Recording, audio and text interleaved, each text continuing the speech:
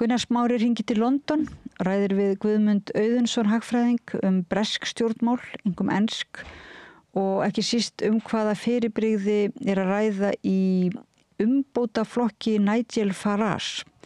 En við erum hérna við rauðaborðið svolítið að reyna að skilja eiginlega tímamót vinstri hreyfinga í heiminum, þannig að þetta innlegg í þá umræðu. Gjörið svo vel, Gunnar Smári ræði við Guðmund Auðunsson í London.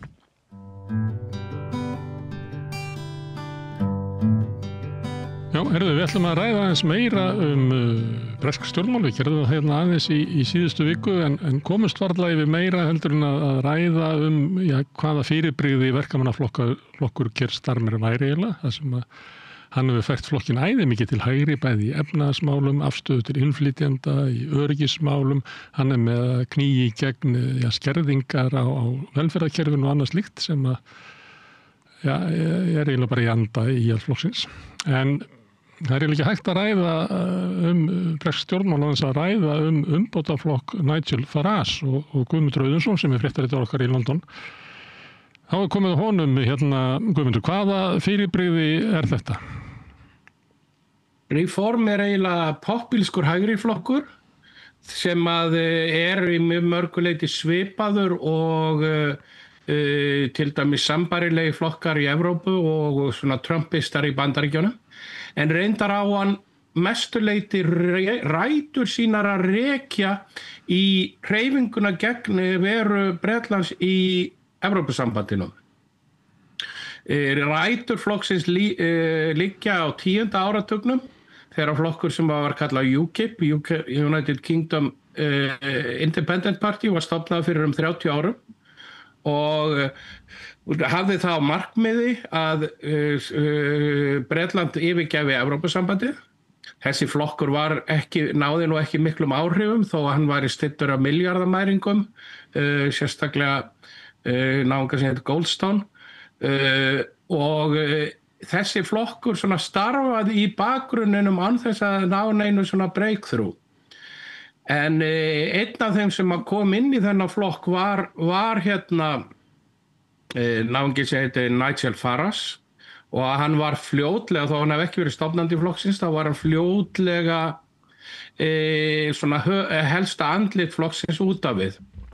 Svo þegar að Íhaldsstjórnin átti við fyrir svona 10 árum, átti Íhaldsstjórnin í Bretlandi í vandræðum með háværan minnihlutahóp innan flokksins sem vildi ganga úr Evrópusambandinu og þeir töldu sig geta leyst þetta með í eitt skipti fyrir öll að vera með þjóðaratkvæðagreiðslu Evrópusambandið sem að enginn taldi væri mögulegt að þjóðin myndi samþykkja, en allt kom fyrir ekki og flokkurinn, þjóðaratkvæðagreiðslan, hún leiddi til þess að Bretland ákvað að fara úr Evrópusambandinu með 52% atkvæða gegn 48% og þá kemst þessi flokkur sem þá hét ennþá UKIP kemst á fullt og hann fór í gegnum breytingar og var stofnaður flokkur eftir Evrópusambands það var ákveðið að fara úr Evrópusambandinu. Þá var stofnaður Brexit-flokkurinn og hann bauð meðal annars fram til síðustu Evrópuþingskosningana og náði mjög góðum árangri, var stærsti flokkurinn. Og allt þetta gerist líka þegar Íhaldsstjórnin að aukast í óvinsældu smátt og smátt. Það var svona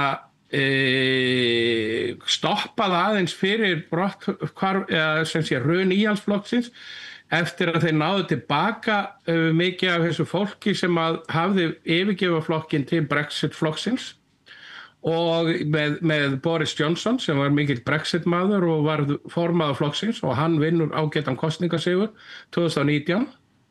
Með því meðal annars að þá bauð Reform eða þá var nýbúið að breyta Brexit-flokknum yfir í Reform og hann bauð meðal annars ekki fram gegn í kjördæmum þar sem Íhaldsflokkurinn var sterkur, þannig að það var svona óformlegt bandalag milli Íhaldsflokksins og Reform í kosningunum 2019 sem meðal annars leiddi til stórsigurs Íhaldsflokksins. Svo fór svona fjara undan Íhaldsflokknum, Boris Johnson gekk fram af eigin flokksmönnum og hrökklaðist frá og þeir fóru í gegnum stuttan tímabil þar sem að ultra nýfrjálshyggjumenn komast til valda en eftir að efnahagskerfið hrundi eftir 2-3 vikur þá var Liz Truss sem þá var forsætisráðherra, hún var flæmd brott úr embætti og þá var nýr formaður Íhaldsflokksins kosinn, Rishi Sunak sem var svona meira svona sambland af nýfrjálshyggjumanni og svona aðeins íhaldsmanni á gamla skólanum. En þessi óvinsældir Íhaldsflokksins jöku stórlega og flokkurinn meira og minna hrundi. Það sem gerðist í kosningunum fyrir ári síðan þegar verkamannaflokkurinn vann stórsigur með tiltölulega lítið af atkvæðum, ekki nema 35% atkvæða, en fekk yfir 200 þingsæta meirihluta í breska þinginu vegna einmenniskjördæma. Það sem gerðist þá var það að Íhaldsflokkurinn hrundi, Brexit-flokkurinn vann góðan sigur, fór yfir 20% en náði bara 5 þingmönnum af rúmlega 500 þingmönnum. Þannig að þá var orðið nokkuð ljóst að Íhaldsflokkurinn var frjálsufalli og Reform sem að þá var komið nafnið, náði ágætis árangri, náði samt bara 5 þingmönnum en meðal annars tókst þeim að vera næststærsti flokkurinn í mörgum kjördæmum, bæði það sem verkamannaflokkurinn vann og líka það sem Íhaldsflokkurinn vann. Þannig að staða hans var orðin tiltölulega sterk. Nú fyrir bara nokkrum vikum voru sveitarstjórnarkosningar. Það eru sveitarstjórnarkosningar í Bretland á hverju ári þar sem bara hluti af sveitarstjórnunum kosin. Þetta skipti var svona þriðjungur af landinu í Englandi sem fór til kosninga, engar af stærstu borgunum, en þetta var svona helstu svona vígi Íhaldsflokksins. Og Íhaldsflokkurinn hrundi í þessum kosningum. Þeir töpuðu næstuði 700 sveitarstjórnarfulltrúum, duttu niður í rétt rúmlega 300. Reform aftur á móti bætti við sig næstuði 700, fengu 677 og frjálslyndir demokratar sem eru svona spila bæði til hægri og vinstri, þeir náðu mjög góðum árangri sérstaklega í svona ríkari svæðum Englands vegna þess að óánægja með Íhaldsflokksins hefur aukist ef eitthvað eftir kosningatapið þeirra seinast. Og verkamannaflokkurinn hrundi, hann fekk ekki nema 98 sveitarstjórnarfulltrúa, tapaði 187, litlu meira heldur en græningjar sem fengum 80. Þannig að þessar kosningar gefa til og Reform fekk meðal annars yfir 30% af þessum atkvæðum sem reyndar aðeins skekkt atkvæðum í kosningunum vegna þess að þetta eru svona frekar hægri sinnukjördæmi og vantar stóru borginnar inn í þetta. En þetta staðan eins og hún í dag og margir stjórnmálaskýrendur og eru á því að þetta geti leitt til þess að í næstu kosningum verði keppnin á milli verkamannaflokksins og Reform frekar en Íhaldsflokksins. Og Reform, ef að uppsveifla þeirra haldi áfram, þá möguleiki að þeir gætu náð meiri hlut á þingi, þó það sé frekar ólíklegt, þeir þurfa nú að bæta við sig svolítið til þess að gera það, en út af einmenniskjördæmunum, núna þegar að atkvæðin dreifast á svona marga flokka, græningjar eru stækka, frjálslyndir demokratar á miðjunni, græningjar lengra til vinstri og þegar það svona margir flokkar dreifast atkvæðin í einmenniskjördæmunum, þá alveg hægt að ná meirihluta. Verkamannaflokkur vann stórsigur á 35% fylgi, það hægt að sjá fyrir sér að meirihluti geti náðst á 30% fylgi í þingkosningum. Þannig að staðan í miklu uppnámi núna svona pólitískt séð. Við má aðeins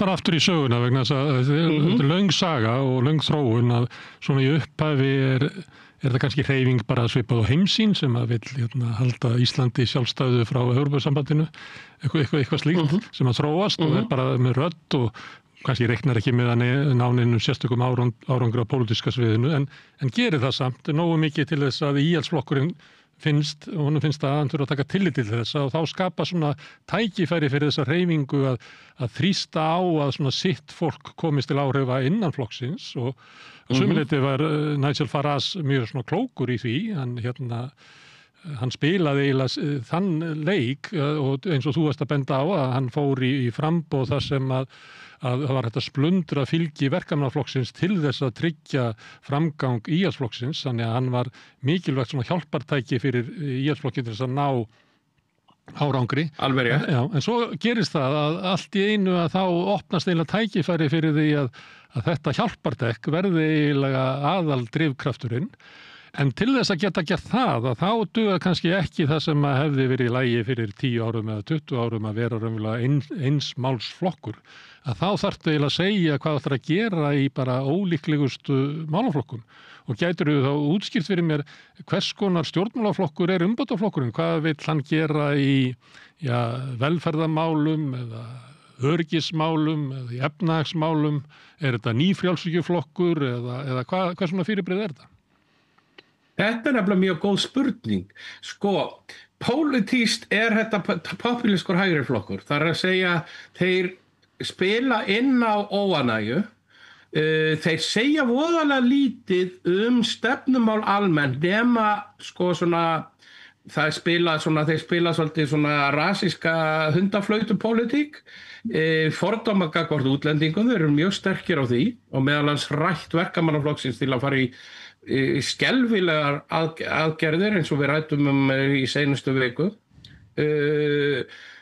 Það er svona stóra málið þeirra. Þeir hafa verið að berjast eins og trumpistar í Bandaríkjunum mikið gegn svona vókumræðu og hafa verið að reyna að spila inn á ímyndastjórnmál að svona breskgildi séu í hættu bæði vegna erlendra menningaráhrifa og vók menningaráhrifa innan samfélagsins.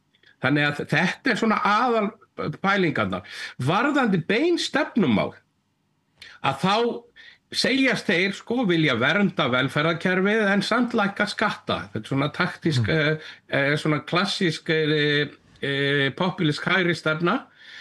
Þeir segja Nigel Farage hefur talað mikið og sko ef maður skoðar pólitísku leiðtogi umbótasveinaflokksins reform, hann er búinn að tala fyrir einkavæðingu á velferðarkerfinu í sko árafjöldi ef ekki áratugi.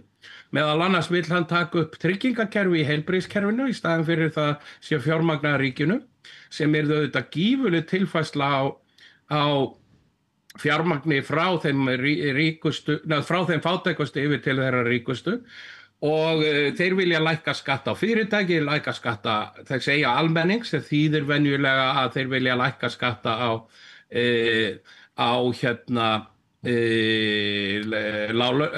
hálaunafólk og láglaunafólki kemur til með að borga. Þannig að efnahagslega eru þeir mjög mikla hægri stefnu. Þetta er miklu líkara miðflokknum heldur þetta til dæmis flokki fólksins sem að stundum gæti maður líkt til þess flokki fólksins við danska þjóðarflokkin eins og hann var á tímabili en þetta er fyrirbrigði sem er miklu líkara miðflokknum. Já, þetta er efnahagslega eru þeir ekki með svona eins og hefur verið finnst í Evrópu að þeir séu með svona velferðar við svona frekar vinstri efnahagspólitík með hana svona einangrunna sinnaða og fordæmafulla útlendingu og velferð og innflytjendapólitík. Þetta er alls ekki það. Hægri stórum hluta er þetta þeir eru líkari Trump í Bandaríkjunum að því leyti að þeir vilja keyra púra hægri stefnu á efnahagsmálum og þó að þeir tali eins og Trump líka tala það að standa vörð velferð og svo framvegis, en þeir eru ekki með neinar hugmyndir það hvernig á að fjármagna það. Og einu svona konkrét lausnina sem á að komið fram frá þeim, eins og frá Nigel Farage, eru svona púra nýfrjálshyggju hugmyndir í efnahagsmálum. Þannig að þetta er fyrirbæri. En á móti, það sem gerist það að vegna þess að verkamannaflokkurinn færst svo mikið til hægri að þeim tekst að fá fylgi frá verkamannaflokknum. Reyndar verkamannaflokksfylgi að flýja allar áttir. Það að flýja inn á miðjuna til frjálslyndra, það að fara til vinstri og græningja og líka yfir á Reform-flokkin. Sérstaklega í svona minni sveitafélögum, svona minni bæjum á riðbeltinu í Englandi sem hafa farið vest út úr alþjóðavæðingu fjármagnsins. Og þetta, en þeir samt, þetta fólk mjög, sérstaklega þeir sem eru svona á þessu riðbelti sem hafa oftast kosið verkamannaflokkin, að þeir myndu vakna upp við vondan draum þegar að fara að skera niður velferðarprógram ef að Reform kemst til valda.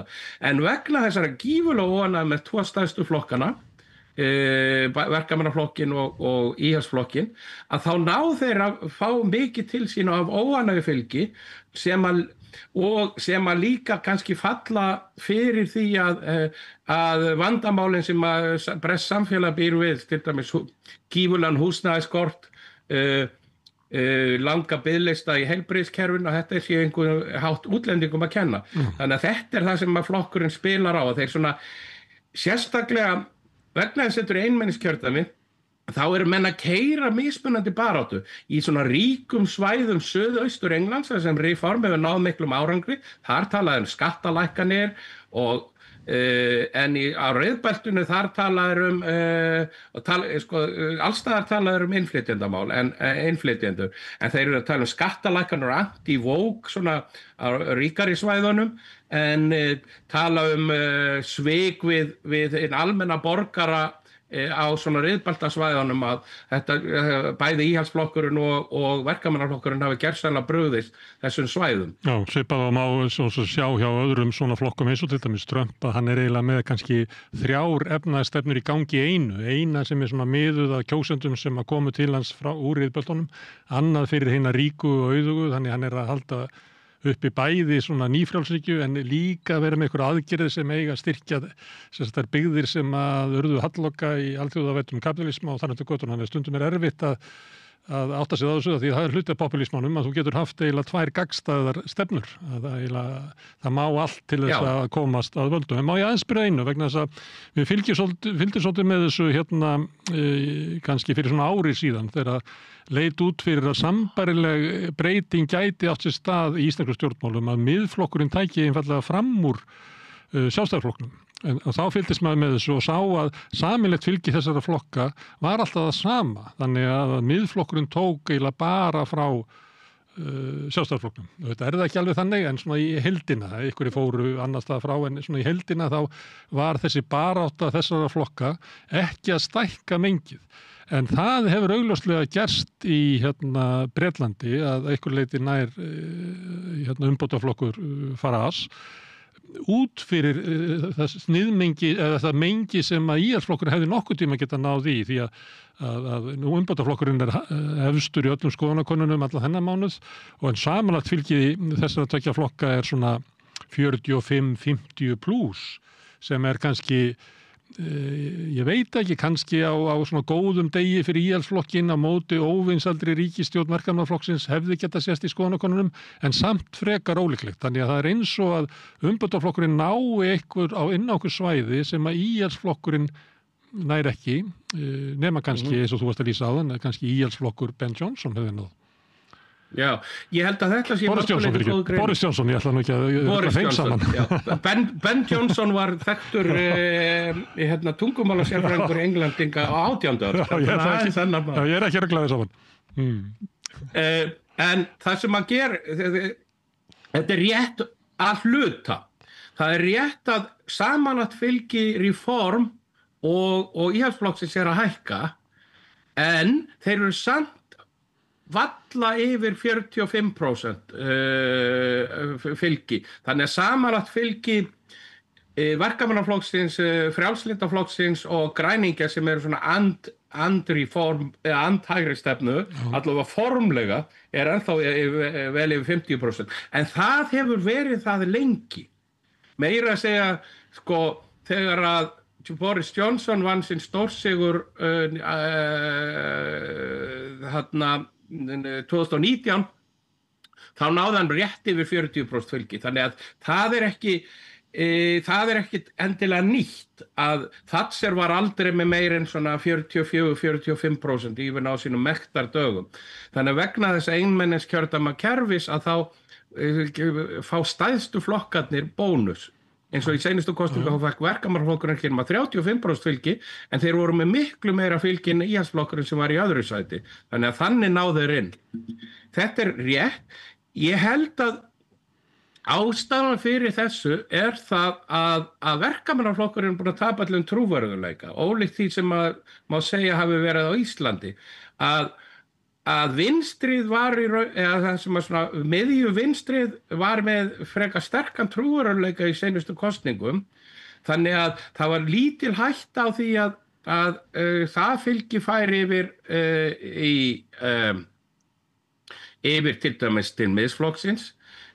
Og svo líka svona félagslegra sinnara fólk sem að kannski hafði áhyggjur af innflytjendum á Íslandi, að það hafði alltaf valkost í flokki fólksins, sem er engin sambærilegur flokkur til dæmis í Bretlandi. Þannig ég held að það hafi verið ástæðan að þetta harða hægri fylgi á Íslandi, sem að þú réttilega bendir á var í kringu 30%, að það breyttist ekkit mikið. Það fór svona milli Miðflokksins og Sjálfstæðisflokksins, en ekki mikið meira en það. Í Bretlandi sækir allt óvanaði fylgið, eða ekki allt. Það má ekki gleyma því að frjálslyndir eru í betri stöðu núna en þeir hafa verið lengi. Þeir hrundu næstu því, hurfu næstu á þingi eftir að fór í samsteypustjórn með Íhaldsflokknum fyrir 15 árum. Og þá hurfuðu næstu á þingi, fóru nöðri 6 þingmenn. En þeir eru svona bjarga sér upp vegna þess að þeir hafa bæði til svona Evrópusinnara efnastjætta á svona svæðum sem eru klassísk íhjálpssvæði, og líka geta þær höfða til vinstri í sérstaklega svæðum svona sem eru mjög félagslega sinnuð en kannski frekar efnuð, eins og Oxford og svæðinu og því. Og græningjar eru virkilega ná fótfestu, eru til dæmis voru komin í meirihluta, ef ég man rétt, í Bristol í Bretlandi, sem er frekar stór, ein af stærri borgum landsins. Þannig að græningjar eru að ná fótfestu, þannig að Verkamannaflokkurinn eru að tapa í allar áttir. En á mörgum svæðum, sérstaklega á riðbeltinu, að þá Íhaldsflokkurinn fyrir utan smá svona blimp í kringum Boris Johnson, svona, hann var með populíska hægri stefnu. Íhaldsflokkurinn alveg hræðilega toxic brand sem að sletti aðeins. Og þeir eru svona eitrað vörumerki. Svipað og Sjálfstæðisflokkurinn í hættu að verða hér á Íslandi. Nákvæmlega. Þannig að menn geta hugsað sér að kjósa reform bara til vegna þess frekar til þess að refsa Verkamannaflokknum. Fólk sem myndi aldrei kjósa Íhaldsflokkinn. Þannig að það þetta stór hluti af fylginu á þessum sérstaklega riðbeltunum í norðrinu. En ég tek annað dæmi hérna að heiman, það sem að voru svona leit út fyrir það gæti orðið þessi svona pólun hægra megin sem að sumir þú ert að segja að geti jafnvel byrst í næstu kosningum, þar sem að umbótaflokkurinn taki yfir fórusuna hægra megin af Íhaldsflokknum, að svona það var möguleiki á því, það var kannski ekki sem að var raunverulega spáð í hérna í aðdraganda síðustu kosninga, þá er ég að tala þeirra voru kannski 2 og 4 og 6 mánuði til kosninga, en þegar á leið og þegar kosningarnar voru svona farnar að nálgast, að þá sá maður að hluti af þessu fylgi sem hafi farið yfir á Miðflokkin rataði aftur heim til Sjálfstæðisflokksins, og maður mata annarkvort var það þannig að Miðflokknum tókst ekki að birta nógu svona öfluga lista, sem var mikið vandamál hjá Farage í síðustu kosningum, að þú manst að hann það var spurður út í svona, maðurinn í þessu kjördæmi, þetta nú gamall nínasist og svona, þá sagði ég veist að það svo margir sem að bjóða sig fram fyrir hann flokka, ég bara veit ekki hverjir þetta eru,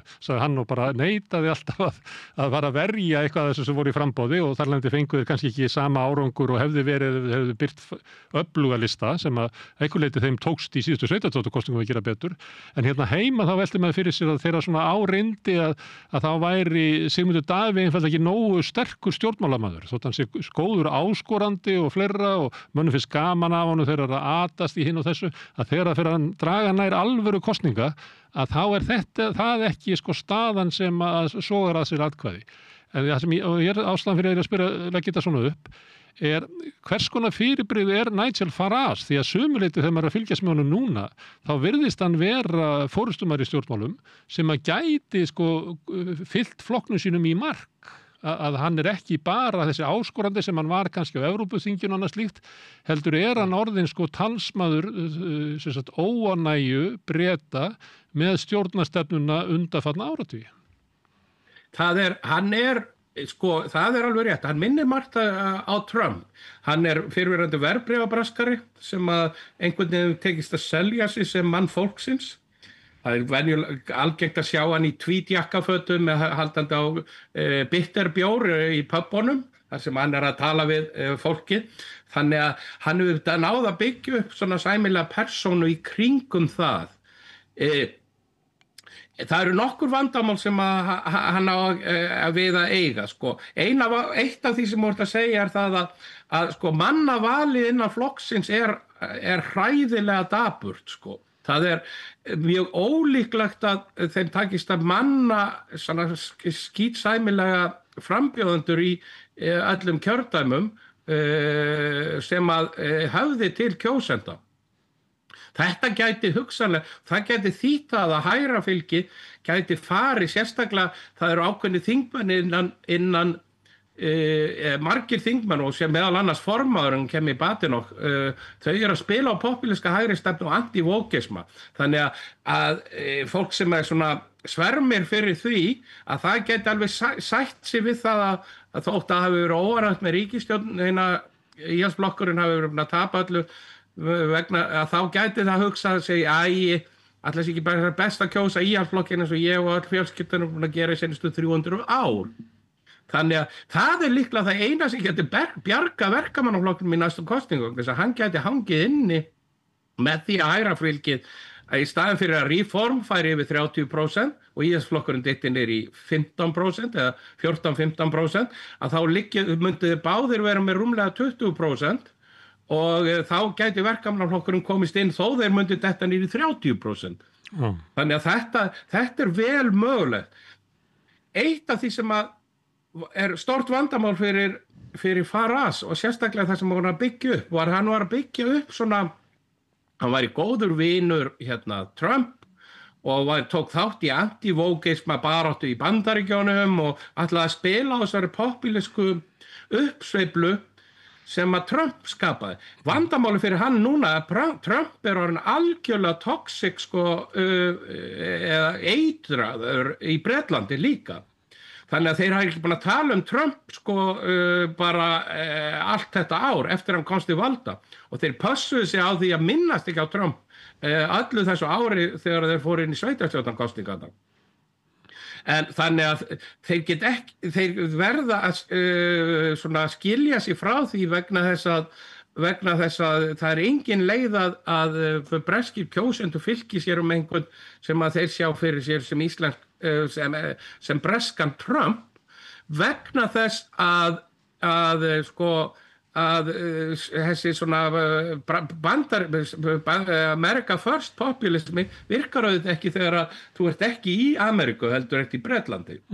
En hver staða Nigel Farage? Því ég meina það þannig að það eru 30% kjósendar sem að telja hann vera bara í lagi og bara fínan en 70% telja vera algjörlega afleitan. Það þannig eða þetta maður sem að gæti myndað ríkisstjórn með öðrum flokk að því að það svolítið kunst fyrir svona þessa áskorendur að fara úr þeim ham yfir því að verða, ég veit ekki hvað að tala, svona landsfeðurlegri. Það gæti það þarf eitthvað meira háttar að gerast í næstu kosningu til þess að Reform nái meira hluta. En aftur á móti gætum við setja upp með þing þar sem að við værum með tiltölulega stórar blokkir við værum með 2 flokka til dæmis eins og Reform og verkamannaflokki milli 200 og 300 en síðan værum við með íhaldsflokkin eitthvað með 100 þingmenn, frjálslyndir eitthvað 80 græningjar gætu tekið stökk upp á við og komist upp í 10-20 og jafnvel aðrir vinstrimenn, óháðir vinstrimenn, það eru 5 óháðir vinstrimenn svona undir forystu Jeremy Corbyn fyrrverandi leiðtogi verkamannaflokksins á þingi, það gætu aukið stórlega þannig að þá erfitt að sjá fyrir sér hvað það sé hægt að mynda meirihlutastjórn vegna þess að Íhaldsflokkurinn yrði þá í þeirri stöðu ef að Íhaldsflokkurinn og Reform náðu meirihluta saman sem ekkert einu sinni víst í slíku dæmi að þá þarf Íhaldsflokkurinn raun og verulega að samþykkja að fara inn í ríkisstjórn sem litli bróðir og það líklegra að eina leiðin að Reform vinni stórsigur en það Íhaldsflokkurinn hrynni enn meira í næstu kosningum. Það alveg á hreinu. Má ég spyrja aðeins þann flokk Kemi Badenoch sem að ég vil nú geta þess að ég held að þetta ekki 4. konan sem að íhaldsmenn velja sem leiðtoga, verkamannaflokkurinn aldrei gert það og hún blökk á hörund eins og sagt og verkamannaflokkurinn aldrei valið slíka mannesku sem í sitt leiðtoga hlutverk en hennar verkefni að taka við íhaldsflokknum eiginlega í verri sárum heldur en hann hefur verið nokkru sinni Hvaða leið hún að reyna að finna út úr þessu vanda? Hún að reyna mörgu leyti held ég að svona outpopulisera Farage og Reform að segja það að við erum eini alvöru við erum þeir einu sem að við erum í alvöru losa okkur við innflytjendur við erum hinn alvöru og anti-woke hún spilar svona á hún kemur frá hún kemur frekar efnum bakgrunni en svona mjög trúðum þannig hún með svona kristilega nationalisma sem að hún að spila inn á og hún ekki mjög vinsæl hún meðal svart fólks í Bretlandi þeir hrista hausinn yfir henni margir íhaldsmenn gera það líka ég held að það sé liti mörguleiti á hana sem svona stopgap vegna þess að og það í raun og veru hennar eina útspilað það að anti-woke bara ganga lengra heldur en verið í form í svona hundaflautumálum. Já, svipaðu kannski Bjarni Benediktsson reyndi að gera þegar að sóknu miðflokksins á fylgi Sjálfstæðisflokksins var sem mest að hann reyndi að vera meiri miðflokkur heldur en miðflokkurinn. Já, en það sem að meiga auðvitað og það spilar auðvitað inn í það að Rishi Sunak var af indverskum vættum sem var seinasti forsætisráðherra Bretlands og hún svört. Þannig að þess að þeir spila á þegar þeir eru að spila og þeir eru Íhaldsflokkurinn meira í svona menningarlegum svona fordómum þar að segja þeir eru að koma að eyðileggja breska menningu frekar en það að þeir séu ala á kynþáttafordómum per se. Er þetta ekki bara gegn Íslam frekar heldur en að þetta sé rasíst að öðru leyti? Þetta bara rasíst en bara að Íslams fólki. Já, nákvæmlega. Þetta svona menningarrasismi frekar en blóðurrasismi sem að þú finnur virkilega auðvitað innan Reform. Það finnur þú virkilega. Já. Herðu, það óvinsæl ríkisstjórn Keir Starmer og ég meina hann líka að reyna að outshæna reformflokkinn í útlendingamálum að taka upp harða stefnu þar og íhaldsflokkurinn líka. Maður myndi þá ætla að það myndi skapa umtalsvert rými vinstra megin eða svona mannúðar megin við þessa flokka. En þegar ég renni svona bara yfir skoðanakannanir þá var það þannig að græningjar og frjálslyndir náðu samanlagt 21% í síðustu kosningum Og þá er að meta sko fylgi sem þessi flokkar hafa. Ég veit alveg að svona virkar þetta ekki í einmenningskjördæmunum, þetta skilar þeim ekki þeim þingmönnum. En ég sé ekki að samanlagt fylgi þessara flokka sé að slá upp fyrir bara 25% í könnunum sem eru gerðar í þessum mánuði. Þannig það er ekki að sjá að sé einhver svona sveifla þar yfir sem að manni fannst að sömuleyti að geta séð í, ég veit ekki, í Ástralíu eða Kanada, þar sem að kemur svona eitthvað svona andstaða við stefnu Trump og svona að svona menn rökkvu upp og segja, heyrðu, við þurfum að fara að verja svona bara grundvallaratriðin í okkar samfélagi, líðræðið og mannúðina og manngildið og eitthvað fleira. En maður sér þetta ekki í tölunum enn sem komið er. Hvað er að frétta af þessum tveimur flokkum? Er hvorugur þeirra sem nógu öflugur eða sterkur til að geta stigið fram og tekið að sér einhver svona forystu hlutverk í stjórnmálum? Já, ég held að það sé ekki í kortunum. Vandamálið er það að það er mjög erfitt að brjótast í gegn í einmenningskjördæmakerfi og græningjar þó það séu vinstri flokkur að mörguleyti, þeir eiga voðalega erfitt með að komast út úr því að þeir séu svona millistéttaflokkur. Þeir eiga mjög erfitt með að þeir ná svona mikið að fylgi meðal stúdenta, meðal millistéttafólks sem að telst vinstri í pólitík. Þeim gengur illa ná fótfestu í svona norðrinu og þeim gengur best að ná fótfestu í söður og söðaustur Englandi. Frekar en verkamannaflokkurinn höfum við hann sem venjulega verið í norðurinn og gengi illa ná í gegn þar. Þeir eru með svona millistéttastimpil á sig. Frjálslyndir hafa verið bara lengi, bara svona má segja möguleiki fyrir fólk að kjósa eitthvað annað heldur en verkamannaflokki. Orðaðan þannig að þeir geta náð ágætum árangri í borgum í norðuri þegar vegna þess að kjósendur verkamannaflokksins hafi verið óánægðir eða á ríkari svæðum söðurinu vegna þess að íhaldsflokkurinn óvinsælli.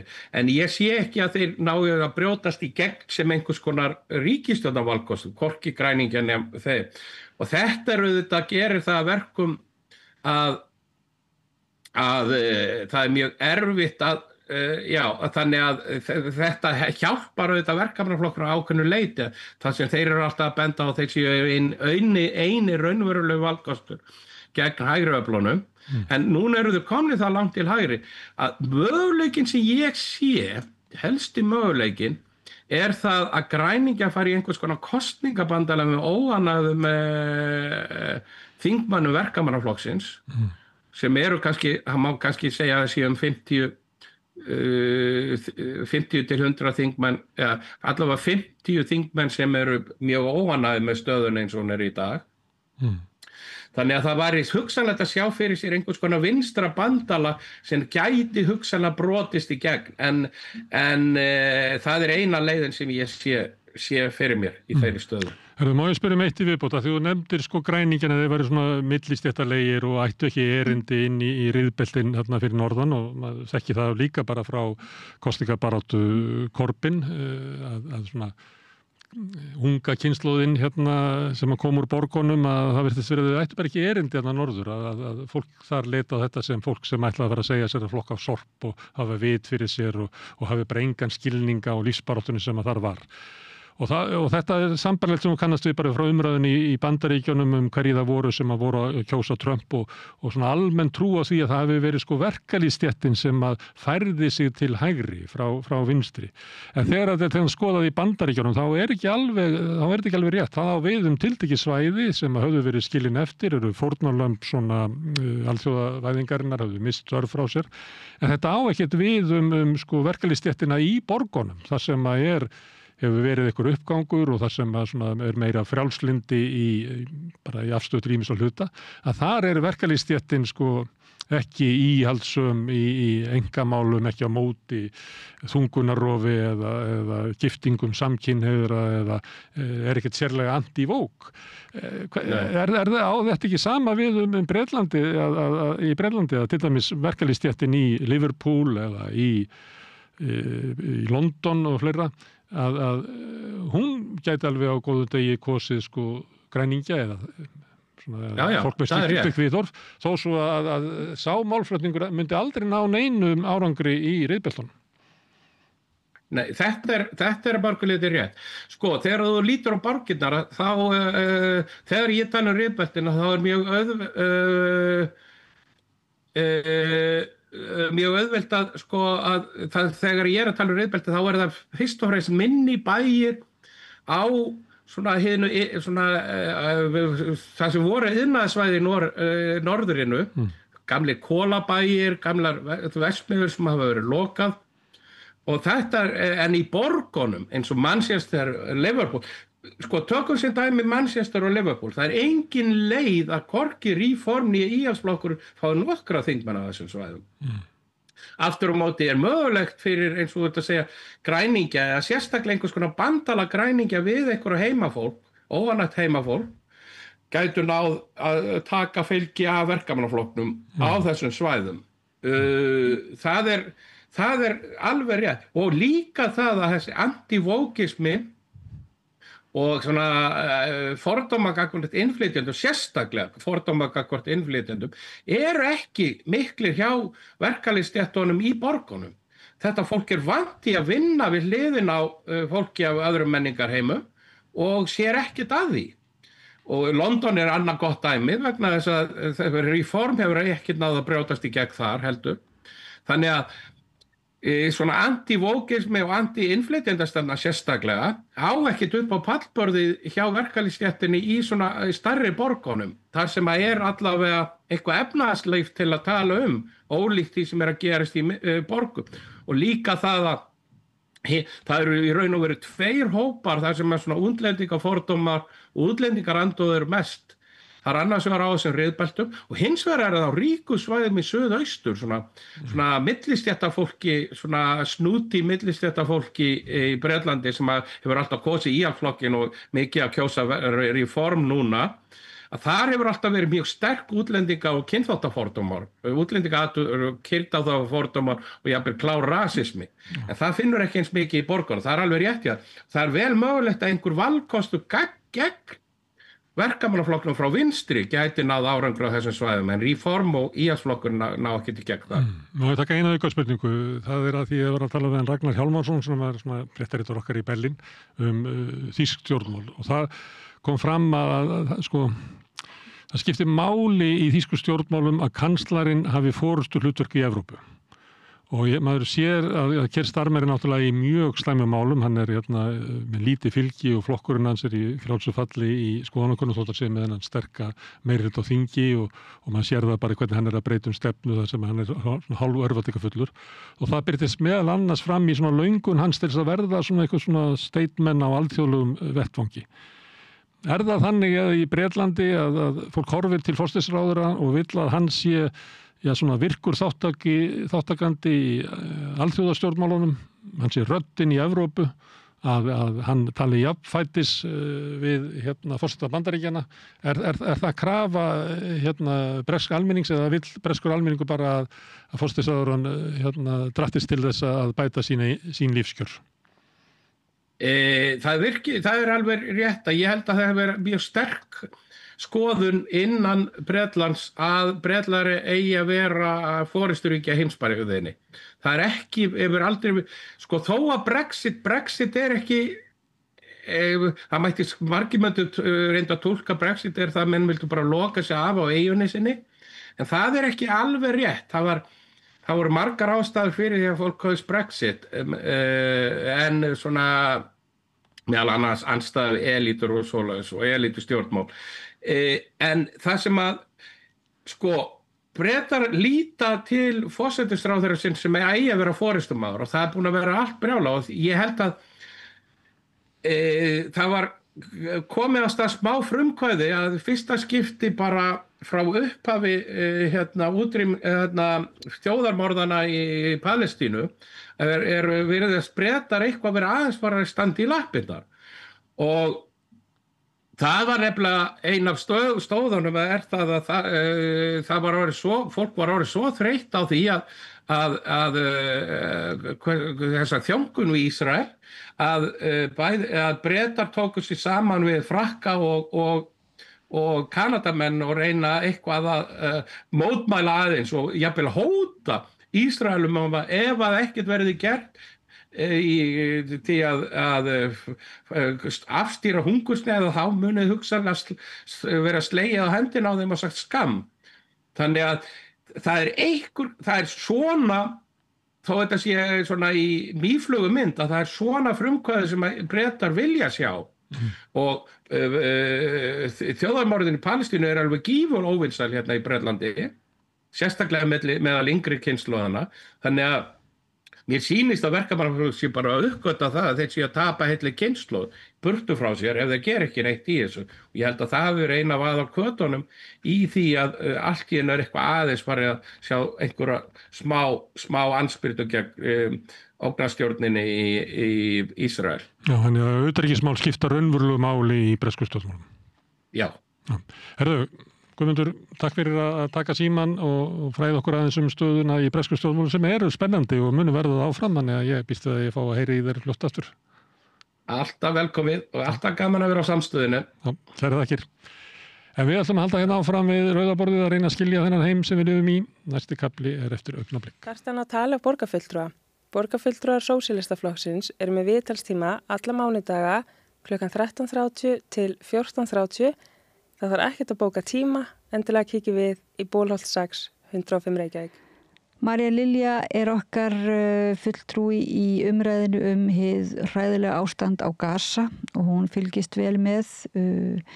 Í vikunni fékk hún til sín Kötlu Ásgeirsdóttur, plötusnúð og aktivista og þar fóru yfir nýjustu fréttir, nýjustu eiginlega hörmungafréttir af svæðinu. Og í kjölfarið á þeirri upptöku þá heyrum við upptöku sem samstöðin gerði af ræðu Páls Óskars Hjálmtýssonar frá liðinni helgi. Þá var hann hélt ræðu á baráttufundi fyrir frelsi Palestínu fyrir gesti við Austurvöll og þetta var 17. maí. Við heyrum þá Maríu Lilju tala fyrst við Kötlu Ásgeirsdóttur og síðan heyrum við í Páli Óskari Hjálmtýssinni. Gjörðu svo vel.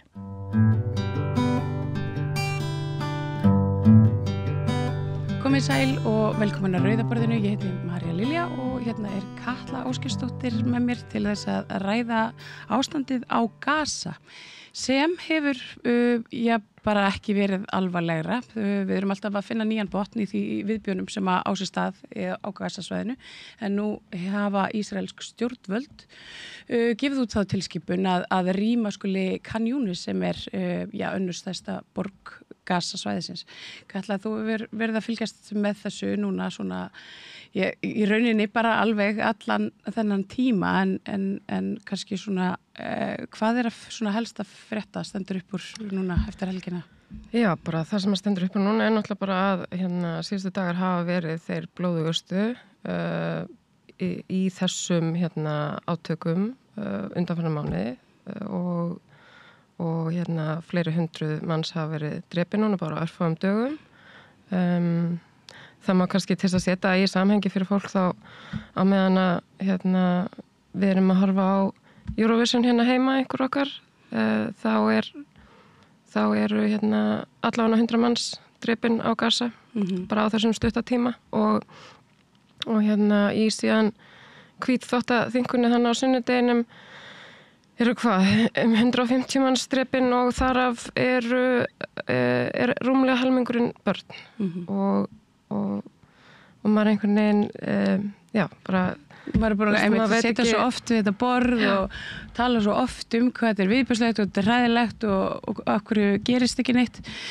Nú verið svona aðeins svona, það er eins og alþjóðasamfélagið og svona Evrópuleiðtogar þessi svona aðeins farnir að taka til sín. Okkar eigin leiðtogar hafa verið að senda frá sér yfirlýsingar. Núna í dag var sænski utanríkisráðherrann að fordæma þessar fyrirætlanir að rýma Gaza. Gerir þetta eitthvað? Ég meina þessar yfirlýsingar eru náttúrulega það er gaman að fá stuðning og þær hefði átt að koma miklu fyrr fyrst mér. Mér finnst að yfirlýsingarnar að því þær gera voða lítið, það hafa voða lítil áhrif. Við náttúrulega erum búin að horfa upp á þetta 1,5 ár og það hefur, mörkin hafa verið færð stöðugt, bara markvisst.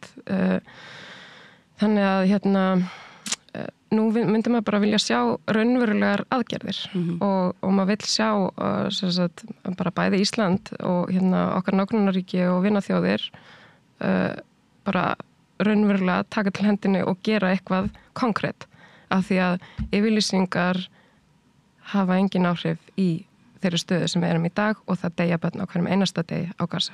Og ekki bara úr sprengingum heldur líka úr hungri. Hungri, já. Það er náttúrulega bara, það er manngerð hungursneyð á Gaza og hefur verið mánuðum saman og það deyja börn á hverjum einasta degi úr hungri á Gaza. Og það er bara, og þetta er líka sko það sem að við erum að einhvern veginn, það erfiðast að vera, það er náttúrulega, þetta er fyrsta skipti í mannkynssögunni sem að almenningur allan heim hefur haft svona gríðarlega gott aðgengi að upplýsingum við erum bara búin að vera með sko, aðgengi að beinni útsendingu frá þjóðamorði og við höfum haft þetta í 1,5 ár og það er bara fólk að bara livestreama frá Gaza í miðjum sprengjuregni að sína okkur dáinbörn sín og bara hrylling sem að maður getur einhvern veginn ekki líkamsparta barna og sko sundurtætt fólk sundursprengt, þú veist vera að brenna börn til dauða, þetta er bara hryllingurinn er algjör og þetta er bara, þú veist, þetta er bara eins slæmt og maður getur ímynda sér og verra. Ég las einhvers staðar, svona einhverjar kenningar að einhverjum svona sérfræðinga í hernaði að þetta væri taktískt, að þessu væri lyft að koma svona fyrir augu almennings vegna þess að það væri verið að deyfa okkur sem að stöndum svona gegn þessu og þú veist að sé það er alltaf verið að færa mörkin það er alltaf verið að viðbjósleira og hræðilegra og sko einhvern veginn þetta er einhvern veginn svona gengið yfir sko bara verstu hryllingsfantasíur sko bara þú veist sögubókana. Já og það er algjörlega málið, það er bara það er að færa mörkin sko bæði bara svona konkrétt í því bara hvaða aðgerðir Ísraelsk stjórnvöld komast upp með og til að byrja með þegar fyrsti spítalinn er sprengtur þá einhvern veginn er það náttúrulega bara það var ákveðin punktur þegar fyrsti spítalinn var sprengtur. Já. Það var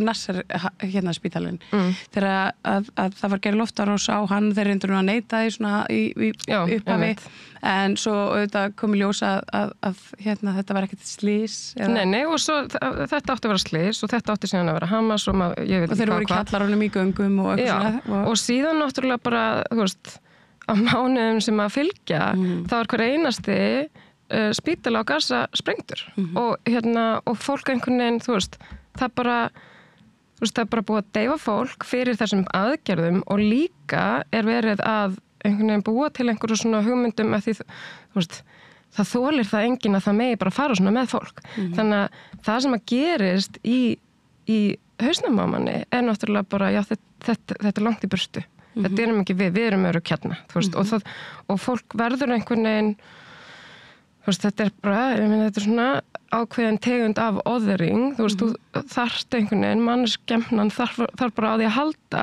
að líða eins og þetta séum ekki við. Þetta er ekki, þú veist, þetta er ekki jafn mikil manneskja og þú, eða þú veist, það er bara, og það er ótrúlega eðlilegt viðbragð og ég held að það sé viðbragð sem að einhvern veginn svona gerist í bara svona einhvern veginn undirmeðvitund hjá rosalega mörgum að það er, þú veist, það bara verið að grafa enn frekar eins og hefur verið bara undan áratugi og enn frekar undan þeirri hugmynd að arabar séu venlegt fólk, bara eins og allir þú veist, eins og ég og þú og hvítu vinur okkar á Íslandi. Já, það er þessi afmennskun sem hefur átt sér stað. En nú, Khan Yunis verandi önnur stærsta borg inn á Gaza-svæðinu, þau sem kannski þekkja ekki alveg landafræði inn á Gaza, þá þetta í rauninni svona þrjár svolítið, með svona mjög stórar borgir og svo svona svæði innan á þeim. Khan Yunis þarna einhvern veginn svona næstu því fyrir miðju.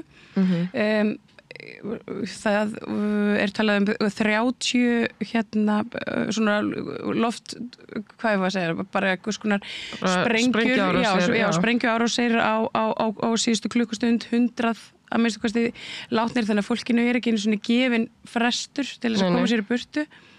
Og ég meina, og hvert á það að fara? Hvert á það að fara, og ég held að það sé bara löngu orðið ljóst, sko, að þetta er bara þjóðamál, það bara að hreinsa þetta svæði. Þeir eru búin að segja það. Þeir eru búin að segja það og það þarf enginn, þú veist, við þurfum ekkert að vera gera okkur upp einhverjar svona diplomatískar hugmyndur það að Netanyahu og félögum sé ekki alveg skítsama og vilji sko eflaust frekar að fólki á Gaza sé allt áið, vegna þess að það einhvern veginn er bara einfaldara ef að þú ert búin að myrða andstæðingin. Þá er hann bara horfinn. Og þannig að þetta er engin frestur. Það er engin tilgangur með því og ástæðan fyrir því að það er nú stendur til að hleypa inn einhvers konar mannúðaraðstoð eða er það ekki mat og vistum? Já, einhverju í algjöru lágmarki. Já, í algjöru lágmarki, þú veist, ástæðan er ekki og þetta kemur sko beint bara úr gini ljónsins. Netanyahu sjálfur segir það bara, þetta er ekki af mannúðarástæðum, þetta er af diplomatískum ástæðum vegna þess að vinaríki Ísraels þola ekki að horfa upp á hungursneiðina. Og hvað segir það okkur? Þetta er einmitt, það er engin mannúð sem býr hérna baki, heldur er þetta diplomatísk matargjöf. Þetta er einhvern veginn þetta svona... Og ef þú getur bara komið fram í heiminum og sagt þetta án þess að það hafi einhverjar raunverulegar bara, þú veist, miklar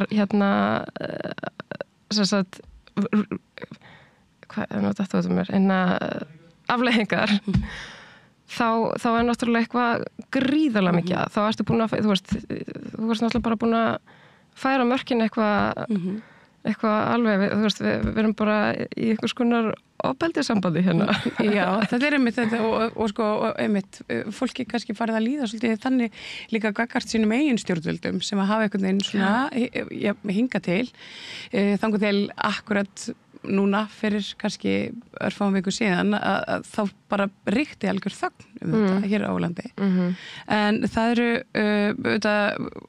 aktivistar og svona þeir sem að tala fyrir friði hérna á Gaza hafa verið með svona ákveðna kröfur á lofti og það er þetta með fjölskyldusameiningar og viðskiptaþvinganir og allt þetta. Það var stór ganga núna helgina og hún var farin frá bandaríska sendiráðinu og hún var nokkuð fjölmenn. Já, hún var nokkuð fjölmenn. Ég hef nú ekki heyrt nákvæmar tölur en það voru allavega einhver 2000 manns yfir það eða ekki.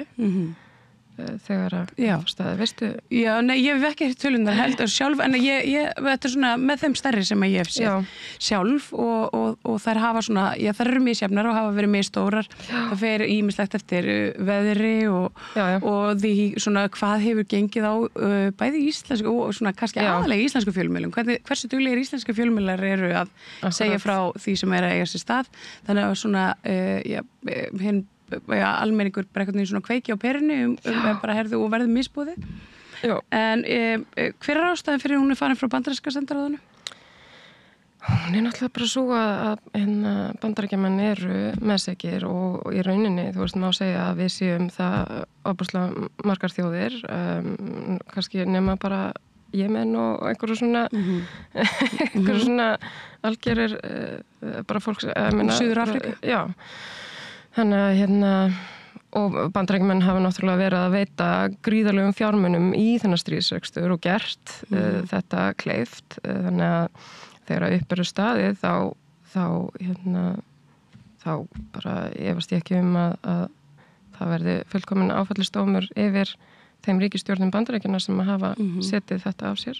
Já, og það verðist að vera mjög náið þetta samstarf þannig á milli þetta miklar vinaþjóðir, Ísrael og Bandaríkin. Já, og það eru miklir hagsmunir auðvitað.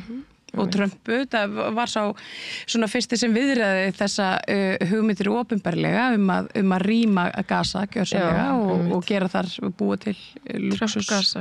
Já. Magga Stína kom hérna einhvern tímann að Rauða borðinu og hún lýsti þessu svo vel. Hún sagði að Trump hann er svona gæi sem að segir alltaf það sem að gekk á í síðasta partí. Bara sá síðasti sem talaði á honum. Það fá einhvern veginn allir að vita það. Hann er bara svona einhvern veginn málpípa. Og þannig að þetta einhvern veginn, hann hafði verið í morgunverði með Netanyahu þegar hann akkurat svo kemur út með þessar yfirlýsingar. Þannig að það einhvern veginn svona var mjög augljóst að þetta hefði verið hugmyndirnar allan tíman. Já, einmitt. Já, ég meina, þú veist, hvað á maður að segja Trump? Það náttúrulega bara,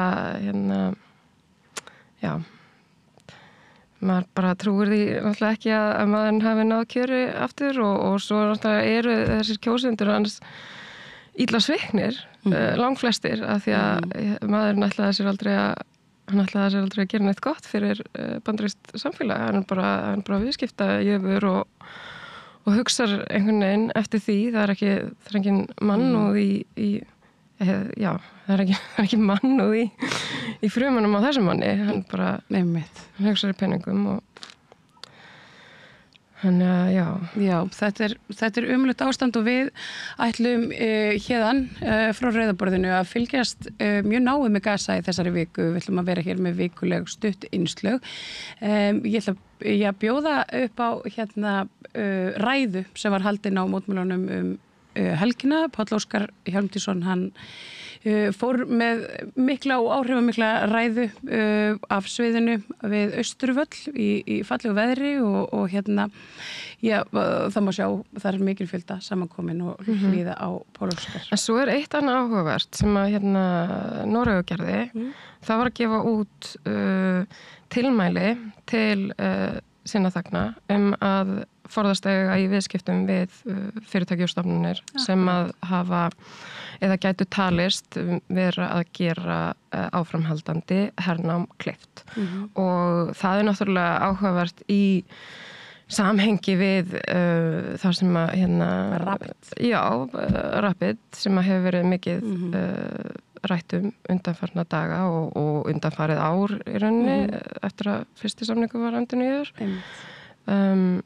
Þetta er engin lagabreiting, þetta er bara tilmæli til fyrirtækja. Já, þetta er bara tilmæli og auðvitað er það svolítið eitthvað sem að við veitum samt sem að þau líka geta gert svona án þess að fara í ykkur stórtækjabreitingar eða viðskipta en svo vill maður náttúrulega bara sjá, þú vilt sjá harðar aðgerðir en þetta var allavega og þetta er þetta eru tilmæli og þetta er svona vitnundavakning það að þú gætir hugsanlega einhverjum tímapunkti þegar upp í staðið þá getur það reynst hafa verið einhvers konar refsivert athæfi að hafa átt í viðskiptum við og þetta er ekki bara fyrirtæki sem eru í ísraelsku eignahaldi, heldur fyrirtæki almennt. Þannig að það getur átt við bandarísk fyrirtæki sem eru að veita fjármuni í herna líka. Einmitt. Já, þetta eru svona varúðar tilmæli. Já, þetta eru rauninni bara og þarna er verið að höfða til bara og vekja athygli á mögulegri lagalegri ábyrgð, frekar heldur en eingöngu siðferðilegri ábyrgð og eða höfða til siðferðis stjórnendafyrirtækja sem er skemmtilegt að sjá, þó svo þetta sé ekki lagalega bindandi. Nei, einmitt, en þetta er áhugavert, akkurat, takk fyrir þennan punkt. En við ætlum að ljúka þessu innslagi á Páli Óskari sem kom fram á Austurvelli með áhrifamikla ræðu á laugardaginn síðastliðinn. Og já, það var margtumannin og veðrið lék við viðstadda og já, hlýðum á Páll Óskar. Samstöðin er fjölmiðill í eigu almennings. Við erum Eurovision stjarna og einn ástsælasti tónlistarmaður þjóðarinnar. Páll Óskar er ötull baráttumaður fyrir mannréttindum og frjálsri Palestínu. Vertu velkominn.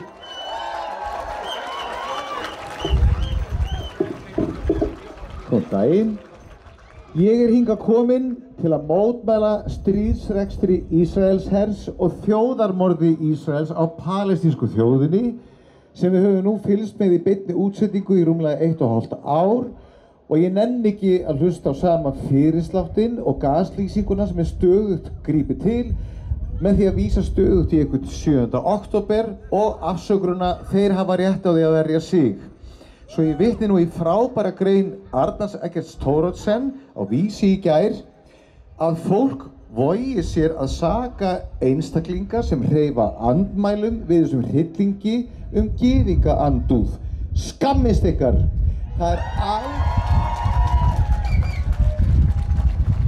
Það er algjörlega óþolandi smjörklípa að saka mótmælendur gyðingaandúð.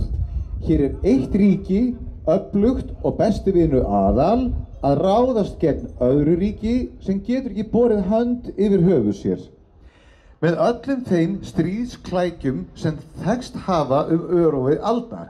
Það er það sem er að gerast, hættið að snúa út úr, horfið, skiljið og bregðist við eins og manneskjur.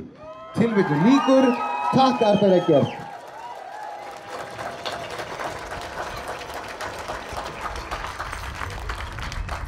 Ég hata ekki margt, en ég hata stríð.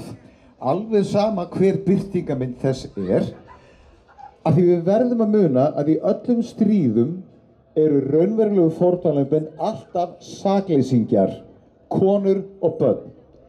Stríðsrekstur Ísraels hers er búinn að brjóta allar reglurnar, fara yfir öll strikin, ofbjóða öllum og þeir eru klárlega að stunda stríðsglæpi sama hvað það nú er, eins og stríð sé ekki alveg nú mikið glæpur fyrir það fyrsta. Við erum ekki að horfa upp á stríðsrekstur, heldur hreinan og kláran tuddaskap og það er átakanlegt að fylgjast með klappliðinu sem jafnvel hvetur tuddan áfram til að stroka út palestínsku þjóðina, stroka út öll sjúkrahúsin á Gaza, svelta þá sem er þarna inni og það að miklu meirihluta börn. Þegar börn eru myrt með skipulögðum hætti af fullkomnasta her í heimi og það er einhver þarna úti sem reynir að verja þessar óverjandi gjörðir, þá erum við ekki að horfa upp á stríðsrekstur, heldur hnignun mannkyns. Við erum þar.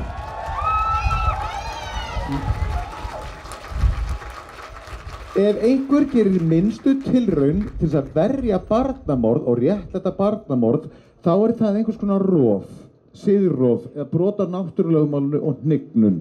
Þá ert þú að taka þátt í hnignun mannkyns. Ég er reyndar stattur hér í dag, ekki bara til að sýna samstöðu með Palestínu og mótmæla tuddaskap. Ég var fenginn hingað í dag vegna þess að í dag er úrslitakeppni söngvakeppni evrópskra sjónvarpsstöðva, Eurovision.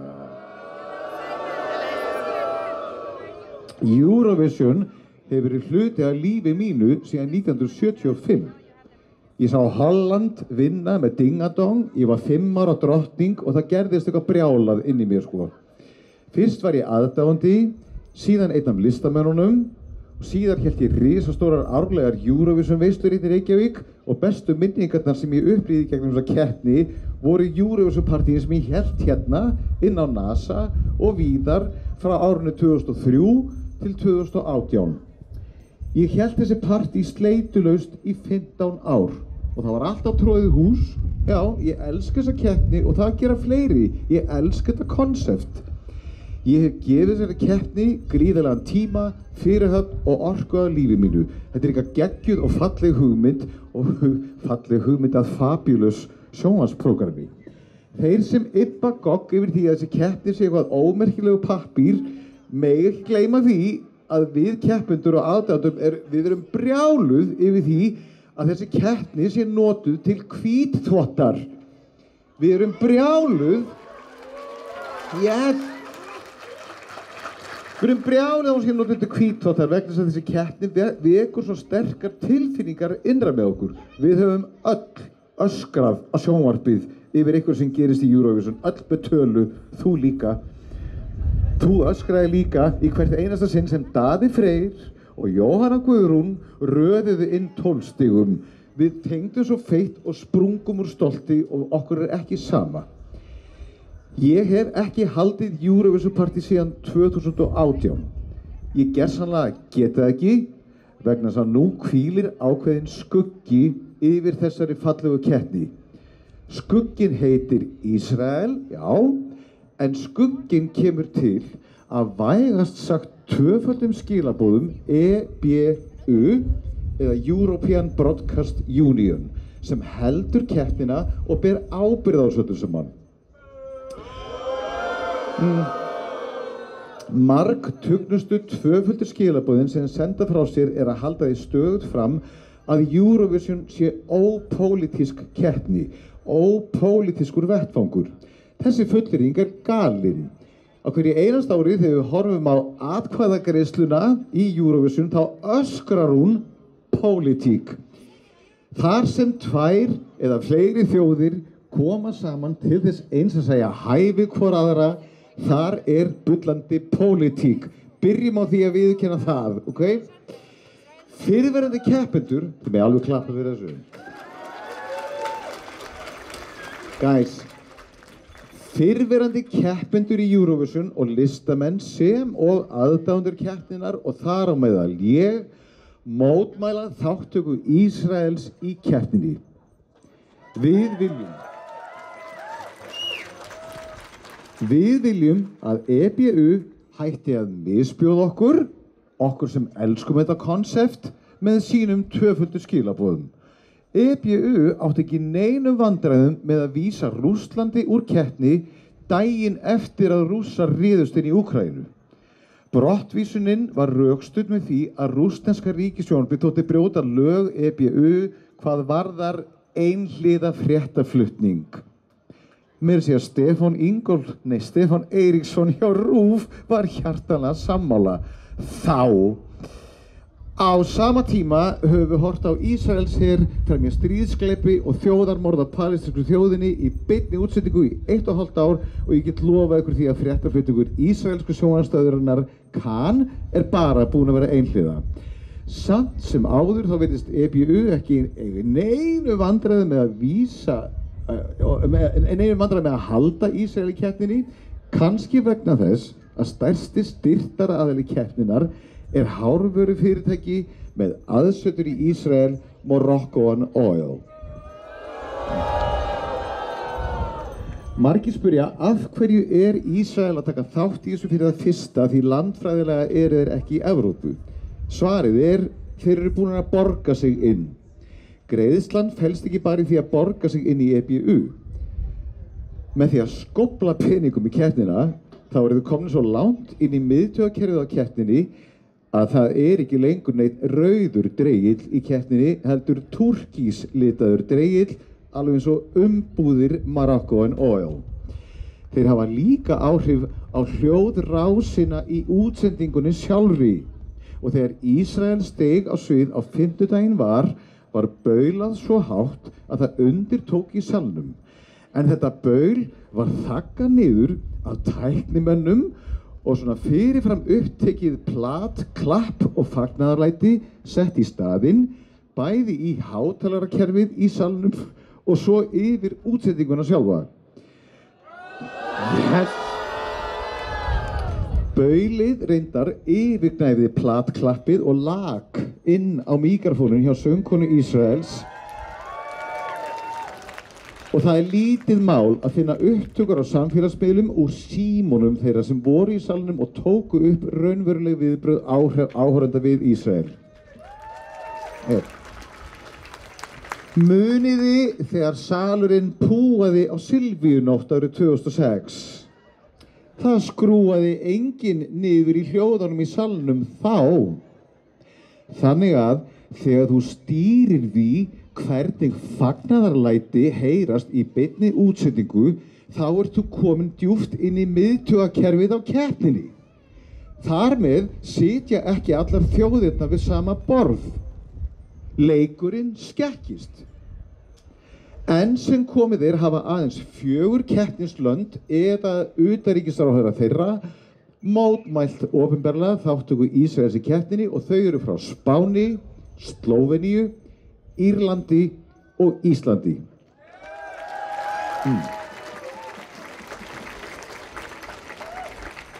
Hinar keppnisþjóðirnar hafa ekki sett neina svipaða pressu á EBU.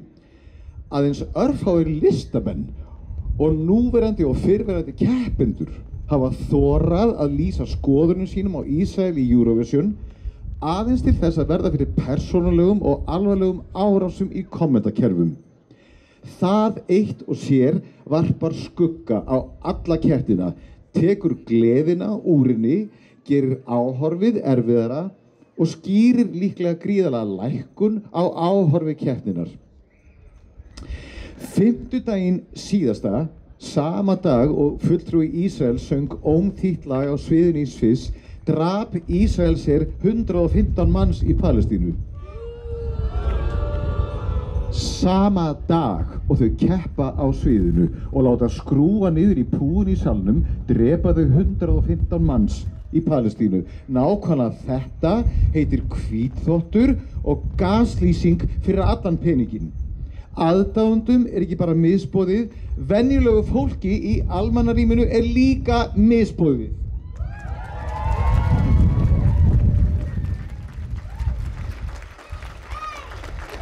Eins og margir vita, ég hef komið fram í allmörgum klúbbum ævina og venjulega þá það forráðamenn klúbbsins eða veisluhaldari eða dyravörður sem bera ábyrgð því að partíið gangi snurðulaust fyrir sig. Ef einhver gestur eða listamaður í veislunni haga sér eins og abi eða tutti í klúbbnum þá það hlutverk dyravarðarins að henda tuttanum út. Ef Eurovision klúbbur þá EBU bæði veisluhaldari og dyravörður. Þessi dyravörður átti ekki neinum vandræðum með að henda Rússlandi út úr partíinu. Veislugestir eða listamenn á sviðinu eiga ekki að bera ábyrgð á því að henda tuttanum út. Það hlutverk veisluhaldarans og dyravarðarins, ekki gestana, ekki listamannana. Við erum að horfa á þig, EBU, við erum að horfa á þig, RÚV. Setið mark, takk.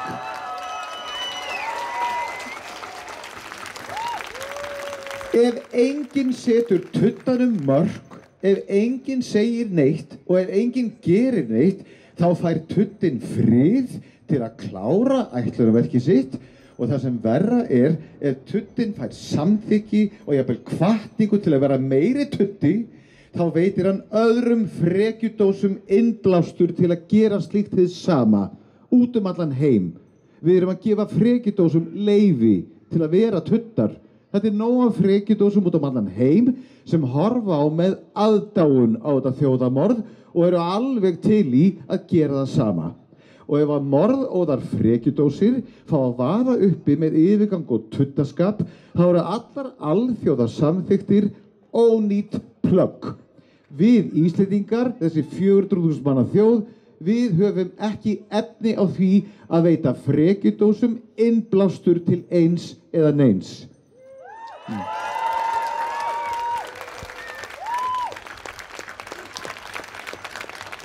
Og að lokum, vitið þið af hverju svona margir hommar og þeir sem tilheyra hinsegin samfélaginu, vitið af hverju við sýnum samstöðu með palestínsku þjóðinni?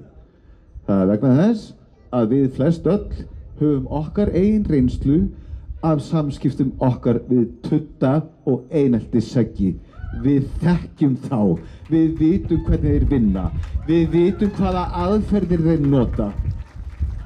Þess vegna segi ég, bæði sem hommi og listamaður og Eurovision icon, burt með Ísrael úr Eurovision og öllum öðrum alþjóðlegum keppnum og íþróttakappleikjum og viðburðum sem þeir borga sig inn á og hvítþvo sig með. Hvar í andskotanum dyravörðurinn? Sniðgöngum Ísrael, frjáls Palestína!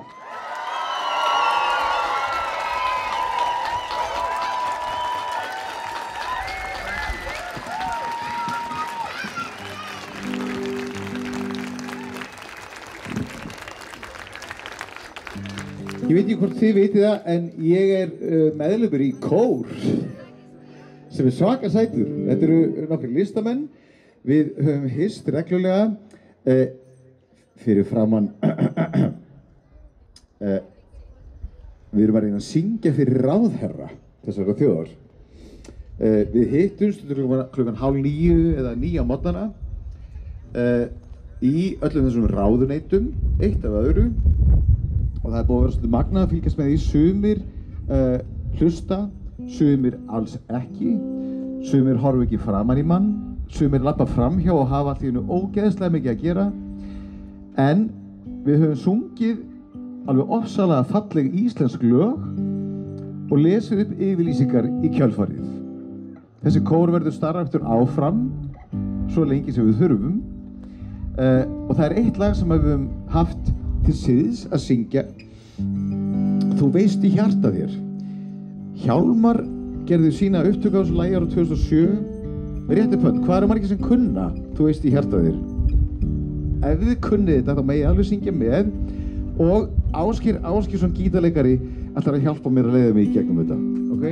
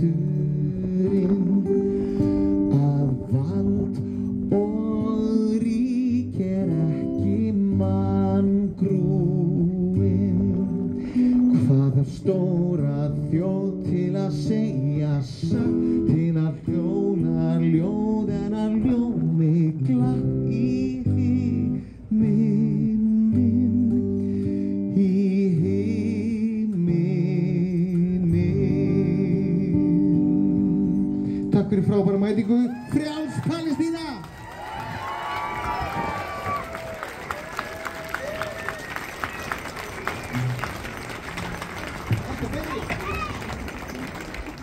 Hjálpið okkur að byggja upp dreifikerfi samstöðvarinnar með því að læka síður samstöðvarinnar á YouTube og Facebook. Við höldum áfram að ræða málefni Gaza og hvernig þau snerta okkur og okkur hvert og eitt líka. Magga Stína sem hefur verið mjög áberandi í, og eiginlega verið ein af þeim sem hefur svona staðið vaktina fyrir hönd þeirra sem eru á öndverðu meiði við ríkjandi hernaðaröfl heimsins.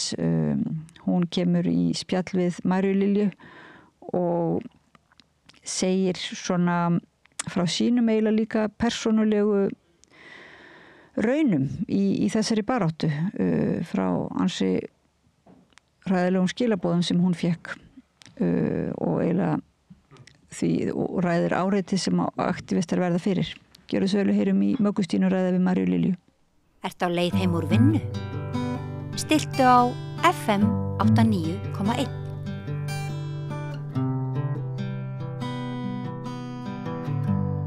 Komið sæl og velkomin aftur að Rauðaborðinu. Ég heiti María Lilja og hjá mér til að ræða áfram ástandið á Gaza er komin Magga Stína Blöndal. Velkomin. Takk fyrir. Það er ekkert lát á viðbjónum á Gaza, hryllingnum, blóðsútættlingunum. Nýjustu fréttir herma að ykkur örlitlu af hveiti hafi verið sleppt inn á svæðið, svona til þess að hvað hefur að segja, sverfa sárasta hungur 2 milljóna.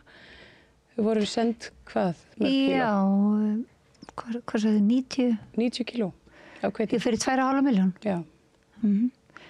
Ég veit ekki hvort það er betra að senda 90 kíló af hveiti til fólk sem þú ert að murka lífið úr allan sólarhringinn, eða hvort það er bara kannski ráða að senda bara salt, sko, til þess að setja, þetta er svona eins og setja salt í sárin, sko. Akkurat.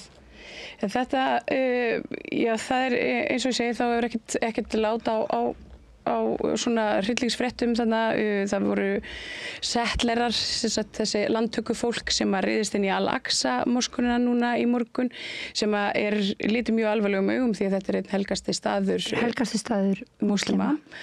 það svona kannski að það verði þá til þess að kveikja eitthvað á viðbröðum arfleikina sem hafa nú kannski verið svona misjöfn. Það eru Egyptar og Jemenar og svo þetta svona Íranir og svona hafa svona alveg talað en fordæmt og allt þetta.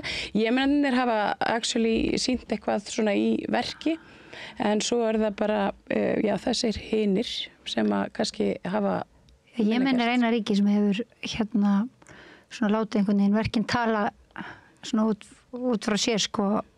Það sýnt Palestínumönnum sko einhvern raunverulegan stuðning í verki. Önnur arabríki hafa ekki gert það. Nei. Þau eru þau hafa fyrirgert öllum sínum prinsipum svona hafa vera sko og það er óendanlega sorglegt og óhugnulegt. Það sem að þeirra aðal þessa dagana náttúrulega bara að kýtla Donald Trump undir illjónum sko og þetta náttúrulega þú veist og þetta svona eru kaldari kveðjur en kannski hvað getur maður sagt, þú veist, það er ekki vonan einu frá Vesturlöndum en einhvern veginn hélt maður kannski að Arabaríkin myndu á endanum einhvern veginn bregðast við en það virðist nú ekki vera sko og þetta náttúrulega eitthvað svona eins og bara eitthvað svona það verður svona mjög óhugnarlegt þetta daður Arabaríkjana við peningana og vopnin að því sko sem maður spyr sig líka, ég spyr mig alveg að því sko til hvers? Til hvers? Já, engin veit. Það engin saga það að Bandaríkjunum var nokkuð tíma staðið það var bara í kjörum í einu sko. Nei. En alltaf, ég meina þú veist, þetta staðan og ég meina við lifum bara ég meina ég leyfi mér að segja að við lifum helvíti á jörð núna. Þess að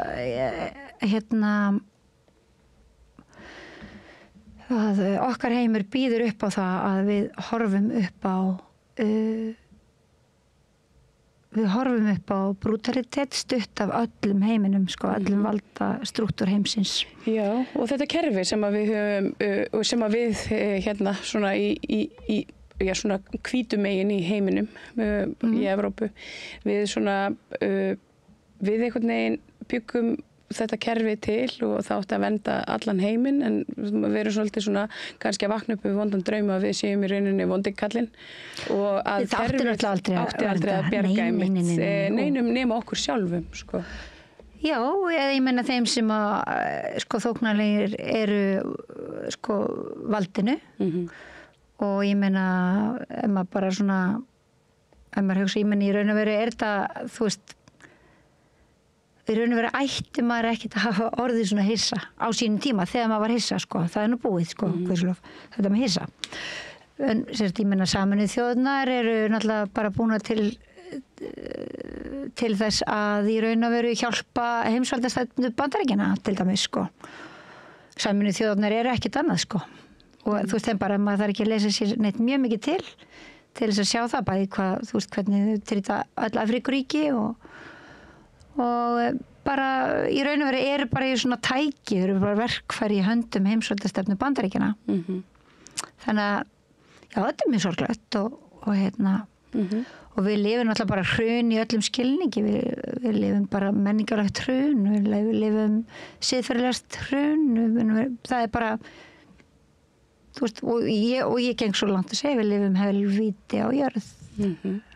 Þetta einhvern veginn ekki heimurinn sem að maður sá fyrir sér að svona, maður myndi alveg börnin sín í og eða barnabörn eða hvernig sem þér átt að þetta einhvern veginn svona, það óhugnulegt og maður að átta sig á því að ekkert einhvern veginn raunverulegt af því sem að maður trúði og hélt heiminn.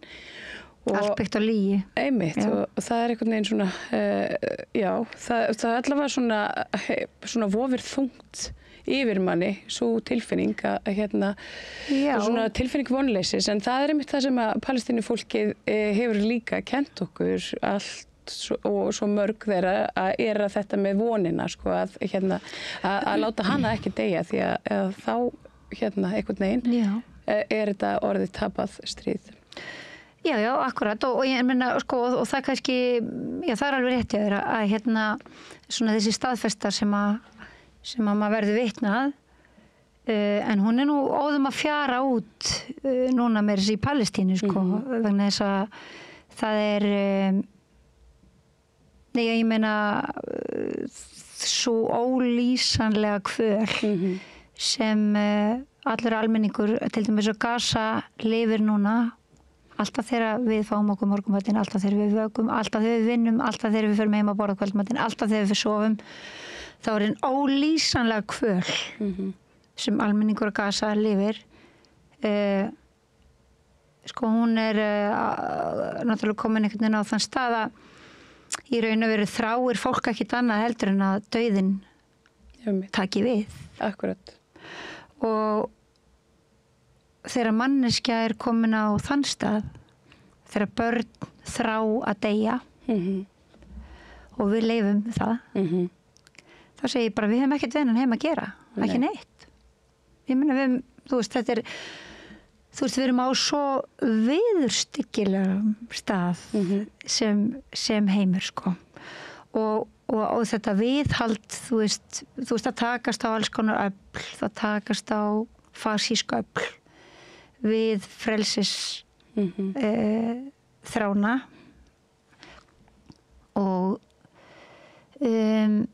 það eitt það sem kannski og það getur virst sko vera svona átakalegt sko bara svona ef maður reynir að ímynda sér það átaki felst ekki síður í því að hinn svona þú veist þessi falshugmyndum lýðræði, falshugmyndum lýðræðislega öfl, falshugmyndum að einhver sé velhugsandi, það þykir mér að vera sko óbærilegasta mál sko af öllu þessu. Og það náttúrulega það sem við lifum sérstaklega í samfélagi eins og okkar hérna á Íslandi. Að sem sagt það velklætt stríðalið fólk sem talar lýðræði og samtal og eins og utanríkisráðherra gerir núna orðið á hverjum degi því að henni finnst hún eitthvað orðið fyrir einhverju truflun eða eitthvað sleið sko þú veist forsætisráðherra bara gerir við hérna gluggakarmana heima hjá sér á milli þess sem að hún hérna og vinkar verkamönnunum sem að gera við stjórnarráðið og hérna og talar að það sé bara óbærilegt að fylgjast með því sem að gera en hérna við skulum vera vangóð og við erum með heilbrigðisráðherra sem fyrir undir landlæknir. Hún læknir sem hefur svar í læknaið. Hún horfir upp á þetta. Hún segir bara, þetta bara þyngra en tárum taki og þú veist svona getur það haldið áfram. Barnamálaráðherra, erum við með barnamálaráðherra? Jú. Ég meina, þú veist, þetta bara segir sér sjálft, skilur, bara, þú veist, bara þessi upptalning, skilur. Hún segir í raun og veru allt sem segja þarf, sko, hvað við erum sjúk, hvers konar sjúklegum veruleika við búum við. Já, að því að þú ert svona komin í svo litið hinga heim, það voru mótmæli í gær og það var nú vel mætt, ansi vel mætt og hérna og mikill svona slagkraftur í þeim mótmælum fyrir utanríkisráðuneytið. Maður finnur það líka einmitt að það svona Evrópuleiðtogarnir virðast vera að taka við sér, það eru allir einhvern veginn, núna einhver orðaði það gott ef það varst ekki bara þú, þetta eru svo rottur að stökkva frá borði á sökkvandi skipi að því að þetta fólk auðvitað áttar sig á því að það hvílir á þeim gríðarlega ábyrgð þegar að þetta þjóðamorð, þessi helfur verður gerðu upp fyrir alþjóðadómstólum, þá verður hvert og eitt þeirra tekið til ábyrgðar og þeirra hluti verður sko greindur og skoðaður með það í huga að þau hljóti refsingu fyrir ef að þau tóku þátt. Og þú veist, mér finnst nú enn betur orðað sko einhvern tímann ég las það einhvers staðar, þéttist nú röðin á vaskinum. Já, einmitt. Já. Þannig að hérna nú kannski sjáum við það þessa dagana eins og þetta vísa í sambandi við Evrópu og jafnvel, þú veist, hundarnir, hvað segir maður, gungur okkar ríkisstjórnar alltaf eru svona að velta einhverju fyrir sér sko með það markmiða að geta mögulega þeir hendur sínar blóði Palestínu Palestínu fólks en þú veist, leiðilt að segja það sko, það mun nú ekki takast sko, það verður ekki, þetta verður bara þeirra arfleið sko, það sem eftir er það sem er sko kannski klikkaðast í þessu er að til þess að þú fáir þitt eigið ríkisvald eins og við hérna, við ætlum bara að fá okkar eigið ríkisvald til þess að bregðast við, þvinga það eins og við getum með öskrum og látrum og með bara hverju því sem að við höfum til að dreifa alltaf erum við nú friðsöm samt að því við erum þar sko að þá þarf í raun og veru að sko já, þá er þetta sem sagt þá þarf einhvern veginn að höfða til hégóma þeirra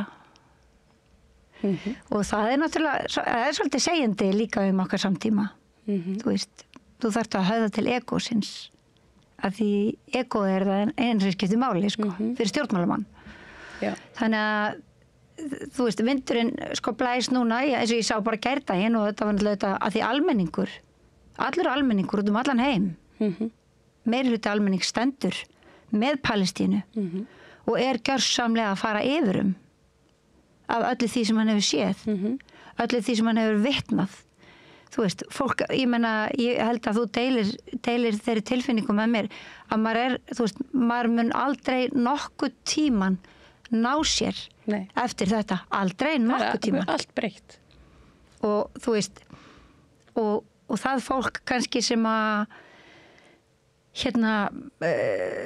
ætla sér að halda í einhvern gamlan veruleika þú veist, eins og ég segi alltaf leiðilt að vera boðberi vondra frétta en það mun ekki takast heldur það verður ekkert eins ekki heldur hjá ykkur sem hafa það gott sko. Það er ekki bara ruslaralíðurinn hressi ruslaralíðurinn sem líður sko.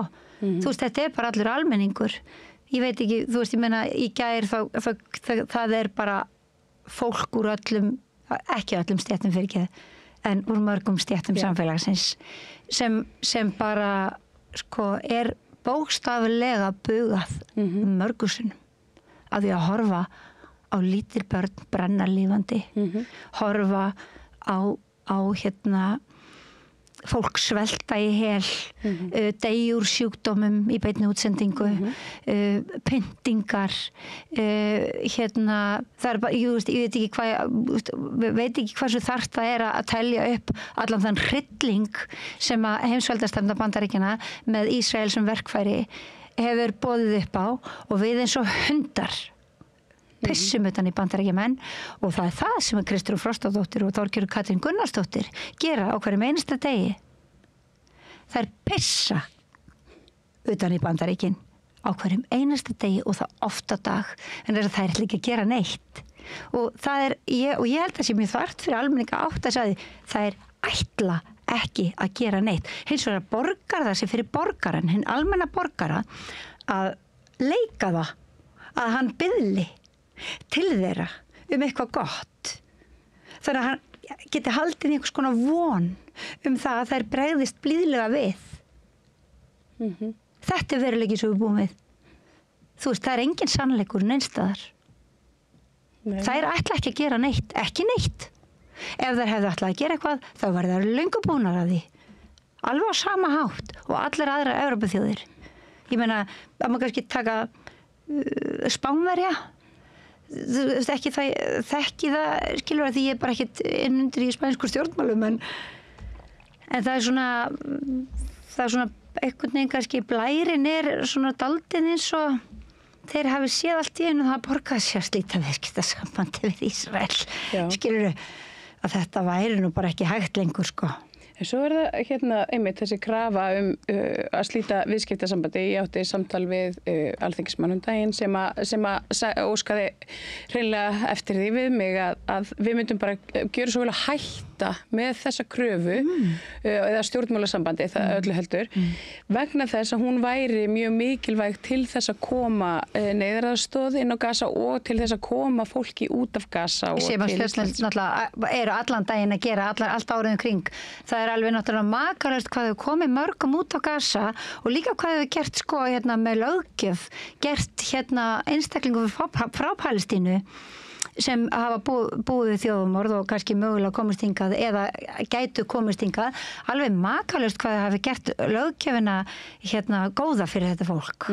Það bara, þú veist, það þannig stríðustraumur af fólki frá Palestínu, það bara kemst alltaf fyrir á Lækjartorgi. Nei, ég meina, hvaða regla þetta?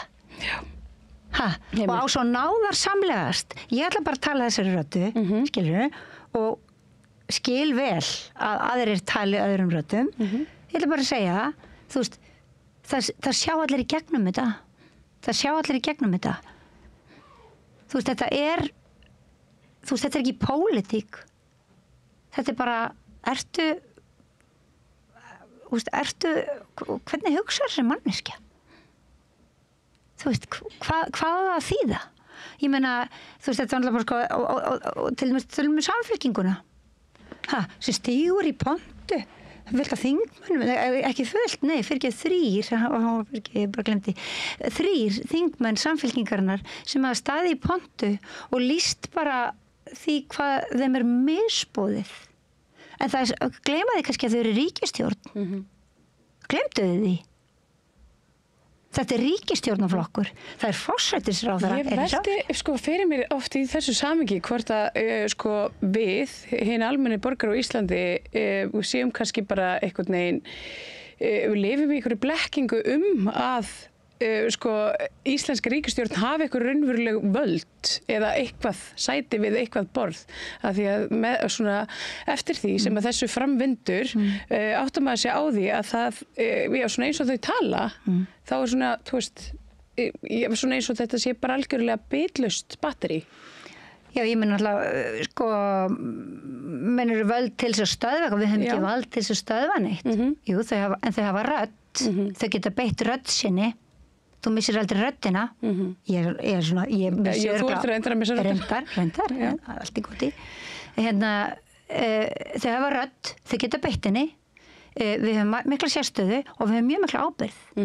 Sérstaklega gott Palestínu. Það erum við sem viðurkennum sjálfstæði Palestínu á sínum tíma og því fylgir ábyrgð. Það er það sem það skilur ekki þetta fólk. Það er ábyrgð. Það hagar sér eins og ábyrgðarlausar hænur. Að því en svo á sama tíma er þeim líka vorkunn vegna þess að þau hafa selt landið, þú veist, Bandaríkjunum. Hérna eru, 800-900.000 bandarískir hermenn. Já, út á Keflavíkurflugvelli. Já, og fjölgar enn. Að þau hafa selt Bandaríkin. Það eru kafbátaæfingar hérna úti fyrir Faxaflóa. Já, og í kafbátum eru kjarnorkuvopn. Og ég meina, nema von, ég meina þetta er engin fingur út í þetta. Það heyrist ekki múkk. Það er búið að eyðileggja samtök herðaralstæðinga. Ég meina, ég held að það sé eitthvað skoðan bjórklúbbur. Eins og staðan er í dag.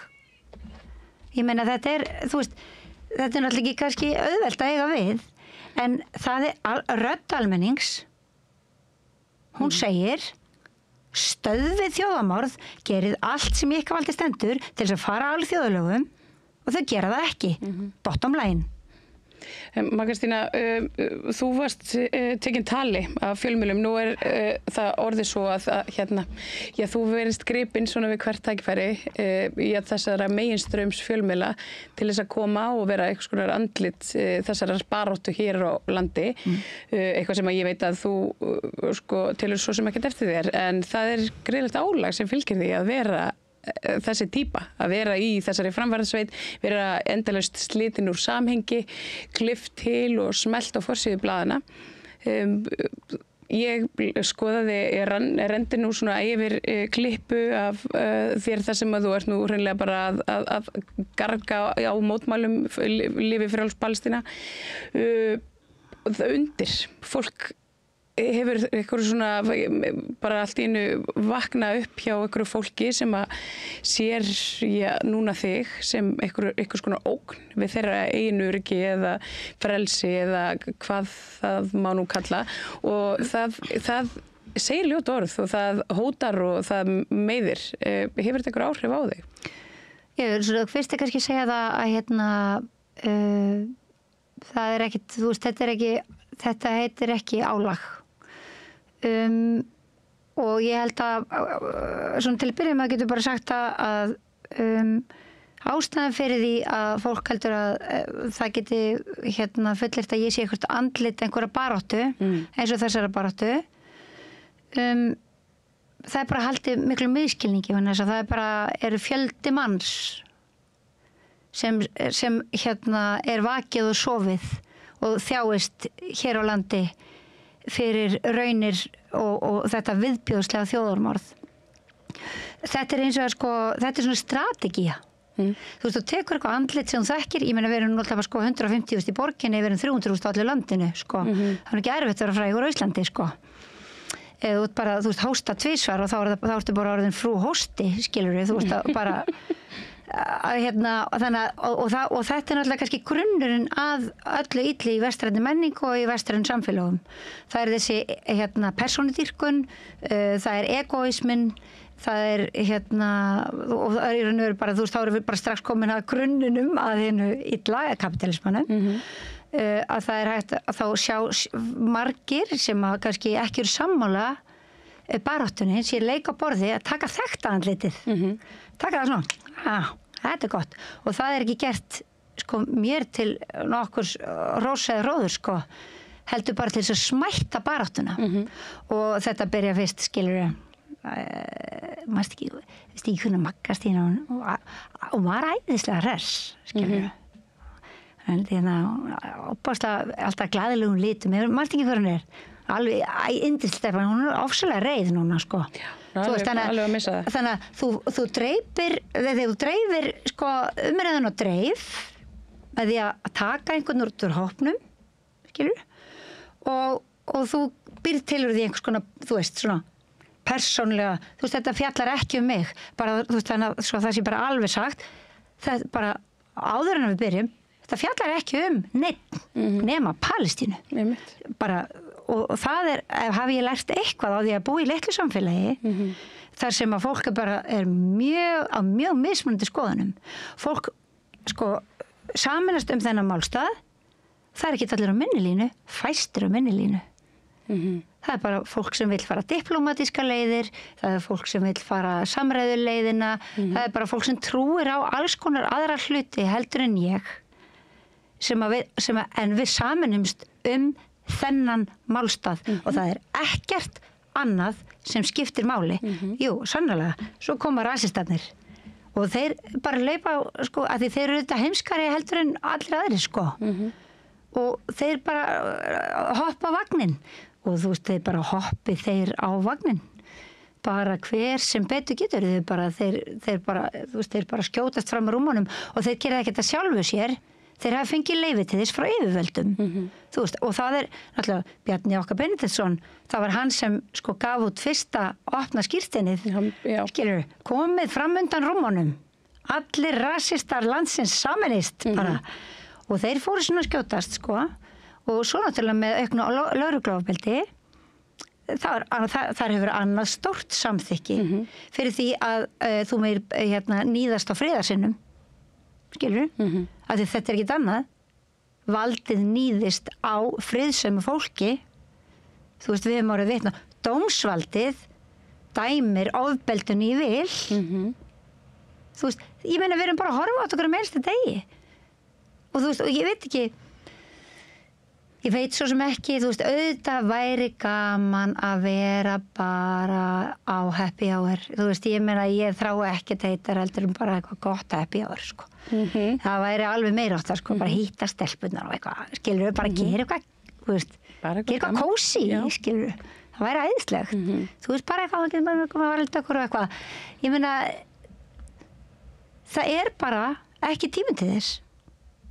Þú veist, við verðum, allur almenningur verður að átta sig á því til þess að geta átt happy hour mögulegt sko einhvern tímann í framtíðinni þá verðum við að standa saman og þú veist við förum sko og ég finn það alveg, ég finn rosalegan mun núna sko bara á því hvað eru margir að bætast við og ég meina þetta Eurovision sko þú veist það er náttúrulega bara fólk bara sko, þú veist, bara datt sko ofan í klósettskálina af ógeði, skilur við þegar það áttaði sig á því að Ísrael var samþykkt inn í Eurovision, skilur við, ég menn ég hef ekki séð svona marga tjá sig, þú veist, þetta er af því að þá viðbjöðslega ákvörðun, skilur við. En það er af því að, þú veist, þetta er einmitt eitthvað svona, þetta sviptir fólk einhverju gleði, einhverju sem það hafði. Þannig að ég velti fyrir mér, sko, þú veist, til þess að einhvern veginn almenningur vakni almennilega átti sig á því að við eigum öll eitt sameiginlegan óvin sem er bara auðvaldið og ægivaldið, kapitalismin og þetta kerfi sem er einhvern veginn búið að múra í kringum hina ríku.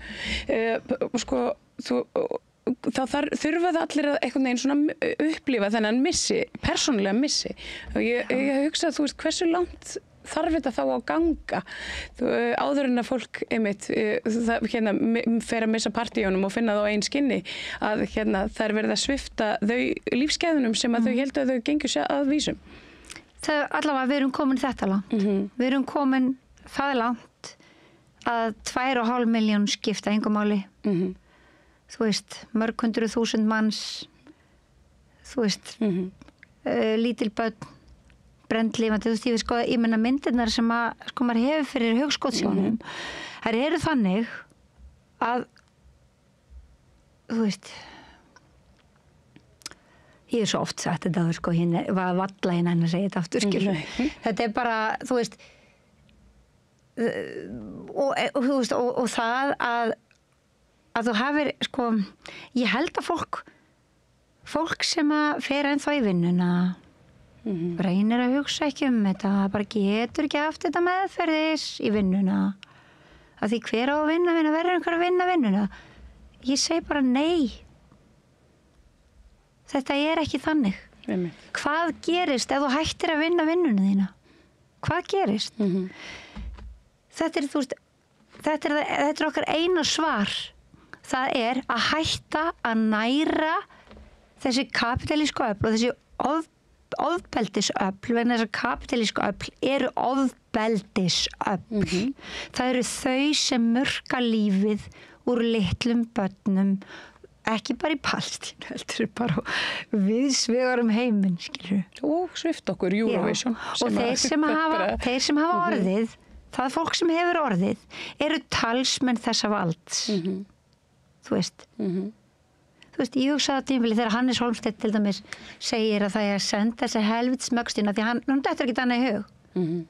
En þú senda mögstin bara til Súdan, Rúanda, að það vera fyrir mér fylgdamál, þá var hann að segja að það er bara að drepa mig einhvers staðar. Þú veist, og hann getur bara sagt það. Og það er bara allt í lagi. Það er bara allt í lagi. Það er bara allt í lagi.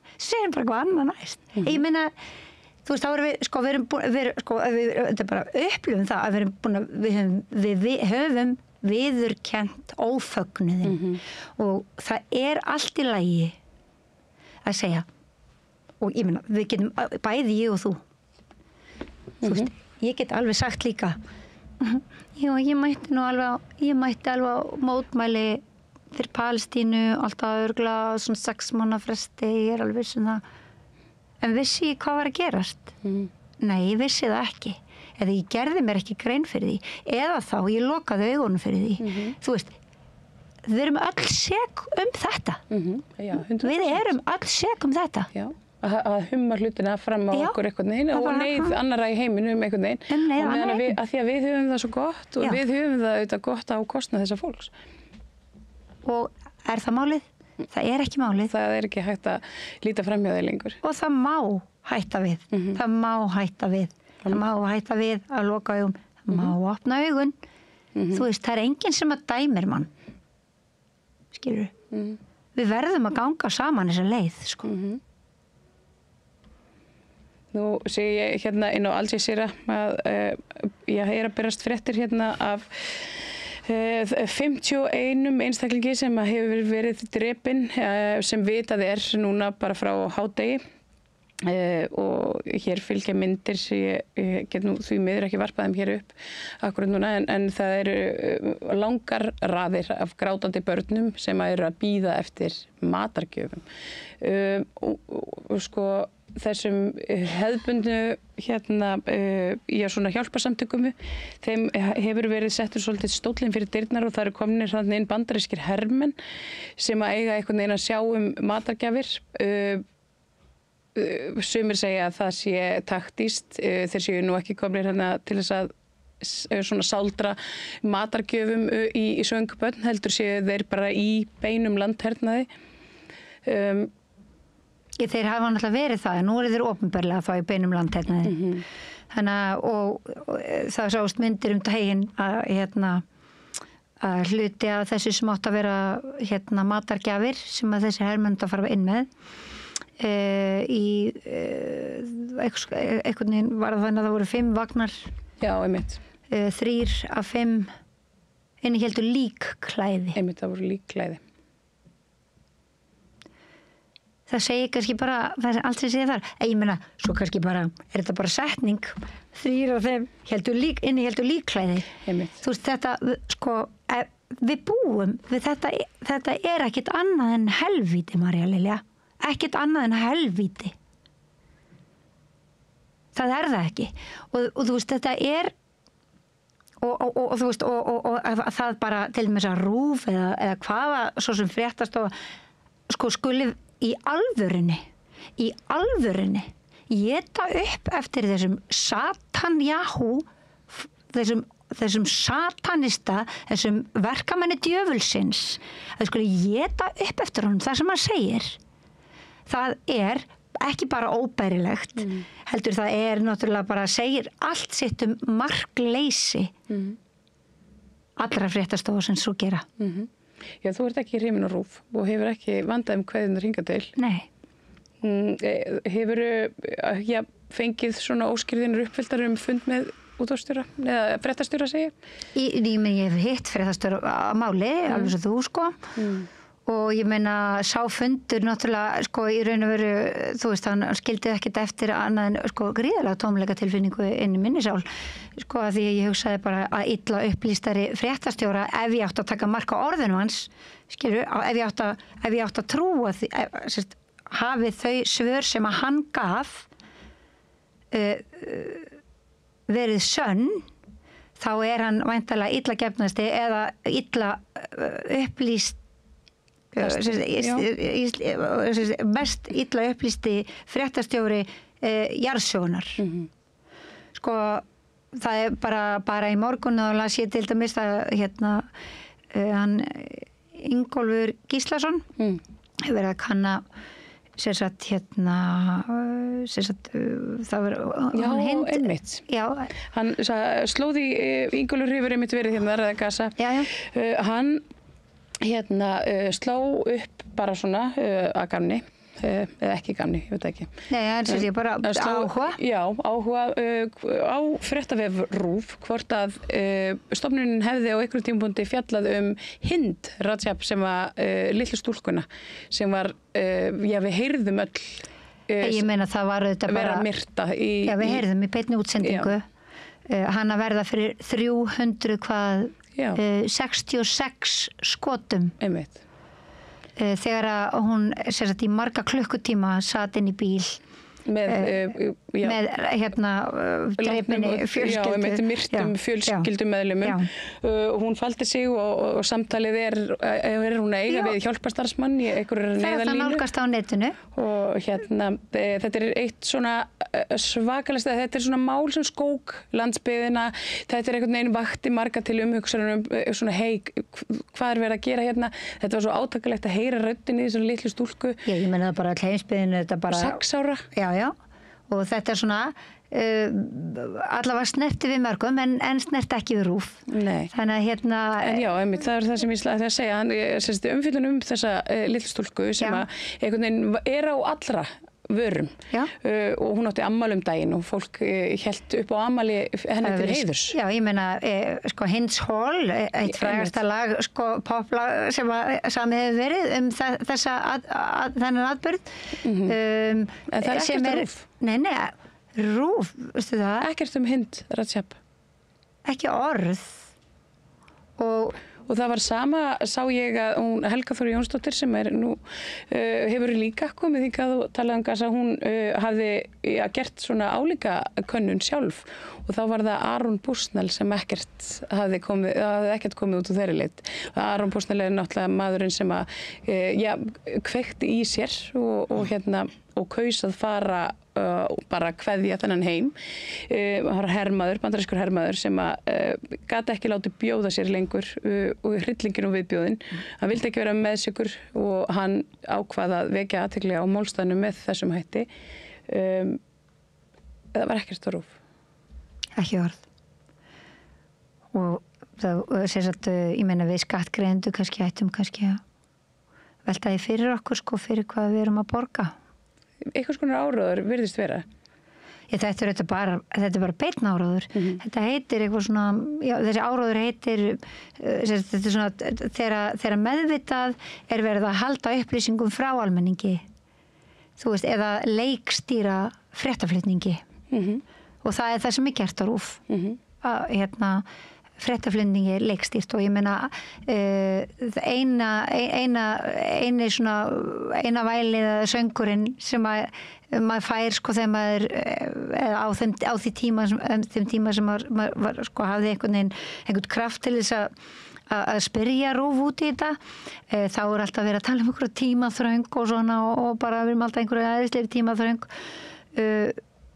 en það nógur tími fyrir þetta sama fréttafólk til þess að vera með grínþátt það sem ekki, þetta frétt? Er ekki til eitthvað þátt sem þetta frétt? Það sama fólkið. Já, það sem að fjölmiðlafólki boðið, nema samstöðinni náttúrulega.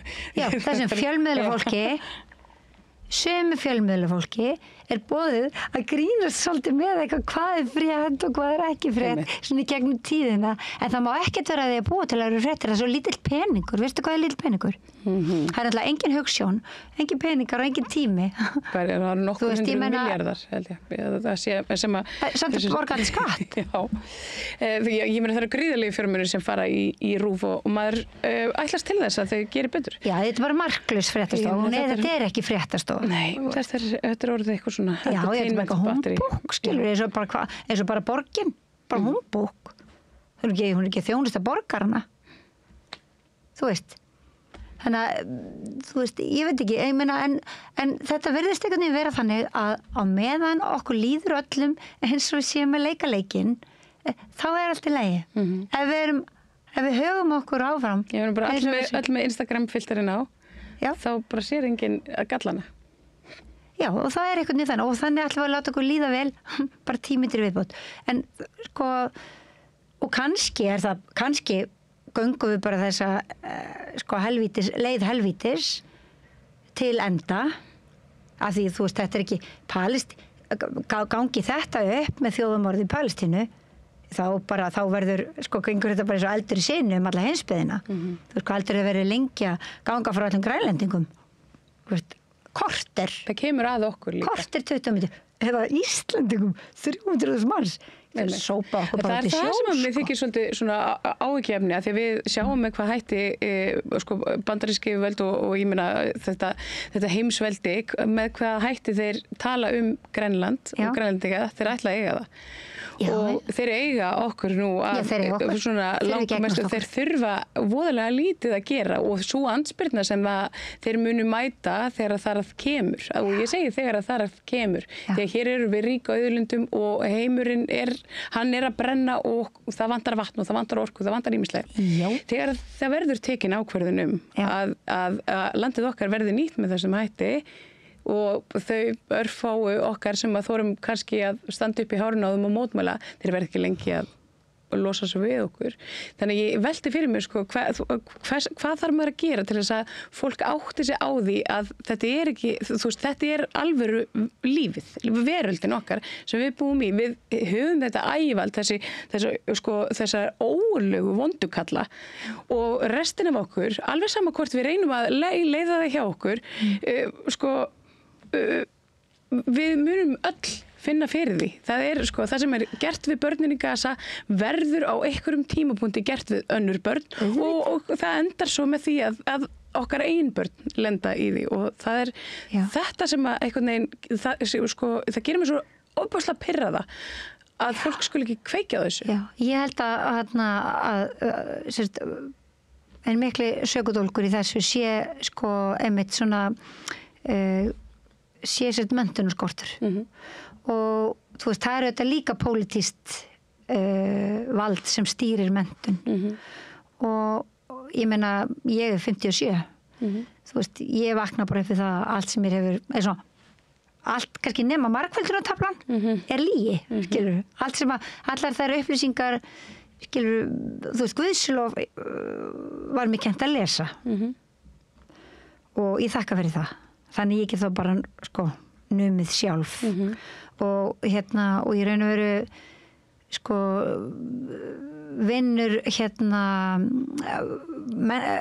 valdið gegn menntun bæði bara með því að þú veist gera lítið úr kennurum eins og borgin gerir og þú veist og allt þetta, greiða þeim illa og gera aldrei það sem þau eiga að gera til þess að menntun geti farið fram þú veist, það er bara svo strategía Já, en svo er líka bara þú veist, ég er líka svo gagnrýnin á menntakerfið að því leiturinn til að þú veist, í hverju erum við að mennta börn?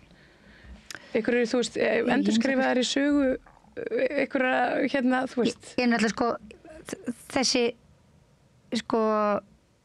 sú saga sem er sögð hún er öll í bara öll í frá upphafi til enda Ég held að það sé nokkuð ljóst hún er það það er þannig það er bara og ég meina það er leiðilt að vakna upp við það bara þú veist fjörgömmul kona að þú veist að allt sem þér hefur verið sagt og það er lygi en ég meina það kemur ekkert á óvart ég er alveg fljót að læra ennþá og þú veist og þannig er það bara Sigurvegarinn segir auðvitað allar söguna þú veist og allt það en þannig að þú veist það eina sem að við foreldrar getum gert og ömmur og afar komin aldur er að mennta börnin okkar en það er við djöfulina etja vegna þess að deyfilífið sem að framleitt er fyrir börnin okkar sem eru samfélagsmiðlar og allt þetta sem að haldið er að þeim í daglegu lífið þeirra gera það verkum að eins og lesið var fyrir mig í morgun börnin fara út á trampólín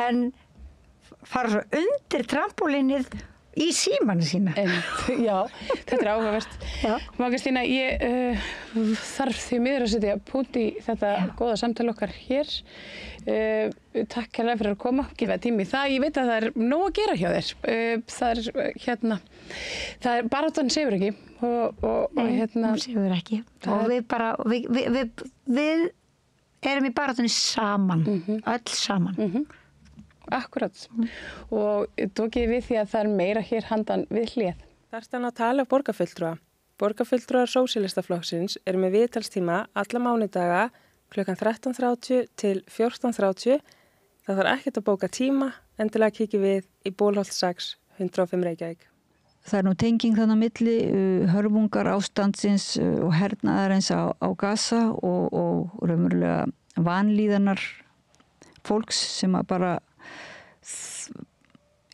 allra sem ekki þola þetta ástand og þessa þróun í heimsmálunum við vindum okkur yfir í geðheilbrigðismálin og ræðum fyrst við Grím Atlason framkvæmdastjóra Geðhjálpar hann segir okkur svona alltaf frétta frá því nýjasta sem er í umræðinu geðheilbrigðismál núna frá dagskrá sem var mjög góð, geggjað góð eiginlega má segja, þar sem að svona nýjar áherslur samtengingu geðheilsu einstaklinga og raunverulega geðheilsu samfélaga.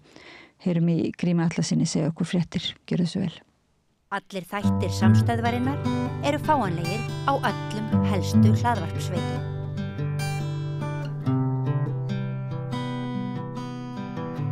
Komið sæl og verið velkomin að Rauða borðinu í samræðu geðheilbrigðismál og ýmislegt sem að þeim tengist. Til minni kominn Grímur Atlason, framkvæmdastjóri Geðhjálpar.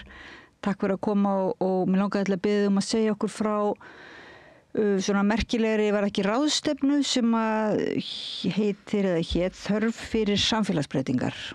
Jú.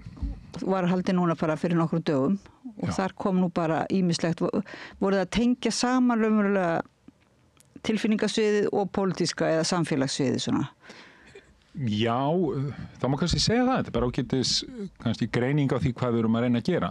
Og þetta er ástæðna sem að við héldum fyrst fyrir 2 árum.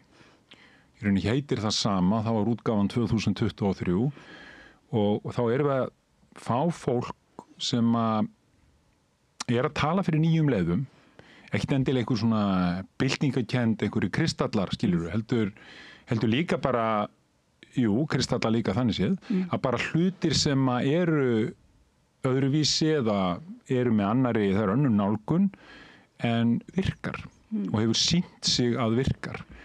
Og að þessu sinni við erum alltaf með jafningja áherslurnar miklar og hérna núna fórum við dálítið mikið inn í áföll og fanga og í rauninni áföll og samhengi áfalla við geðheilbrigði. Þú veist, genin eru eitt og þau hafa verið ráðandi í umræðinni í langan tíma. Við svona setjum talsverða spurningamerkjum við þá nálgun. Já, það er er geðveiki í ættinni, sú spurning. Já, og í raun og allt sé útskýrt út frá einhverjum boðefna, þú veist, ruglingi og efnaskipta vandræðum.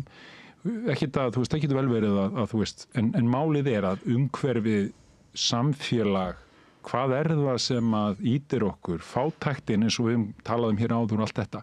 Og við fengum ansið, þetta var mjög gott. Meðal annars, og svo annað kannski svona áður en ég fer og aðeins dýpri í þetta, þá langar mig að segja það var þetta og svo rættum við talsett raddir. Það nefnilega hefur fyllt okkur manninum að heyra hluti, skynja hluti, sumir skynja hluti sterkar en aðrir og skynja þau jafnvel og sjá hluti sem aðrir sjá ekki og heyra hluti sem aðrir heyra ekki.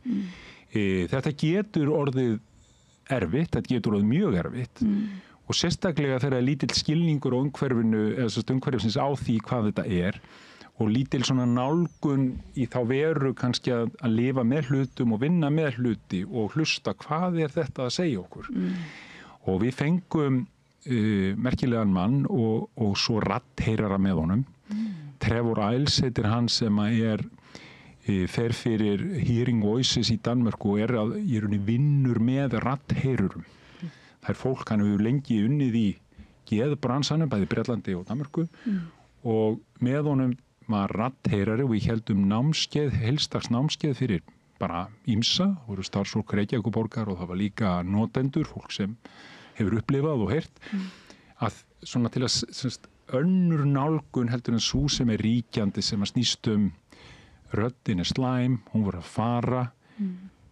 Þannig erum við að tala ekki þessa sem að einmitt fólk hefur verið mjög hrætt við, eða þetta er bara í bókmenntum og kemur svo oft að það er þessi í skítsofreníu eða geðklofa er það ekki eitt aðalenginni þetta eða svona vísasta merkið eða klárasta merkið að með séu farnir yfir með orðin geggjaðir, það er þegar þeir heyra einhverja ókunna rödd í sínu eigin höfði, er það ekki? Já, og það er þetta. Þetta hefur verið svona greiningar viðmið á því að vera og þetta var í lífni þessi þegar við þú veist, maður er ekki eldri en það að þetta var bara svona dauðadómur að fá þessa greiningu og það hefur gert að líka fullt af fólki að fela það, að það skynjar og það er ekki bara raddir, það er svo margt annað við sjáum hluti, við skynjum áður, þeir gerast og alls konar sem er bara álitið eitthvað svona sumir trúa og aðri trúa ekki og allt það, en raddirna sérstaklega urðu því það er alveg staðreynd að það eru svona raddir sem er að segja kannski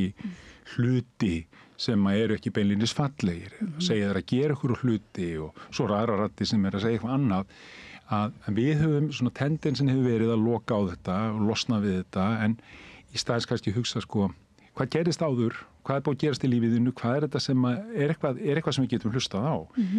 Þetta svona þetta pínulítið Jung í þessu. Jung var alltaf að tala að hlusta á drauma, hlusta á þessar skynjanir. Hvaðan kemur þessi rödd líka, er það ekki bara, og hvað, í sálfræðin er það nú bara svona mjög talað að þú verður að hlusta á, og ekki í þessum skilningi kannski að einhver bara alveg virkilega raunveruleg rödd, heldur þegar fólk tala við sjálft sig, kannski að tala bara sjálft sig niður, bara í hversteginum, og margir kannski þekkja það, ætla að fara að gera eitthvað, ég nú, bölvaður hálfvita er ég nú, þessi rödd, sko, sem að fólk tala rífur sig niður, það eru raddir, þetta er nefnilega, þetta er bara mjög óljós mörk, og það er mjög gott, og það er mjög heilbrigt, og það er mjög frelsandi að ræða þetta á þessum nótum. Og það er ekki sem segir, það er ljótt að taka lyf, það er gott að taka ekki lyf, eða það er gott að taka lyf, og það er, þetta er ekki það. Þetta snýst bara að við förum kannski að horfa aðeins bara stækka myndina og hlusta á fólk sem er með aðra reynslu og hefur unnið með þetta, því að eins og þú segir í gegnum bókmenntirnar, gegnum söguna, ég meina við lifum í svokölluðu kristnu landi einhverju leyti, sem byggir á bók sem að margt kemur fram, en að þar tala menn tungum, þar sjá menn sýnir, þú veist, ganga á vatni, alls konar dæmisugur og dót sem að kannski myndi segja, ég meina, er þetta geðklófagreining, eða hvað er það sem að nútíminn myndi færa okkur, en í Delphi, í Gríklandi, véfréttirnar, sjamanarnir, allt þetta, fólk sem er í þessu spiritual nánd, það er ekki, þú veist, það er bara, við þurfum að kannski að hætta þessari ofur vísindahyggju á allt og hérna líka þessari, og hún hefur haldið svolítið því miður í hendur við þessa ofur kannski frjálshyggju, þú veist, þá er ég ekki að tala um sko ekki samt svona liberal heldur, ekki frelsishyggju, en þetta er svona þessi ofur einhvern veginn markaðsvæðingu allra hluta, og það er ekki gott. Þannig að þetta snýrst alltaf þetta rattahlutin, svo fengum við fangahlutan sem að hann var alveg dásamlegur, hún heitir Fritzi Horstmann, sem kom og fjallaði sko hún er með reynslu, hún er kvikmyndagerðarkona og hún fór inn í fangelsi með svo kallar Compassion Prison Project, það sem að það gengur út á að fangandi deili í rauninni reynslu sinni með ákveðnum hætti, ganga í svona hring, stíga eitt skref, hefur þú orðið fyrir þessu, gerðist þetta, og þeir stíga, þú veist, þetta eru 20 og eitthvað skref eða 30 skref, þetta eru mörg skref hjá þeim, og þetta byggir svolítið á þessum áfallalista. Það er svona trámalisti sem er áföll í æsku, sem móta líf okkar, og ef þú ert með fleiri en ákveðið þá getur átti miklu vanda, og fangarnir eru á meðaltali með svona 8 áföll sem er gríðarlegt magn. Er þetta einhver listi sem að fólk getur bara nálgast? Já, þú getur farið bara fundið hann og þú veist, þetta er, þú veist, vanrækslan, kynferðisofbeldi, þetta er alls konar, og ekki bara drykkja, fara í fangelsi, eða sko foreldraðinir. Þetta eru svona hluti sem að móta þig, sko þá erum við ekki að tala um þessi daglegu áföll okkar bara, heldur þessi svona, þetta eru svona djúpstæð. Og það sem betur fyrir verið að vinna mikið með þetta, og hún fór og hún var alveg mögnuð, hún var líka í fangelsunum í þessari viku að hitta fanga, því það eru konu jafningjar í fangelsismálunum, hún er afstæð til 20 ári í dag, er ástefna, það sem að ég var hérna áðan og þú veist, það er mjög merkilegt starf, og sem Toll er að gera líka með Bata-húsinu og hérna breathwork og allt þetta, svett. Við höfum fjallað með Laufi Líndal var við hérna einmitt þetta og líka, já, og svo erum við í undirbúningi að tala meira einmitt þetta jafningja konsept, eða hvað, getur aðeins bara skotið inn fyrir þá sem ekki þekkja hvað það, þú vísar í þessu eins og allir eigi að vita hvað það er. Já, það eru þetta kannski þessi bara reynsla, að hafa reynslu og hafa síðan farið í, að vera jafningi er ekki bara að vera með reynsluna, það er svona til að stíga að kunna að vera líka jafningi, það að kunna hlusta, þetta er bara hlustun tólsvert, þetta er ekki, þú veist, Oddný, þú verður að, þú bara hlustar á mig, og svo, Já, fyrir mig, ég kannast við þetta, skilur, ég kannski geri þetta, ég veit það ekki, það hentaði mér. Þetta þessi nálgun á hluti og þetta að ryðja sér til rúms, í fangelsum, á geðdeildum og víðar. Og geðhjálp mun kannski ræða það síðar og kannski talaði það líka við hérna síðast en við erum að stefna því að byggja upp skjólshús sem bara jafningja sem reka það sem svona krísustaður sem getur komið í 2 vikur hittir og það á þínum forsendum. Það á nefnilega, það sem ofta erfitt þegar maður kemur inn á deildir og svona, þá það þetta byggir á því, ég fótbrotinn og þá, þú veist, maður treystir bara lækni, hérna, hann fyrir að skoða og metur og tekur röntgen og þetta og það eins með geðið, það svona krafum að þú komir og þú ert bara svona, já, heyrðu, þú þarft að, hérna, en þín innsýn, þín sýn, hún ekki notuð neitt og það sýnist það gagnast ekki þegar þú fer síðan út og ætlar að lifa þessu lífi og þá ferði krísuna aftur og aftur og aftur. Af því að þú tengir ekki við þetta kannski sem verið að segja þér. Stundum hjálpar það og við erum ekki að tala niður neitt. Þetta bara... Þetta sem svo draumur margra vináttu. Það náttúrulega í svona samfélagi oft einmannaleika og einmitt eins og þú segir þar sem að markaðshyggju, þar sem við erum alltaf einhvern veginn og misskiptingar, þar sem að stór hluti kannski að berjast fyrir bara nauðþurftum eða svoleiðis, að það oft lítill tími fyrir samskipti vináttu þar sem einmitt þessi hlustun einhvern veginn. Ég held að kannski marga bara dreymi þetta geta sagt bara treyst einhverjum fyrir sér eða þannig. Nákvæmlega og einmitt ekki einu sinni á geðsviði Nei. Já, auðvitað það geðsvið. Já, í þessu það en það auðvitað alveg rétt. Tengslin sem að við auðvitað okkur svo mikilvæg og kannski það sem við ættum mér hvað það? Þú veist að því við flysjum alltaf utan af öllu og segja, heyrðu, ok, ég hérna búin að sjá hvað vantar. Það vantar bara að setja hérna upp nýja stétt sem heitir mannauðsráðgjafar í vinnuna, í vinnurnar allar, til þess að fara og finna þá sem að líður ekki vel og laga þá. Sem alveg fallegt, en það byggir hins vegar á þessu að halda bara djamminu áfram. Það eitthvað norm þá? Já, normið samfélagsgerð sem kannski ekki góð samfélagsgerð. Kannski það sem raunverulegt vandamál, hvernig við búum, högum okkar lífi, samfélagi, það ramminn sem að sáttmálin. Tengslin þarna inni því miður við okkur skortið þau meir og meir. Og ég hugsa oft, ég átti langömmu sem að ég var dálítið með og ég hugsaði, þú veist, hennar líf, ég hef sagt henni þarna 1914-15 eða 20 þegar hún svona orðin bara svona ung kona 2025 þá förum við þurfum ekki að mjólka neinar kýr, við bara fáum mjólk og við fáum kjöt og við fáum bara allt sem við viljum hvernig sem við eigum fyrir því öllu, við farið til útlanda, hún fór aldrei til útlanda hún myndi bara segja, já, það útópían, það fallegt líf, það hlýtur að vera allt frábært þá. En svo stendum við hérna og þetta alls ekki frábært. Hvað það? Akkur líður okkur ekki vel? Akkur við einmana? Akkur við svona, já, fjandsamleg? Akkur við að drepa annað fólk? Akkur við í öllu þessu rugli? Ef allt í rauninni, það var aldrei verið mikið af peningum og öllu. Og það, auðvitað, getur við sagt að það eru miklu fátækari í lönd og allt þetta, en þetta bara samt svo sláandi og segir okkur raunni að þessi... Það aukið ofbeldi á Íslandi og svona vanlíðan meðal barna og fullorðina. Það hægt að skýra einhverju leyti, eins og segir kannski með misskiptingu og aukinni misskiptingu, fjárhagslegri og samfélagslegri útskúfun, einhverju jaðarsetningu og þannig, en ekki líklega bara hægt að útskýra með því.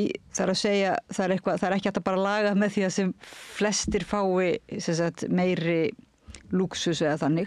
Þetta eitthvað hugmyndin einmitt samfélagið sem talið hið góða ekki allan það eitthvað tengslaleysi í því líklega.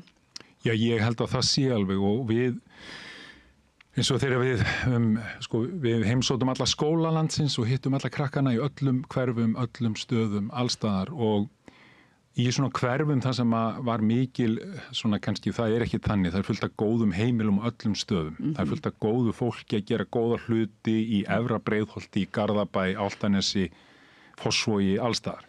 Hins vegar það sem mikil velmegun, þar er geðvandi svo sannarlega fyrir hendi og hann jafnvel stór og hann svona fyrtur, þá kemur út af fyrringu og alveg eins og fátæktin, hún skapar annað umhverfi að það er ekkit minna, þú veist, strögglið.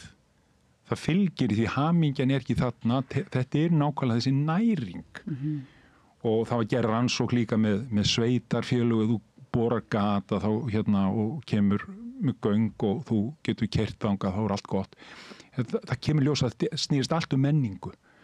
Einhvers konar menning, menning hún stór og ef það menning, ef það samfélag, þá göngin, þau eru vissulega góð, en þau breyta ekki ef að menningin ekki, þá mun álverið ekki leysa það, skilurðu.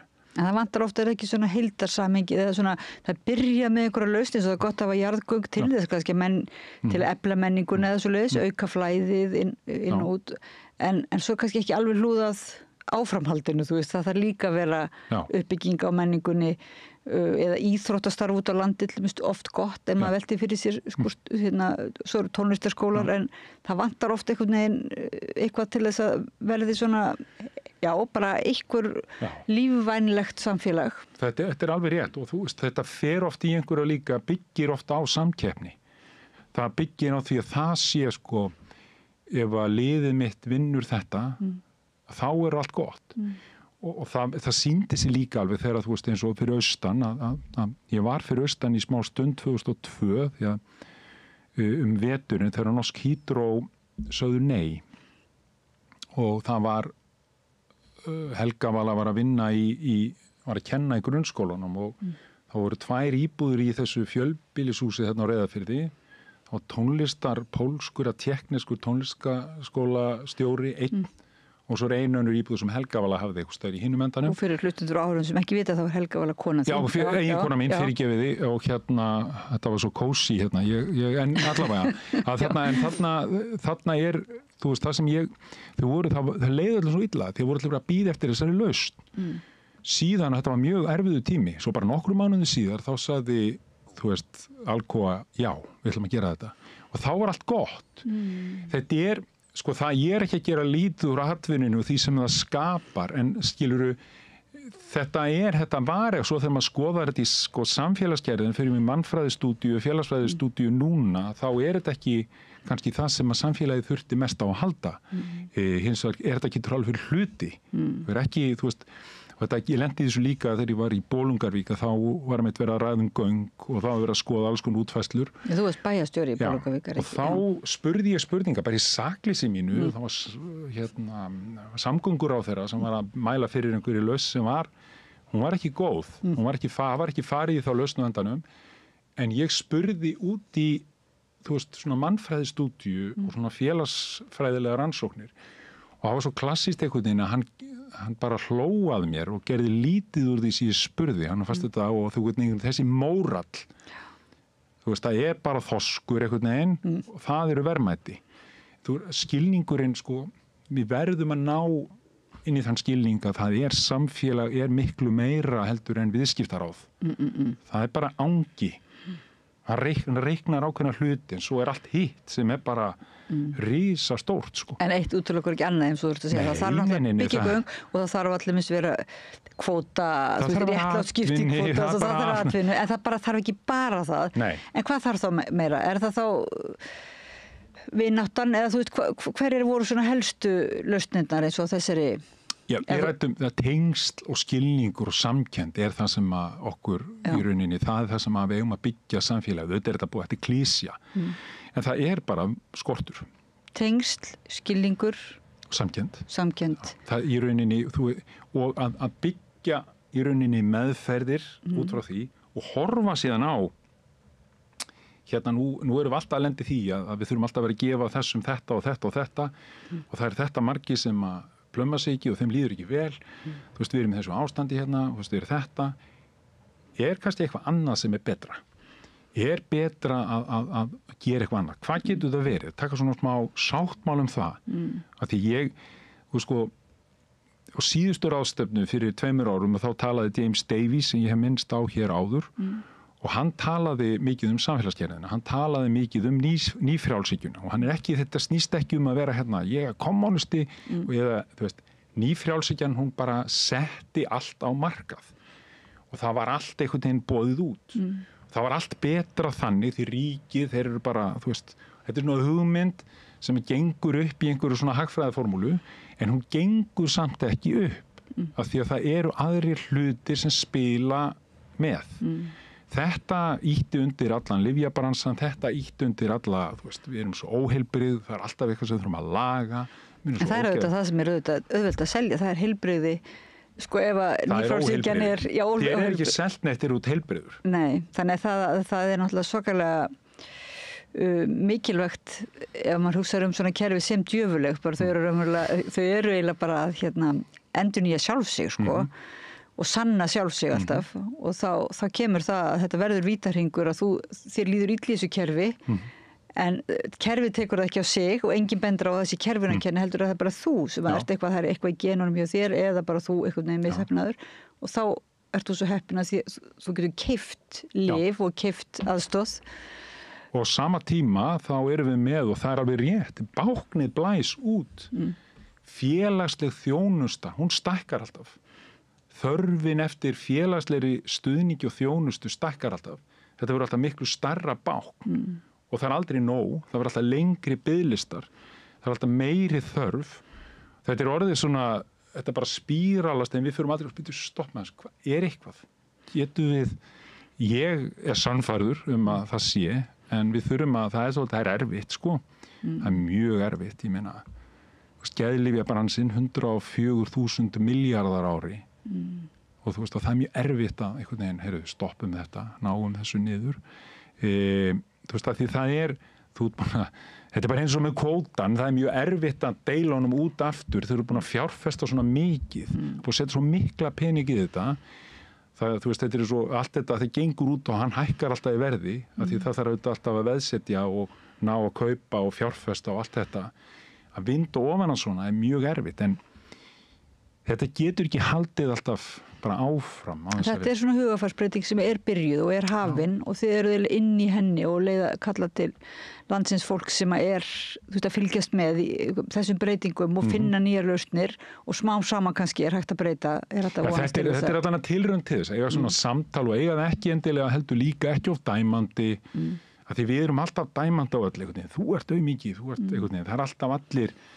Það er alltaf, þú veist, þú ert ekki nógu mikill eitthvað, þú veist, þetta er búið að fylgja okkur í árþúsundir og erum í því, hins að verður að segja alveg sannleikan, sko, þú veist, það má ekki bara segja, þú veist, reyna að pakka honum ómikið inn, en hins vegar það þarf ekki að gera það í einhvern fjandskap, bara í kærleika og því ég held að við öll viljum, held ég innst inni, svona flest að, þú veist, ég vil að þér gangi vel og þér líði vel og þú sért bara þér, þú veist, þér vegni vel. Takk að verða. En það held ég að sé bara almennt, þú veist, mér vil alveg að Bjarna Ben vegni vel, mér vil að Kristrúnu frá og öllum þessum pólitísku örmum okkar, en einhvern veginn, við höldum bara, við trúum á eitthvað og við, veist. En hvernig samt sko áttu þá, ef að niðurstaðan er, ekki niðurstaðan, ef að þetta leiðir athugun margra sérfræðinga sem hafa unnið á geðheilbrigði sviði, kannski í mörg ár, eins og þetta fólk sem þú ert að vísa til og hefur verið að fara inn í fangelsinn, fara inn í skólana, fara inn í allt og sér að það er þetta sem vantar, það er einhvers konar tengslarof í okkar samfélag, það vantar tengsl, að byggja upp tengsl og næra tengsl, það vantar skilning og samkennd. Þetta þrennt, er þá ekki næsta spurning og vart talað um það á ráðstefnunni, hvernig stuðlum við að þessu, þú veit, hvað þarf þá að gera og þá kemur einmitt stóra, það þarf að breyta alveg, taka nýfrjálshyggjuna, hætti þeirri tilraun og eitthvað svoleiðis, en svona til að byrja með það þannig í millibilsástandinu, hvað er þá einhverju svona, voru líka, þú veist, aðgerðir sem voru ekki eins risa? Já, það eru þetta sko, þetta eru nokkur stig, það sem við vorum að tala var svona, þarna voru daldið inn í fangelsónum, fólk sem að, þú veist, eru að upplifa hluti og það er svona fólki sem að kannski einkennin á því sem kannski búið að ganga mjög lengi. Kenningin. Að það einkennin. Einkennin eru þarna. Við finnum fólk í fangelsum, finnum fólk á örorku, það eru einkenni. Finnum fólk í kirkjugörðum, einkenni. Spurningin síðan, þetta eru nokkur skref. Það þarf að bæta það. Meðferðin þar svona alternatív, hlusta á raddirnar, leyfa fólki að lifa, velja, vera með skilning, samkennd, allt það, beita öllu þessu þar. Síðan það þetta, hvernig eru búsettan, hvernig það allt saman, hvernig bjóð við, er housing first raunverulegt. Þetta eru svona þessi mál sem þarf að laga á þessu meðferðarenda. Svo komum við forvarnaendan og þá getum við sagt, stærsta náttúrulega málið væri að við bara stokkið upp og býtu hvað eru við, til hvers manneskja. Fæddist hún til þess að starfa eins og James Davies hann sagði 50% þeirra sem eru á vinnumarkaði skilja ekkert hvað þeir að gera á vinnumarkaði. Nei. Þau sjá ekki tilgangin og bara eru þar með ertu komin í það að þið líður ekki vel, þú ekki tilgang. Hvar tilgangurinn? Við erum hér að keppast við gervigreindina, við þurfum að ræða þetta stóra, þetta borgaralaun eða hvað þetta sem við þurfum að gera til þess að fólk festist ekki bara í óhamingjunni. Og við rífumst opinbera markað hvort að ég reka þessa 50.000 opinbera starfsmenn sem að einhver segir að sé useless, skilur við. Spurningin hvað þurfum við að breyta þar? Síðan það bara ég og þú, hvað gerum við í okkar lífi? Hvernig lifum við okkar lífi bara dagstæðanlega? Við getum sagt, þá að vera hérna hús þar sem við búum öll fjölskyldan, meira meina saman, amma við af og amma og við erum förum í það aftur. Sem gott, það búið að rannsaka það, gott fyrir geðheilsuna, ef það er ekki, mamma... Ekki mikil áfallasaga kannski, svolítið erfitt að vera í húsi áfallana. Já, ef maður búin að lenda í miklum áfallum með einhverju fólki, en svona gegnum sneitt og líka getur verið aðrar, getur verið annað gamalt fólk, eða annað ungt fólk, eða hvernig það að, þetta má ekki snúast heldur að konan standi þar bak við eldavélina eins og sagt var, þetta snýst ekki það. Þetta snýst bara að við förum út úr stofnanamenningu barnæskunnar og hættum að framselja allt, bara allar okkar, öll okkar, við erum búin að útvista þessu uppeldis hlutverki, því það, nýfrjálshyggjan gaf okkur það líka. Við útvistum barnæskunni, einhverju leyti, og það auðvitað jöfnur líka á fleira sem það þarf að skoða, en þarna ég segi, við getum öll gert eitthvað þar, en samfélagið getur líka hjálpað okkur. Við getum farið að segja að þetta er forgangsmálið. Við skulum styrkja og styðja fólk sem á von á barni. Hvort sem að kona á von á barni með annarri konu, með manni eða hvað, bara ekkert kjaftaði. Bara, við styðjum fólk og raunverulega, eyðum peningunum þar, fjárfestum þarna. Gefum fólki tækifæri að lifa einhverju lífi.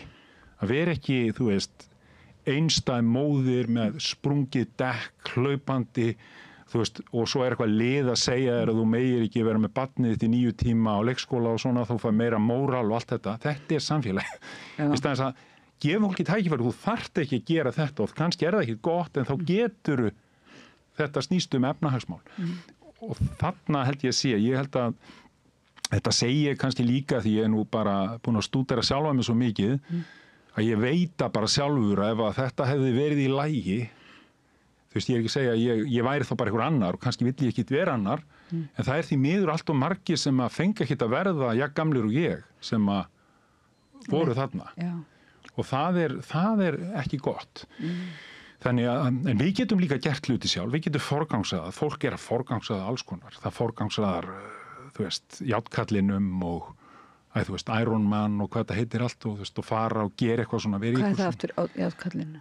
Það að hlaupa 1000 kilometra og synda, þetta allt, en við erum einhvern veginn, við getum forgangsað og það ekki bara ríkið sem á að gera þetta fyrir þig, við getum gert hluti sjálf, við getum alveg sagt, þetta bara, það bara kvöldmatur klukkan 7, það ekki líkansagt klukkan 4, það ekki alltaf frístund. Það ekki alltaf yfirvinna, það þarf ekki að eiga alla þessa bíla, það þarf ekki að eiga fasteign, það þarf ekki, en svo stumt getur maður ekki valið, ég veit það, ég bara að segja. Já, en þú ert að segja, ég veit þú ert ekki að segja að allir geti bara gert gott úr sínum aðstæðum og allir eigi að gera það endilega, en þó þetta að svona sem samfélag að við þurfum að meta samveru, það ekki? samveran skiptir meiri máli og lengri tími saman. En þá þarf náttúrulega líka svona kenna fólki að þú veist, vera einhvern veginn, að því maður hugsar það sko, þú veist, það alltaf svo margir sem að og þá kemur afþreyingin, þú veist, þessi svona hugmyndum keppnina eða að þú sért einhvern veginn einskis nýtur nema að þú sért að skara fram úr eða þú sért að leysa einhverja þraut og vinnir þrautina sem svolítið andstætt kannski með þessu listræna dvalarhætti eða ég veit ekki, svona ljóðræna dvalarhætti að bara bara vera saman og að þú kemur að þessu með hlustunina mér finnst oft svona þótt að fólk sé kannski lengi saman eins og í COVID þá jók það heimilisofbeldi sko til muna öll þessi samvera að því hún einhvern veginn bara auðvitað var óvissan þar samfélagsleg óvissa og heilsufarsleg og allt en það einhvern veginn mér finnst stundum eins og forvarnir þurfi líka að snúa að einhverju, ég veit ekki alveg hverju sko en einhvers konar að kenna okkur að bara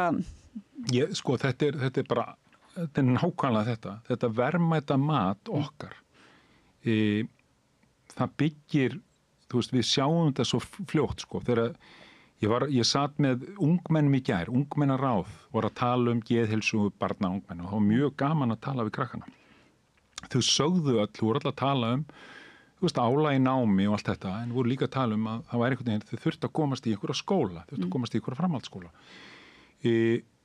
Þú veist, fyrir 50 árum, þá fór miklu minna hlutfall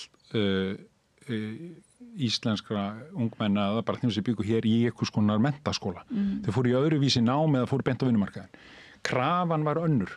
Í dag er krafan, það er alltaf krafa, þú veist, þú segir, ég vil að barnið mitt geri hvað sem en þú veist, það fer ekki í kokkinn, þú veist. Það er bara, og það er ekki, þetta er ekki að þú vilja, þetta er bara, við erum verðmætamati liggur á, þú veist, það er allir að, við þurfum einhvern veginn að, þetta liggur á manni sem svo maran, einhvern veginn, all lífið. Þú þurfur að sanna þig. Þú þarft að sanna þig og ef þú ert ekki eitthvað, þá ert ekki eitthvað að standa þig.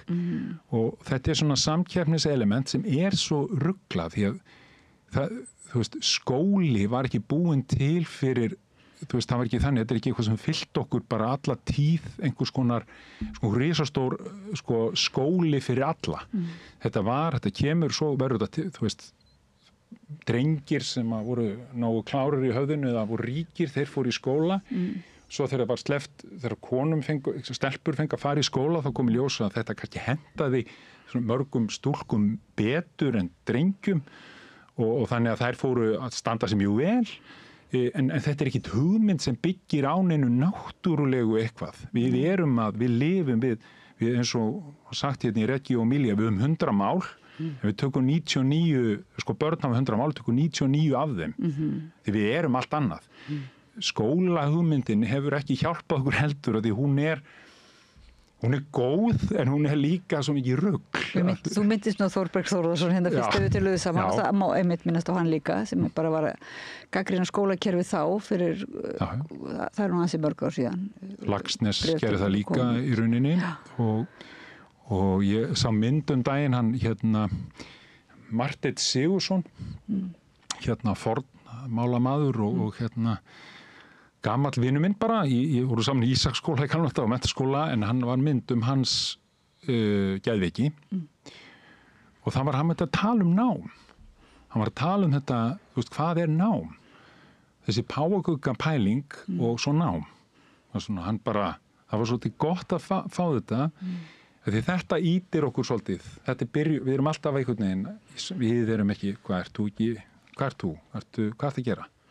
Og svo krakkarnir sem eru 23 ára og eru ekki búið með stúdent og eru kannski að vinna bara, þú veist, hvort sem að er að skúra bókasafn eða að vinna á hjúkrunarheimili eða eitthvað, þú veist, það er einhvern veginn þau finna það. En er það ekki líka þeir sem einmitt glíma við geðrænar áskoranir og þú nefnir þetta heyra raddir til dæmis, þeir sem að byrja að heyra raddir, það er ekkit víst að þeim gangi að þeir kannski nái að klára skóla eða stundum, er það kannski? Nei, það er alveg, þetta hefur mótandi áhrif en sköpunin er svo oft svo tengd, eins og við vitum, hún er svo nátengd næmninni og við þurfum sköpunina. En farvegur sköpunarinnar, hann nefnilega, þetta sem þú varst að tala þetta innihaldsríka samtal, þessi, þú veist, bara nánd og vinátt og allt þetta sem að mótar þetta allt saman og hjálpar okkur og kemur okkur á rétta staði.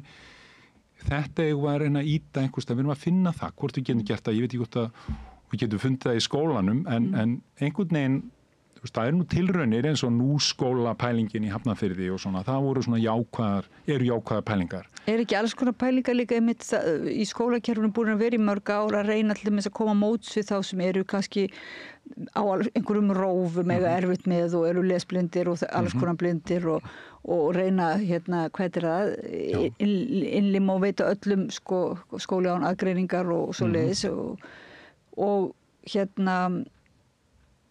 en eins og þú segir þá hugsa maður stundum að það samt verið eins og að koma móts við ýmsa en alltaf kannski til þess að fitta inn í þótt að hafi auðvitað verið gerð mikil breyting á námi að þá verður þessi þetta skapandi starf sem að talað fjálglegu og heilmikið auðvitað í samfélögum og í skólakerfinu en þá finnst mann að það samt vera svo furðulega einhvern veginn alltaf fyrir eins og fyrir utan samt aðalnámið Þetta þetta nákvæmlega, þú veist, það verið að við köllum þetta einstaklingsmiðað nám en þetta byggir á því að það allir að fara á sama þjóðveginn það einhvern veginn og það einhvern veginn þú færð að vita að það eini þjóðvegurinn þú færð að vita að það einhvern veginn og þetta styrkt allstaðar í öllum skilabóðum sem þú færð þú opnar, við segjum bara Morgunblaðið eða Vísi eða eitthvað og það verið að tala um einhvern sem að byrja í nýju starfi. Það einhvern veginn rosalega, og það aldrei, þú veist, Siggi var að byrja að vöka blómin eitthvað. Það alltaf hann Gústi, viðskiptafræðingur núna tekin við undirmannsstöðu og markaðsdeild eitthvað. og það einhvern veginn, þú veist, þetta bara, þú veist, allt samfélagið bara þarna einhvern veginn með. En hugsa ykkur, maður hélt þetta bara eftir 2007, eftir hrunið, þá var það svona einhvern veginn uppstokkun og við sáum hvað skipti miklu máli að vera í nærandi samskiptum og maður hélt einhvern veginn algjör hugafarsbreyting. Svo, hún sér náttúrulega byrjuð, en það ansið svona, hinn hugmyndafræðin ansið ráðrík samt, ennþá. En hún tekur við, og það bara einhvern veginn, og þetta í undirmeðundinni, við þú veist, ég kláraði stúdentspróf fyrir ári síðan. Og akkur gerði ég það til hvers ég bara hugsaði þetta, var búin að hugsa þetta lengi og svona afneita þessu, en þetta var bara kennd sem væntanlega byggir á þessari gömlu minnimáttakennd sem að var tróðið einhvern veginn, ég ætlaði að verða eitthvað annað en foreldrar mínir eða einhvern veginn og ætlaði einhvern veginn að verða betri og einhvern veginn að sína eða eitthvað þetta bara alltaf að segja þetta byggir á en það alltaf, þú veist, ég ákvað bara að gera það og klára það bara fyrir mig, þetta var bara fyrir mig en í grunninn þetta allt saman einhver samfélagsleg pæling sem að, þú veist, að ég með þá sjálfa mig minna virði heldur en einhver annar af því að ég ætlaði nú eitthvað og þetta getur maður sjálfur unnið með þetta og allt það en þetta svona undir aldan hún þarna og þess að betur fyrir við ekki eins og í Þýskalandi þess að þú velur 12 ára og ætlar að vera læknir þá þetta að vera með alveg rosalega fínar þú ert að vera búin að ákveða þinn fyrir þetta bara rugl, þú þvæla En það er svo margt sem eiginlega kallar nú bara heila seríu en maður hugsa þú veist á sama tíma á það verið að opna kannski skólakerfið fyrir fleirum og þannig að þá líka svona ákveðið tengslaleysi eða svona tilgangsleysi sem ungt fólk virðist finna fyrir líka og svona gagnvart menntun að því að líka menntun á sama tíma eins og hún kannski opin fleirum að þá hún líka töluð svolítið niður eins og í Bandaríkjunum og talað að menntun þú veist ekki þú veist að það skipti einhver máli hvort þú mentir þig og þá þetta sem þú ert að segja þú sért raunverulega það sem fólk hefur verið að tala þú sem einstaklingur og þín líðan skiptir höfumáli og þú ert nóg eða þú ert nógu góður þótt þú klárar ekki stúdentspróf kannski og þá kannski finnst maður stundum eins og þú veist einmitt nýfrálshyggjan kaupi þetta líka skilur og segi við þig, farðu bara að vinna í versmiðu, þú ert alveg þú ert alveg nógu góður en það þetta mjög selektíft og það alltaf þetta þú veist, við þurfum að hugsa og við þurfum að gefa rými, þú veist, hugsunin það sem að þetta spratt allt upp. Við gleymum því, við höldum að hérna myrku miðaldir hafi verið eitthvað sem gerðist ekkert. Það var, þú veist, þá byrjar allt í Arabíu og síðan í klaustrónum og allt þetta, þar bara menn að hugsa og reyna að skilja og skrifa og heyra og upplifa og skynja og búa til og þetta, þú veist, það þarf að gefa þessu vægi, hins vegar það þessi quick fix pæling, þegar við tölum um þessi bandarísku gildi núna, að það auðvitað ákveðið, ekkert svona hugsirugl. Þetta meira svona konkrét, þú veist, business, þú veist, verkfræði, þú veist, eitthvað svona. Allt þetta mikilvægt, en þú veist, við þurfum að ná því að við erum ekki öll að fara þá leið og við þurfum að ná því að þú veist, einmitt og það kannski sem að nýfrjálsíkjan ætti að hlusta á sósíalismann, hinn tæra, jöfnuð, að við erum öll að vinna, við erum öll að gera eitthvað í þessu samfélagi til þess að gangi upp. Skilningur alltaf þessar aðgreiningu, þú veist. Vestfirði vilja vera sér að því að það eitthvað kvótavesen og Vestmanni að því að þeir komið svo mikið, en skilningurinn að það hérna, þú veist, Reykjavík hérna og það ástæða fyrir þegar gangi allt upp, það að við erum saman. Það ekki út af því að við finnum allan hennar fisk og veiðum hann og hann eru verðmætin og svo eyðum við í öllu í sjúkrahúsi í Reykjavík eða háskólan eða eitthvað, rugl sem okkur finnst bara að vera rugl fyrir einhverju reykvíkinga eða öfugt, að skilja að þetta svona organ sem saman og við erum einhvern veginn, en við það svolítið svona yfirsýn þarna. Já, og við erum ekki alltaf að einhvern veginn, þú veist, þegar maður hittir eitthvað fólk þá horfum maður niður á það, upp á það og þetta En hvað var það svona nýtt sem að, þessi ráðstefnu, þú ert náttúrulega búin að vera bara í mörg ár og byrjar í fíknifræðunum og vinna út frá fíknum og svo leiðis og fer síðan í þroska þjálfun og valdefla fólk með þroskahamlanir og síðan ertu búin að vera í geð, já svo ýmislegt, þú ert náttúrulega tónlistarmaður og bæjarstjóri og Iceland Airwaves og ég veit ekki hvað, alltaf að valdefla ýmislegt og nú ertu í þessu geðræna sviði og búin að líka afla þér heilmikill upplýsinga og búa til mikið plattform fyrir samræðu fyrir okkur hinn líka. En hvað var það svona, þú persónulega, núna á þessari ráðstefnu, var það eitthvað svona sem að þú hugsaðir, já þetta eitthvað nýtt, eða svona þetta eitthvað sem að, svona, var það eitthvað sem að kveikti í þér? Já, það kveikti mjög margt í mér þarna. Ég hlustaði á þú veist, fólk sem þú veist, fólk sem hafði farið í mjög alvarlegt geður upp úr neyslu í Bandaríkjunum og farið og þú veist í þungunarof í kjölfarið og mætt á þungunarofstöðina og þar voru 1000 manns að mótmæla svona konu eins og henni og svona þessi að hitta fólk sem hefur sögu alltaf áhugavert og alltaf ferskt, kemur kannski ekkert og óvart. Það var hins vegar þessi nálgun, þessi hugmynd að samfélagsgerðin og allt þetta, þarna var önnur kona, prominent vísindakona sem var sálfræðingur og ætlaði bara var á leiðinni bara að verða eitthvað, var í New York fyrir 12 árum eða eitthvað, þá var hún beitt miklu ofbeldi í sambandi, nánu sambandi, hún glæsileg kona. Og hún breytti kúrs og fór að stúdera Sisu, menningu Finnlands, sem svona þessi svona ákveðin seglu þrjóskumenning, en þó svona endurance meira. Hún fór að setja þetta svona Sisu Plus sem svona ákveðin kvenlega gildi á þessa seglu, það þolgeði sem mikilvægt, sem svona second wind. Þegar maður gengur í gegnum einhverju hræðilega hluti, þá kemur oft svona second wind. Maður kemst í gegnum það. Og það líka það, og það kannski eitthvað sem ég hélt að ég vissi, en ég fannst þetta að vera svona, að við erum talsvert að stoppa fólk í sínum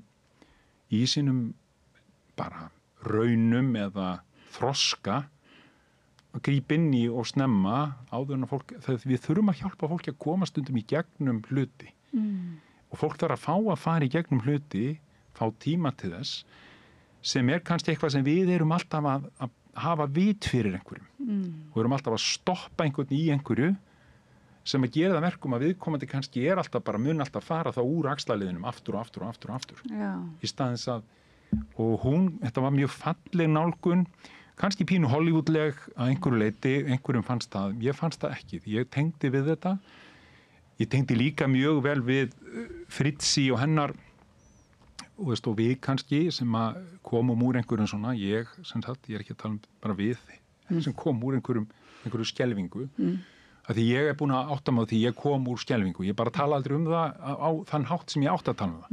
Í barnæsku, já. Ég skildi það ekki og svo einhvern veginn, svo fann hún sýndi mynd af sjálfur sér, svona gömul mynd, það sem var svona átakalega því að hún var ekki brosandi. Það barn. Börn eru nefnilega, þeir eru svona 30 ára, þá tekur myndir að þeim og ert jafnvel að, þú veist, það sést oft allt sem að gerast, sko. Og ég fann þessa mynd af mér og bara þarna og það tengdi ég svo sterkt og það er svo gott að upplifa það og líka upplifa hvað maður getur komist langt og hvað er hægt að lifa af og hvað manneskjan er ótrúleg. Það er líka jákvætt. Af því þetta er bara, þú veist, við erum að drepa öll þessi börn á Gaza, við erum alveg hræðilegt fólk, en það er von, þú veist, það er einhvers stað von og ég held að það sé kannski það sem kom mér að því leitið það bara svona já. Endurnýjaði svona þína von. Já, ég held það var kannski það sem En má ég bara spyrja rétt undir lokin það sem þú segir hérna að við þá ert að tala um umverulega svona meðferðaraðilar eða þeir sem eru í Ég var nú bara að tala um þá sem hafa upplifað hluti. Og líka þetta, það eru þetta bara, þetta eru við höfum upplifað öll eitthvað. Já, en ég er að meina þarna þessi hugmyndum að leyfa fólki frekar að kannski ganga sjálft í gegnum það og vinna sjálft úr því einhverju leyti.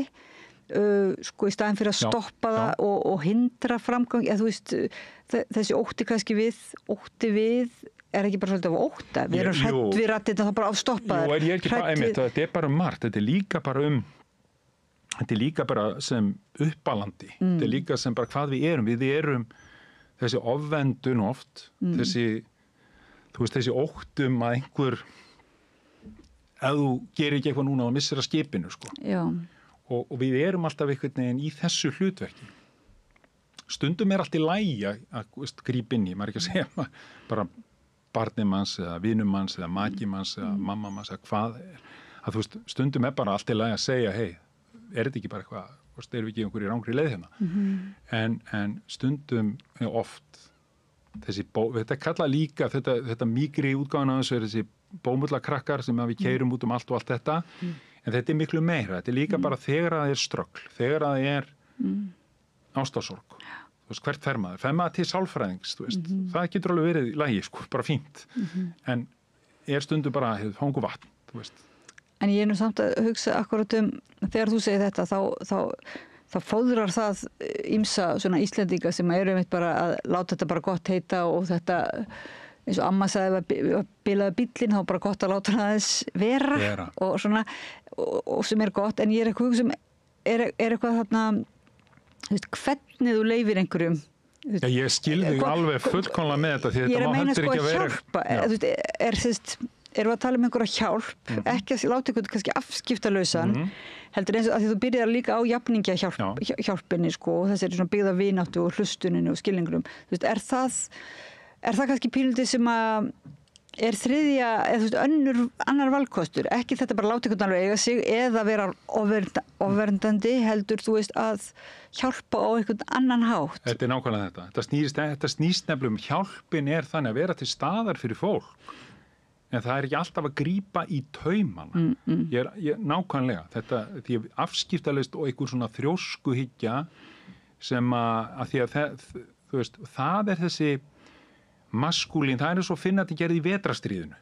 Skilur, hún að því við vorum að tala um Finnland og þetta sísú.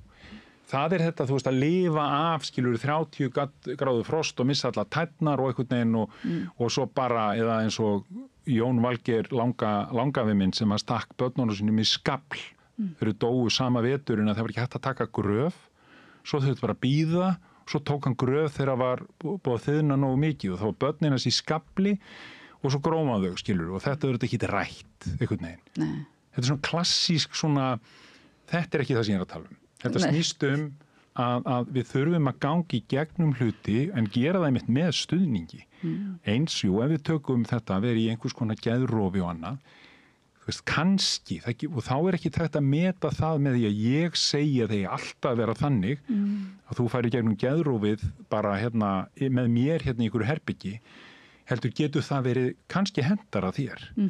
kannski það allt í lagi að skilja raddirnar, að fara í gamla Jung og vera svona á bekknum og hvað segir draumarnir? Eru þeir að segja þér eitthvað? Þú veist, þetta bara svo erfitt og flókið og þessna því það er svo erfitt að mæla það hvort það virki eða eitthvað, en við erum allt og mikið að taka í taumana á öllum stigum. Og eins og þú segir, að hlusta þá ekki bara að gefa einhverju rottu lyf, heldur líka að svona aðtóa hvernig eða þú veist, það er svolítið rottu nálgunin tilrauna vísindamennskan, en líka bara einhverjum sem fyllt eftir og spurt hvernig líður svo með þetta, er ekki? Jú, og bara einmitt, og gera það með líka, þetta snýst líka bara þú finnur þau leið. Ef ég kem til þín og segi, þú veist, jæja Árný mín, og svona einhvern veginn, tónninn, hvað er ég að segja þér, sko? Þú veist, er ég að segja þetta við þig, þú veist, þetta, þú heyrið það, þú greinið það, við greinum svo mikið þetta. Þess vegna er svo mikið að það sé raunveruleg samkennd, mörk líka, og þetta eru hlutir sem þetta er flókið, þetta er örugglega dýrara svona í startkostnaðurinn að því að vera með svona, en svo til lengri tíma spurning hvort þetta sé ekki ódýrara. Vá, efla samkennd okkar bara allra raunverulega. Bara hvernig við, veist, hvað erum við að gera, þú veist? Erum við á kaffihúsum að tala saman, þú veist, potturinn er góður staður, að mörguleiti, sérstaklega ef hann er jákvæður, þetta er ekki bara eitthvað þus, að það er svona samkennd og eitthvað. Þegar við eigum hluti Íslendingar, sko, réttirnar, allt þetta ekki alveg það, sko. Þannig að þú heldur áfram að kanna og þið leiðirnar til þess að efla samkenndina og tengslinn og Grímur Atlason, framkvæmdastjóri Geðhjálpar, hjartans þakki fyrir að koma að rauðaborðinu og gefa okkur skýrslu svona. Örstuttar skýrslu, fréttir frá þessu merka málþingi eða ráðstefnu sem byggðist á spurningunum hvort væri þörf fyrir samfélagsbreytingar og eins og mér skýrst á svari já, það er þörf fyrir samfélagsbreytingar og breytingar hjá okkur öllum. Hlustendum og áhorfendum, þakka ég fyrir að vera með okkur í samræðunni, heita pottinum hérna við rauðaborðið, og Laufey Líndal, þakka ég fyrir að varpa spjallunni yfir til ykkar. Ég heiti Oddný Eir og við förum í örstutta frímínútur og höldum svo áfram að ræða málin hérna við rauðaborðið. Með því að ganga í leigjendasamtökin styður þú baráttu leigjenda. Leigjendasamtökin eru fyrir öll þau sem vilja vinna að réttlæti og öryggi á húsnæðismarkaði. Leigjendasamtökin.is.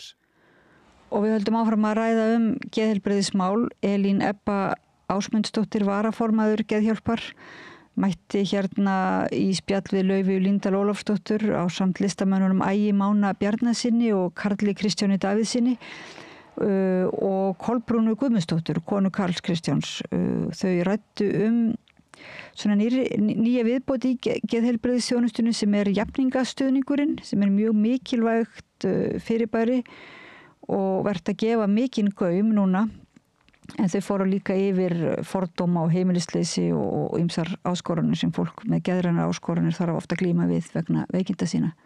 Gjörðu þið svo vel.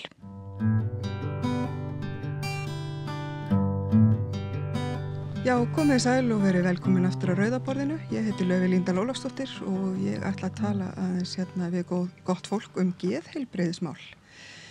En til mín eru komið bara úrvalslið. Það er Elín Ebba Ásmundsdóttir, varaformaður Geðhjálpar og sem sagt rekur hlutverkasetur. Ægir Máni Bjarnason, tónlistarmaður og félagslið og fleira. Velkomin. Og Karl Kristján Davíðsson, líka tónlistarmaður og listamaður. Og Kolbrún Guðmundsdóttir fyrirgeðu, sem er kona Karls og hérna, já. Aðstandandi og kennari, já, einmitt, takk fyrir. Hérna, við uppöfum þér inn hérna á síðustu stundu, þannig að velkomin. Hérna, sem sagt, svona kveikjan að þessu, því að ég kallaði ykkur hérna til, var að hérna Karl var sem sagt hjá mér í viðtali hérna í hiphop-varpinu og kom með hérna áhugaverða sögu hérna sem sagt að hann væri að starfa sem jafningi hjá geðdeildinni, það ekki rétt hjá mér? Jú. Og stuttu síðar þá les ég grein eftir Elínu Ebbu sem birtist á Vísi hún nýlega sama málefni. Og hérna svo hefur Ægir Máni mikið tjáð sig geðheilbrigðismál og sérstaklega svona fordóma gagnvart fólki sem glímir við geðrænar áskoranir. Þannig að ég eiginlega bara, ég kannski byrja á þér, Ebba, vegna þess að þú ert sennilega kunnugust þessu jafningjaprógrammi. Getur þú sagt okkur frá því? Sko, ég náttúrulega búin að vera í þessum geðbransa frá 1979. Akkurat. Það kannski voru ekki fætt hérna sum. En að því ég er í þjálfi þá er maður alltaf að reyna að finna sko eitthvað sem hefur þýðing og gildi fyrir fólk og vinna er eitt af mikilvægasta fyrir okkur Íslendinga. Það er ekki bara að það gefur okkur pening, heldur líka að skapa það ramma og maður tilheyrir hópi fólks og hefur þannig tilgang og svona, eitthvað til að vakna til og fara í sturtu. Og það var mjög snemma að ákveðið var ekki fólk ráðið sem hefði reynslu og mikið af ungu fólki sem dettur úr skóla, það oft verður út undan að því að það kannski næri ekki menntun vegna geðræna vandkvæða, en það er ekki metið svo reynsla sem það gengur í gegnum. Og maður var svona að berjast við þetta í fleiri ár. Svo fyrir 2 árum þá var ungu maður sem að rís hérna upp og tengist erlendum svona félagsamtökum og fer að bjóða upp á námskeið sem heitir Intentional Peer Support.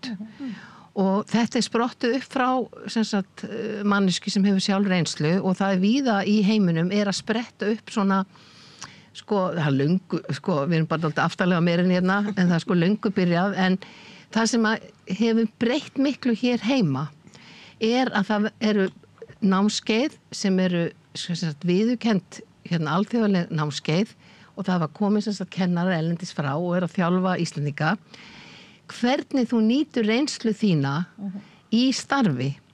Og þetta kemur ekkert í staðinn fyrir fagfólk, þannig að fagfólk þarf ekki að hafa ágjörð því að við séum að taka yfir og þeir séu bara óþörf, heldur þetta bara til að gefa meiri vitt og meiri val og jafningjastarfsmenn þeir eru uppteknir af tengslum og að læra hvort öðru og þetta skiptir miklu máli í sambandi við að því að við vorum núna með ráðstefnu geðhjálp sem hét samfélagslega breytingar, komið tími til að það var til þess fólk sem heyrir raddir og skynjar öðruvísi, að það hefur alltaf verið sagt að þessi sjúkdómur.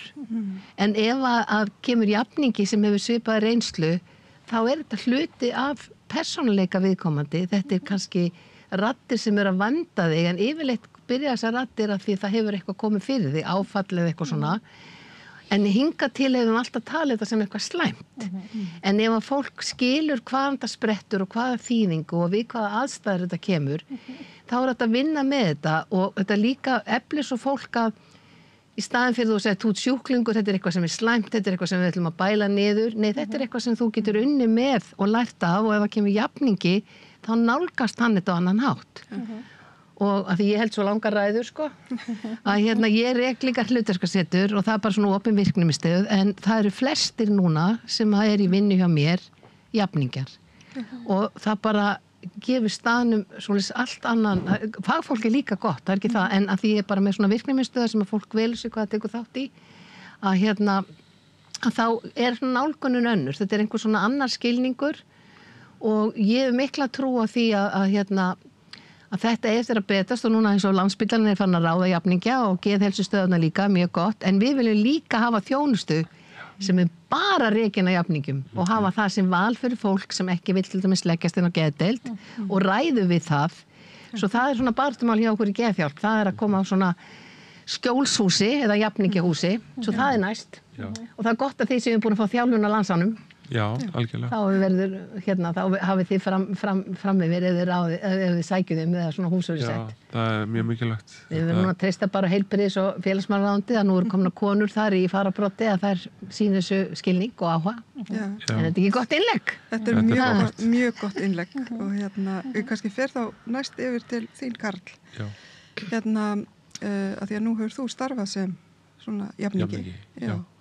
Hvernig hefur þín reynsla af því verið? Hún hefur verið bara mjög góð. Mér finnst mjög gott að starfa þarna á spítalanum og gott fólk sem að vinna þar og ég hef gaman af því, þetta er svo mikilvægt sem Ebba sagði að þegar jafningi þarna við erum ekki að koma í staðinn fyrir lækna og geðhjúkrunarfólk og þannig heldur erum við bara svona flóra inn í spítalanum bara sem að hugsa meira að bara á rétt tengslin þú veist, og mannlega hliðina á þessu, það sem að maður er núna hinn megin við borðið frá því áður var og nálgast þetta þá út frá því að maður sjálfur hefur þessa reynslu að eiga eða glíma við geðrænar raskanir og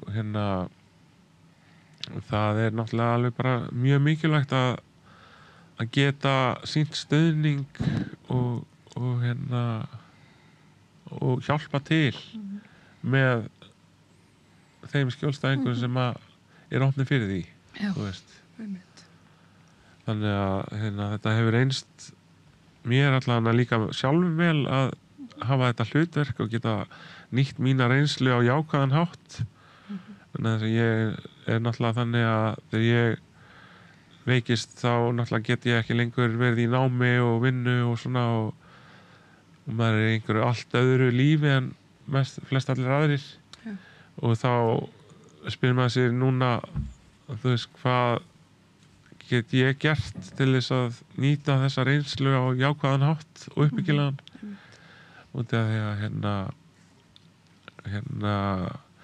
maður hefur ekki sömu forsendur fyrir starfi út í samfélaginu og aðrir eftir þannig reynslu þannig að það liggur beinast við að maður sé í því sem að maður hefur upplifað sjálfur og nýta það þú veist, til starfa og ég hef alltaf nýtt myndlistana mína reyndar alla ævi mikið en þú veist, hún hefur verið mjög þerapísk fyrir mér líka og það er bara eitthvað sem ég held áfram með líka akkurat, þú talaðir einmitt það í viðtalinu okkar sko, að þetta er svona svolítið tóðaði upp úr og svo er bara gríðarlega mikilvægt svona grasrótarstarf út í samfélaginu eins og hlutverkasetrið sem Elín Ebba er með og hugarafl og fleiri úrræði og þetta er alveg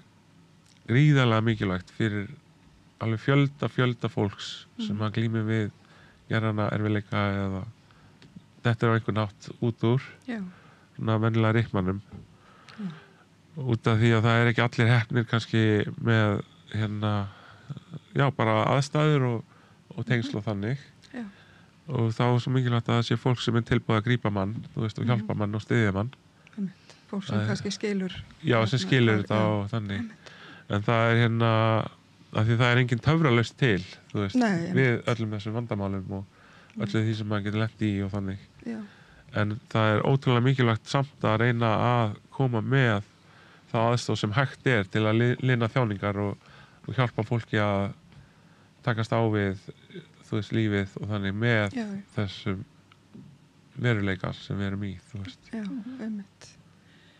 það var ég einmitt fekk svona svolítið hugmyndina einmitt að fá æginga líka því að þið eru báðir tónlistamenn og kannski í svona svipuðum tónlistabransa líka, þið eru báðir í hiphopinu og mér langaði aðeins því að þú hefur tjáðið einmitt svona fordóma og í kringum það að vera upplifað geðrænar áskoranir og tekur þú undir með Kalla, finnst þér tónlistin hafa tónlist alveg, hún er therapeutic alveg klálega sko og líka, teikna og mála og eitthvað svona, mér er það oft alveg rosalega róandi sko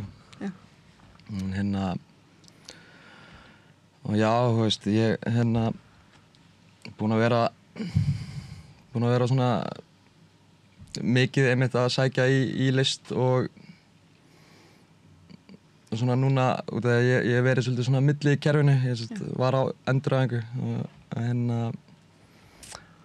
hjá gegnum geðlækni en hann deyr úr krabbameini og ég svona lendur svolítið að milli í kerfinu, er að bíða eftir geðheilsuteymi og hef ekki verið með endurhæfingarlífeyri að meðan og svo ég hef verið bara að fá framfærslulán hjá sveitafélagi og þetta er svona Sem ekki há upphæð. Nei, en og svo hafði ég einhvern veginn verið að díla við heimilisleysi líka á tímabilið, þurfti að búa hana inn á ömmu mín og afa og líka svona bara millið einhverja sófa á tímabili og svo ég núna í húsnæði, ég að passa hesta og hænur og fæ að vera í þessu húsnæði á meðan fritt.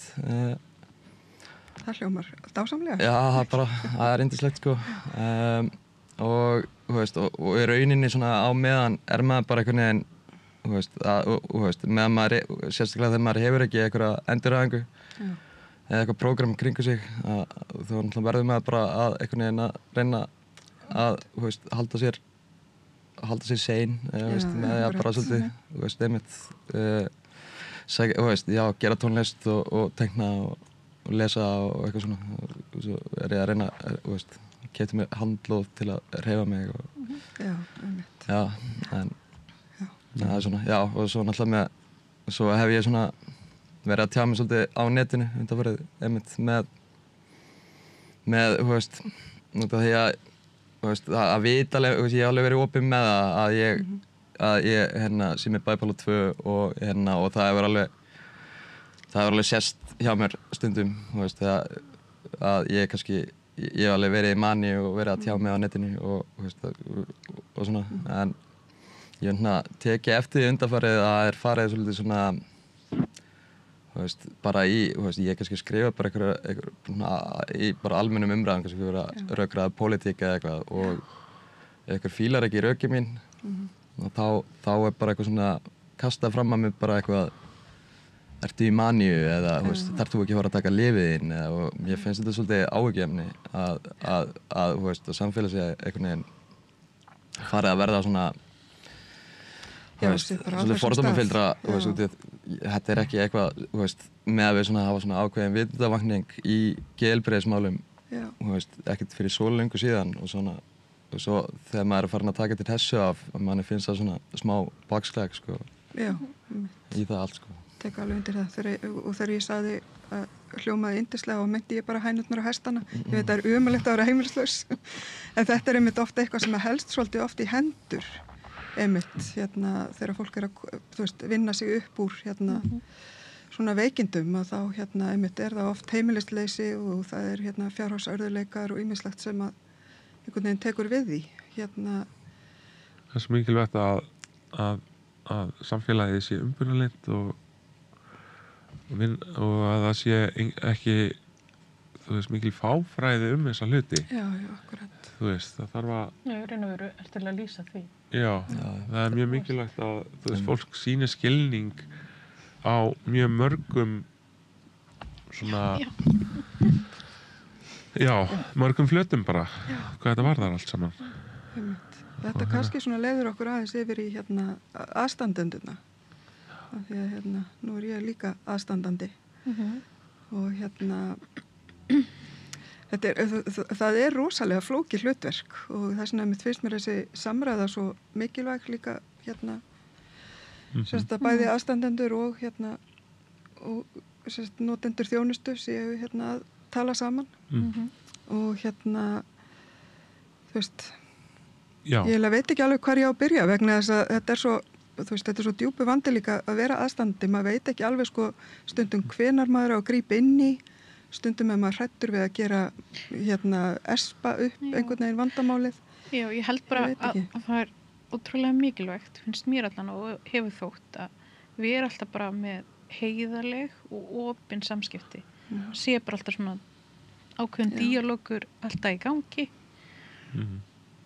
hefur mér þótt allan og ég hef alltaf bara verið óhrædd að spurja bara hvað er í gangi ef mér finnst vera eitthvað í gangi af því þá getur hann alltaf ef þú veist þá allan að hvað með svona líka það er bara svona ákveð tröst í gangi sem að skipti máli maður opna sig vera að ræða ýmislegt það er svona hjálplegt Já, það er náttúrulega held ég númer 1, 2 og 3 það er að opin samskipti Já, ég held að kannski verið okkar svona gæfa í gegnum Já, við náttúrulega þegar ég veiktist núna aftur svona alvarlega 2018 þá náttúrulega voru það samskiptin sem að hjálpuðu mér mest. Bara enn og aftur tengsl. Já, ákveða sko að verða heiðarlegur alveg, þú veist, bæði við sjálfa mig og líka náttúrulega vera bara heiðarlegur í samskiptum mínum og okkar og líka við geðheilbrigðisfólkið og þá sem voru svona að styðja mig og konuna mín náttúrulega var að styðja mig alveg gríðarlega og fjölskylda mín en það er þessi heiðarleiki sem að skiptir alveg ótrúlegu máli, þú veist, en það er oft erfitt, þú veist, að horfast í augu við veikindi, þú veist, hverju maður getur treyst og hvað maður getur sagt og þannig. En til að bæta við þar að því að hlutverk svona jafningja eins og inn á spítala að við geðhjálp höfum líka verið að leggja áherslu á að það sé dálítið annað vinnulag þegar fólk veikist. Það er oft tekin einn útur og viðkomandi vandamáli sem þarf að gera eitthvað við. Já, óþægileg tilfinning. En annar staðar, og Finnar byrjuðu á þessu, þá voru allir aðeila kallaði til ef eitthvað gerist, einhver veikist og svona og þeir hafa það sem prinsippa innan 24 tíma ef það er til dæmis geðrof, það sem missir raunveruleika tengsl, að þá voru kallað til aðilar sem eru nánir viðkomandi, það getur verið eiginkona, móðir, systir, bróðir og svona og svo líka ef maður tekst það ekki þá eru oft jafningarnir eins og inn á spítalanum þeir kannski setjast með viðkomandi og spurja hvern vilt þú hafa með á fundunum hvað má tala og ekki tala þannig að viðkomandi upplifi hann sé við stjórn algjörlega því venjulegast er það við fagfólkið sem segjum þér eða þér hvað ykkur er fyrir bestu en þannig er reynd að setja aftur valdið í að því þú sem þarft að stjórna þínu lífi og það er líka öryggi fyrir aðstandendur þá vita þeir í hvað hlutverkum þeir að vera af því að ef þú undirbýr með jafningja þá er hann kannski sem hjálpar að segja mist óþægilegt til dæmis að vera að tala þetta og þetta málefni. Ég vil ekki nota það í svona fund. Og þá er jafningin með á fundunum og hann passar alltaf upp á þessi farið eftir fundar svona gerðirun eða hvað er ákveðið. En þetta þarf að koma miklu meira af. Já, við verðum sko að virða alveg fullkomlega frelsi hvers og eins. Við getum aldrei þvingað neitt til þess að læknast eða eitthvað þannig, þú veist, eða En það munar rosalega miklu að það sé samábyrg því að það eru aðstandendur sem fá viðkomandi aftur í hendurnar það eru þeir sem elska viðkomandi það eru þeir sem vilja gera vel en stundum veit maður ekki eins og þú segir hvað á að gera en á svona fundum þá er tekin sameiginlega ákvörðun og þá er til dæmis ákveðið þarf viðkomandi að fara í lyf, hvað finnst ykkur það þarf að svefnlyf kannski viljiði innlögn og þá kannski segir afinn eða frændi, nei ég skal prófa nú nokkur dag, skulum fara í sund saman eða göngutúr skiljiði, þá en þetta er oft þetta svona teimi sko í heilsugæslunni það sem er áður nú leggst inn, en það verður bara útfærað á einhvern annan hátt hér á Íslandi en það er alveg hægt, en annar langar mér að segja ykkur þegar þeir eru svona listamenn að því ég var hérna í Noregi núna fyrir nokkrum vikum sem fulltrúi geðhjálpar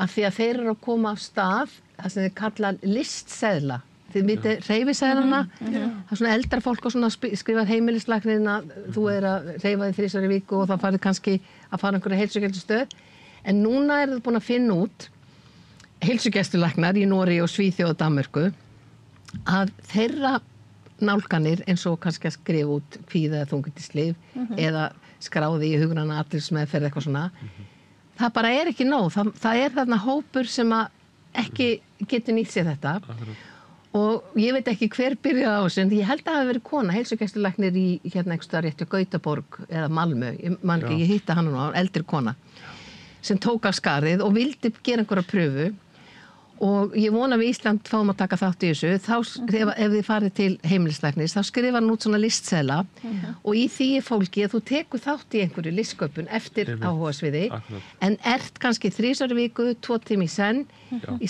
í 8-12 vikur og þeir eru núna að setja rannsóknarteymi og þeir eru byrjaði til þess að sjá áhrifin og áhrifin eru gífurleg og það er ekki bara það að þú sért að skapa list heldur líka eftir tengslu við aðra. Já, ég meina þetta er eitt af því sem að ég gerði, þú veist, það er hluti af mínum bata, ég kom þannig eftir innlögn inn í til dæmis hlutverkasetrið og var þar bara næstu 3-4 4 árin, allan að 3 í listasmiðinni, í listasmiðinni var svona mjög mikið þar, jafnvel hverjum degi eiginlega bara langan tíma sko og hérna það virkar mjög vel fyrir mig að vera í listsköpun.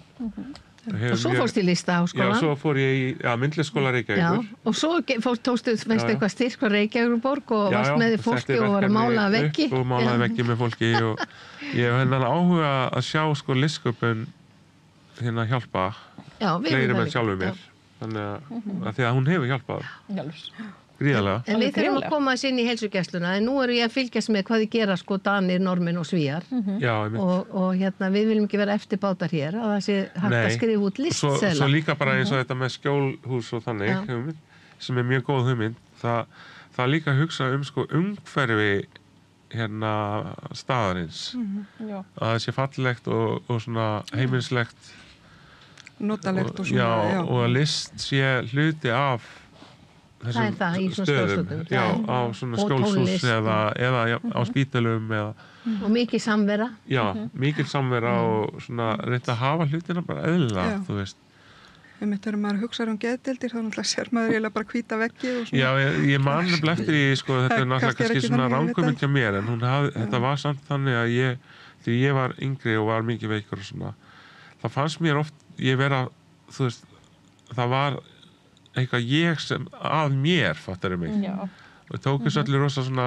persónulega þú veist þannig að það var alltaf eins og ég væri bara einhvern veginn hálfpartinn fangi eða þannig en þú veist það hefur nú breyst samt ég mitt fór inn á geðdeild núna í desember hérna þetta var alveg svona svolítið stórt svona episode hjá mér sko þurfti að koma hérna sjúkrabíl eða þurfti raunin að skvilla með sjúkrabíl út á geðdeild og hérna og já og sko fyrsta sem ég sagði þegar ég kom hana inn var okkur er ekki búið að þú veist, endur hanna svona húsgögnin hérna eða eitthvað sitt svona meira næs húsgögn eða eitthvað þetta er svo kallt rými góður punktur en þú veist og þau hlógu bara sko fannst þetta bara að fyndið en þetta var bara fyrst sem ég var að pæli sko en mjög heilbrigð hugsun og mann svona líður pínu eins og maður sé að eitthvað svona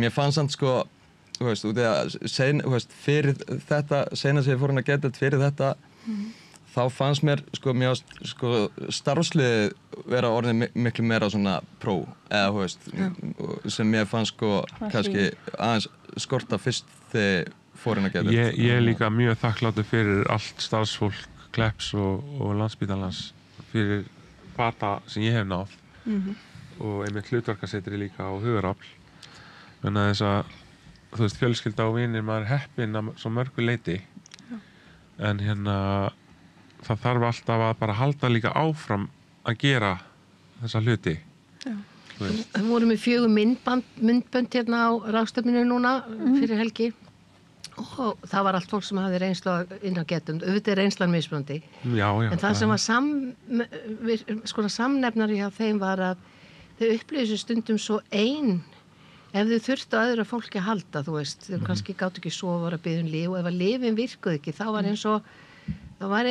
og væri búið að sko, ef að það virkaði ekki í lyfin þá var eins og væri ekkit annað en það er svo mikilvægt einmitt að starfsfólkið er hluti af umhverfis lækningum eða hvað maður á að segja einnig samskipti og einmitt þetta uppliki að þetta sé þér að kenna heldur þú kannski hefur þú orðið fyrir áföllum þegar þú varst barn og það getur svona sko að maður treystir fólki og það skapar svona alls konar tvísturinn í huganum Ég upplifði svo mikið einmitt með starfsfólki og svona að við værum öll saman í svona liði við værum bara öll að starfa við vorum öll einhver ákveðin hlekkur Kalli var ákveðin hlekkur og við vorum öll svona að finna við þurfum líka einhvern veginn öll að vera svona á jörðinni þegar maður ætlar að ná bata þá þarf maður að vera á jörðinni og maður þarf að vera í þessu þorpshugsun að við séum öll að hjálpast að þú veist, ég hef eitthvað fram að færa og þið eitthvað fram að færa og við reynum að gera sem best úr sem hægt hverju sinni. En hugsaði Kitty núna, nú allt í einu er reynslan þín áttir eftirsóknarverð að þú getur fengið starf af því að þú hefur reynslu á að hafa mistökin einhvern veginn. Já, einmitt. Þetta er alveg nýtt og þetta er ofboðslega jákvætt af því þarna erum við að virkilega nýta mannauðinn. Já, það þýðir að maður sé ekki alveg gjaldfelldur bara út af því að maður sé með geðrana raskanir. Ég greindi mig geðklofa sjálfur. Og líka núna nýtt, hvað kallaði þetta? Það er að koma eitthvað nýtt örorkumati, ég veit ekki hvað kallaði, má ekki segja starfsgetumati, þá er eitthvað svona, var allt vitlaust þannig að márið.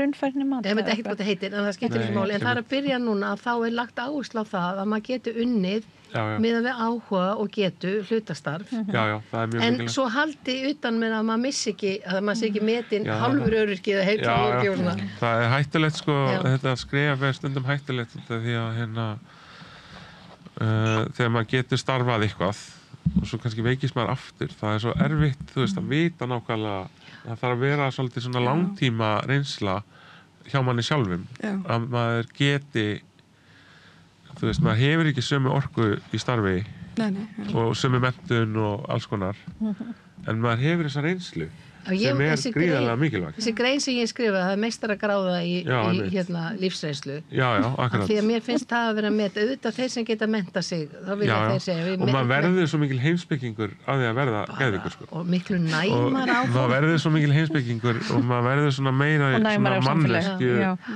mannesku hugsandi, þú veist, ekki þessar peningar og svona staða og þannig. Það er ekki eins mikilvægt, þú veist, þetta er bara svona að vera góð manneskja. Það er það sem er eftirsóknarvert að maður líði vel, þú veist, það er ekki sjálfsagt að fólki sé hamingjusamt eða líði vel. Þú veist, þannig að það verður svona eftirsóknarvert bara það að vera almennileg manneskja, saman hvað það er fyrir hverjum einum. Já, akkurat. En þannig erum við að nýta mannauð, en nú skulum vona að takist vel að það verði sköpum fleiri hlutastörf og mér finnst frábært hvernig Landspítalinn hafi núna stigið fram og skapað, af því að mér skilst að þið fengu ekki neitt auka fjármagn fyrir þetta, heldur hafið þið bara tekið af öðru fjármagni. Og þau eru mjög hlý í öllu viðmáti gagnvart þessu. Þetta er ofsalega mikið að skrifa og vonandi verður þetta á fleiri stöðum, sko. Já, þetta svo varst að tala þetta fylgir þá nýju bótakerfinu. Já, þá að vera núna meira öryggi að maður getur unnið aðeins og þessi lægi að maður dett út, af því að maður hrættu við, sko, framfærsla, hann veit hann best að framfærsla skiptir rosalega miklu máli og maður har ekki áhyggjur af því að maður dettu út eða eitthvað svona, þannig að það á núna veikta fólki öryggi og gefa þeim tækifæri líka að fá smá peninga á eins og að það sé tekið krónu á móti krónu. Ég var einmitt að heyra, sko, núna bara, ég er ekkert búin að kynna mér nýju lögin, sko, en nú var ég að sækja endurnýjun aftur á endurhæfingarlífeyri, í gegnum heimilislækninga í rauninni. Og þegar ég fór til TR, ég þurfti eitthvað að skoða þar og þá var sagt við mig að það væri ný lög að taka gildi, svo ég ætti ekki að, ef ég er að bið eftir geðheilsuteymi eins og ég er núna, þá ætti ég í rauninni ekki að líða fyrir það að ég sé á biðlista, að ég fái þá endurhæfingarlífeyrinn, svo ég vona þetta fari bara dett inn bráðum, sko. Þannig að þið mætið fara á biðlaun. Ég veit ekki, ég bara... Þetta er svona, ég alltaf lendi í því hana fyrir áramót, náttúrulega, þá dett ég út af, út í að að ég bara hlæja, stjórnmálamenn fara á biðlaun og þú veist.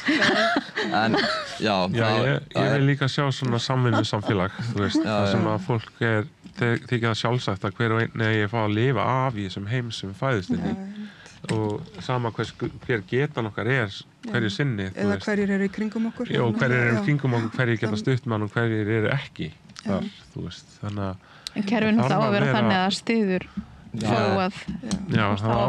eigum að vera, finnst mér, góð í því, þú veist, að styðja hvort annað í samfélaginu. Það er einmitt, þú veist, að þetta svona, þú veist, að vera einhvern veginn svona milli í kerfinu er, þú veist, út af því að þetta hefur alveg verið rosalega erfitt, þú veist, og í rauninni er þetta einn af til dæmis hlutunum, eða þáttunum í því að ég fer þarna í Maníu í desember og lendi inn á geðdeild, sko, en það var líka ekkert í gangi hjá kerfinu fyrir en ég fer inn á geðdeild og þá einhvern veginn fer allt í gang. Fer svona aðeins meiri eitthvað bolti í gang, þú veist, Ég fagnaði samt alltaf ef að manneskja fer inn á geðdeild, það ætti að vera, þú veist, maður finnur að viljina til hendi að hérna.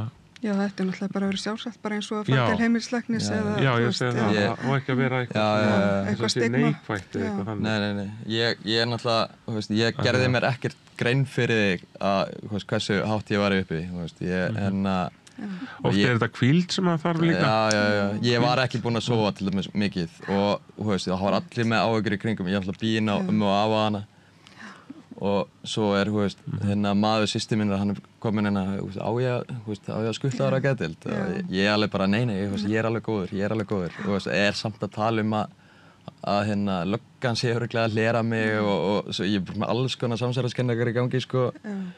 Og svo kemur lögreglan, ég er náttúrulega búinn að vera með það er alltaf sendt lögregluna fyrst, þú veist, til þess að tjekka en svo er ég, svo var það bara, ég tæklaði það bara faglega og svo fer ég með sjúkrabílnum að geðdeild og ég var ennþá alveg í sjúkrabílnum bara, þú veist, en svo leið og ég kemur inn á geðdeild þá eitthvað neginn svona, já, ok, þú veist, ég þurfti að koma eitthvað, þú veist. Þetta tekur líka tíma, sko, þetta vinnur allt í hægagangi hjá manni. Ef maður ætlar að ná, þú veist, tökum á þú veist, því sem við erum að tala um, þá það er þetta að taka tíma. En hann var að tala um fordóma hérna, ég er alltaf farið í þessa ráðstefnu, það var líka samvinnu. Kannski fjöllum ráðstefnuna hérna við annað tækifæri, fáum við kannski aftur. Já, því það var að vera að tala um fordóma samtíð á þeim sem hefur verið í fangelsum, sko. Akkurat. Því að það getur líka verið erfitt. Já. Og það núna orðið miklu meira inn að svona vera áföll miðuð nálgun og eins með fólk sem er kljást við fíkn. Já. Þetta eru oft áföll sem fólk er að vinna með en hingað til höfum við meira verið að eltast við einkenni og reyna að ná þeim niður í staðan fyrir að athuga hvað hefur gerst fyrir fólk og það er eflust eitthvað gerst hjá þér þannig að þú allt í einu ferð að missa tökin, sko. Og ekki bara við sjáum að einhver með manju eitthvað svona og reynum að tyggja einhver bóks. Svo sem líka, ef við varum komið í skjólshús þá hefur þú kannski haft val að vera þar í nokkra daga með fólki sem að skilur hvað það gangi í gegnum og þá hefum við kannski getað sleppt geðdeildinni sem er miklu dýrara því þar er alls konar sérfræðingar. Við þurfum kannski ekki á öllum þessu sérfræðingum að halda þegar fólk er bara kannski að jafna sig og svo segir, kannski þar smá hvíld, verið í góðu umhverfi, verðum líka að hugsa hvernig við notum þá peninga sem við höfum. Og ég segi alls ekki að segja við að spara í geðheilbrigðismálum en nei, alls ekki, meiri peninga í geðheilbrigðismál, takk. Við þurfum að hugsa hvað er viðeigandi hverju sinni. Já, þetta er náttúrulega, þú veist, eitthvað sem að tekur gríðarlegan tíma líka fyrir maður sjálfan, þú veist. Og svo kemst fólk ekki eins og inn þegar vill komast inn á geðdeild. Já, það er líka eitt að, ég meina, vinu minn hefur ekkert búin samband við mig og hann er alveg bara, hann er það lágt niðri, og hann fer á geðdeild og er að biðja hann er að biðja innlögn og þau vísa hann bara frá, og það er alveg... Þetta er hræðilegt. En svo sér maður líka bara, þú veist, hvað er mikilvægt að fólk leiti sér hjálpar ef það er í ógöngum, og að fólk bara finni að það geti treyst þeim sem að heilbrigðiskerfinu eða eins og okkur, þú veist, jafningjum eða hlutarkasetri, hugurafli og Geysi og fleiri stöðum. Já, mér finnst alveg hrikalegt að til dæmis á þessu mómenti hafi honum verið vísað frá. Já. Því að hann var ekki á góðum stað og veist, þetta er líka bara sýnir svo hvað það er lagt lítið fjármagn oft í þetta kerfi sem að veist, ætti að vera, sko, þetta ætti að vera eitt af bara okkar, veist, það ætti að vera mikið meira fjármagn í þessu, þetta er bara mikilvægt fyrir bara að líða þessu bara, veist, ekki bara þá sem eru með einhverja geðrænar raskanir heldur líka bara veist, hver sem getur við höfum líka bara svo margt fram að færa, þú veist, við höfum svo margt fram að færa öll, þú veist, saman hvort við erum veik eða ekki. Öll eru gildir samfélagstegnar. Já, við höfum svo margt, þú veist, sem að við getum látið. Já, og við líka græðum náttúrulega mest á því að öll finnir sér stað í samfélaginu. Akkurat. Svo þurfum við að tjekka á samfélagsgerðinni hvort að hún er að hafa svona áhrif á okkur líði illa. Já, það er mikið kappur og einstaklingshyggjan er alveg ofan. Já, tannhjólið og allt það. Mér líður ekki alltaf besta, sko. Mér líður svolítið einmitt að núna einhvern veginn, mér líður, kannski ég, hef ég, þessir auknu fordóma sem ég hef kannski verið að verða var við, mér finnst þetta líka með svo mikið að því að það svo mikið einstaklingshyggja í gangi og fólk svo mikið einhvern veginn, allt fer svo hratt einhvern veginn, og allir einhvern veginn bara að hugsa sjálfan sig og einhvern veginn það eins og að verði eitthvað svona smá, detta eitthvað smá svona ignorance í gang, út af því að, það var miklu með, allt í hennu finnst mér svona, ég var að, einhvern veginn í gegnum þetta allt, vera að sjá meiri fordóma og, mér finnst bara svo skrítið að sjá að fólk að leyfa sér að segja hluti eins og mig bara, þarft ekki að fara að taka lyfin, ert ekki svolítið hátt uppi núna, það bara, þetta er bara ljótt og en þetta sýnir mér líka bara, þú hefur greinilega engin rök á móti mér og þú þarft að segja að ég sé, og þú þarft endilega að benda það að ég sé með einhvern geðsjúkdóm. Já, og líka að það hentar ekkert öllum að taka lyf endilega. Já, og að líka bara, þó ég sé með geðsjúkdóm, að þá ég eitthvað minni einstaklingur fyrir vikið. Þetta er bara fáránlegt, sko. Já, orðin þín hafa ekki minna vægi. Það þarf að vernda þig. Og kannski þegar þú finnir að þú ert næmur og kannski viðkvæmur að bara halda þig frá samfélagsmiðlum. Ég held að þeir geta verið rosalega varnaverðir. Þeir eru náttúrulega líka, en ég líka bara verið að taka eftir þessu, bara svona, ekkert endilega bara á samfélagsmiðlum. Heldur bara svona, kannski verið að, En þetta er náttúrulega bara, þetta er vandamál sem að mun aldrei,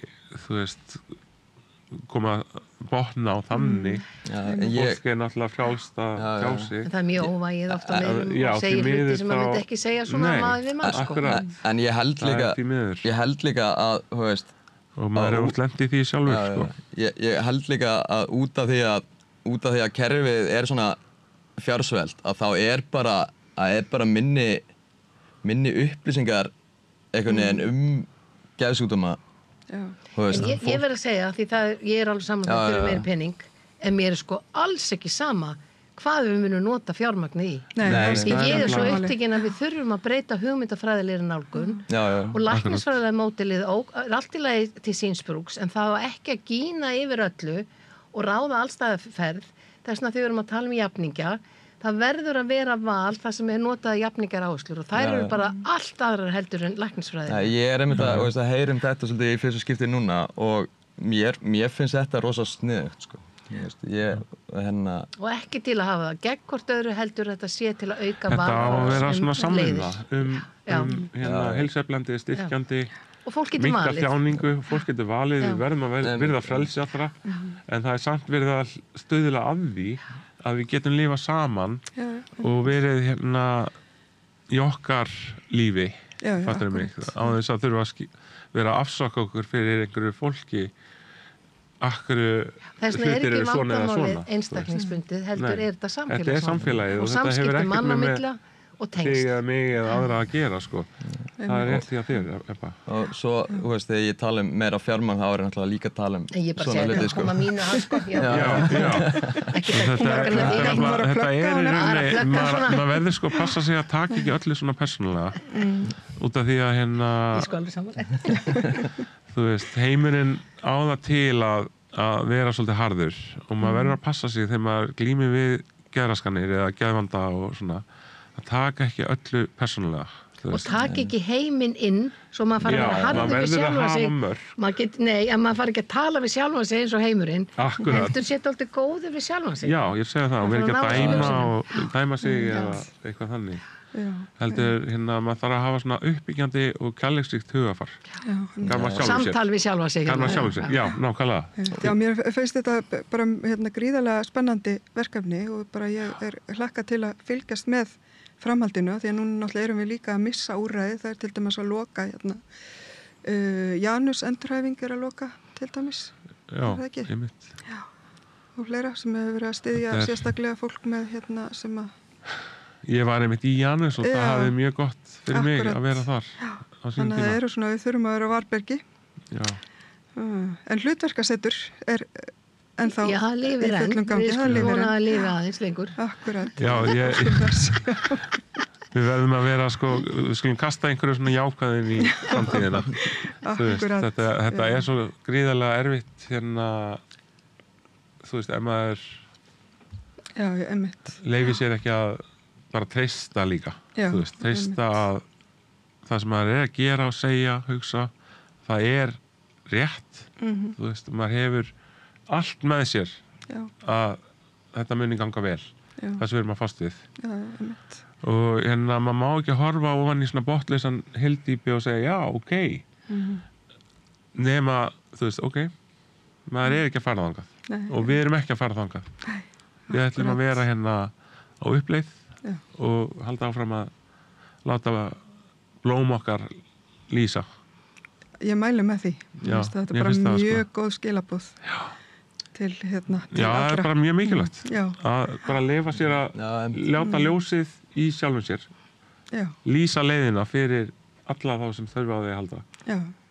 Og það þarf virkilega á því að halda. Já, akkurat.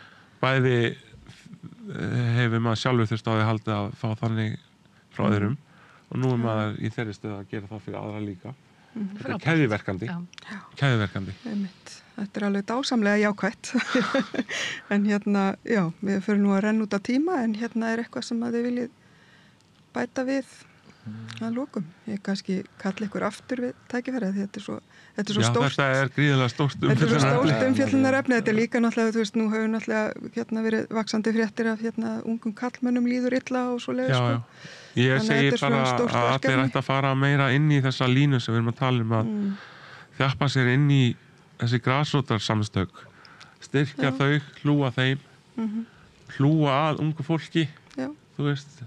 Ég gef bara ákall til ráðamanna núna að styðja við svona notendaþekkingu og gefa þeim tækifæri á að þróa þjónustu sem þeir leggja áherslu á.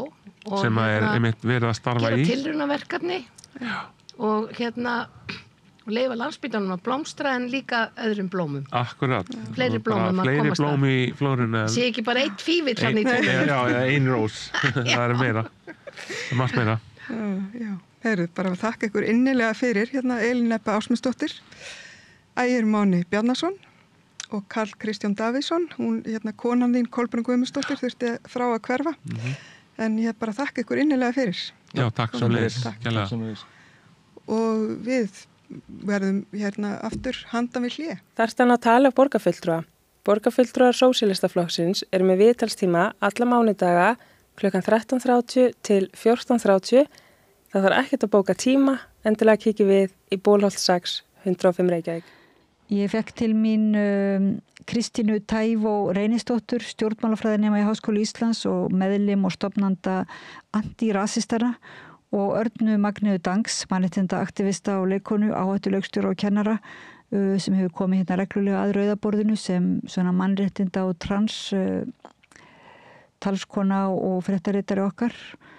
Og þær ræða rasisma á Íslandi. Gjörðu þessu vel. Við erum í útvarpinu á FM 89,1.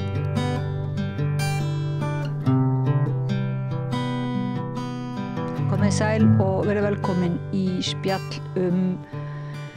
rasisma. Það er nú dálítið leiðanlegt viðfangsefni en mjög þarft að ræða það og sérstaklega á Íslandi í dag. Til minn eru komnar mjög góðar eiginlega mannréttinda konur svona og antirasistar. Þetta eru Kristín Tævo Reynisdóttir, stjórnmálafræðinemi í Háskóla Íslands og meðlimur antirasistana og Arna Magnea Dangs sem við þekkjum og hér er svona okkar eiginlega mannréttinda fréttaritari, mannréttinda aktivisti, leikona, áhættuleikstjóri og kennari. Takk fyrir að koma og tala um þetta svona fyrirbæri. Takk fyrir að hafa okkur. Myndið ekki bara gjarnan verið að vera að tala um eitthvað annað, heldur en rasisma? þú veist, ég til að tala svo sól úti, skilju, en fáum ekki alls sem við viljum. Þannig að... Og vera þá inn í dimmu stúdíu og tala rasisma. Já. Það bara gaman, var stemming. En þú og fleiri stofnuðu þetta þennan félagskap sem heitir Antirasistarnir og það hefur væntanlega ekki bara verið á góðum sumardegi svona að því að þetta er mjög töff titill, það er að gefnu tilefni og að því að það er kannski aðeins of mikill rasismi á Íslandi eða hvað? Sko, við náttúrulega stofnum þetta vegna þess að það var umræða í samfélaginu sem sagt náunga sem var að nota N-orðið í gegnum fyrirtækið sitt og það náttúrulega eins og segi myndaðis umræða í samfélaginu og fólk var að láta í sér heyra og síðan sérst ákvað ein sem heitir Jóhanna Hæle sem er eiginlega í rauninni stofnandinn. Hún heyrði í mér, systur minni og Önnu Sondi og þá ákveðum við 4 að stofna þetta félag. Bara til þess að því við sáum hvað var mikið þörf umræða á þessu hérna í samfélaginu, þannig við ákveðum að taka þetta á okkur. Og hafið verið svona bara eins og sem sagt sendi fulltrúar þessara samræðu eða þannig, eru þið beðnar að koma í skóla eða og vinnustæði og víða til að tala? Já, við höfum alveg verið beðnar að koma allan í skóla, við höfum gert það og félagsmiðstöður, ekki á vinnustæði, nei, ekki sem ég man eftir. Og þú segir að hérna, ég heyrði í þér ræðum það að einhvern tímann að þér finnst bara virkilega sárlega vanta í skólakerfið umræðu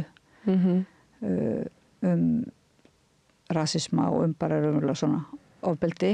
Já. Þannig að þið eru þá raunverulega uppfylla einhverja mikla vöndun þannig. Eins mikið og við getum náttúrulega. Við náttúrulega erum allar í skóla eins og háskóla og erum þá ekki lausar og erfitt að komast úr tímum eða sleppa tímum af því að stundum eru mætingaskyldur og svona. En ef við getum þá viljum við alltaf reyna að hjálpa til og sérstaklega vera þessar fyrirmyndir sem að okkur vantaði mikið þegar við vorum yngri. Þannig að við erum að reyna okkar besta að mæta í skóla og svona og tala þetta umræfni. Og finnst ykkur eins og krakkarnir í skólanum vera opnir fyrir umræðinni? Sko, fyrst er þetta náttúrulega erfitt af því að krakkar eru krakkar. Það er erfitt að opna svona umræfni og láta alla vera með eða reyna að fá alla með. Þannig að því við náttúrulega erum nær þeim í aldur heldur en kennararnir oftast að þá náum við betur til þeirra í rauninni. Þau svona sjá að við erum alveg meinlausar. Við erum ekki að fara að gera neitt við þá. Þannig að við náum að opna umræðina og oftast er það stelpur sem að myndi þá opna sig og síðan stundum koma strákar inn. En það sem að hjálpa kannski mest var það að við vorum með svona nafnlausar spurningar. Það var ekkert nafn og þá var alveg kostur og galli, skilju. Við fengum alveg góða spurningar. Síðan fengum við líka bara eitthvað svona óþarfa, eitthvað svona bull dót sem að krakkar gera. Er það að skrifa á blað? Við vorum með svona rafrænt, það kosti skannaði hérna QR-kóða og þá kannski skrifaði inn einhverja athugasemd bara opið spjall sem við vorum með. Og kom þetta þér óvart? Var þetta svona einhverjar spurningar sem að kom þér óvart eða þekktur þessar spurningar allar? Þú vorum mest að spyrja bara til dæmis að þið voru náttúrulega að tala kynþáttahatur og allt það og þá voruð að spyrja okkur betur út í það og sumir voru að spyrja hvað maður á að gera að maður verður vitni af því og þá náttúrulega komum við bara með góð svör það að maður ætti náttúrulega ef maður treystir sér ekki til þess að fara sjálfur og díla við þetta málin að tala þá við kennara og reyna að fá kennara og voru líka að hvetja kennarana sérstaklega til þess að heyra þá í okkur eða var eitthvað alltaf bara að senda okkur ef þau voru ekki viss hvernig þetta sjalla málinu sem maður segir en já. Og kennarar eru svona opnir fyrir þessari aðstóð og þessari umræðu eða hvað í þínu? Þeir sem allan voru að biðja okkur að koma auðvitað en ég get ekki talað fyrir alla kennara. En í þínu reynslu svona bara í skólakerfinu þín reynsla af skólakerfinu var hún nógu góð? Sko, nei, annars hefði ég ekki stofnað þennan hvað sem er hóp segir svona. Nei, þeir sem er kennarana þá náttúrulega voru flest allir að reyna sitt besta en höfðu ekki tækinni tólinn til þess að uppfylla skyldur allra nemendana og þarfir allra nemendana. Þeir voru í rauninni náttúrulega vildu læra og eitthvað en eins og ég segi, þeir vantaði bara tækinni tólinn. Þannig að jú, þetta var alveg ágætis skólaganga upp á vissu marki en náttúrulega líka erfið. En ég er náttúrulega þakklátur líka samt sem að hafa haft hana systur mína, tvíburasystur mína, hann Völu, með, því að annars hefði þetta verið virkilega helmikið erfiðari skólaganga. Get ekki talað við neitt það sem að var að lenda í. Já, þetta reynslu svona sem að, og þetta samt, svo þú lýsir þetta er svona áreiti, einhvers konar sem að áreiti og ofbeldi þá, eða hvað? Svona. Áreiti meira, ekkert ofbeldi þannig, skilur. Það var meira bara það að maður var alltaf, hvað segir maður, það var alltaf muna eftir manni. Þannig að þú veist, kannski ef maður var eitthvað þar ekki þegar eitthvað gerðist, þá myndi krakkarnir alltaf eftir okkur systrum. Þannig að við náttúrulega, þú veist, var alltaf oft nafngreimt okkur, þó þess að við vorum ekki á staðnum, skilur. Og þetta var svona þannig svipað dæmi, bara það að við alltaf muna eftir okkur. Og líka þetta með, þú veist, stundum vorum við oft ekki með buff, við vorum oft með buff bara frá 1. bekk og upp í 5. bekk, af því okkur fannst hár okkar ekki flott og við vildum reyna að vera með svona svipað hár og hvítu stelpunar sem var slétt eða liðað. Við náttúrulega vorum bara í afneitun, augljóslega. Og eins og, þú veist, ég hef margoft nefnt, en samt mikið átt að segja, að þá gerðum við okkar skopmyndir af okkur í 7. bekk og þá áttum við að gera skopmyndir af okkur sjálfum. En að því ég var í það miklu afneitun að það náttúrulega málaði ég mig sem hvíta einstakling með ljóst hár og blá augu. Sem náttúrulega, en samt eins og ég hef nefnt að það líka bara, ég skil ekki okkur kennararnir grípu ekki inn í þá, því að, þú veist, þess að maður segir, ummerkin voru svo augljóst að þessi einstaklingur var ekki alveg að finna sig og hefði þurft á einhverju hjálp, sérfræðilegri hjálp, sem ekki, já, eitthvað þetta. Og einmitt kannski eins og sérfræðingar segja stundum ekki einu sinni sérfræðilegri hjálp heldur allavega einhverju umræðu það, en kannski kennarinn hefur hræddur að alla fara gagnrýna þína mynd eða þína sjálfsmynd eitthvað svoleiðis, en maður getur ímyndað og Arna Magna, þú ert nú kennari og veist, þetta nú hansi flókið er það ekki, svona að grípa inn í? Jú, það er vissulega flókið, en þetta er líka náttúrulega bara, þú veist, fólk sem að upplifir ekki þennan veruleika á eigin skinni, að það er oft svo blind. Það gerir sér ekki grein fyrir því, alveg eins og ef þú tilheyrir einhverju minnihlutahóp, þá verður þau fyrir ákveðnu öráreitni sem að, þú veist, kannski aðrir er ekki átt að segja á og skilja ekki, því að þetta er ekki þeirra veruleiki. Og jável fólk sem er vel meinandi og telur sjálft sig vera mjög frótt og meðvitað, að það getur verið bara, þú veist, án þess að hafa einhvern illan ásetning, getur verið rosalega blind, gagnvart alls konar, þú veist, veruleika sem annað fólk er að gangi í gegnum. Og þess vegna þarf fræðslu og þess vegna þarf fræðslu frá fólki sem er að upplifa þetta. Þess vegna er mikilvægt, þú veist, að hinsegin fólk kemur í skólan og fræðir hinsegin málefni og þess vegna finnst mér að það ætti að vera líka fólk af Lundubergi brotnu sem eru, þú veist, þá kannski innflytjendur eða alin upp hérna sem að er að tala frá sínu raunveruleika vegna þess að það er svo miklu sterkara heldur en, þú veist, bara að lesa sér til og manneskja eins og ég sem að, þú veist, einhver manneskja sem að var bara með þrá ekki fyrir Afríku og, þú veist, meðan aðri voru að gera snjókalla og gerði ég fíla, þú veist, snjófíla og bara elskaði allt með afríska sögu og allt saman og taldi mig vera mjög svona meðvitaða, hef rekið mig bara, þú veist, oftar en einu sinni, oftar en tvisar á að, þú veist, ég er með ákveðin rasísk viðhorf sem að ég var alin upp með og ég hef þurft að horfa á sjálfa mig og hugsa bara, þú veist, vá, ég er fávitin hérna og taka mig á og það er við öll að við erum alin upp með ákveðnar staðalímyndir, með ákveðnar hugsanir og við þurfum að aflæra það. Og eina leiðin til þess að við virkilega getum aflært það er að hlusta á fólk sem að hefur upplifað þetta á eigin skinni. Og við þurfum að hlusta á börnin. Þú veist, börnin, þau eru að kenna mér á hverjum einasta degi. Þú veist, það er ekki bara ég sem kennari sem er að kenna þeim. Þannig að börnin sem er af erlendum uppruna og eru með annan húðleit en ég, þau eru að kenna mér á hverjum einasta degi. Og líka þegar ég var í leiklistaskólanum út í Breitlandi að minn besti vinur var minn besti kennari. Þú veist, ég hefði aldrei hugsað út í það þegar hann sagði við mig, ég er orðin svo þreyttur á því að vera alltaf svarti leikarinn.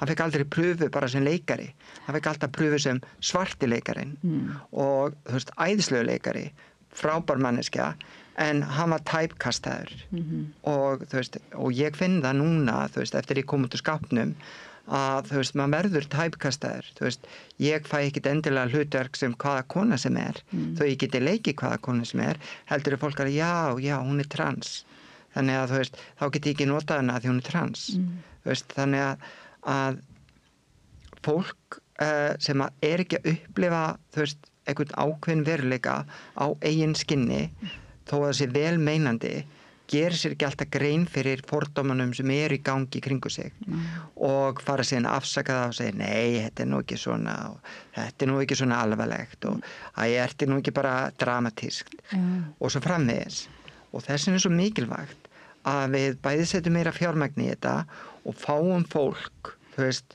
alls konar fólk með alls konar bakgrunn inn í skólana sem geta sagt sína reynslusögur og þau þurfa ekki öll að vera, þú veist, hámentuð heldur það bara snýsta að þau geta komið inn með ákveðna reynslusögur og ákveðin veruleika sem að við hinn erum ekki að spegla okkur í og af því lærum við.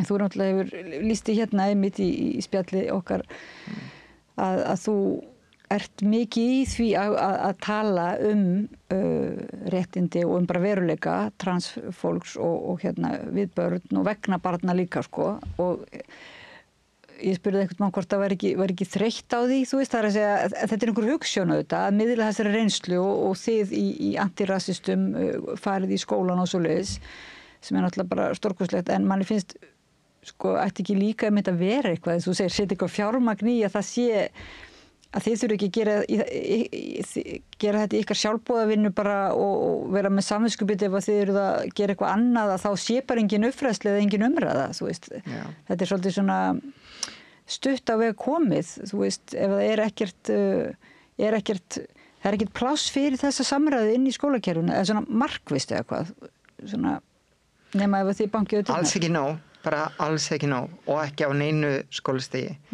Og nú erum við bara, þú veist, veruleikin að við erum að verða meira og meira fjölmenningasamfélag, miklu meira heldur en þegar ég ólst upp. Sem ég fagna, því ég elskaði það þau ár sem ég bjó í London, að búa í svona fjölmenningasamfélagi. Og maður lærir svo mikið af því.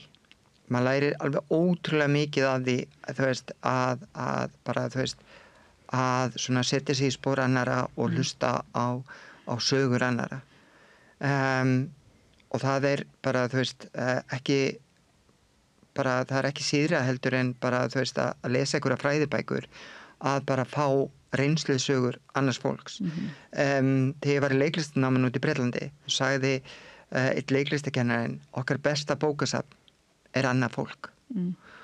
Og það er svolítið mikið til í því og fólki sem að vinnur í skólanum, það er alls konar fólk frá alls konar þjóðum sem að tala ekki íslensku og annað að þetta gefur skólasamfélaginu svo mikið þetta gefur okkur öllum miklu meira að fá fólk allstaðar heldur en þetta sé bara einsleitt og við lærum líka þú veist, ef ég ber þetta saman með mína skólagöngu og ég lendi þú veist í hræðilegu einelti í mínum skóla í barnaskóla að því að ég var svona einu og öðruvísi.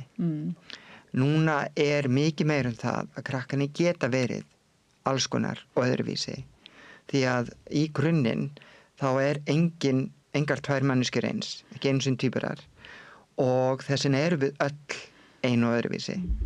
Það er nú talað að þetta sé búið að vera kannski undanförnum árum svona vakning og bara einhver gleði yfir því að við séum öðruvísi og einhvern veginn uppfræðsla meira en svo tala menn einhvern veginn ákveðið bakslag eða svona bara ákveðið, ég veit ekki stöðu núna þar sem að hefur verið gefið ákveðið svona leyfi einhver staðar í heiminum og landinu til þess að þú veist, tala niður til fólks og einhver meiri ótti við það sem er öðruvísi hugsanlega og þú veist, og þá kannski spurningum skólakerfið að það ekki, þú myndist nú á það við mig að í námsefninu þá staður, eða þú veist, það námsefni til í samfélagsfræðum að ræða svona vandamál, ræða hvað kallaður það?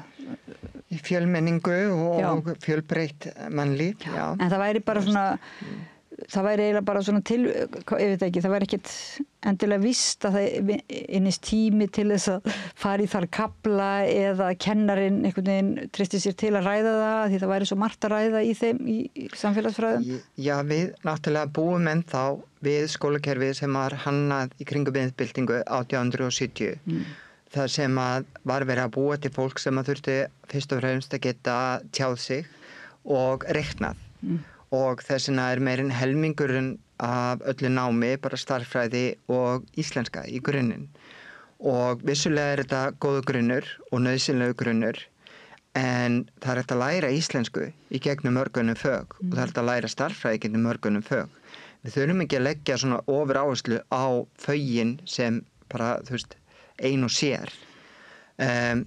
Við erum að læra íslensku þegar við erum að læra samfélagsfræði og náttúrufræði og við erum að læra starffræði þegar við erum að læra, þú veist, að smíða og þegar við erum í alls konar mælieiningar í heimilsfræði og þegar við erum að sauma og svo framvegis og þegar við erum að teikna líka.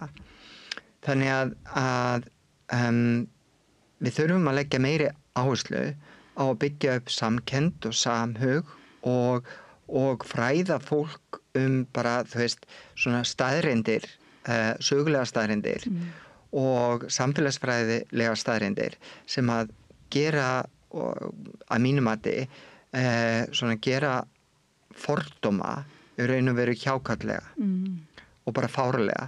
Til dæmis bara staðreyndin að mannkynið búið að vera til í 2 milljón ár og sem Homo sapiens sapiens í 200.000 ár.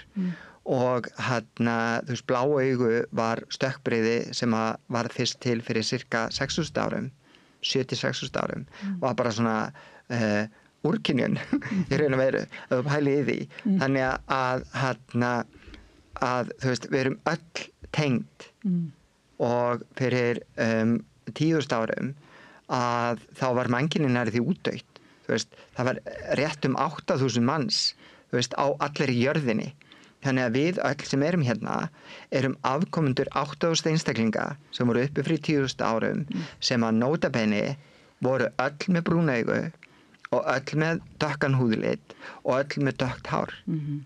Þannig hversu fárlegt það og hversu heimst og vitlaust það að vera, þú veist, bara rasisti. En því miður þá erum við alin upp við ákveðna hugmyndafræði og við erum öll því miður svolítið menguð af þessari hugmyndafræði og þess vegna þurfum við að horfast í augu ekki bara við okkur sjálf, heldur samfélagið okkar. Þú veist, við erum ekki eins fullkomin eins og við þykist vera og fyrsta skrefið eins og með öll önnur vandamál að viðurkenna að við höfum vandamál og við þurfum að takast á við það. Og svo þetta er náttúrulega eldgamalt vandamál eins og þú ert að segja, það alveg árþúsund og svo nýlenduhyggjan og þetta náttúrulega bara nota hugmyndafræði sem notuð sem valdatæki og allt svo leiðis.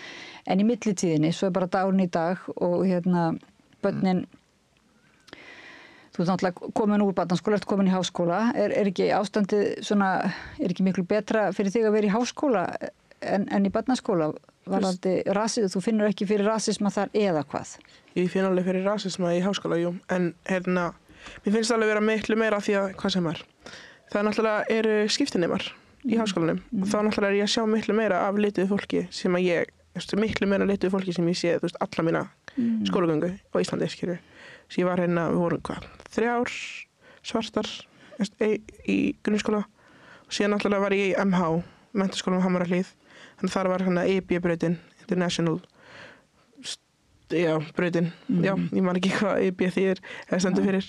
En í háskóla, jú, þú veist, kennarar hafa notað N-orðið í skóla, fræðilegum tilgangi, sem maður segir. Og þá náttúrulega bregður manni rosa mikið og maður segir, þú veist, hvernig skal maður orða þetta? ég var að búast til því að fólk, sérstaklega jafnaldrar og allir þeir sem eru með mér í skóla, myndi vita betur og væru meiri bandamenn. Og þar að leiðandi þegar að kennara nota til dæmis N-orðið í einum tímanum, var ég að búast við því að ákveðna einstaklingar myndu tjá sig það í stað þess að ég þyrfti að gera og í stað þess að finna fyrir að augun væri á mér. Þannig ég náttúrulega endaði á því að segja eitthvað af því það var engin annar að gera það. Sem er óslega pirrandi af því að þetta er ekkert ábyrgð, þetta er ekkert mín ábyrgð að gera eitthvað. Þetta er eitthvað vandarlega gangur strax sem myndast og hinn er einhvern veginn þor ekki að eða halda það skipti þið ekki máli eða skipti ekki, hver er það? Ég veit ekki sem hvað pælingin er í gangi stundum, en sumir samt sko, eins og ég veit að einn nemandinn var mjög indæll af því að kennarinn, einn kennarinn var smá að, að rugglast, þess að maður segir. Já, bara rugglast hans. Rugglast hans, já. Og var vorum að læra Nígeríu í einum tímanum og þá, kem ég smá seint í tíman og kennarinn byrjar bara, ég labba inn, þá horfir kennarinn á mig og stoppar og segir sín, ekki vill svo til að þú sért frá Nígeríu og er bara búin að, alhæfa það. En ég er frá Nígeríu, þannig að, jú, hún er eftir þessi skilur, en á sama tíma skilur, maður er ekkert að gera svona. Þú myndir aldrei segja við einhvern annan skilur, maður myndir bara ekki gera þetta punktur. En hinn nemandinn ákvað síðan að tala við kennarann eftir tíman og sagði bara þetta var ekki í lagi skilur, sem var kostur og það var gott að vita af því að einhver var að standa. En núna er svolítið gagnárás þar að segja, það hefur verið kvartað undan því að þeir sem að láta vita af særandi orðalagi og særandi framkomu að þeir séu orðinir eins og einhverjar réttrúnaðar löggur að segja kennurunum og öllum hvernig á að hvað á að segja og heyrist svona svolítið mæðulega að það má bara ekki segja neitt lengur í dag og maður veit ekki hvernig maður á að vera og svona. Hvað segir við því? Upp á vissu marki þá er svona bara líka bara gott að fólk viti hvað má og hvað má ekki. Því að það var alltaf margt lyft hér í gamla daga. Lyft að segja marga hluti sem maður segir ekki í dag. Og úr því að við erum að verða á svona miklu fjölmenninga samfélagi að það er bara mikilvægt að fólk fái að heyra það að það sé að ganga yfir strikið eða... Já, og líka bara út frá kannski þinni persónulegu reynslu. Þú ert raunverulega bara að segja, þetta er eitthvað sem særir mig og er ekki uppbyggilegt. Já, svo líka það náttúrulega, það á að vera nógu mikilvægt og nógu mikið þess virði til þess að kennari myndi vilja bæta sig ef að þetta byrja að særa manneskjuna persónulega. En segir vinum þínum eða eignast nýja vini eða skólafélögum eða eitthvað svona, segir þú svona kannski ef eitthvað svona kemur upp hvað það er sem særir þig eða er þetta svona, kemur þetta upp sem umræða eins og til dæmis hvaða orð á að nota til dæmis þú segir dökk hörund, þú segir svart sem er segja brún, hvaða til dæmis hvaða orð finnst þér vera bara svona hvernig er best að nota? Mér finnst bara svartur best að nota. Já, ég er svört manneskja, svört kona skilur. En eins og með þetta kemur aldrei upp sem umræða hjá jafnöldurum. Ég er ennþá þeim stað í lífinu sem að mér finnst betra bara að gera grín í stað þess að fara út í að þetta er svona tráma, sem maður segir. Og hef oftast bara þurft að díla við það frá því ég var krakki. Að því stað þess að sína á mikla tilfinningar og frekar bara fara í grínið. Og við stofnendunir vorum dálítið mikið í því og tókum mér svona þátt í svona vinnustofu hjá Rekkart sem er vinur okkar og þá var þetta á netinu rafrænt og þá ákveðu að tala um hvað er representation á íslensku? Nei. Í hvaða samhengi svona það skiptir máli að það er mikilvægt að sjá einhvern sem lítur út fulltrúa. Það er sýnileiki. Já, sýnileiki í rauninni, já. Það væri mikilvægt að það væri sýnileiki í samfélaginu að maður myndi sjá hvern sem væri maður sjálfur og þá akkurat vorum við að tala um þá ákvað ég að nefna og sýna akkurat skopmyndina af mér sem ég gerði þannig í 7. bekk og þá voru þessar stelpunar sem að þær vissi ekki alveg hvað það voru að gera að þær fóru að hlæja þarna í þessi rafrænu vinnustofu og þá náttúrulega hélt fólki sem var líka þannig að hélt að það væri bara fyndið en síðan náttúrulega sást á mér að ég var bara að byrja að skæla því að maður það svo leiðilegt að þær voru að hlæja að mér og þá náttúrulega föttu þær býtu núna er kannski smá vandam, núna þurfum við kannski bara að fara að tala um hlutina í þess að bara hlæja alltaf. Þetta er alvarlegt sem við lendum í. En við náttúrulega bara höfum aldrei almennilega náð að tala við einhvern til þess að komast yfir þennan hlátur. Við erum ennþá bara frekar betra hlæja heldur en að vera í sorginni, skilji. Já, og líka kannski bara hjálpa. Þeir eru lendi í því bara eiginlega að einhvern veginn að sprengja einhverja vandraða aðstæður sem myndast og vandraða gang fólks að því bara kannski komið hláturinn eins og til þess að létta. Þannig að sé ekki allavega einhver alltaf vandraða gangur í kringum. Eða fólk að ganga okkur eggjaskurðnum eða þannig í kringum okkur. Svo viljum það náttúrulega ekki. Nei. En á sama tíma, þú veist, eftir að maður er orðin eldri náttúrulega vill maður frekar að fólk sé að vanda sig heldur en að maður sé bara að hlæja því þetta er, upp á vissu marki þetta ekki hlægi. Og mér slíka, þú veist, ég lendi oft í að því að stundum er ég að fá mér, eins og maður segir, braids í hárið, það er svona hárstílar fyrir svart fólk. Fléttur eða? Já, fléttur í rauninni, Og þá er stundum fólk sem kemur upp að hárinu mín og snertir það bara. Sem að mér finnst óþægilegt. Af því að þetta er hárið mitt og ég myndi aldrei gera þetta við neitt annan. Já, án þess að spyrja, sko. Án þess að spyrja, já. Það labbaði bara upp á manni og snerta án þess að spyrja. Það er bara frekja. Sem er náttúrulega frekja yfirgangur í rauninni. Dónaskapur. Já, en maður er sko, þú veist, þegar maður er yngri náttúrulega var maður ekkert að segja. En núna er ég meira bara svona, heyrðu, maður á að spyrja, skilju. Og ég líka er að vinna á leikskóla, þannig ég er alltaf að venja mig á það. Ég spyr alltaf krakkana hvort ég megi snerta hárið þeirra. Án þess að ganga bara í hárið af því ég veit hvað það er óþolandi. Og mann líka, þú veist, fekk að heyra sem einhvern pappa okkar, að þá vorum við einhvern veginn í búðakerfi við systur og vorum 2-3 ára og það kom bara einhver kona í búðinni upp að okkur bara að byrja að snerta hárið okkar og pappa okkar var bara, og hún fannst svo skrítið bara hvernig einhverju myndi detta í hug bara af því hann hugsaði bara ég myndi aldrei labba í einhverju ókunnugu barni og snerta hárið á því og maður líka veit ekki hvað þessar hendur er búin að vera ef við erum að byrja þar kannski var bara einhverju að klára sér rassinum og síðan bara snerta hárið mitt það er ógeðslegt svona í alvörunni en ég myndi aldrei, þú veist þú ert náttúrulega fyndin, þannig að það er bara Guðs gjöf að vera fyndin, sko. En eins og þú segir, það er mjög gott að vera fyndin og snúa þessu upp og maður er strax frá að hlæja þessari situasjón hérna með stúlkan. En það þarf líka bara þetta er alvera af því að það er fullt af náttúrulega bara ungu fólki og fólki sem að bara líður ekki nógu vel og líður ekki eins og, já, upplifir að það þurfi að einhvern veginn breytast til þess að vera hluti af samfélaginu eða til að vera sem er alltaf ógeðslega leiðilegt að heyra af því að það er eitthvað sem ég sem betur fyrir jú, maður hugsaði það alveg áður fyrr en sem betur fyrir vorum við systur mjög mikið að ferðast og vorum yngri þannig að við sáum annað fólk sem leit meira eins og við það er kannski ekki verið vitlaust ef maður pæli í því að við hefum flytt kannski bara erlendis allan í einhvern smá tíma til þess að geta fengið aðeins að gránda okkur með öðrum sem eru á sama uppruna og við en eins og ég segi, þú veist, það er ótrúlega leiðilegt að fólk hugsi þannig af því að ég veit ekki, maður getur ekki sagt þú veist, jú, það verður betra þegar maður er eldri en á sama tíma, þú veist, að leiðilegt að maður þurfa að bíða þegar maður verður eldri til þess að einhverju hluti breytast En finnst, maður að spyrja, sko kynslóðalega séð eða svona þú talar kannski svona eldri konu sem kemur og þú veist, veður bara í hárið eða sko finnst þér þetta vera svona þróun að yngra fólk sé meðvitara og sé svona upplýstara einhvern veginn og bara sýni meiri virðingu eða er það ekki endilega? Þú veist, alveg bæði og sko, en á saman tíma yngra fólki er líka mikið á TikTok og sumir að nota mjög mikið að nafnlausum kommentum. Það er líka samt alveg eldra fólk, ég get ekki bara alhæft það, en það er líka alveg eldra fólk. En þú stundum koma eins og lemist með TikTok og samfélagsmiðlinn, þannig að það eru stundum bara svona ljót óþarfa komment þar á sumum TikTokum hjá manni eða hjá öðrum sem að tengjast ekkert myndbandinu sjálfu, skilur. Það er bara einhver með eitthvað útidúr og útusnúning og er bara með eitthvað leiðindi, skilur.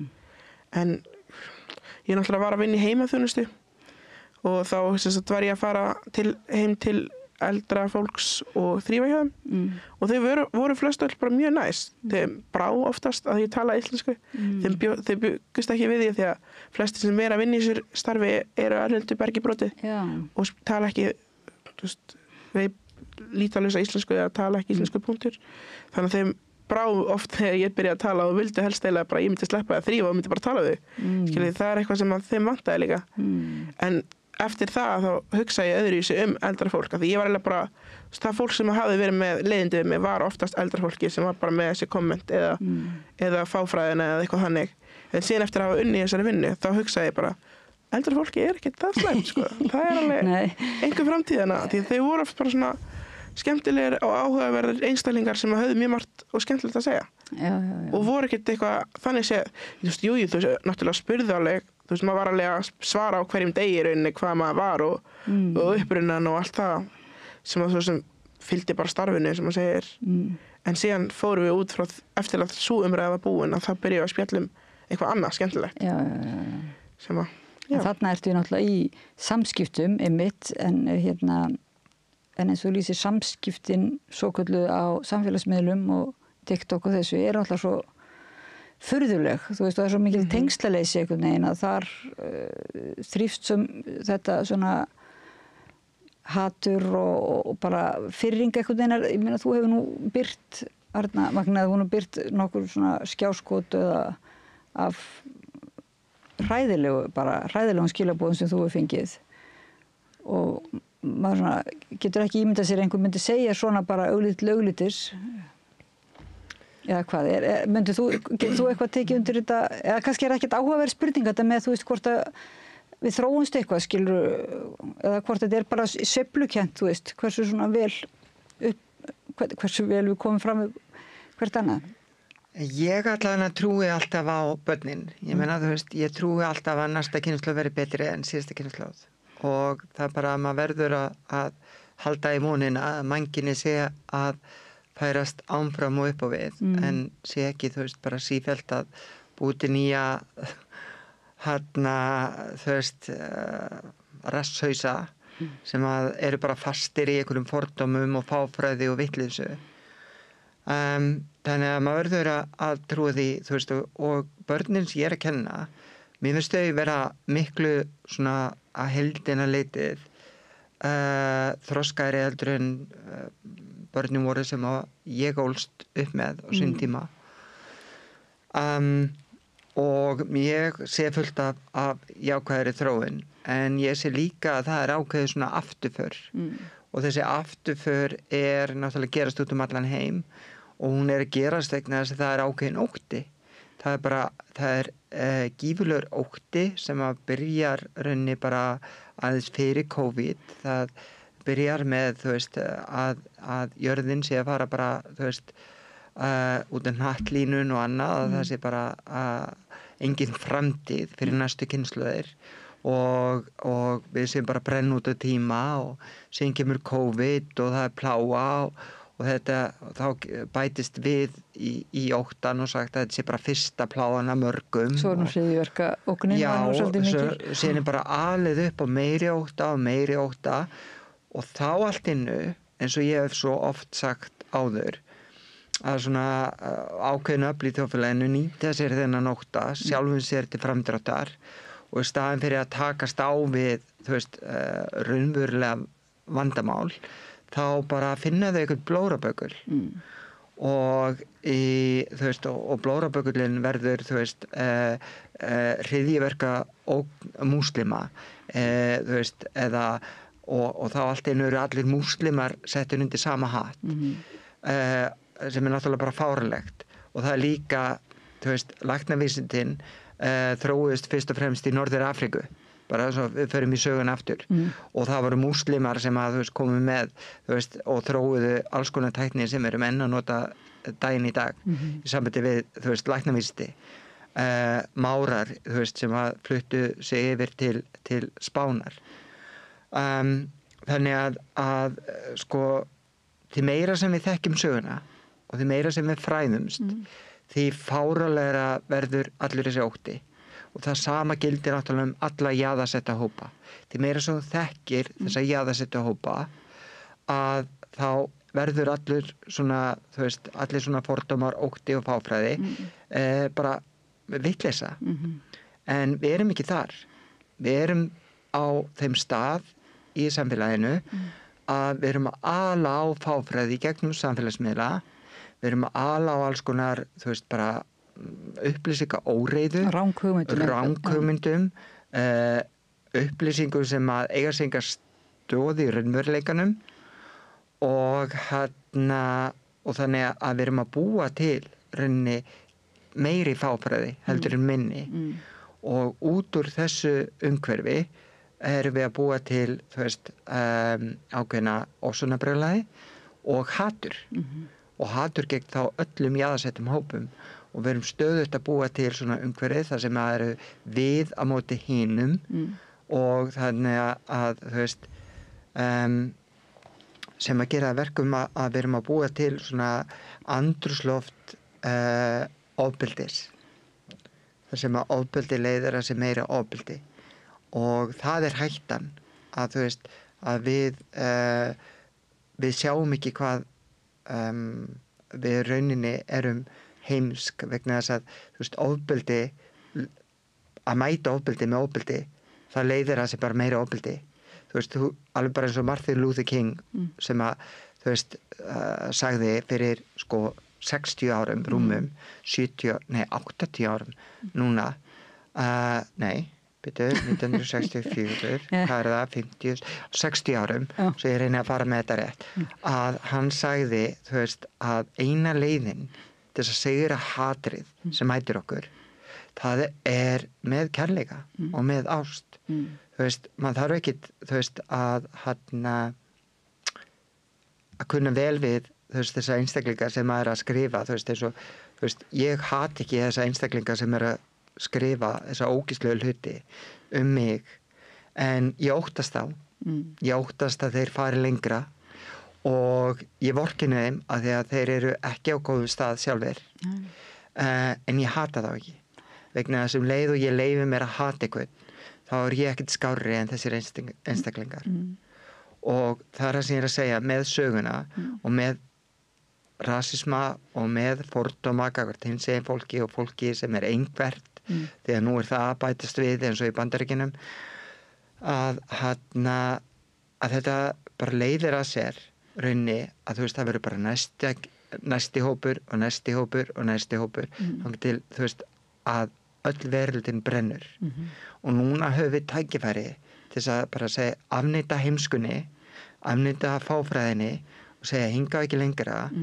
og byrja á því að hlusta hvert annað og það er rosalega mikilvægt að við eigum samtalið og við hlustum og við viðkennum bara ég eins og allir aðrir ég veit ekki allt ég hef oft gert mistök ég er ennþá að gera mistök og ég get líka verið rasshaus og haft rangt fyrir mér en ég er tilbúin að hlusta og ég er tilbúin að viðurkenna að ég veit ekki allt og ég get haft rangt fyrir mér og ég er tilbúin að læra og ég held að það er það sem við þurfum öll að gera meira af. Takk fyrir það. Það eru ekki lokaorð. Já, það eru ekki lokaorð en við ætlum Nei, þetta hefði verið sko. Já, hún kemur yfirleitt með mjög mörg góðu lokaorð en svo er maður bara svo spenntur að heyra aðeins meira sko. Að mikið ljóðskáld sko, eða svona, já. En hver er nú þín lokaorð? Nei, sko, þú ert nú sammála þessu líklega, eða hvað? Ég er sammála þessu, jú. Já, og en eins og þú segir, þá er sko kærleikur og þessi milda nálgun uppfræðslunar og samræðunar og hlátursins jáfnvel og svona leiksins kannski bara í námið bara einmitt að aflétta þessum ótta, sko. Er kannski væntanlega besta leiðin þá en þarf þetta ekki að vera satt á svolítið mörgum massífum plönum núna, þú veist, upplifir þú ekki svolítið núna burtséð frá kynslóðum og alhefingar þarum sko, að þá hefur nú allavega Arna Magnea lýst í eftir að Trump tók við, þú veist, að þá hefur orðið svolítið svona hröðþróun og ekki bara samfélagsmiðlum, heldur svona bara í einhvers konar orðræðu sem að sést víða finnst þér svona einmitt, kannski með vaxandi ótta sko. Hefur þú fundið fyrir því svona bara á síðustu mánuðum og árum? Þú veist, eins og með þegar hann náttúrulega hófstörf sín sem forseti Bandaríkjanna núna bara í ár að það náttúrulega var hann bara strax byrjar og var bara, maður átti erfitt með að halda í við það sem hann var að gera og taka burt þessi réttindi og þessi og maður var ekki alveg bara að klára því hvar maður ætti eða þú veist, maður þurfti eiginlega bara svona að loka símanum og aðeins að anda því þetta var bara svo mikið fyrir mann eitthvað og það bara, þú veist, hjá vinum að þá hefur við alveg talað þetta en ekkert eitthvað jafn mikið, þetta meira í stjórnmálafræðinni það sem við tölum það sem hann að gera á sér og hvað svona hannig en eins og lemist, þú veist, ég hugsa að það alltaf að farin svona bandarækjaferð stundum, ekki stundum fer hvað annarkvort ár og ég hugsa, ég veit ekki hvort ég þið velkomin þangað skilur í þá ferð svona leiðilegt. Stjórnmálafræðin fer Já, stjórnmálafræðin fer í ferð og þú veist, ég ekki að hugsa hvort ég þið velkomin að fara, hvort ég myndi komast inn við landamærin skilur svona leiðilegt út af húðleiknum. Já, bara einmitt. Það nú virkilega vægt til orða tekið þessi leiðinlegt, hræðilegt. Það já, ömulegt, skilur við. En eins og þú segir, það sem kannski sárast þegar að kannski fólk í kring tekur ekki upp hanskan eða áttar sig á hversu alvarlegt eða hversu leiðilegt og yppir bara öxlum jafnvel og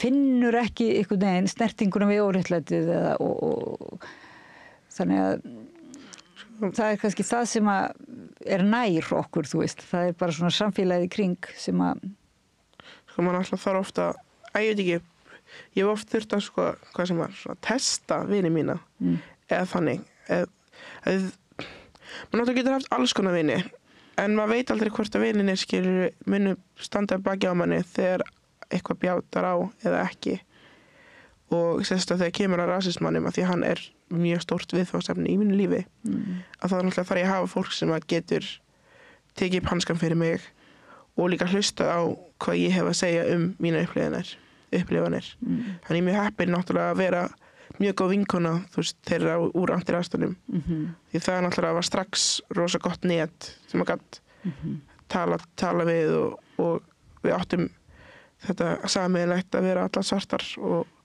og alast upp í þessu íslenska skólakerfinu ekki í þessu, í íslenska skólakerfinu þannig að ég veit ekki, maður svona líka sérstaklega þegar kemur að þú veist, eins og maður segir datinglífinu, eins og maður segir að þú veist að reyna að hitta eitthvað maka eða þannig þá þarf maður líka að vera mjög mikið að testa af því að þú veist, ég ekki að fara að neina að koma mér inn í einhver aðstæðar sem að aðeins mun ekki standa baki á mér. Getur þú fyrst að langaði með að spyrja er antirasistar, er þetta svona félagskapur sem að þið getur ráðlegt ef einhverjar hlusta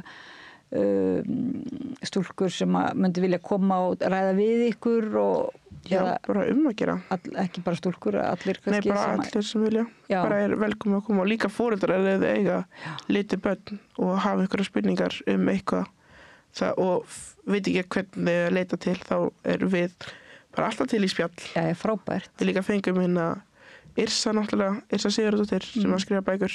Hún kom og spjallaði við okkur sína nýjustu bók. Það var okkur svarta mannesku og hann langaði að heyra okkar sögu. Það var svona krútlegt. Ekki krútlegt.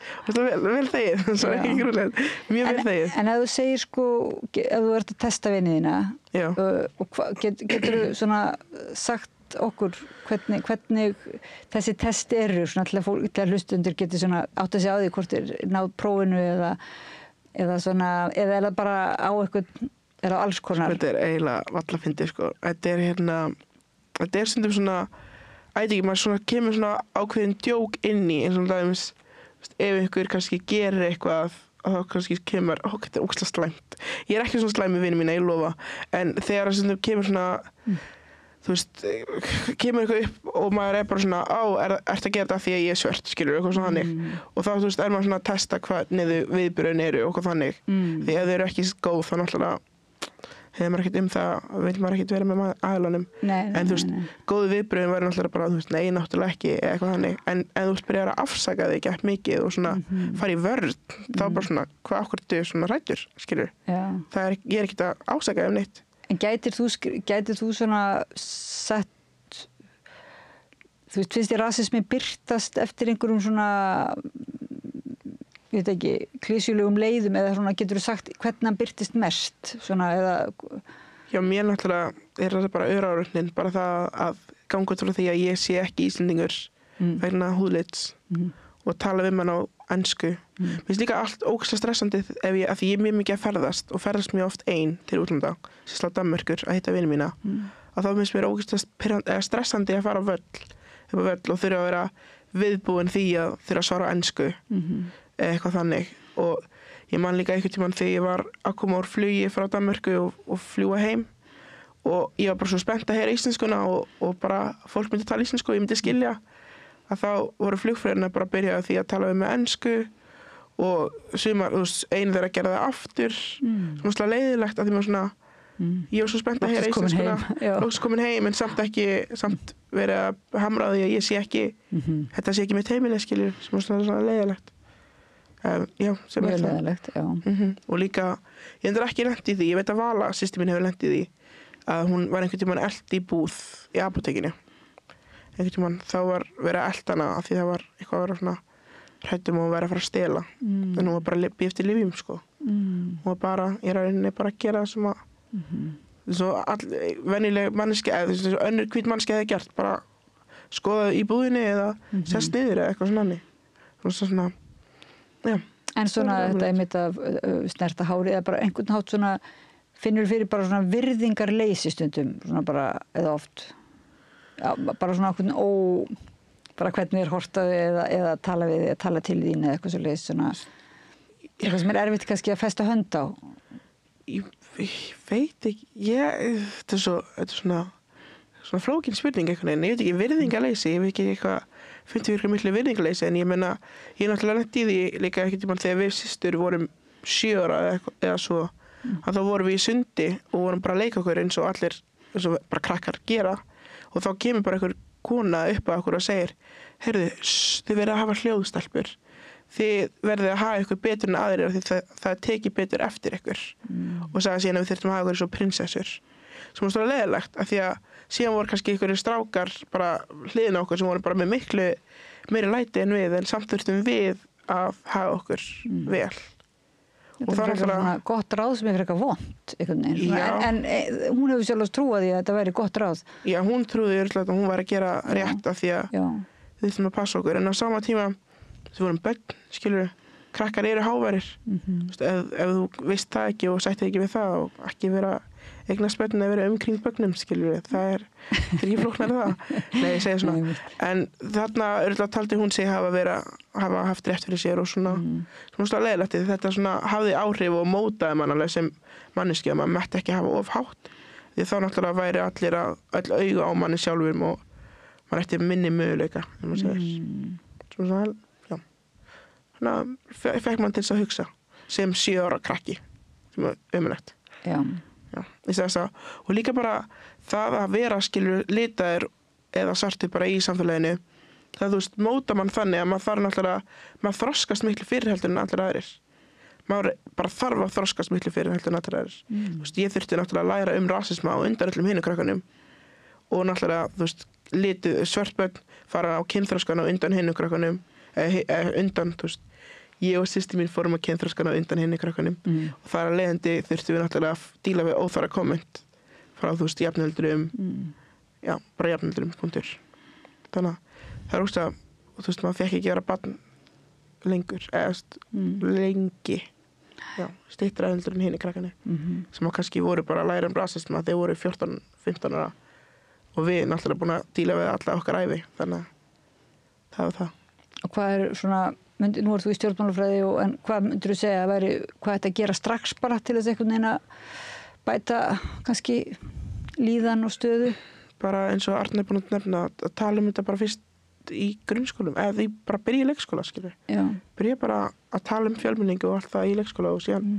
þá er búið að hvað sem að innbyrja þetta í hausna á krökkunum og þá vonandi skilja þau og fara með þetta ganga með þetta út í lífið og vita betur og svona þannig og þú veist, ég oft líka eins og þú ert búin að nefna Arna, oft vita börn miklu meira en við sjálf og hvað sem er leiðrétt okkar ef við gerum eitthvað mistök og bara hlusta þá einmitt á þau en þegar ótta áróðurinn er meiri kannski svona í einhverju bylgju svona þá er kannski einmitt svolítið verður við að passa okkur öll sem samfélag að leggja kannski meiri áherslu á að ræða málin sko til þess að þú veist skapa einhvern veginn eða vera með mótvægi við þessu svona hræðslu áróðri sko. Akkurat, það líka þú veist, fullt á tækjum og tólum bara á samfélaginu, því nú náttúrulega erum við flest öll á netinu og erum með síma sem að komast á internetið nema þeir sem eru með taka síma og svona samloku síma, ekki jafn heppin. En allavega, þeir sem hafið aðgengi að netinu, þá náttúrulega auðvelt að bara fara þessna á YouTube og skrifa eitthvað þú veist, Black History Month eða Representation Matters, eða bara svona eitthvað, eða svona bara hugmyndir það hvernig maður geti orðið betri bandamaður, eða já, bara eitthvað svona þannig. Ok, og þið með veftsíðu þarna antirasist? Já, fyrir ekki, ég ætla ekki að grípa fram fyrir. Við erum með Instagram-reikning sem heitir Antirasistanir og síðan vorum við eitthvað á Facebook, við erum líka með Facebook-síðu þar og við vorum líka að gera hlaðvörp sem heita líka Antirasistanir. Okay. Og svona, og við ætlum á TikTok en við þorðum ekki út af öllum hatursólarum sem voru í miklum mæli þegar við vorum að byrja. Þannig ákveðum að sleppa því af því að bara fyrir okkar líðan en já, við erum með þið látið ykkur heyra og sem mjög gott að þið hefur ekki farið eftir þessum góðu ráðum innan gæðsalappa í sundlauginni. Þetta bara vera litlar þegjandi prinsessur þú mátt bara ekki að segja neitt þú mátt bara hafa alveg hljóð í sundlauginni. Það er ymsum verið ráðlegt þetta bara segja sér minnst og láta yfir sig ganga. En við liðum rétt undir lokin, við höfum 3 mínútur en þeir eru svo góðar og gjöfular svona á umræðan. Getið þið sagt okkur aðeins frá þessu sem þið vísið í og þú hefur líka nefnt í spjalli þetta REC Art. Heitir það? Nei, ég glem alltaf nafninu. REC Art Reykjavík var stofnað af 3 frábærum drottningum sem voru alls ekki rólegar prinsessur sem ákveðu að vera tægar. Og heitir REC vegna þess að það Chivey og Rebecca og Eva og Rebecca og Eva eru giftar og Chivey kemur sérna inn í þetta og Chivey líka kennari og sem sagt svört íslensk kona af sem á ættir ekki annað eins og við öll raun og veru því að eins og ég hef svo oft sagt ef þú ert ekki rjúpa eða refur þá áttu ættir að reykja einhvers staðar að og þær stofna þetta samfélag til þess að búa til svona listasamfélag sem ýtir undir fjölmenningu og líka hinseginleika, þar að segja fólki sem svona, hvað við segja, álfabörn og tröllabörn og allavegna, svona kannski öðruvísi, heldur en svona meginstraumsfólkið og ég segi alltaf að við erum öll öðruvísi. Og þau stofnuðu þetta samfélag og síðan bara eins og segull á draga til sín fullt af góðu fólki og meðal annars bæði mig og Stínu og fleira og við erum orðin svona, þetta svona fjölskylda og það er alls konar vinnusmiðjur og þau eru núna búin að vera með þær, réttar sagt búin að vera með vinnusmiðjur í Þjóðleikhúskjallaranum reglulega núna er þetta ekki annað árið? Jú, annað árið sem eru með vinnusmiðjur þar og þau eru reglulega með svona nokkurs konar upp í stand sýningar í Þjóðleikhúskjallaranum þar sem að alls konar fólk með alls konar atriði og þar til dæmis hafa fatlaðir einstaklingar verið með hjólastóldans heyrnarlausir verið með ljóðaflutning og svona þú sérð listsköpun sem þú sérð hvergi annars staðar og algjörlega einstök, ekki bara þú veist á Íslandi heldur bara held ég þó víða megi vera leitað, þá veit ég ekki svona þú veist ég bjó 10 ár erlendis og ég hef bara aldrei séð neitt í líkingu við REC Art þannig að já, við erum þú veist þetta stækkandi fjölskylda og við erum misjafnlega virk en þetta greinilega og svona þú veist þetta valin fjölskylda. Já, spennandi að kynna sér þetta frá REC Art Reykjavík. En það má líka sko nefna það að þú veist þegar þú tilheyrir einu minnihlutahóp þá hefur þú kannski svona smá skilning inn í hvað að tilheyra öðru minnihlutahóp þó þú getur náttúrulega aldrei að fullu skilið það. Til dæmis ég hef oft sagt frá því að sem barn ég vissi að ég var kona först í röngum líkama en ég vissi ekki að ég var í trans það var ekki til þessi orð Þannig að þá ferðu að lesa og reyna að finna upplýsingar og ég held ég væri álfabarn eða gimmer eða eitthvað svona. En ég man að fyrsta bókin sem ég las, sem ég fannst ég vera séð, og það fer inn á það sem að Stína var að segja með bláuðu stúlkuna sem var ljóshærð, þegar hún teiknar þessa mynd, var bók sem að Toni Morrison, sem er æðislegur rithöfundur, dáinn, sem að sörkona, sem að skrifaði margar svona bækur sem að á 7. og 7. og 8. áratugnum. Það verið þýttar á íslensku. Og var með fyrirlestra og fræðimanneskja. Og hún skrifaði bókina The Bluest Eye. Og þetta er fyrsta bókin sem ég fannst ég verið séð. En hún er akkurat svarta stúlku sem að verður fyrir einelti og upplifir gífurlegt ofbeldi. Og hún fer að trúa því ef að bara hún væri með blá augu þá hefði hún ekki lent í þessu. Þá hefði hún verið hólpin bara, og það var hennar draumur að ef hún hefði bara verið með blá augu þá hefði hún ekki upplifað alla þessa sorg. Og alveg eins og ég trúði því sem barn, bara ef ég hefði verið venjuleg manneskja, ef ég hefði bara getað lært að vera venjuleg manneskja, þá hefði ég ekki lent í öllu þessu ofbeldi.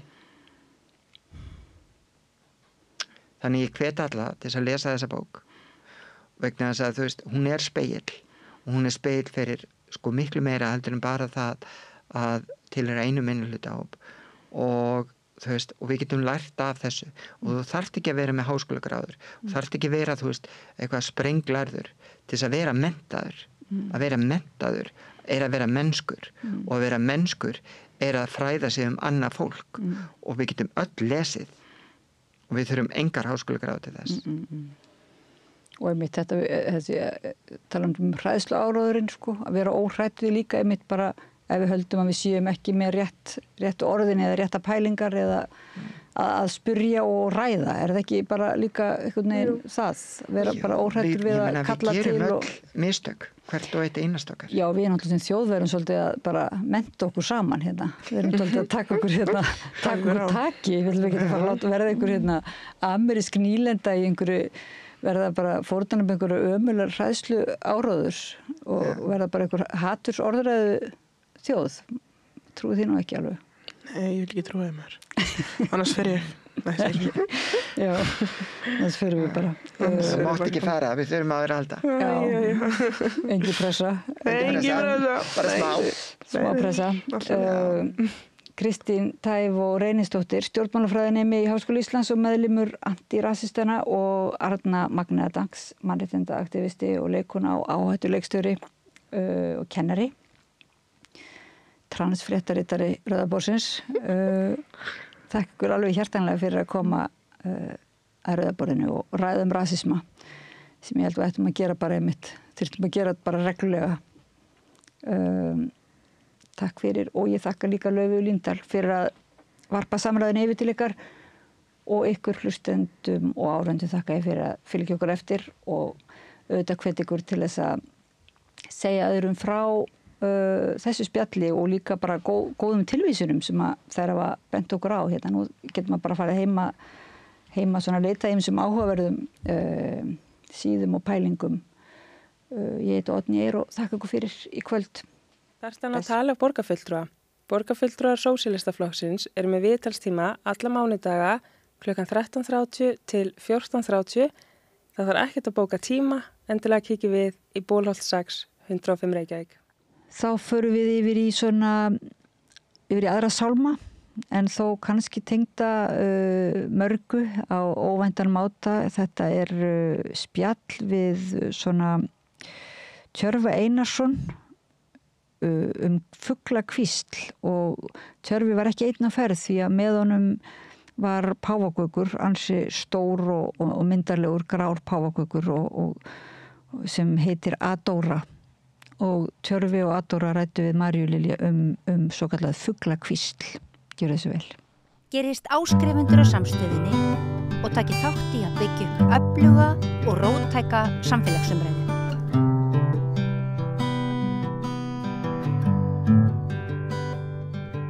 Já, Já, komið sæl aftur og velkomin að Rauðaborðinu. Ég heiti Marja Lilja og hjá mér eru góði gestir, Ingólfur Tjörfi Einarsson og pákagurinn, grápáfinn. Adora, verið velkomin.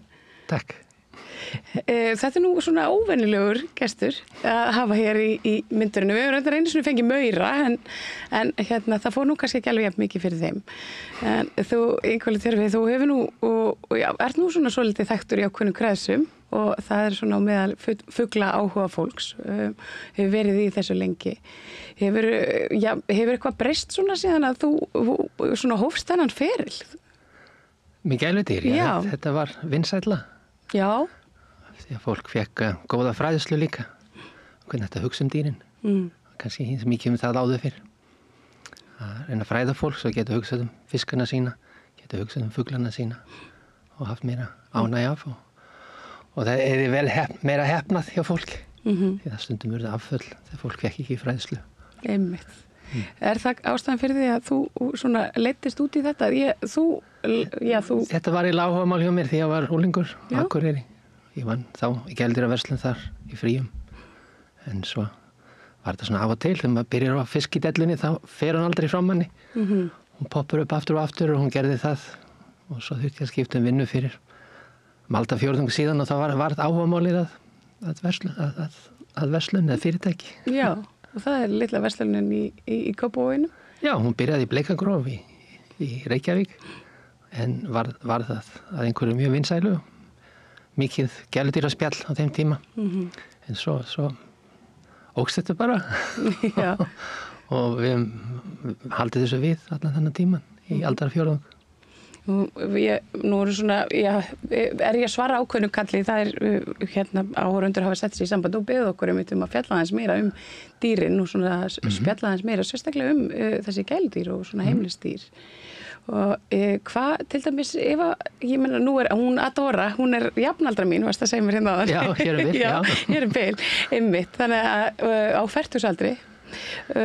Og hvað, ég meina, þetta auðvitað gríðarleg skuldbindning að fá sér svona gæludýr. Vissulega það. Fyrir flestir eru með smarrifugla og þeir henta heila öllum fjölskyldum. Fuglinn vaknar með fólkinu á morgnana, fær smá athygli og fólk fer í vinnu eða í skóla og fuglinn sáttur í góðu búri með nóga dóti til þess að naga og leika sér að. Hann tekur sér síðust eftir hádegi og sefur í 2 tíma þessu fólki í Heiturlöndunum. Já. Og svo fólk að tínast heim, þá fær fuglinn aftur athygli og fer svo bara að sofa og sveipa leit á börnin. Og búið, hann ekkert að gera neitt á nóttinni nema að sofa.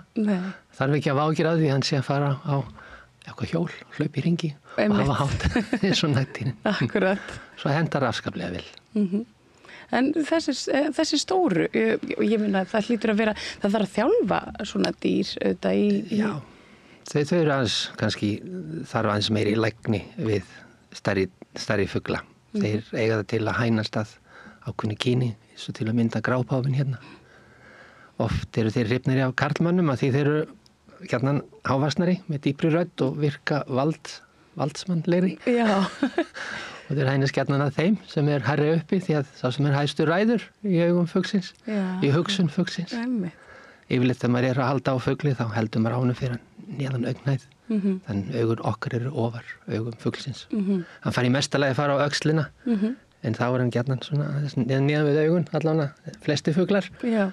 Hann fær ekki að fara upp á haus, því það drottnunnar staða. Þá heldur hann að hann ráði einhverju. Já, það svo? Já. Og þetta og hvað gerist þá? Já, þá verður hann frekari. Já. Minni fuglarnir eru með greinda og við 2 ára krakka og þroska og við 2 ára barn. En það breytist ekki. Við vonumst þess að börnin vaxi upp úr því. Flest gera það, já. En fuglarnir eru fastir í þessum þroska. Svo maður þarf bara að passa hvað þeir fá að éta því að það hefur áhrif á hegðun þeirra og mikið kolvetni fyrir fugla. Virkar að svipa og fyrir börn að fá mikið sykur. Verður bara hæper. Já, við erum með fugl og við höfðum áhyggjur af því að okkur finnst hann borða svo mikið. En svo las ég ekki starf að það verður nú bara mjög eðlilegt. Þetta eru litli skammtar sem þeir ná í kokkinn sinn, svona í einu. Já, flestu fuglar að éta fræ, einhvers konar fræblöndur og við passa það að vera með lífræntræktað eingöngu til sölu hjá okkur til þess að tryggja það að þeir fái þá bestu blönduna og engin aukafni með því það fer auðvitað verið í fuglan en í okkur. En þið þurfum auðvitað að hafa eitthvað meira. Því fræin eru kannski cirka 70% af fæðinni. Hinn 30% þurfa að vera grænmeti, ávextir eða sem við kallum mannamatur. Bara til að þeir hafi fjölbreytnina. Þið þurfa vítamín með, þið þurfa kalk með og þá líður þeim best. Fræstangir og nammi, fuglanammi, það bara eitthvað sem þeir fá að laugadöfum eins og börnin. Það er bara skammtað. Það er bara skammtað. Þeir geta auðvitað að geta yfir sig og þeir geta náttúrulega fá breytta fæðu, þá náttúrulega fá þeir þessa sjúkdóma sem fylgja því. Og við fáum gjarnan, þegar við borðum fábreytt, allt of kolvetnisríkt, þá getum við fengið fitulifur, fuglar geta fengið það, fuglar geta fengið fituæxli, gjarnan, þessi minni fuglar. Og það er ekki gott heldur. Nei. Svo fjölbreytni er af henni góða, en það þarf auðvitað að kenna þeim að geta annað en fræ og það er vandinn. Að eiga fuglinn eins og vera foreldri, það fylgir ákveðin ábyrgð. Maður er alltaf að kenna börnunum það þegar þið fá fugl í okkur þá er yfirleitt 20 mínútna námskeið fyrst. Svo þið skilji út á hvað þetta gengur og hvernig á að hugsa fuglinn. Já, þið eruð með námskeið. Já, við gerum það bara, fylgjum bara með. Og reynum að venja fuglinn við. Yfirleitt er þetta smærri fuglar. Já. Gárar, vinsælastur. Hann getur náð einna mestum orðaforða af öllum fuglum. Já, er það svo? Veistu hvað einn gári náði? Mörgum orðum? Hvað? Við getur ekki giskað. Ég veit ekki, kannski 10. Nei. 1700. 1700 orð? Já, það er svona meira en meðal úlingun í dag að þeim ólustu. Já, það er ekkert smá. En hvað, Það er svona meira, þeir tala meira þá í belg og bíðu. En þeir hafa náð því og þú getur séð þá á YouTube. Margir tala töluvert. Þeir þrengja barkan. Þeir hafa ekki sem sagt raddbönd. Nei. Þrengja barkan og geta hermt eftir. Og þeir eru að herma eftir, er einhver ástæða, af hverju herma fuglar eftir? Þeir bara virðast hafa þennan hæfileika, það er misjafnt reyndar. Svona eitthvað konar blíðuhót eða er þetta... Það getur kannski virkað þannig fyrir suma, en það er svolítið misjafnt með tegundir, hvað þeir eru duglega við þetta. Gárin getur náð þessu, dísur sem eru absolutt gula kinnablettin á kampinn, sem er svo næsta starf fyrir ofan og líka góði fjölskyldufuglar, þeir eru meira í blístrinu, kallkynsfuglar, þeir geta blístrað heilu aríarnar, sko. Já. Bara lært, en ekki mikið að tala. Já. Svo eru aðrir fuglar eins og grápáfinn hérna sem geta náð að tala og hermt eftir röddum fólks. Já. Alveg, mjög vel, sko. Það bara heyrist eins og sé manneskjan að tala. Sko. Einmitt.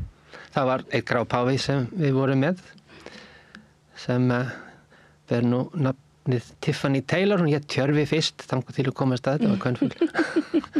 En Tiffany Taylor, hún náði að herma rosalega vel eftir eigandi sína. Það voru eldri hjón sem átt hana og eiginkonan var meira með fuglinn. En fuglinn hataði konuna. En náði alveg röddin hennar. Sko. Já, það. Þannig þegar hún var að tala við vinkonu sínar út í bæ í síma, þá heyrði fuglinn það og hann fór að herma eftir og flytja heilu símtölin. Hann hringdi, talaði og sagði hæ og með hennar rödd og ennþá með hennar rödd.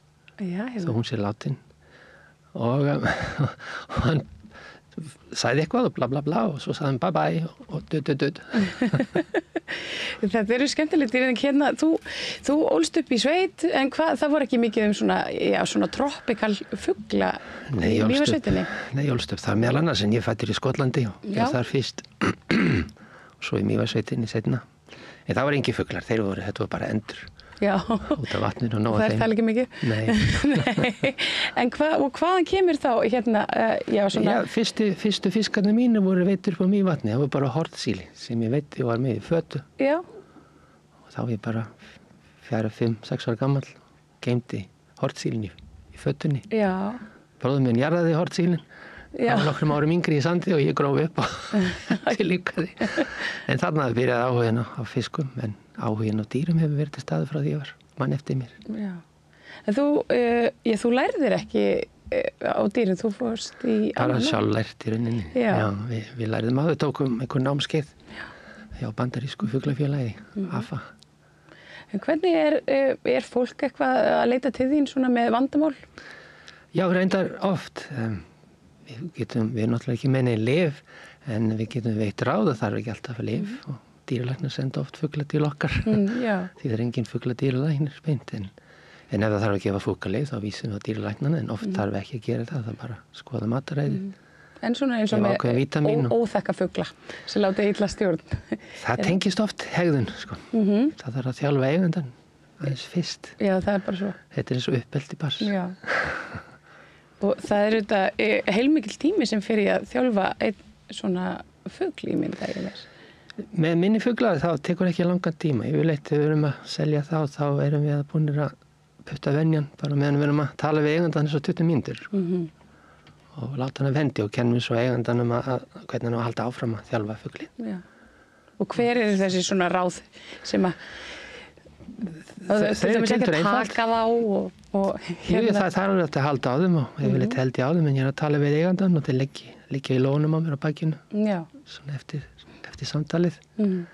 En yfirleitt er best að fara með þá í hotn á herbergi og æfa þá í að fara fyrst á prigg eða á putta þar. Það er fínt að fara í hotna því þá getur fuglinn ekki hlaupið frá þér undir borð eða týnst einhvers staðar, þú getur hans króað hann af. En þegar þú ert að þjálfa hann þá þarftu að gera það í stuttum lotum, svona 10 mínútur í einu, því fuglinn hefur ekki meiri einbeitingu en það, ekki frekar en 2 ára barn. Nei, Þetta er keimlíkt því að vera með lítið barn.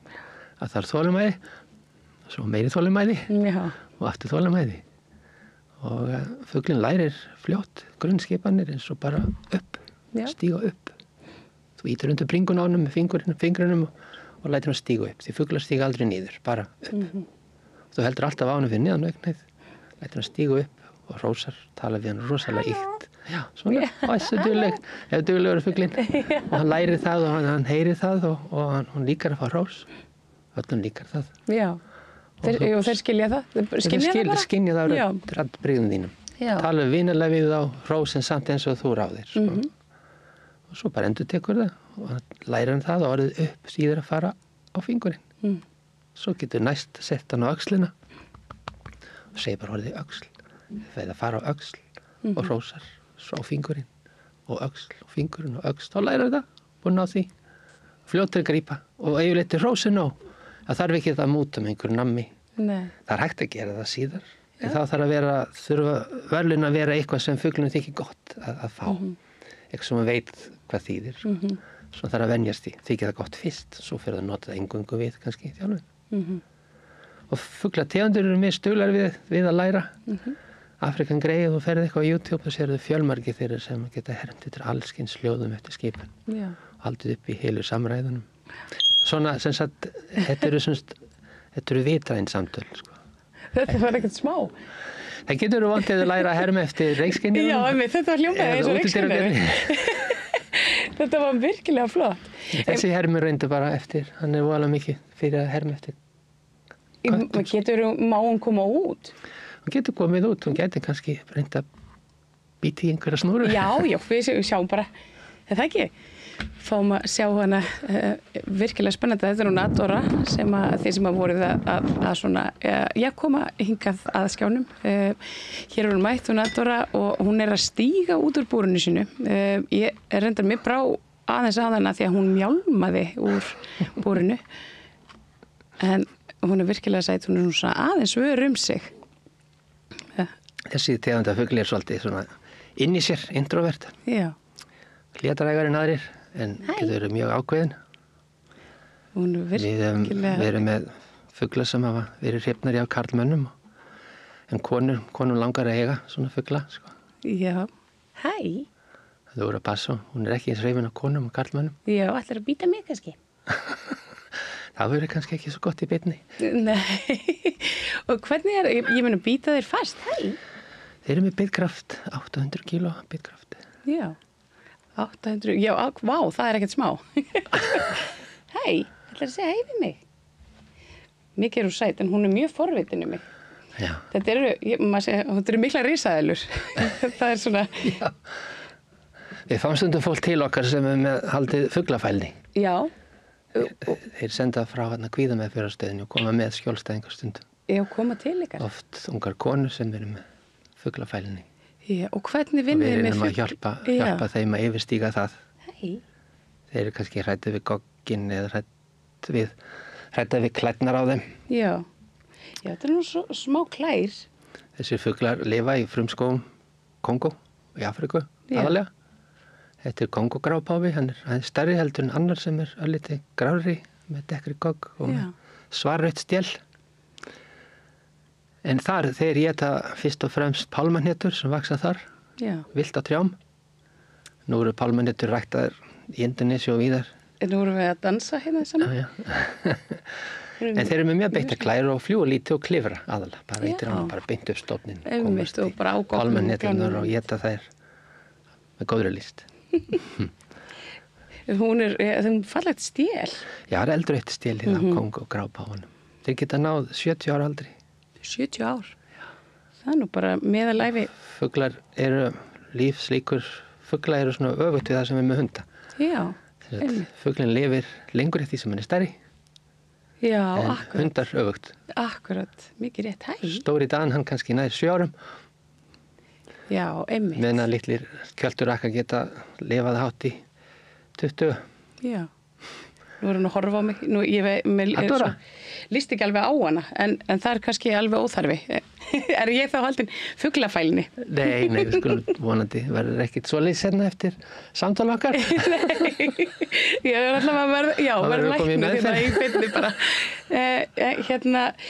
Hún er gestur á hóteli, þú sagði mig það hann. Já, ég voru með fuglahóteli í 20 ár sem heit Paradísarhind. Já. Fólk kom með fuglana sína í pössun, gjarnan í bara búrinu sem þeir eiga búa í heima hjá sér. Já. Þetta verður svo hjólísi. Já. Og voru bara við svona þegar eigendunni fóru í sumarfrí. Já. Voru bara í búrinu sínu og aðri fuglar í kring í sínum búrum og töluðu saman. Já. Spjalluðu. Þetta var svona nutu þess að vera innan aðra. Þetta var svona sumarfrí fyrir fugla. Já, í rauninni. Þannig gerðum það í dag 20 ár. En svo var þetta mjög vinsælt á COVID-tímabilinu að fá sér gæludýra því að fólk gat ekkert annað gert. Einmitt. Margir fengu sér fugla þá og eftir að COVID-hömlunum lauk þarna, mæ 2022 cirka, þá flyktist fólk til útlanda. Já. Þá fengu alveg holskaplega fuglum í pössun. Já, við bara allt sprungir. Já, þannig við aðeins dreigð úr því núna, við erum bara með fáina í pössun. Já. Mikið tíma orku í það að passa alla fugla. En maður hefur svolítið fylgst eða svona séð það verið að auglýsa það og þeir eru að fljúga út glugga og svona. Já. Er fólk að ná fuglunum sínum aftur þegar þeir sleppa svona út í? Það er náttúrulega svolítið erfitt að ná þeim aftur, þeir rata ekkit utan dýra, en yfirleitt hafa ná fuglar vita á því. Adora. Nei. Yfirleitt hafa þeir vita á því að leita í hita útstreymi, sko. Já. Þeir lenda oft á svölum hjá fólki eða við glugga og fólk tekur eftir þeim. Og það hefði ótrúlega sögur af því að þegar ungir gárar, litli gárar hafa náð að harka af sér 1 og sólringa í frosti. Einmitt. Þegar ég bjó í London þá, það eru págöggar í London. Það eru hringpágar sem fljúga að fjölga sér. Þeir eru frá Indlandi. Þeir ná að lifa þetta. Einmitt. Og þeir svona einhvern veginn svona rétt skrölda veturinn greinlega og og svo voru fallegt að fylgjast með görðunum á sumrin. Já, það er það. Er þetta eitthvað sem gæti orðið veruleiki hérna?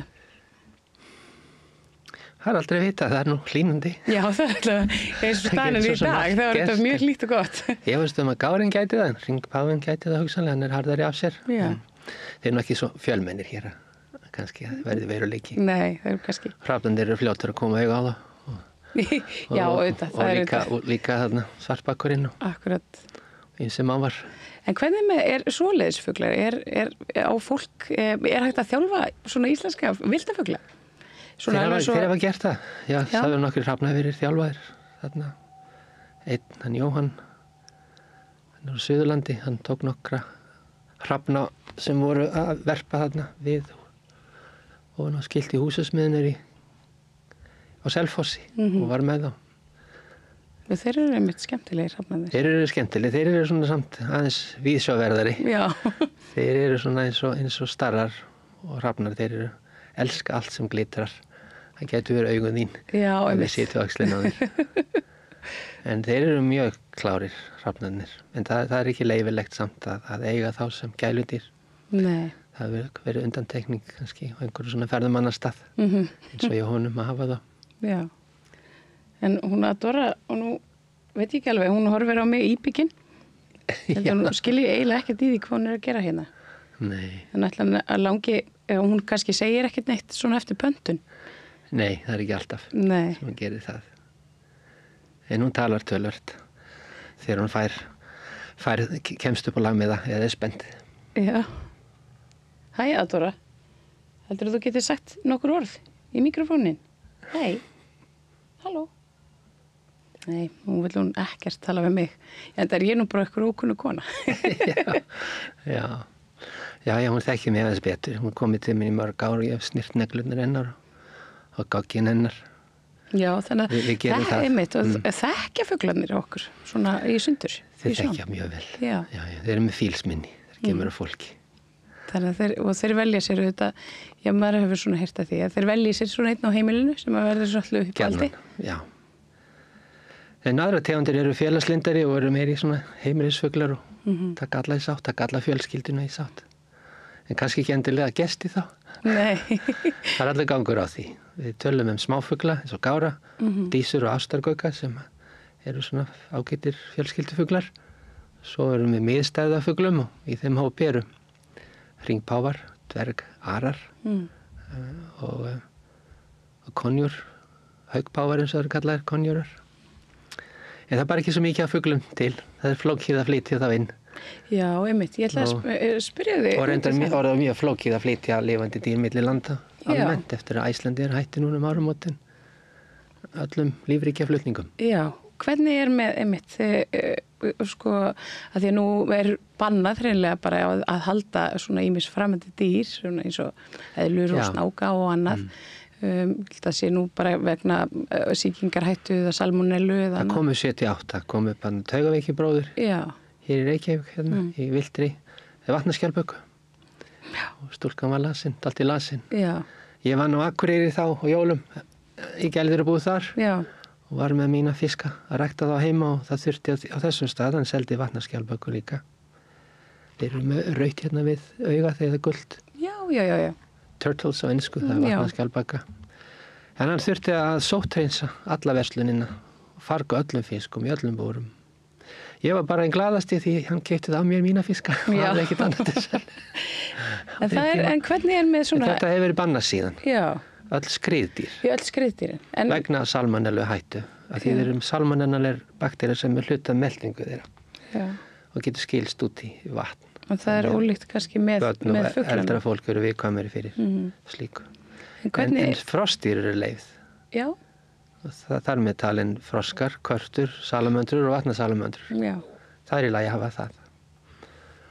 Þannig við höfum selt slíkt en ekki skriðdýrin. Þú er svo fín í það. Þú tekur þið vel út í mynd, Dora.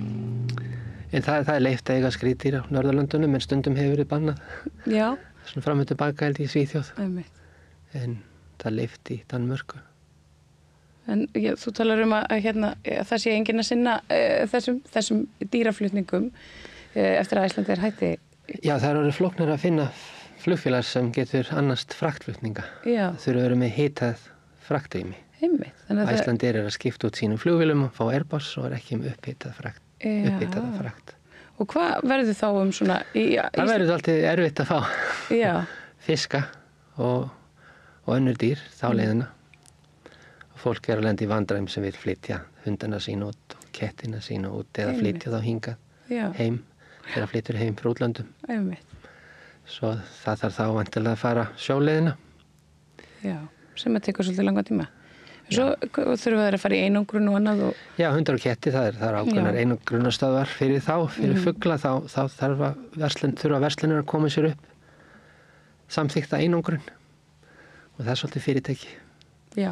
En fólk hefur fengið leyfi til að koma sér upp heima sóttkví. Já. Það þarf bara að fá einhvern frá Matvælastofnun til að koma og taka út aðstöðuna. Við erum þá með sér herbergi. Við erum með búr þar til dæmis fyrir fuglinn og við erum allt til staðar og búin að fá alla pappíra, allar sýnutökur, samþyktar. Og svo flytja fuglinn til landsins. Yfirleitt var það með Íslandir. Svo er hann bara sóttur og settir í þessa sóttkví og fylgst með honum þennan mánuð. Dýralæknirinn kemur eftir mánuðin og skoðar fuglinn og allt er í lagi þá fær hann leyfi til þess að vera innan fólk. Já, finnst þér svona eins og kannski það vanti meiri skilning svona á meðal yfirvalda MAST eða svona á þessu það oft litið á þetta sem bara svolítið svona hobby, svona eitthvað svona kannski svona gæludýrahald, það eitthvað svona. Já, margir sem vinni á Matvælastofnun eru dýralæknar og hafa sín eigin gæludýr, gjarnan hunda eða ketti, kannski ekki eins margir fugla eða önnur dýr en sumir fiska. Svo það alveg áhuga á dýrunum þar sko, það vantar ekki. Það gott. En þetta bara eitthvað sem að svona með reglugerðir og já, sem að mætti betur fara kannski svona þínum að þeir svona í bara í eftirliti og svona og líka bara einhvern veginn í bara svona meðförum dýra. Já, almennt er Matvælastofnun, þeir koma þá og taka út verslanir og eru með eftirlit, það er reglubundið og gera athugasemdir ef eitthvað má betur fara. En það er mjög lítið það heima hjá fólki. Maður veit ekki alltaf hvað gerist þar og flestir fara vel með dýr sín en auðvitað ekki allir því miður. Sumir sankað sér dýrum, endalaust, köttum, sumir fugla líka. Já, eigið þið og hafið þið einmitt þurft að bregðast við ykkur og svoleiðis að það hafi verið fyllt af fugla eða fiska? Ekki ég sjálfur reyndar, en ekki lendi því, maður har heyrt eitthvað af því, já. Aðalega í fjölmiðlum. Það er aðalega í fjölmiðlum einmitt. Vil ég aðtöku hvort heldur hún vilja kannski tala hérna við mækinn? Viltu tala við þennan? Nei. Hún hefur engan áhuga á því. Ég held hún hafi verið hálfhrædd við hann. Já, þeir eru svolítið eins og segi, þeir eru hlédrægir, meira introvert inn í sér. Já. Sumar tegundir eru meira extrovert, þeir eru meira fyrir að blanda geði og tjási og hafa harra. Þeir eru miklu rólegri og íbyggnari en aðrir fuglar. Já, þú bara hafa nokkuð notalega nervuru. Já. Það var bara mjög fín. Þeir hafa ekki mikla lukka. Við höfum verið með fuglastundum í leikrit. Já. Það var eitt leikrit íslensk leikrit þar sem voru með svona African Grey. Hann var í búri bara á sviðinu allan tíman. Já. Það var íslensk nútíma leikrit. Við vorum með aðra tegund sem lék í Gulleyjunni, 76 sýningar. Bæði á Akureyri og í Borgarleikhúsinu. Vakti mjög mikla lukku og fólk var svo hissa að börnin sérstaklega átti sig á því að fuglinn var lifandi. Já. Þarna sem var að leika á sviðinu. Og hvernig, verður það ekkert þreyttir á svoleiðis? Ekki þessi, þetta var skærgreitt fugl frá Papua Nýju Gíneu. Já. Solomoneyjar Eclectus. Hann elskaði að vera með. Já, að vera bara í kringum fólk. Hann elskaði hljóðun og var ekki hræddur heldur. Nei. Hann elskaði bara að vera þarna. Allir elskuðu hann. Já, þetta vakti mjög mikla lukku. Þetta er svolítið framandi dýr. Við erum ekki vönið því að svona sitja með svona hitabilti stýrum í návíi og þau eru þetta óbúslega fallega á litin. Já, þau eru mjög skæra á litin.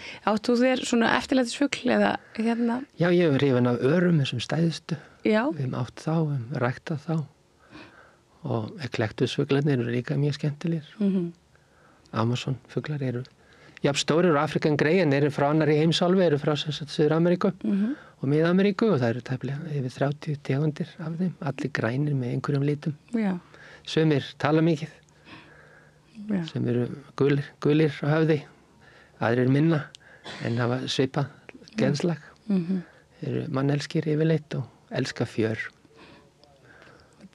Þetta er skemmtilegt. En þetta er snarþáttur í uppeldi barna að hafa tækifæri til að umgangast dýr og læra að hafa dýr. Já. Og kunna þá að hafa þau. Já, einmitt. Það er þroskandi og þetta er afskaplega skemmtilegt fyrir fólk sem er kannski fyrir einstæðinga. Já. Að eiga dýr. Hvort sem það er köttur, hundur eða fugl. Einmitt. Sem getur veitt ákveðin félagskap og kannski svona tilfinningarlegan stuðning sem það fyrir oft og misvið. Já, maður hefur séð hérna fólk mæta með hunda svona eins og elli heimilinn en er hægt að fara með fugla? Það er hægt. Já. Það hafa verið fuglar og við fórum oft til að mynda í Mörk. Já. Við vorum með fugla þar. Við vorum líka með fiskabúr þar á tímabili. Það er fiskabúr á Dróplaugarstöðum til dæmis, stór sem við syntum á tímabili, sem eldra fólki situr og talar við bara. segja sína sögu. Einmitt. Já, það gott að eiga Fiskarnir sperra eyrin alveg og Já, það ekki. Láti þess að ekkert sé en veita samt þennan félagskap. En hvað er svona, kannski að lúka, hvað er svona mest framandi dýr sem að þú hefur verið með? Við hefum verið með ýmis skordýr, við hefum verið með 1000 fætlur, við hefum verið með bæna, beiður, við hefum verið með ýmsa svoleiðis pöttur, fólki mishrifið af. Já. Við hefum verið með trjáfroska og körtur. Einhver myndi nú segja bara pöttur og bara, ég myndi nú ekki svona kaupa þar inn á heimilið. Nei, við náttúrulega erum líka með fóðurskordýr, sko. Við erum með mjölorma og litlar fóðurbjallur, kakalakka sem kallast úbjör, sem froskarnir éta og sem skordýr éta, en það er bara gaman, þetta er forvitnilegt, það er ekki endilega svo erfitt að hugsa þetta. En fólk er mjög gaman að því að fylgjast með náttúrunni því að við erum svolítið gerilsnýtt þar. Við höfum ekki þetta umgengni við náttúruna sem við höfðum. Einmitt. Við förum svolítið að mis við það, að búið þessum steinsteiftu frumskógum. Mikið rétt. Og þá er gott að allavega svona eiga smá, svona snefil af náttúru í heima. Fólk setur fiskabúr og býr til sinn eigin heim þar í fiskabúrinu. Sjávarfiskabúr líka, aðeins flóknari en það sama. Þú getur fengið svona nasasjón af lífheiminum þar og fylgst með hlutum þar. Einmitt. Og já, þetta er skapandi, gefandi. Já, þetta er það. Ég heyri, þú allavega brennur fyrir þessu og hvað sagðir, 40 ár sem að þú hefur verið í? Já, ég hef verið í þessu 48 ár. Já, það er margir fuglar.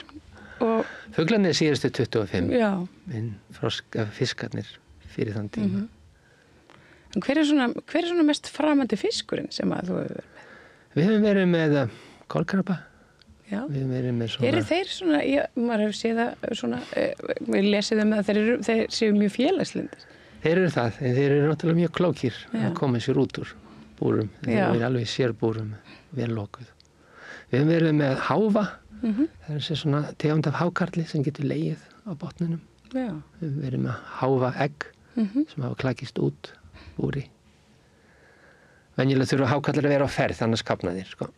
Þurfa svo mikið súrefni. En svo er þetta tegund af hákarli sem getur verið á botninum og kallast háur, liggur á botninum.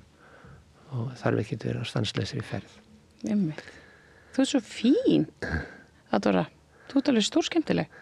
Svo er til samlífi milli margra tegunda í sjávarborðum. Svo getur verið með rækjutegundir sem para sig við. Myndar svona symbiotic eða samlíf við fiskitegund sem kallast goby. Já. Þannig að rækjan, hún er nánast blind og sér illa. Hún grefur hólu og hún og fiskurinn búa í hólunni og fiskurinn hann passar og hann kemur með mat og þarna lifaði saman, sáttasamlindi, eitt fiskur og ein rækja. En skemmtilegt. Og aðrir fiskar geta lifið í sæfíblum eins og Nemo. Já. Býr í sæfíblunum og er ónæmi fyrir eitrunu og kemur náttúrulega með mat þarna að og passar sæfíblinn. Og hann fær sjálfur vissa vernd í sæfíblunum. Já. En hvað er svona það helsta, svona ef einhverja af okkar áhorfundum og hlustendum ef þeir hafa áhuga á að fá sér eitt svona stóran fugl? Hvað er það svona sem að fólk ætti að hafa í huga? Það er ekki svo auðvelt að fá það lengur því að það er auðvitað að flytja það inn. Þetta er oftast og kannski fuglar sem eru í endursölu af einhverjum ástæðum. Yfirleitt vitum við kannski eitthvað forsögu fuglsins og reynum þá að velja kaupanda eftir því. Ef við vitum allavega, stundum breytist það, stundum getur fugl fara að þykja væntum konur, ef ekki þannig er í boði, sem hefur bara verið hrifin af karlmönnum, það er alveg gert. En þeir er eitthvað svona eins og undirbúa heimilið með einhverju sérstökum hætti? Já, ég bara fyrst og fremst þetta. Fuglinn, náttúrulega, hann er yfirleitt hafður í búri þegar enginn er heima, því að óviti fær ekki að vera laus barn. Lítið barn fær ekki að vera eitt heima þegar enginn er að fylgjast með. Eins með fuglinn, hann er þá bara í búri þegar enginn er. Það er honum fyrir bestu að vera þar og hann er ekki að fara að býta sundur snúrur. Afrikan grey og margir fuglar af hans stærð eru miklir rafvirkjar. Já. geta alveg tekið til og tekið einangrunna af einhverjum rafmagnsvírum. Já, einmitt. Og fengið alveg stuð. Já, þá var nú múin vís. Já, það náttúrulega slæðir út góðkunni leiðir en það getur komið blossi. Þeir geta bitið fast og svo geta það farið í náttúrulega húsgögnin. Já. Það sagt að þeir skemma svolítið. Þeir geta gert það. Það sagt að já, á hans að nefna kannski þjóðina, en sumir éta allt nema borð og stóla. Já. Allt á 4 fótum, en fuglarnir éta það sem éta borð og stóla. Þannig þeir geta alveg tekið húsgögnin fyrir myndaramma, þarna mjálmarún. Þarna mjálmarún? Myndaramma og svo framvis gardínukappan og færið svolítið fljótt í gegnum það. Já. Svo að við, maður aðeins að fylgjast með fuglum og svo geta þeir fara út glugga. Það hægt að við, til að byrja með þá við höfum leyfi frá Matvælastofnun til þess að snirta bara unga fugla. Þá snirtum við ystu flugfjærna sem ekki að lyfta sér í flugi. Fuglar fella fjæður einu sinni á ári. Já. Fyrst hálsárs þessi minnstu. Og fá þá nýjan fjæðurham á 2 mánaða tíma og fella svo aftur að ári. Missi ekki alla fjæðurna, það er bara í teiknimyndunum. Já. En missi þetta kerfisbundi svo þeir vera áfram fleiri í náttúrunni, ekki eins og gæs og altir sem eru í sárum og geta ekki flogið. Við ná sér stendur. Þurfa að halda sig út í vatni. Já. En þá að því tímabili þá hægt að þjálfa fuglinn og betur og hjálpa hún, kenna honum þessi grunnatriði. En svo getur það gerst að stærri fuglar, þeir geta verið kannski erfiðari, fleygir. Já. Og þá þarf að fá leyfi kannski hjá dýralækni til þess að hafa hann snirtan, ef hann þannig að hann getur kannski átta til að fljúga á fólk og býta það. Já. Þá ekki gaman að vera fleygur og hafa fuglinn. Nei, þeir geta meitt mann. Þeir geta bitið býsna fast, já. Því stærri sem hann því fastar býtur hann. Þetta bara svona, já, eins og með öll dýru þetta, að þessu fylgir ábyrgð. Og það já, það ábyrgð. Þetta ekki svo flókið sjálfur sér. Það bara vita hvernig að gera það. Og fuglinn fái athygli, hafi eitthvað til að gera. Og þeir hafa allir gaman að því að naga og tæta. Þeir sjá alveg blúsandi litum, þeir sjá útfjólublátt ljós sem við sjáum ekki. Já. Þannig allir litur miklu dýrlegri í þeirra augum en okkar.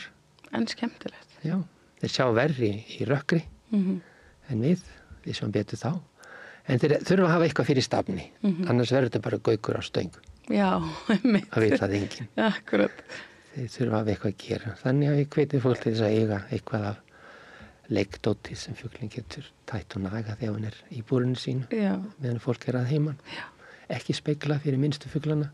Nei, þá verða þeir sjálfhverfir, verða ekki? Þeir verða svo drottningin í mjallhvíti og dvergunum sjö. Bara speil, þegar þú mér. Þeir bara fatt ekki að þeir eru þeir sjálfur. Einmitt. Þeir fara að para sig við bjölluna eða við speilin og verja speilin og eru þá ekki sérstaklega félagslindir og hafa minni áhuga á eiganda sínum. En þegar það ekki til staðar, þá náttúrulega leita þeir í eigandan og veita mjög góðan félagskap. Við þurfum bara að passa okkur ef við erum eitthvað lasin að vera þá ekki í fuglunum á meðan því þeir geta smitast af okkur. Já, þeir geta það. Aldrei á hinn veginn. Já, það Kvef, skubbu og niðurkomspestir geta smitast. Þeir smitast í fugla. Já, þetta vissi ég ekki. Nei. Svo hafa mjög viðkvæm lungu, þannig að þeir stuðla hollu andrúmslofti á heimilun, enga reykingar, engin sterklíktandi þrif eða málingarefni, engin reykhelsi eða ilmkerti, bara hefbundin kerti ef svo ber undir. Já. Svo framalega sem það fari ekki í logan. Einmitt. Já, það ekki gott. Þannig við erum með lungu eins og nýfæddu barni. Já. Þannig að það mjög heilbrigt umhverfi fyrir það. Og mjög auðvelt að eiga það í rauninni. Já. Bara búið til rútínuna. Einmitt. Og þeir fallin í rútínu fjölskyldunar. Og bara einmitt. Sína þeim bara þá virðingu sem að þeir eiga skilið. Og ef þeir eitthvað laslegir að hafa þá fljótt samband við okkur og ef þeir eitthvað til að mynda, ef þeir eitthvað alvarleira þá vísum við dýralækni. En oft það ekki. Það hægt að beita ýmsum aðferðum. Maður heyrt að þeir verði stundum daprir. Þeir getur verið daprir eða þeir fá ekki athygli. Já. Við þurfum öll einhverja athygli. Það hægt að veita fuglum viss athygli á daginn með því að leiðum og hlusta á aðra fugla á YouTube. Já. Þeir geta lært að tala með því að hlusta á aðra fugla. Gárar læra frekar að tala af kvenmannsrödd en karlmanns. Já, en veistu, hvaðan hún Adora lærði að mjálma? Býr hún með ketti? Á einhver tímabili hefur hún gert það. Ég þekki ekki alveg söguna hennar nú langt aftur í tíman, en sami eigandi hefur átt hana, ég tap 2 áratugi í það minnsta. En hún hefur greipið þetta. Sem betur fer hún ekki með óhljóð þegar hún gistir hjá okkur. Sumir eru með þarna brunabóðan alltaf. Já. Það getur farið býsna illa í eyrun. Einmitt. Sumir leika stríða eigandi sínir á því að hringja útidyrabjöllunni og fólk skynjar ekki að það er síma og fólk hleypur til og grípur síman, svo er enginn í símanum. Bara fugli. Ótrúlega hljóð. Þeir var gaman eða stríða hundum. Þeir hafa í það. Hundar eru bara óæðri verur, þeir eru þarna niður á jörðinni. Einmitt. Þetta er bara... Auðvitað. Við áttum Gára einu sinni, hún var stórskemmtileg og hún var mjög óhrædd og einmitt satt alltaf á höfðun og hundinum. Og svona skipa honum fyrir, beita hann í eyrun og stýrði honum. En hún var, það var svona henni að aldur til að hversu óhrædd hún var því að hún komst út úr glugga ofan í garð þar sem voru 2 kettir og hún settist hjá þeim og það var svolítið sorglegt. Já, það er verra með það. Já, þannig að hún lærði ekki að forðast kísur. Nei, það er líka hættulega að kettir eru með bakteríu í klóm. Þannig að þú veist, ef þið rispa þig þá oft græðir þetta frekar illa fyrst. Öðru sem með hundaklóru og svoleiðis. Já, hundurinn hann reyndi nú aldrei, hann var stundur svolítið pirraður á henni en hann lagði aldrei til hennar, hún réði alveg svo. Já, ég bara 1 bit frá fuglinum með nóg til að halda hundum frá lífstíð. Já, það var það, hann er nú ekki lítill einsinni. Nei. Ingólfur Tjörfi og Adora, þakka ykkur kærlega fyrir að koma hérna og leið okkur í sannleikanum fuglahald. Þetta er búið að vera mjög skemmtilegt spjall og alveg bara, ég held að Adora, þú sért minn uppáhaldsgestur að Tjörfa ólöstuð. Og ég ætla að setja punkt hér í rauðaborðið í kvöld. Ég þakka þeim sem hlýddu og horfðu, öllum góðum gestum og samstarfsfólki mínu hér, Laufeyju Líndal fyrir útsendinguna og minn ykkur á að á samstöðinni er hægt að gerast áskrifandi af það er bara þessu fyrirbæri sem við erum með hér við rauðaborðið og öllu því efni sem framleitt er. Og við þurfum á ykkur að halda. Á samstöðin.is er hnappur þar sem hægt er að íta á áskrift og gegn vægu gjaldi sem rennur inn í alþjóðfélagið sem á ykkur samstöðina. Getið þið orðið eigendur og þar með styrt og stóðir þessa fjölmiðils sem þið eruð svo dugleg að fylgjast með. En ég þakka fyrir okkur í kvöld og kveða sinni. Bless. Segðu það á Samstöðinni. Samstöðin er í eigu hlustenda, áhorfenda og lesenda. Sláist í hópinn og gerist áskrifendur.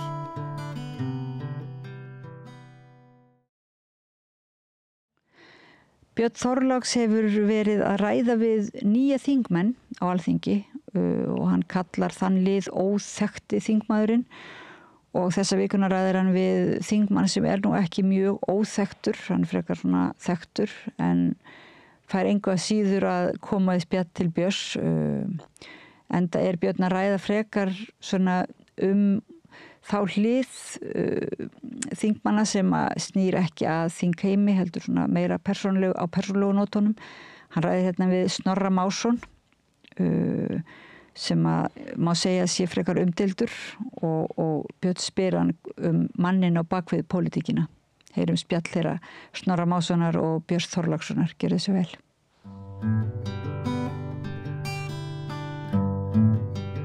Já, komið sæl og blessuð. Velkomin í einn vinsalasta lið samstöðarinnar. Við köllum hann óþekkta þingmanninn og erum hér að reyna að kynna til sögunar þingmenn sem að fengu brautargengi í síðustu alþingiskosningum. En þjóðin kannast kannski ekki allt of mikið við. Suma þeirra þekkjum við nánast ekki neitt en aðrir hafa kannski verið kunnir af öðrum störfum. En sem þingmenn eru þessir einstaklingar okkur mörgum hverjum ókunnir og hugmyndin með óþekkta þingmanninum er að róa á persónuleg mið, reyna að kynnast manneskjunni á bak við þingmannin. það sé ekki svona tugur af þessum 34 sem við erum búin að ræða við, 34 og sá sem að ætlar að spjalla við okkur í dag. Það er ansi margir sem að hafa skoðanir á honum. Ég held að sumir hreinlega elskan, en svo les maður líka fyrirsagnir hann að þar sem hatur kemur við sögu. Velkomin Snorri Másson. Já, takk hérlega fyrir. Þú ert næst yngsti þingmaður okkar á Alþingi Íslendinga sem stendur. Já.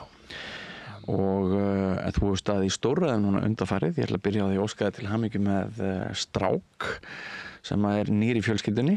Já, þakka hérlega fyrir. Það var að bætast við 3. strákurinn hjá okkur. Já, og er búið að nefna hann? Já, Jón Snorrason. Jón Snorrason. Já. Þetta hefur verið svona stefnan hjá okkur að halda okkur við svona norrænan minimalisma. Hinn heitir Már Snorrason og svo heitir elsti Theodór. En hann kom í heiminn núna fyrir 3 vikum sko, og þannig að núna er ég búin að vera síðustu 3 vikur í smá orlofi og er á leiðinni á þingið á mánudaginn, en við ætlum náttúrulega ekki að hita upp fyrir pólitíkinni hér sem betur fyrr, en maður þyrfti að fara að gera það er búið að vera mikið að vera, maður hefur fylgst með því að hliðalínni og ekki laust við að mann klægi við ákveðnar kringustæður í fingurna að þú veist, leggja sér þetta mörgum, gera eitthvað, segja eitthvað, en núna er allan að koma að því að ég er að fara aftur inn á mánudaginn, mjög spenntur. Já, og þegar þú segir mánudaginn þá er það í rauninni í dag. Nákvæmlega. Því við erum að spjalla saman á föstudegi. Akkurat. Í dag er 16.5. og mögulega mun eitthvað það sem við segjum verða úrelt eða hljóma einkennilega þegar þátturinn er spilaður, en við tökum sénsinn. Já. Sko, Snorri, þú ert náttúrulega meiri karlinn, getur maður sagt. Já. Og það er svona snemma sem maður tekur eftir að þú ert meðvitað og ómeðvitað að ögra og svona taka þér pláss og marka þér sérstöðu. Hver er þín fyrsta minning? Hvernig byrjar þetta ferðalag þitt? Mín fyrsta minning? Ég á minningar af leikskóla, kannski, á Mýri í Litla Skerjafirði, þar sem ég var.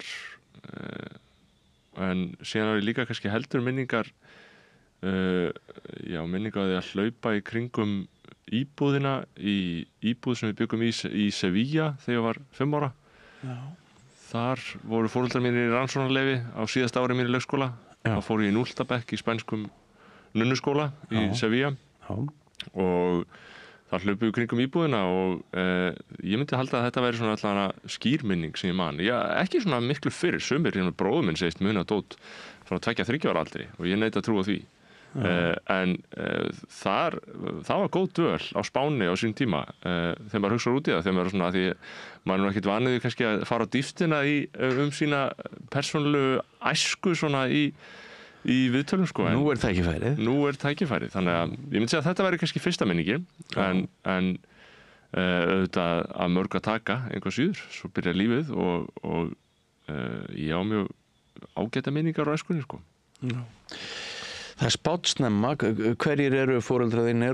Já, foreldrar mínir eru Margrét Jónsdóttir Njarðvík sem nú er rektor á Bifröst og Már Jónsson sem er prófessor í sagnfræði við Háskóla Íslands.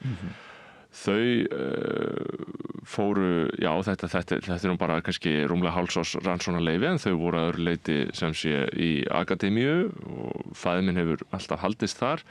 Móðir mín var í akademíu og var með doktorspróf í spænskum bókmenntum frá Princeton og var við Háskóla Íslands við kennslu framan af, en svo skipti hún yfir í Háskólann Reykjavík þar sem hún fór að vinna svona meira í administratíft í alþjóðamálum.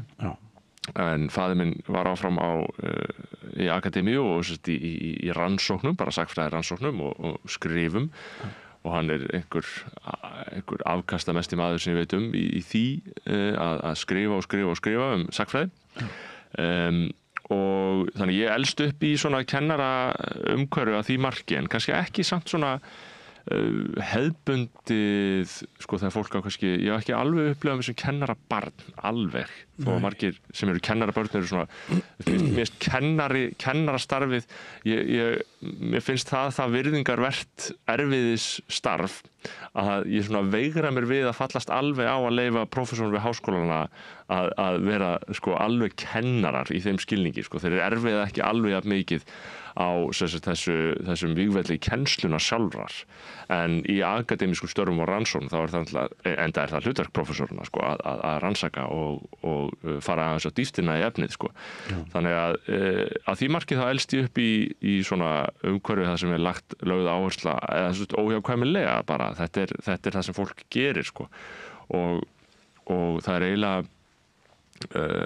og þegar ég hugsa út í það núna þá svona eiginlega í seinni tíð, og það tekur mann mjög mörg ár held ég og alla, sama úr hvaða umhverfið þeir koma, að átta sig á því að þetta er ekki veruleiki allra, skilur, sama hvort að fólk sé að komið að læknum eða í smiðum eða fólk sem í rekstri hvers konar, þá bara elst maður náttúrulega upp eins og fiskur í vatni. Og þannig að það er ofta, og ég fatta ekki fyrir hvað tekur langan tíma inn í fullorðinsárunum að fatta, þetta hérna í minni æsku var bara kannski bundið við okkur og þetta er ekkert svona allstaðar. Ekki universal lögmál. Nei, en þegar maður er yngri þá alltaf heldur við gengum maður út frá því sko. En sérstaklega líka bara í störfum mínum sko, sem þingmaður og líka sem blaðamaður, þá fær maður þetta tækifæri til þess að tala við fólk alveg úr öllum mögulegum áttum sko, og líka náttúrulega í útlöndum og fólk á alls konar uppruna, þá fattar maður, heyrðu, þetta er bara, lífið er svo ótrúlega fjölbreytt, en ég er mjög ánægð með hvernig það var hjá mér sko. Það er mótað, heimilismenningin mun hafa mótað mig mjög sterklega sko. Já, af því nefnir blaðamennskuna, ég segi stundum þegar fólk er að ræða hugvíkandi efni, þið þurfið þau ekki fari bara í blaðamennsku. Já, nei, það er ótrúlegur miði inn í samfélagið, blaðamennskan, og að mörguleiti ef maður hugsa Ísland, þá höfum við svona nokkra innan gæsalappa stéttajafnara, ef að svo má heita. Ég veit að stéttaskipting er við lýði, en við höfum svona stökkpalla í kerfin okkar, þar sem að fólk getur einhvern veginn farið, ég segjum sem svo upp stétt eða fengi aðgang að nýjum sviðum samfélagsins. Eitt er auðvitað menntakerfið sem við höfum talað sem eins og til bara þetta kerfi í framhaldsskólum, að fólk geti farið í félagslegur hreyfanleiki. Þessi hreyfanleiki sem að við teljum öll æskilega, en það býr til íslenska drauminn sko, að þú getur náða lengra og gert meira og leggur á þig og reynir að vera með eitthvað framlag. En eitt er svona lúmskur þáttur í þessu er líka auðvitað náttúrulega óhjákvæmilega atvinnulífið, og mér finnst blaðamennska mjög skýrt dæmi um það. Þar kemur líka fólk úr öllum áttum, þó að kannski dæmigerðu áttirnar séu svona tengdar fólki sem kannski hefur tilhneigingu í áttahugvísindum eða félagsvísindum og annað eins, en þetta er ekki algilt. Og þegar ég vann í blaðamennsku, ég byrjaði á Morgunblaðinu 2018, það fannst mér ekki að til þess hugvísindi væru alls ráðandi þar. Það er þarna, ef þú hugsar mennta bakgrunn fólks. Í fyrsta lagi alls ekki allir sem höfðu gengið menntavegin, heldur eins og ég náttúrulega líta blaðamennskunni, það er ekkert hægt að kenna þetta, það er bara reynslan sem kennir þetta. Þó að menn vilja halda því fram upp í háskóla núna að það sé mjög nauðsynlegt að kenna það, og ég held að sé verið að færa blaðamennsku inn í grunnnám líka í háskólastígi. Ég held að hafi alltaf verið hægt sérst á Akureyri, en núna á líka að gera í Háskóla Íslands. Fjölmiðlafræði fyrir norðan, ekki blaðamennsku. Já, þarna, nei, en núna veði ég og reyni í annað, en sem sagt blaðamennska er ótrúlegur miði, af því að þá máttu náttúrulega bara taka upp síman og hringi hvert sem er sko. Þarft ekki aðra ástæðu en bara að þú sett blaðamaður. Einmitt, og endalausar rannsóknir, og maður er ekki svona jafnbundin af forminu eins og til dæmis foreldrar þínir sem þau eru þá bæði með doktorsgráður. Jú. Og það er náttúrulega kannski ekkert mjög algengt að sko við séum Íslendingar og báðir foreldrar okkar séum með doktorsgráðu.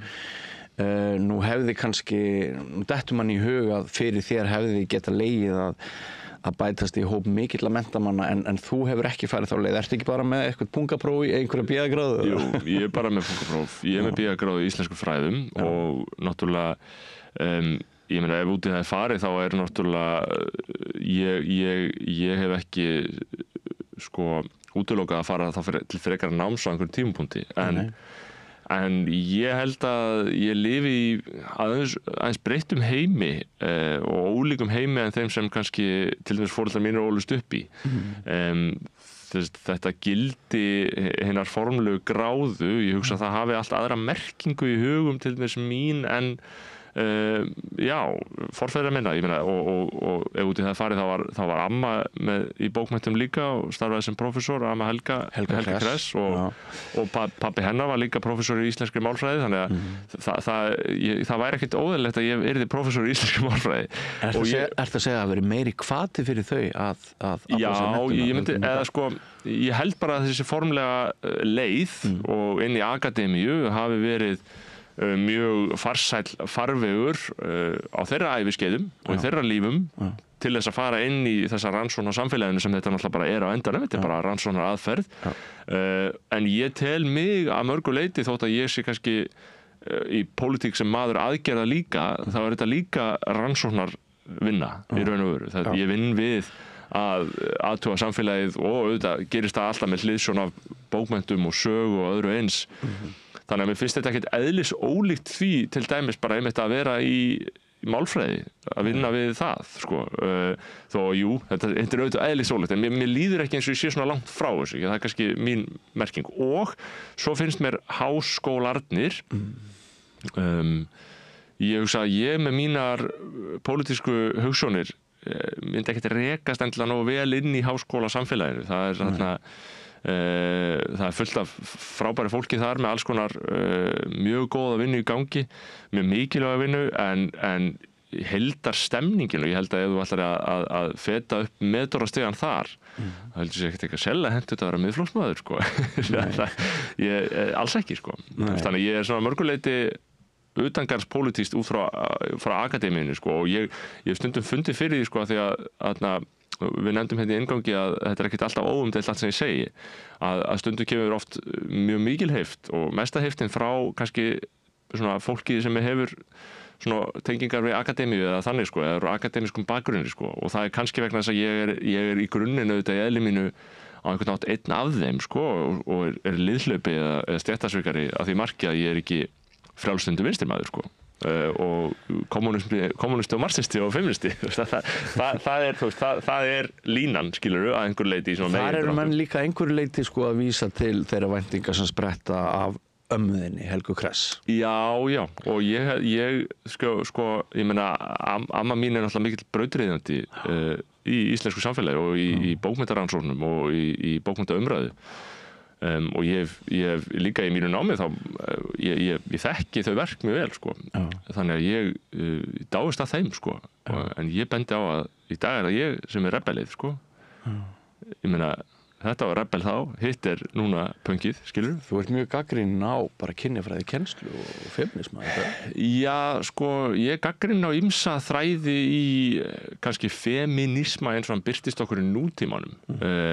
Og að mörguleiti hefur svona í þessu pólitíska réttrúnaði okkar tíma hefur mikið gerræði gripið sig að mínu mati, ég tel það alveg ljóst, og það er oft mín gagnrýni, það er svona að þessum gerræðis þáttum að allir er að hugsa eins og lifa eins og í nafni einhverja pólitískar hugmyndafræði, þannig að og móðgast fyrir hönd annarra og gera sjálfa sig að fórnarlömbum við hvert fótmál og tækifæri. Það er ýmsir svona þættir sem við gætum náttúrulega farið út í dýpri umræðu, en ég tel að hverjum tíma verði að næja sín uppreisn, og núna er kannski hugmyndir sem voru á 8. áratugnum róttækar og í mótstöðu, nú eru þær meginströms og þá kemur pendullinn og vill ná öðru jafnvægi, þú veist, þannig að þá er ég allt í hennu kannski í því hlutverki allan að bara út frá minni samfæringu.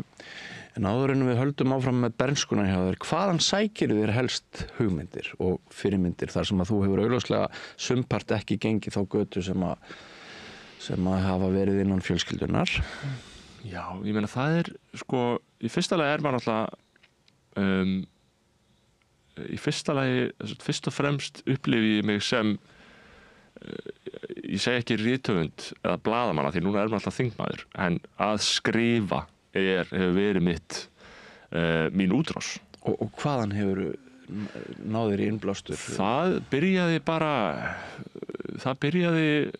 maður getur rekið þá sögu langt aftur í tímana, því að eins og ég segi, sko, með umhverfi manns, núna erum við í æskumálunum, þannig að við getum bara rakið þetta svolítið langt aftur hjá manni, og hugsaðum þetta umhverfi sem ég elst upp í hjá pappa, og ég man þegar maður sagði við pappa mér leiðist, þá sagði hann fara að lesa, og maður sagði, þú veist, ég nenni því ekki.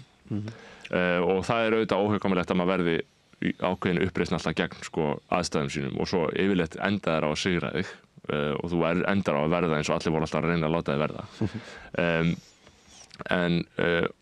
og ég man að maður svona var ekkert engin svona sérstakur ákafur lesandi fyrir en kannski maður var aðeins eldri þegar auðvitað var svo haldið að manni sko og ég held að það hjálpi og síðan þegar ég var átti vin Hörð Tryggva Bragason sem læknir núna við vorum mjög góði vinir og hann var mikill bókaormur og við lentum í skólanum í svona ég tel að það hafi verið mikla mildi fyrir mig að vera með honum í skóla vegna þess að við lentum í svona þessari heilbrigðu samkeppni sko af því að við vorum svona við bræðurnir vorum skeitirar, vorum alltaf hjólabretti og svolítið mikið á götunni bara á Ingólfstorgi, ég bara ólst upp mikið til á Ingólfstorgi með bræðurum mínum á hjólabretti þegar ég var alltaf miklu yngri sko því ég yngstu bræðra og hvað eru systkini mörg? Beggi bróðir 95 módel, hann 2 árum eldri en ég og Ari 90 módel þannig að við fengum svona aðgangað miklu eldra umhverfi í gegnum Ara og ég í gegnum Ara og í gegnum Begga og svo ég var mikið með Berþóri og vinum hans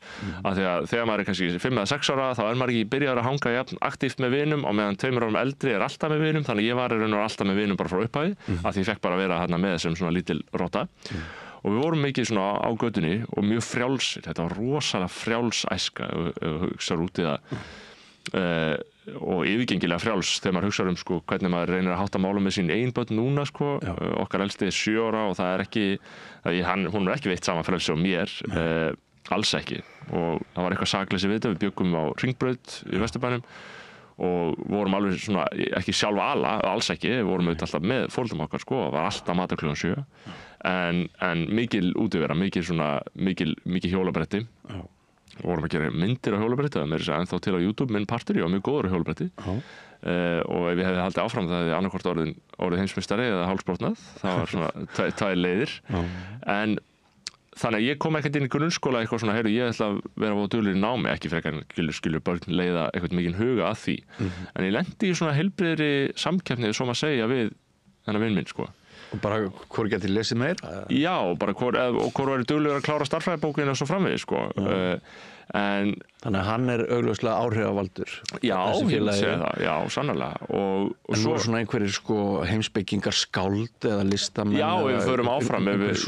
svo þræðum við áfram og svo byrjuðum við að því maður reyna átt að segja hvernig maður byrjar að hugsa sem einstaklingur sko. Svo fórum við að lesa Harry Potter og Artemis Fowl og aðra bækur og það var svona 7. og 7. bekk og svo dettur aftur niður ég í Hagaskóla því þá ég bara í World of Warcraft og samt duglegur að læra, ég held alltaf ef ég varð villingur að einhver marki sem ég varð að einhver leiti þá var það samt svona mjög yfirveguð villingssemi og svona kalkuleirað ég reiknaði alveg út hver mörkin voru þú mistir ekki alveg stjórn en við getum kannski komið að því betur á eftir en ef við hugsaum áhrifavaldana þá mann ég eftir að hafa lesið Þórberg það eiga margir þessa minningu að þið hafa lesið Bréf til Láru og það var örugglega í sumarið fyrir menntaskóla þegar ég var að byrja, mögulega eftir fyrsta ári að mér þá les ég Þórberg og fatta að því að þá var maður orðinn smá pólitískur öðrum þræði með svona uppreisn í sér gegn ríkjandi samfélagi og ef þetta var 2013-14 þá var þetta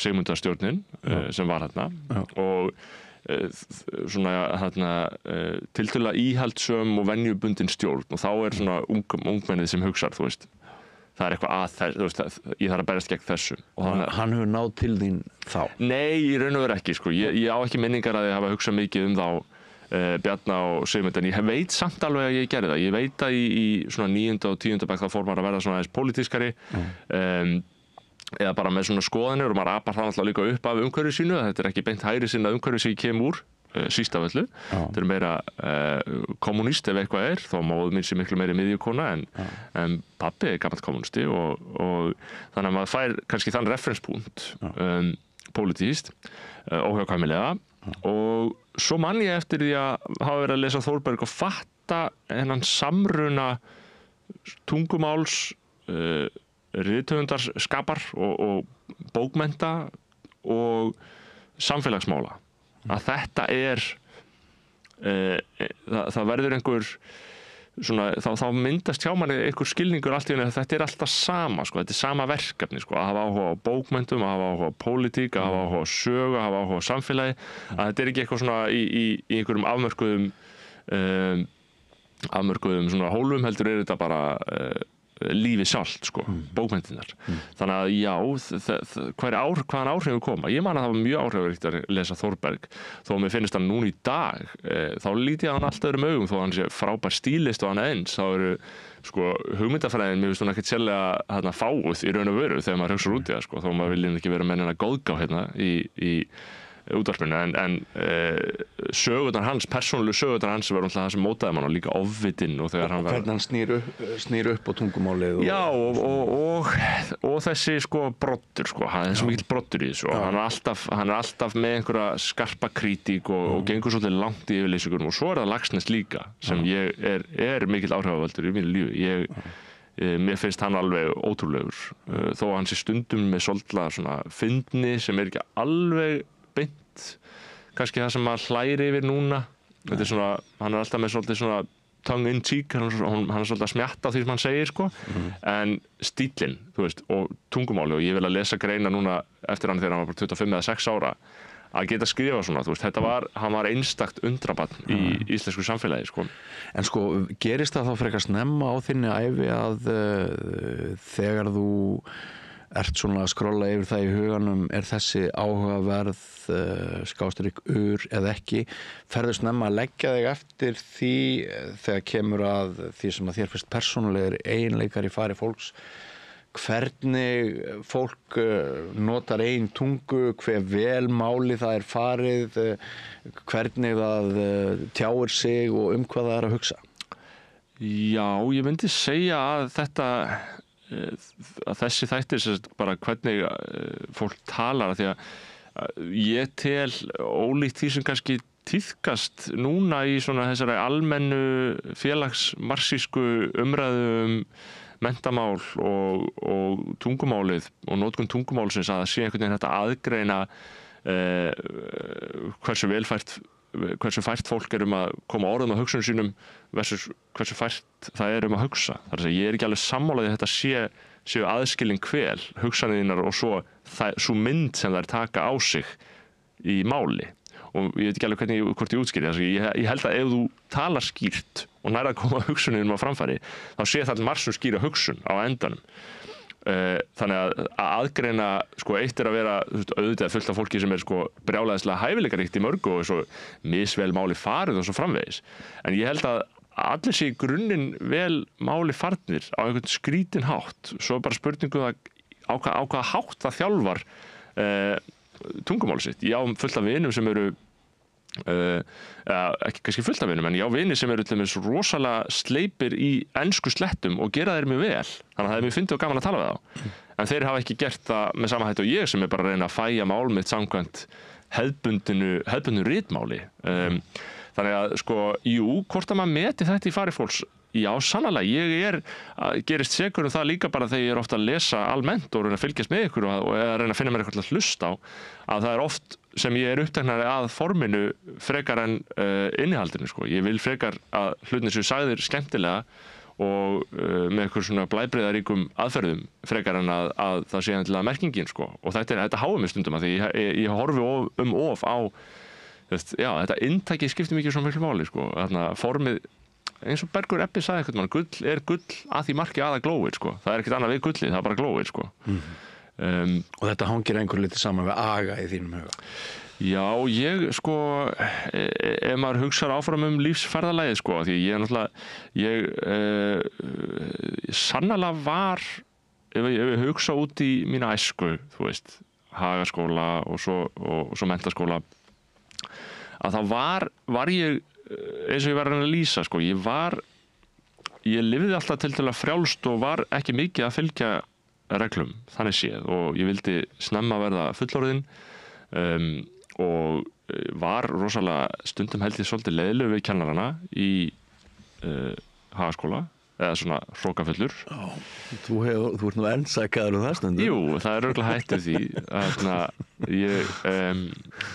Það örugglega hætt við þess að svo ásökun loði við, en þá segi við þá, trúðu mér, ég hef skánað, líklega.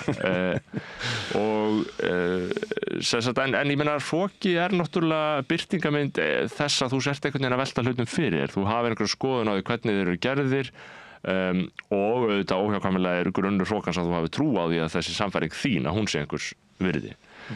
En það var mjög óljóst og hefur að mörgu leyti verið mjög óljóst í gegnum mín ævi hvað ég ætla að gera, sko.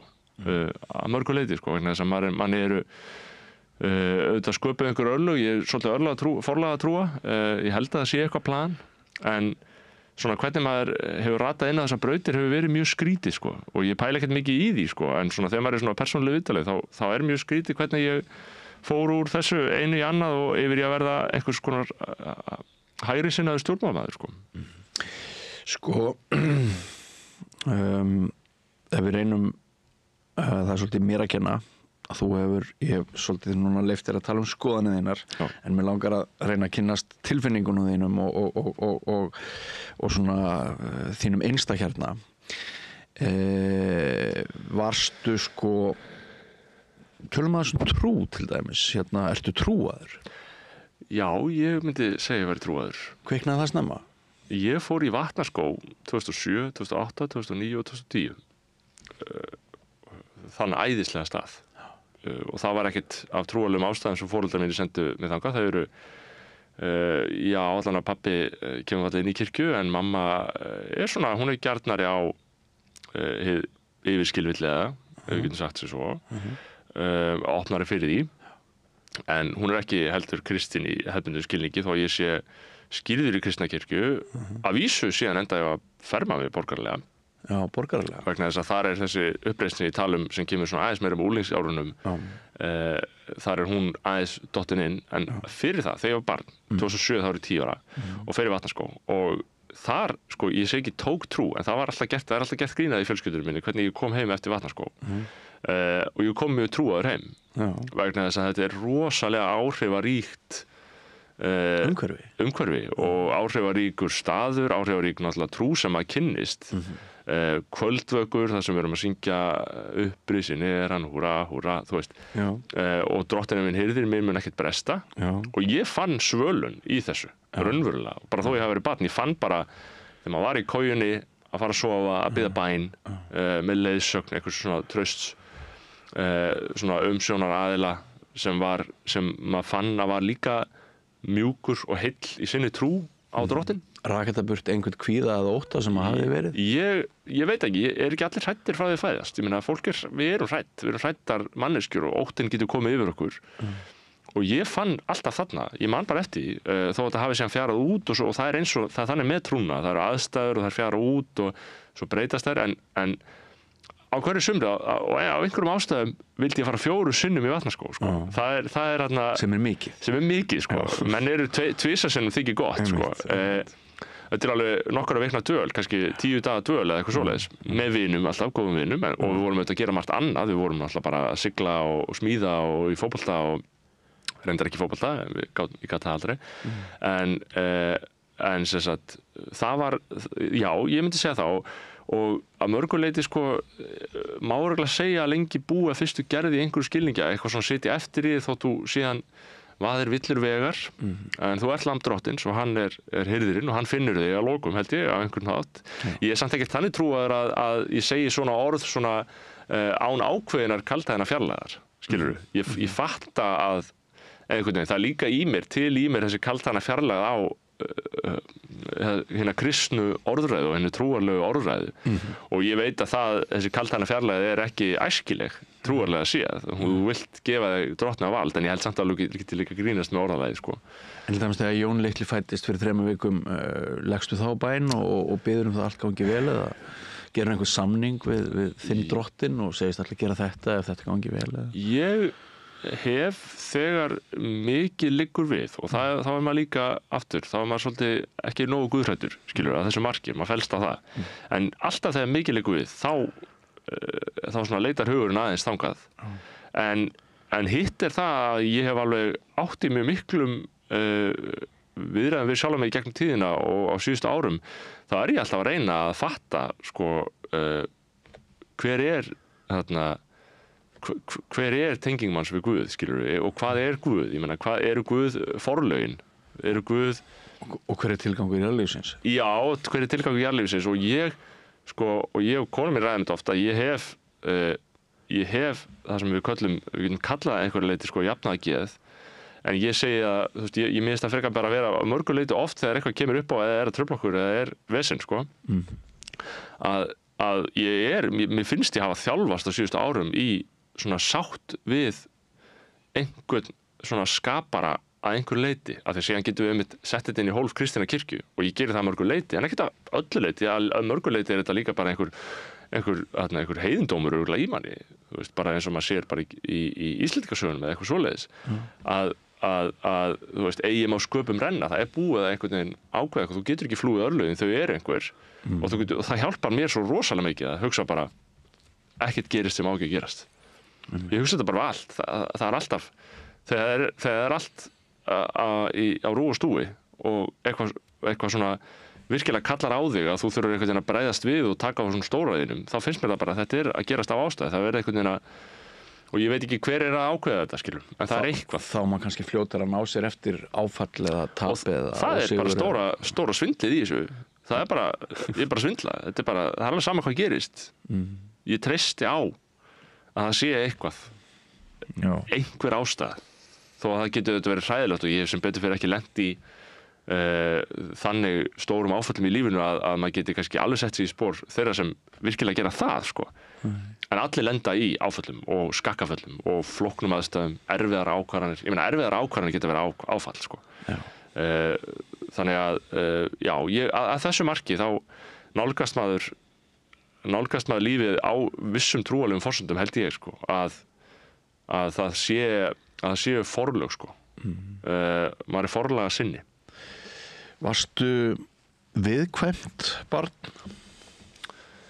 Ég held að öll börn séu viðkvæm og ég held að maður sé ekkert undanskilinn, en örugglega ekkert viðkvæmari en aðrir. Ég var mætti örugglega að segja að ég hafi frekar auðvitað herst í þeim aðstæðum sem ég ólst upp í bræðrahópi og miklu strákahópi, það var alltaf endalaust af gaurum, bara allstaðar þar sem við vorum og við byggum á Hringbraut og þar var húsið alltaf fullt af bæði vinum mínum þegar síðar varð og svo vinum bræðra minna og maður var bara í svona svolítið hörðu umhverfi, það sem að menn er að deila á hver annan, þeir eru að gera grína hver öðrum, þetta er vægðarlaust umhverfi og þannig að maður myndar svona þykkan skráp að því leiti, að þú ert ekkert, ég ólst ekkert upp með tveimur, þreimur systurum sem voru alltaf rosa góða við mig. Þetta var mjög mikil harka, Þannig að hún hefur kannski myndað einhvern skráp, en innst inni er auðvitað viðkvæmt barn sem þráir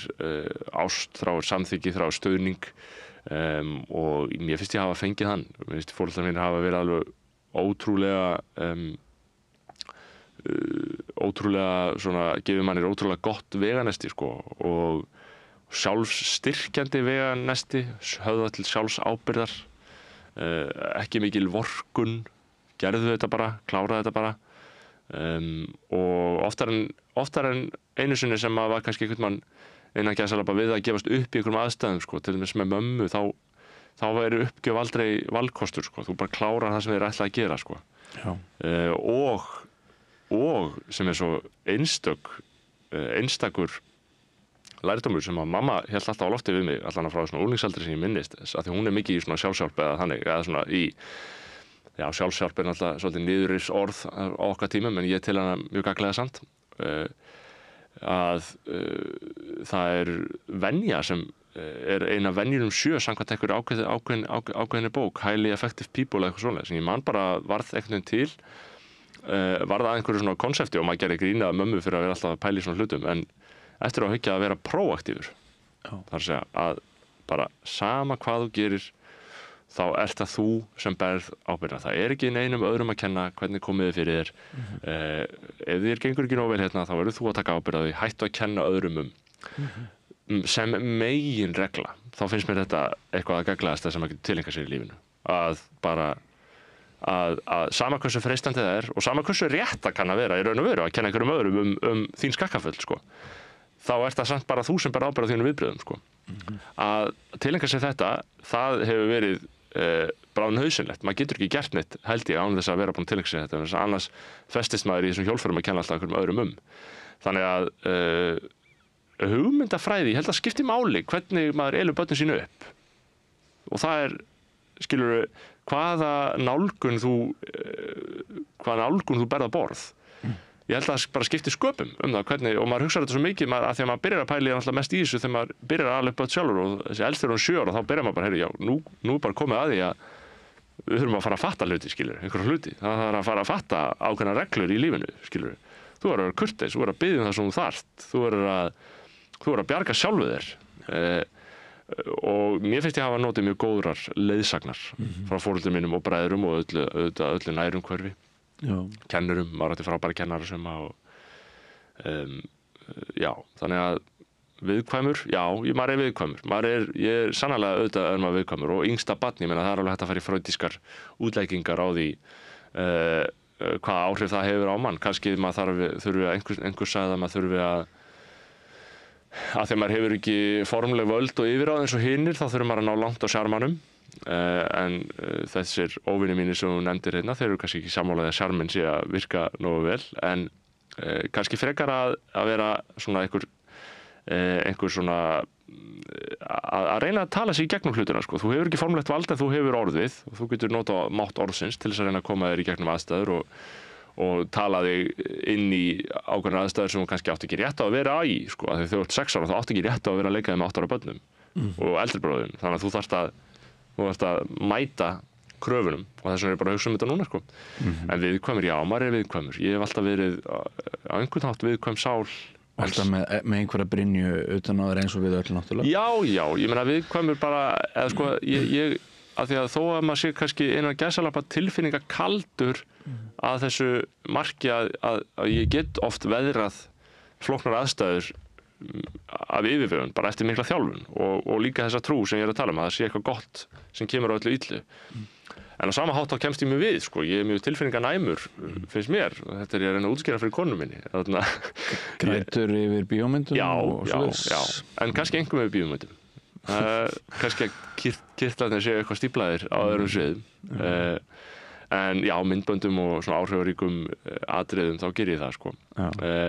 En alls ekki þannig að neitt sjá til, auðvitað. Þú veist hvernig við erum karlmenn. Já. Sko þú, ok, þá veit ég núna að þú fékkst ást og umhyggju og hlýju og þú ert þakklátur foreldrum þínum, þú ert yngstur 3 bræðra sem er svona ákveðin staða að vera í, þú nýtur forréttinda sem yngsti krakkinn en þú ert líka að berja svolítið fyrir þínu og þú lest mikið. Þegar þú gerist væld þá yfirgefur aldrei alveg hið borgarlega. Þú verður trúaður drengur og sækir þig mikið skjól í trúna sem þú væntanlega ert enn að nýta þér. Já, en það verður samt að segjast í sambandi trúna, það er mjög svona, það slæðir í og úr með það. Slæðir í og úr, já. Sannarlega, af því að, eins og sé, það hefur áhrif á mig sem barn að vera þarna í Vatnarskógi, en síðan einmitt þegar koma úlingsárin og þá verður maður, þá öðlast maður svona þess borgarlegri trúabrögð öllu heldur sem eru pólitíkina, því það eru hinn borgarlegu trúabrögð, það eru pólitíki, það er vinstri mennska, það er hægri mennska, það er þetta sem ég held að sé úlingnum í blóðborið andof gegn svona þessum stóru ríkjandi stofnunum sem manni finnst hafa þetta kennivald, sem manni finnst hafa þetta og kannski að maður finnist, sko, þegar maður er úlingar þá finnst mann að vera innihaldslust, maður skilur ekki innihaldið, maður segir, akkur hefur kirkjan þessa stöðu, akkur hefur ríkisstjórnin þessa stöðu, akkur hafa og já, talandi um feminisma, akkur hafa þessi kannski miðaldra og eldri karlar, akkur hafa þeir þessa stöðu og manni finnst, maður gengur út frá því að sumpart eftir áhyggja kannski innfældni sinni sem úlingur að þetta sé innihaldslaust, sko, að fólk eigi ekki, eða þessar stofnanir eða einstaklingar eigi ekki þetta tilkall til valdsins sem þeir virðast hafa og þá fer maður í uppreist gegn því og segir, sko, ég ætla ekki að taka þátt í því að þarna ferma mig í kristna kirkju, þú veist, ég vil frekar, ég hef efasemdir kirkjuna, ég fæ efasemdir um kirkjuna þegar ég er þarna ungur og ég skráði mig úr þjóðkirkjunni til þess að skrá mig aftur í hana síðar, sko. Þannig að ég á sannarlega svona uppreisnar ungdómsár undir miklum vinstri áhrifum. En sko eftir á hyggja þegar maður hugsa það sem er fullorðinn maður, þá er maður alltaf orðin, þá breytist allt sko í lífinu við breyttar aðstæður og þá er ég meira svona núna eins og ég sé þetta kannski að maður breytir skoðun aftur síðar að lífsleiðinni en að það sé frekar tímabil, frekar en grunnurinn af því að maður har alltaf verið að núa manni því nasir sem maður kann að hafa sagt fyrir einhverjum 10 árum sko. Já, en sko hefurðu átt auðvelt með tengsl? Varstu vinsæll í skólanum? Varstu dúddinn sem gast unnið hvaða nemendakosningu sem var? Sko svarið við þessu já og nei. Ég hef sannarlega alltaf átt auðvelt með tengsl og haldist ágætlega vel á vinasamböndum þótt að það séu þetta eins og gengur og gerist. Og átt bæði vini og vinkonur úr öllum áttum og ég finnst bara mjög gaman að tala við fólk og ég var mikill spjallari alltaf með vinum, alltaf að tala við einhvern, alltaf að tala um einhvern í síman, alltaf að tala um einhvern á netinu. Mikil samskipti, ég hafði mikla samskipta þörf. Hún er tekið á sig aðra mynd kannski í seinni tíð. En pólitíska hlið á málinu, til dæmis með félagsstörf og annað í skólunum, að þú nefndir til nemendafélagskosninga, þá tapaði ég nemendafélagskosningum þegar ég var mögulega komin í 8. eða 9. bekk í Hagaskóla og þá voru það eldri strákar sem eru góða vinir mínir í dag flestir. Þeir voru í herferð gegn mér að rífa niður plakkutinn. Þannig að þarna ertu orðin umdeildur. Já, sko er ekki lífið einhvers konar statusleikur og barátta yfirráð og karldýrið byrjar auðvitað að hafa þessar tilhneigingar þarna þessu skeiði, þarna maður 13-14 ára og maður vill bara leggja undir sér landsvæðið og það mælist auðvitað ekki vel fyrir í Hagaskóla, þar er mjög hierarkískt fyrirkomulag þar sem að þú ert ekkert að reyna að skáka 9. bekkingum með úr til 8. bekk eða 10. bekkingum með úr til 8. bekk síst að öllu og ég hef minningar af því að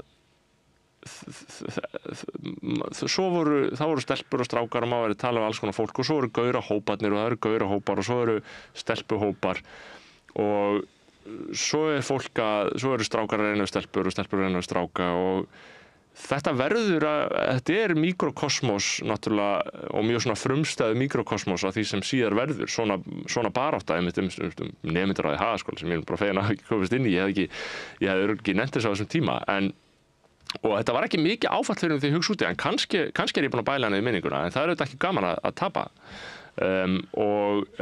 en ég man að þetta var alvöru skilaboðum að sko plakatunum er rifið niður, sko. Ég man bara eftir því. Það hafði þýðingu og virkaði greinilega. Ég náttúrulega hafði ekki erindi sem erfiði þarna, en það er samt ekki þar með sagt að ég hafi haft einhvern gífurlegan metnað til þessara félagsstarfa. Jú, síðan stofnuðu skólablaði í Hagaskóla og það kom út og ég held að það sé ennþá gefið út og þannig að einhvert var svona frumkvæðið og einhver tengingin og svona, svona í 10. bekk þá hætti maður alveg í tölvuleikjum og fór svona að undirbúa sig undir að verða þegn í samfélaginu og vilja tala um pólitík, vilja skrifa eitthvað, það er svona örgulega í 10. bekk sem það gerist.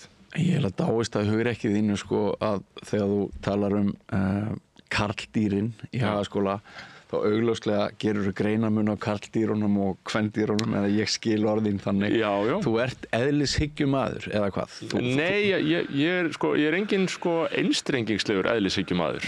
Ég hins vegar hafna því kategórist að ekki megi til glöggvunar á mannlegu samfélagi líta til eðlis okkar. Er efnabúskapur kalla að einhverju leyti að jafnaði annar en efnabúskapur kvenna? Sko ég er náttúrulega ekki efnafræðingur, ég get ekki alveg svara því, en ég held að sko það sé ekkert ástæðulausu sem að kynin hafa hegðað sér mjög eðlis ólíkt alla tíð og núna er þetta gengið út frá því að kynin séu og það er meðal annars í þessum að mörguleiti í þessum ákveðnum útfærslum af feminismanum skilur að fyrir út í það er það snýsta það að jafna allt og jörðu sko, að allir séu eins ég held ekki að allir séu eins, fólk er mjög konur og kallar eru mjög ólíka skepnur á mínum mati sko, að mörguleiti og svona í ýmsum skilningi og stóri misskilningurinn er að með því sé sagt að annað kyni sé veikara eða hitt sterkara eða annað betra eða hitt verra það er svo ævintýralega einfeldningsleg nálgun að halda því fram að bara það að vilja skoða samfélagið einmitt bara í öllum mögulegu ljósi, einmitt í ljósi eðlis okkar og auðvitað samfélagslega mótunar, af því eðlið og samfélagið, þetta bara eins gömul spurning og hugsast getur. Rousseau bara pæli þessu, hvað eðli og hvað samfélagið, hvernig þetta orðað, sko, náttúran eða uppeldið. Náttúran mótast af uppeldinu og uppeldið mótar sér náttúruna, uppeldið mótast af náttúrunni og náttúran grunnurinn að þessu og svo uppeldið einhvern veginn svar við því og samfélagið svar við því. En já, eðlishyggjumæður, en síðan svo það skammaryrði ákveðið kannski í heimi þar sem að kyn bara einhvers konar pæling, sko, þú veist, eða einhver hugmynd, sko. En kyn þetta líka mjög líffræðilegu veruleiki, finnst mér, sko, auðvitað. Það hefur alltaf verið það. Og mér finnst bara áhugavert að skoða það, maður sér það alveg. Mér veist ég sjá það einstundis í stráknum okkar elsta 7 ára, litli bræður hans, hann ekkert að deyja ára áhuga, skilurðu, en mér veist eins og síðan hittir maður stelpu á kannski einhver aðeins eldri og þá þær einhvern veginn miklu svona áhugasamari börn og að sjá það, skilur. Mér finnst bara mjög áhugavert að pæla í þessu og hugsa bara hver munurinn á okkur, skilur, og hversu mikið mótar okkur samfélagið og hversu mikið það náttúran, sko. Þú ert að gefa skinn að önnun sé meira í eðli kvenna en karla? Sko, önnun sé meira í eðli, sko, þá, ég veit ekki hvort að maður myndi segja það endilega, en jú, sko, við erum lífverur og kynverur, þú veist, og í líffræðilega samfélaginu, ef við myndum bara að líta okkur sem apa, þá augljóslega það staðan. En svo erum við með samfélag þar sem við viljum sannarlega að karlar og konur taki jafnan þátt í umönnun barna. Eins og ég geri, ég veit ekkert skemmtilegra en að sjá börnin mín, sko, að tengjast þeim svona djúpt sem ég held að sé mikill skaði að eldri kynslóðir hafi kannski ekki lyft sér það. Og mér finnst eiginlega óhugsandi þegar ég með mínum börnum að einhvern veginn hafi einhver veigra sig við að, sko, ég veit ekki, hver var pælingi? Var fólk að veigra sig við að sýna umhyggju? Var einhver meiri kuldi í körlurum? Þeir voru alltaf meira fjarverandi, sko. En ég að segja bara út frá því hvernig ég með mín börnum, þá svona finnst mér mjög erfitt að sjá fyrir mér. Hvernig getur það verið að maður myndi ekki bara, sko, vera að kissa og knúsa strákana sína allan daginn og vera bara með þeim, sko, í mjög nánum tengslum og alls ekki minna nánum tengslum en móðu þeirra, sko. Mér finnst það óhugsandi fyrir mig, þess vegna finnst mér áhugavert hvernig það var háttað hérna áður fyrr. En jú, auðvitað eðli okkar misjafnt og margvíslegt, en svo náttúrulega erum við ekki eðli okkar, sko. Nei. Við erum ásetningur okkar líka, sem ég meina, til frjáls vilji, við getum líka farið út í það. Það og við gætum líka farið út í það ef við ætluðum að spjalla, sko, í heilan sólarhring að sko villidýrið eða dýrið í manninum. Það svona, það er smá, sko, af því ég nú félagsfræðingur, að við getum sagt að fræðimenn eru kannski aftur núna að gefa villidýrinu í okkur aukinn gaum, sem kannski var að einhverju leyti afmáð á einhverjum tímapunkti. Já, ég held að fara að mis við margt, eða neitar að horfast í augu við það að við erum dýr. Algjörlega, og við erum dýr sem viljum hafa stöðu innan samfélags. Við erum ekki sannleiksleitandi dýr. Við viljum bara stöðu innan samfélags, held ég. Það snýst öryggi okkar sem lífvera. Það snýst líkurnar á að við getum komið frá okkur afkvæmi sem markmið lífverunar ef við förum út í það. Og þá eru aftur að tala lífveruna, sko, og svo samfélagsveran, sko, sem eiginlega önnur vera og trúarlega veran. En ég held samt að þær séu afleiður af lífverunni á endanum, ég meina augljóslega. Að neita því náttúrulega alveg galið, sko, en örugglega vinsælt upp í háskóla ef við förum út í það, sko. En mér finnst, já, auðvitað ég meina, og sko, hugsa bara hvað áhugavert að skoða hvernig af því það svona ég áhugasamur það ef maður hugsaði hvernig Hagaskóli var og hvernig mikrokosmos þetta af samfélaginu, skilur, að þarna færi náttúrulega tærari birtingamyndir af því hvernig fólk haga sér, því síðan erum við í samfélaginu og verðum eldri og þá lærum við miklu fínlegri kóða til þess að berjast stöðu, berjast gæði, berjast yfirráð og þar fer þetta miklu kurteislegar fram en veruleikin að mörgu leyti mjög grimmur sko og fólk að sigra og tapa dag inn og dag út, það er bara þannig og það þarf að herða sig og þess vegna var ég að tala um þetta sko að maður þarf að koma sér upp kerfi til þess að sætta sig við skakkaföllin sko. Ég hef stundum séð myndböndið þín og ég freistast til að álykta að þú hafir svona lagt tölverða rækt við það bara svipbrigði og annað þegar myndavélin alveg upp í þér. Ertu svona mjög kalkuleraður í því að velta fyrir þér trúverðuleika þínum andlitsdráttum? Er það kannski sko TikTok menningin sem að gerði þig að þingmanni? Þetta eru góða spurningar sko. Já, sko, stundum sagt the medium is the message. Það að segja miðillinn eru skilaboðin sjálf sko, að ég hef til dæmis fundið fyrir því margofta, stundum ég til dæmis að segja eitthvað að þú nefnir TikTok sem líklega áhrifamesti samfélagsmiðillinn, kannski fyrir utan X og Facebook og Instagram, þá var maður þetta komið alltaf. Þeir hafa allir áhrif á sinn hátt. Það við oft lent í því að þessi hugmyndum að the medium is the message sem því mér ekki, það væri alveg þetta miðlunaleiðin miðlunin sjálf, það er raun og veru málið. Að sko, þú getur sagt eitthvað, ég hef kannski sagt eitthvað á pælingu 100 sinnum sko, í ræðu og riti, í hlaðvörpum eða skrifa eða eitthvað svona. En það samt ekki gegn. En það ekki gegn sko, en svo kemst það inn í þetta form á aðgengilegan hátt, það sem er að tala mannlega og sem bara á vel við mig, ég nýt mín að tala í myndavél. Æfirðu þig? Já, bara með því að gera sko. Ég meina, ég náttúrulega hélt úti náttúrulega núna síðasta árið áður en ég endaði í pólitíkinni.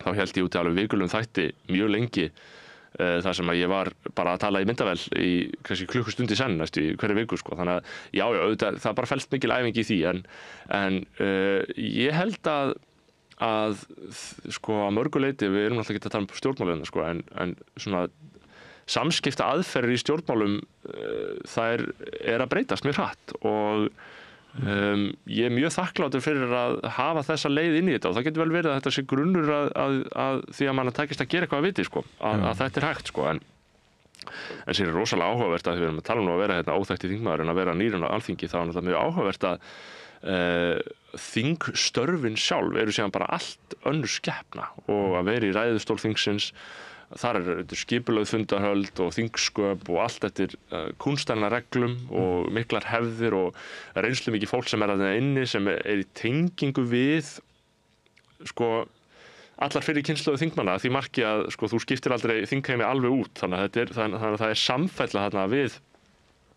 svo stóran hóp forfeðra okkar og forveru okkar í þessum sama sal. Þannig að það er svo magnað, það er svo heilagt að þarna fara hlutinir fram eftir ákveðnum fundarsköpum og eftir ákveðnum aðferðum að koma inn í það, skilur, þegar ég er einhver vanur að vera eitthvað TikTok að bladra, sko. Það er síðan allt annað og það er svo ótrúlega fyrir mig ræktandi og nærandi að bara vera algjör nýgræðingur í þessu tiltekna formi að fleita sér ræðu í þingsal. Þarna áttu inni mikið tækifæri til þróunar og... Já, og það er, ég held að ef maður lýsir sér einhvern veginn sem persónleika þá er ég með mikla svona knýjandi þörf til þess að mér fer að leiðast mjög fljótt stundum og verð mjög eirðarlaus ef ég kem ekki einhverju frá mér og það er einhver mikil svona afkasta kvíði í mér ef svo maður segja, sko, það er, ég verð að koma hlutum frá mér. Smá ADHD bragur? Ég veit það ekki, er ADHD til? Ég veit ekki hvort það sé til, þetta til, ég meina, er ég með ADHD? Alveg örugglega maður myndi eitthvað, ég held að hafa einhvern veginn reynt að greina mig með það, sko, en síðan hefur bara einhvern veginn hægt. Þú ert ekki hrifin af svona skilgreiningu? Nei, ég held að ég ætla að neita að taka við skilgreiningum sem draga frá mér einhverja ábyrgð og mátt, sko. Ég neita að fara að fallast á að það sé eitthvað svona við mig sem ég get ekki stjórnað, sko, eða þú veist. Ég vil endilega geta stjórnað þessu, sko. En já. En þú sagðir áðan að líf okkar snerist á nokkur leiti að bara koma okkur upp stöðu. Bera undir þig hérna eina sögu, sko, er rétt að þú hafi gengið á fund Bjarna Ben og spurt hvort þú getur fengið sæti ofarlega hjá Sjálfstæðisflokknum fyrir síðustu kosningar.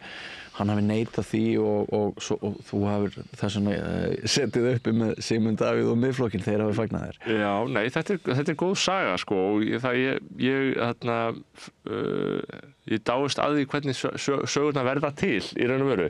Þetta fór ekki fram með þeim hætti. Ég fór á fund Bjarna Benediktssonar eftir að hann bauð mér í stjórnarráðið til þess að ræða við mig stjórnmálin. Sæti á lista? Já, það var til umræðu og ég hef líka farið á fund með fleiri stjórnmálaflokkum, jafnvel fyrir þessar sömu kosningar vegna þess að fólk hefur áhuga að ræða saman málin.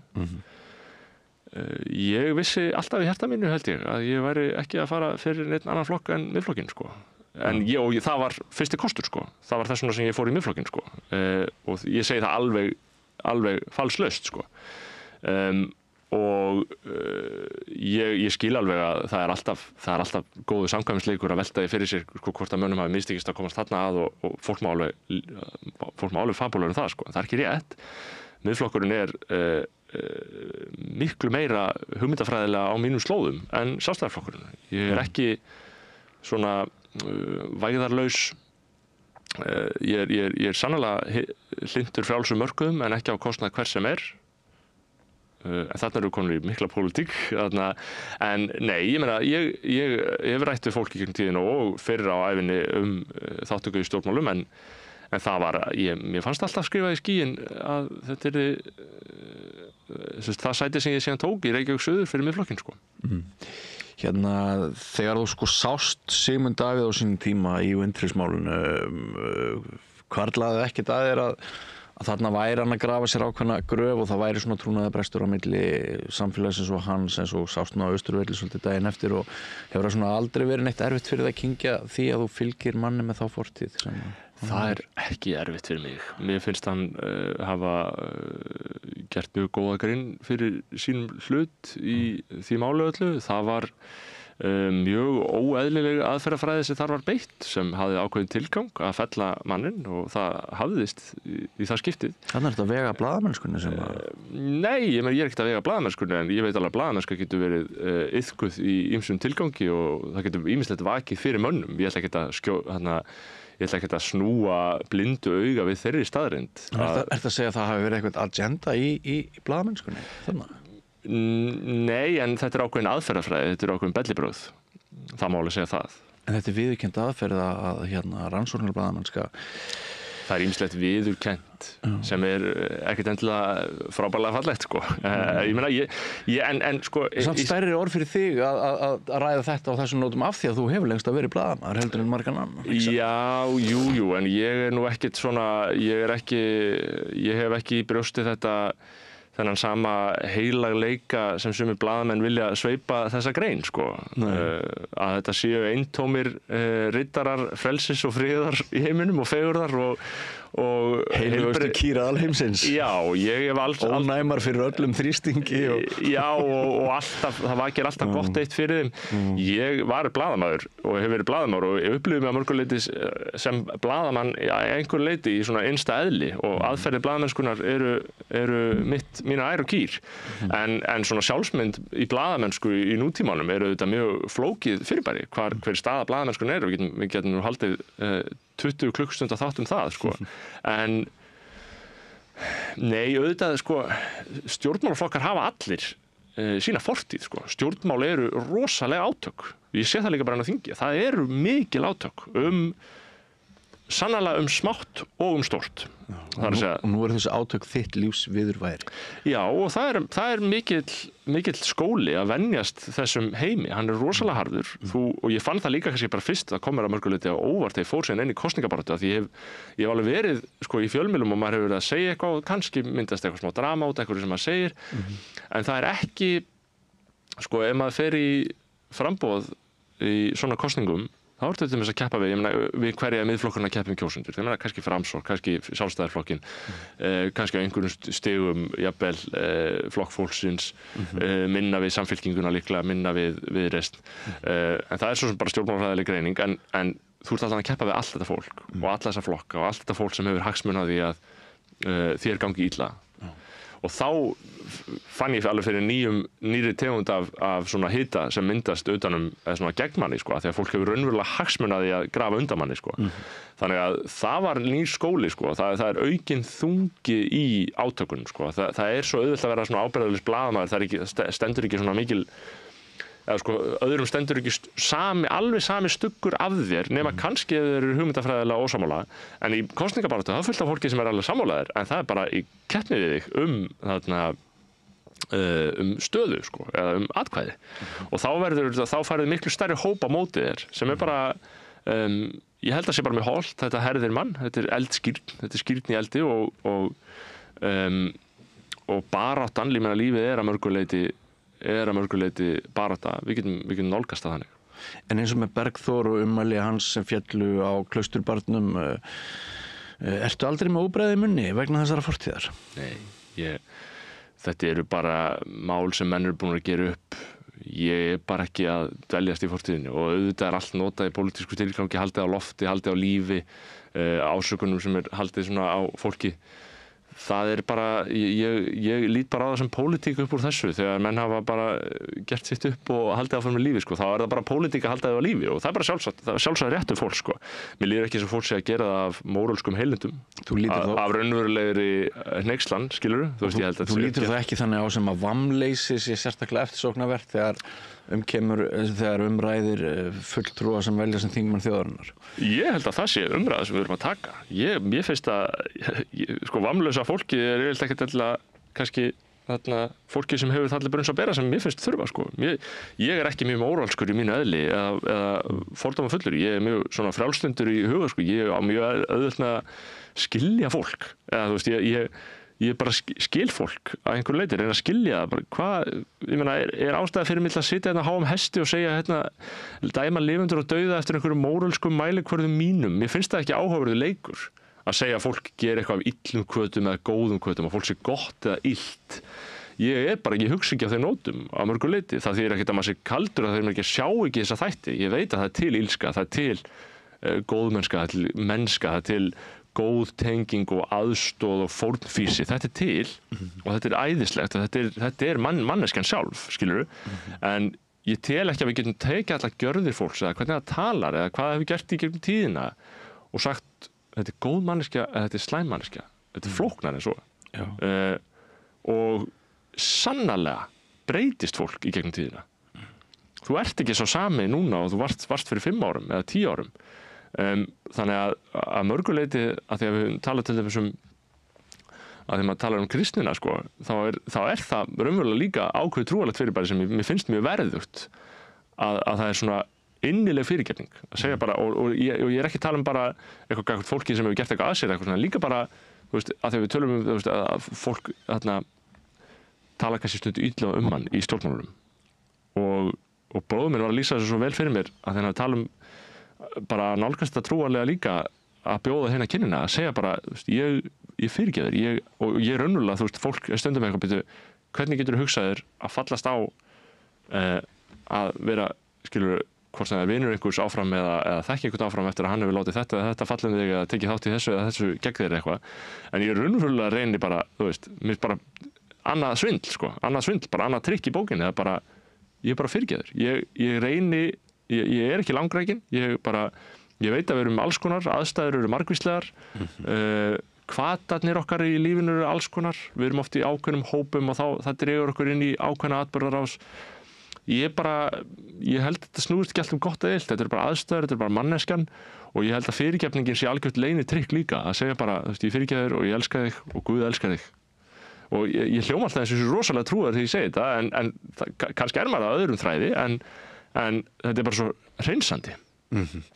Ég hef heyrt líka þig sko að þú sért ekkert með þær skoðanir sem þú stundum heldur á lofti, þú sért svona kalkuleraður gæi sko og fundvís á hagsmuni, fundvís á atvinnutækifæri. Þú ert komin í mjög þægilega innivinnu núna sem er bara ansi vel launuð og ertu bara dálítið svona að blöffa? Ertu bara alltaf sniður heldur en við flest hérna? Þú bara býrð þér til einhvern heim, þú býrð þér til einhverja skoðanir, þú keyrir á mjög flinkur svo saman myndavélina, svo keyrir bara á einhverju sem að þú áttar þig á að getur talað inn í ákveðin hóp fólks og atkvæði og bara liðubröð. Já, ég veit ekki, sko, ég meina auðvitað er þessu haldið fram, sko, ég finnst það bara góð pæling, sko, ég meina, ég held að hann fari bara niður í, sko, akkur gerir maður það sem maður gerir, mér finnst ég ekki vera að gera hlutina fyrir samþykki, mér finnst ég vera að segja hlutina þegar mér finnst ég vera sannir. Ég skil alveg að fólk vilji komast að aðra niðurstöðu, sérstaklega ljósa þess að ég áskil mér þennan umdeilda rétt til þess að skipta skoðun. Sannarlega, ég hef skipt skoðun á stórum málum í gegn tíðina, eiginlega öllum stórum málum. Ég tel það frekar merki dómgreindarleysi að það gerist ekki hjá fólki. Því þú verður að vera áfram í sjálfskoðun. Og hvað þá á 30-aldrinum, hvað þá þegar þú lendir í að eignast þessi börn, hvað þá þegar þú lendir í að fara að reka heimili, hvað þá þegar þú sér lífið allt í einu frá allt öðru sjónarhorni þú hefur gert alla tíð. Þá finnst mér skrítið ef maður væri bara alveg við sama heygarshornið. Hins vegar verði ég að benda það í þeirri umræðu þegar fólk spyr mann hvort maður sé hreinn og klár tækifæri sinni sem segir bara það sem að kann að framfleyta manni inn í þægilega stöður. Ég myndi hafa öðruvísi aðferðir við ef að það væri markmiðið, sko. Þá væri miklu einfaldara fyrir mig að vera bara frjálslyndur, þægilegur miðjumaður sem færi bara einhverjar fínar stöður hér og þar. Ég held að væri miklu einfaldara líf fyrir mig að vera ekki alltaf að segja eitthvað sem bakar manni það að einhverjar ágætur einsleitur hópur fólks, af því að maður tala alltaf einsleitnina, einsleitur hópur fólks sé að segja að maður sé hatursfullur eða annað eins. Ég myndi ekki segja að þetta væri endilega til þess fallið að skópla til mín veraldlegum gæðum að fá þannig orðspor. Ég held að það sé frekar bara hvimleiður fylgifiskur þess að orð mín eru oft miskilin, þau eru lögð út á versta veg og annað eins, en ég auðvitað veit ég að það sem ég segi hefur hljómgrunna meðal fólks. Maður verður að finna fyrir því að það sé hugmyndafræðilegur farvegur fyrir það sem út að segja, jarðvegur, og augljóslega er það. Við unnum mikinn, núna erum við konur í pólitíkinni. Nei, en sko, ég var í vinnu á Stöð 2 og ég hætti þar. Ég var í rosalega þægilegri stöðu þar. Og ég hætti þar vegna þess að mér fannst það var ekkert út af fólkinu sem ég vann með, það var bara út af umhverfinu og forminu, það var ekki út af einhverjum yfirmönnum, það var bara út af umhverfinu og þessari meginströms fjölmiðla vinnu. Var Stöð 2 á þínum tíma og vók fyrir þeim? Ég held að það hafi hægt og rólega verið að gerast. Ef við förum alveg, ef við sjóðum þetta niður í þær einföldu skilgreiningar að vera vók eða ekki vók. Ég held að þetta er bara, ég held að bara fólk passi misvel á staði, sko, en ef ég hefði viljað vera bara tækifæri sinn og hafa það gott og jafnvel bara vera í sjónvarpinu og vera búið eitthvað svona sjónvarsfígúra, það hefði bara getið haldið þar áfram í mörg ár, en ég bara hætti með óvænt þar, en ég hugsaði bara ég vil einhvern veginn aðeins setja öðruvísi mark þar sem ég ræði alveg, sko, þá stofnaði ég mitt eigið fyrirtæki, sko. En já, ég hafði það líka, bara að því maður alltaf svara fyrir þessa launaspurningum alþingi, sko. Ég hafði það mjög fínt í rekstri míns fyrirtæki, sko. Ég var búin að smíða rosalega þægilegar aðstæður fyrir mig og mína fjölskyldu í gegnum það, sko. Þannig að það er ekki það sem ég leitast eftir, sko. Það er að segja einlæglega, sko. Ég gef fólki fullan rétt til þess að skrumskæla ásetning minn eftir þörfum, en það getur líka vel verið að það fólk sem hefur þess að trú að því finnist það engin skrumskæling, því finnist þú bara sniður. Já, eða bara klókur, en er það ekki líka aftur, þá komum við þá ekki aftur í sjálfsbergar viðleitni karldýrsins, kvendýrsins líka. Við tölum aðeins kvendýrið konuna þína. Já. Segðu okkur aðeins frá henni. Já, hún er mín gæfa, raunverulega. Það er alveg ótrúlegt að einhvern veginn hafi okkar leiðir saman. Kynntust þarna þegar við unnum saman á Stöð 2, síðan hvarf hún til annarra starfa og síðan löngu síðar einhvern veginn þá þróaðist þetta í það sem þetta er núna. Nú erum við gift. Nadine Guðrún Jaki. Hún starfar núna, hefur verið í svona samskiptamálum fyrir flugfélagið Play, en var sjálf lengi í fjölmiðlum. Er hálf líbönsk. Móðir hennar eignaðist hana með líbönsku manni þarna í Arabalöndunum fyrir margt löngu, ætli það hafi ekki verið í upphafi 10. áratugarins, 90 hún fædd og þær flytja svo heim og hún lögfræðingur að mennt og að mörguleiti mjög ólík mér. Hún ekki sama nörd og ég, hún meiri manneskja athafna og við erum ekkert alltaf heldur sammála allt. Við tökumst ofta á alls konar mál en berum virðingu fyrir skoðunum hvort annars og teljum að þeir komið til á svona, hvað getur sagt, úthugsuðum grundvelli en ekki að þessu ístöðulaust rusl og ég held að ég gæti ekkert verið að gera neitt sem ég að gera án hennar sko. Ég veit ekki hversu vel það hljóma fyrir henni að ég gera hana ábyrga fyrir öllu mínu framferði en bara styrkurinn sem að sækir í svona traust og örugt samband sko og svo börnin sko að hún sem móðir náttúrulega alveg skilu, það bara kraftaverk og hún alltaf með barn á brjósti núna og það algjört kraftaverk að horfa þetta, talandi að við séum sko dýr, við erum bara spendýr sko. Barnið bara liggur utan á móður sinni eins og spendýr sko og þessi djúpa svona samfélagslega, persónulega hjónabandi náttúrulega öðrum þræði trúarlegt líka náttúrulega ef við verðum að tala um trúna en það auðvitað ekkert kannski allt og trúarleg stofnun í seinni tíð en þetta kjarninn í mínu lífi sko, það fjölskyldan finnst mér sko en á sama hátt sko eru fjölskyldan og kannski metnaðurinn til starfa fyrir land og þjóð eru kannski svona öðrum þræði svona tvær hliðar á sama peningi sko. Ég sakaði stundum að þú veist, hún er stundum að tortryggja mig að sko mér finnst hið persónulega pólitískt og mér finnst hið pólitíska persónulegt. Þannig að ég veit ekki alveg hvernig ég get útskýrt það en mér finnst fjölskyldulíf mér áhugavert að skoða líka í pólitísku ljósi sko, eða í einhverju skilningi sko, hvernig stofnun þetta, hvað að gera þetta besta leiðin til að alveg börn sko, þetta æðisleg leið fjölskyldan, kjarnafjölskyldan þetta náttúrulega bara mannskepnan að reyna að koma sér upp einhverjum kerfum sko, til þess að viðhalda mannfjöldanum sko, þú veist, þannig að það en á sama hátt sko lifum við líka á brotnum tímum öðrum þræði. Ég meina Íslendingar ekki að fjölga sér þannig að þeir nái að endurnýja sig. Fjölskyldan á undanhaldi sem grunnstofnun. Þú nú að reyna að móast við í þeim efnum? Sannarlega, ég tel að það sé eitt af og þannig að þarna blandast líka þið persónulega og pólitíska sko. Ég tel að það sé eitt stærsta allra bara að það sé stærsta hagsmunamál okkar Íslendinga að við náum aftur sambandi við þetta sko, almennilegu samfélagslegu sambandi við sko að stofna fjölskyldu og fara í barneignir sko, það eitthvað rof skilur sem hefur orðið. Og þú trúir því ekki að sú hugsun myndi bitna frekar á konum en körlum? Nei, alls ekki. Ég held að sé ekki hægt að draga upp þá myndir sko, fjölskyldulíf og ábyrgðin sem fylgir því að eignast börn hefur alltaf dreifst eftir ólíkum tímum hefur hún dreifst með ólíkum hætti af karla og konur en hún hefur auðvitað alltaf lagst þungt á alla sko.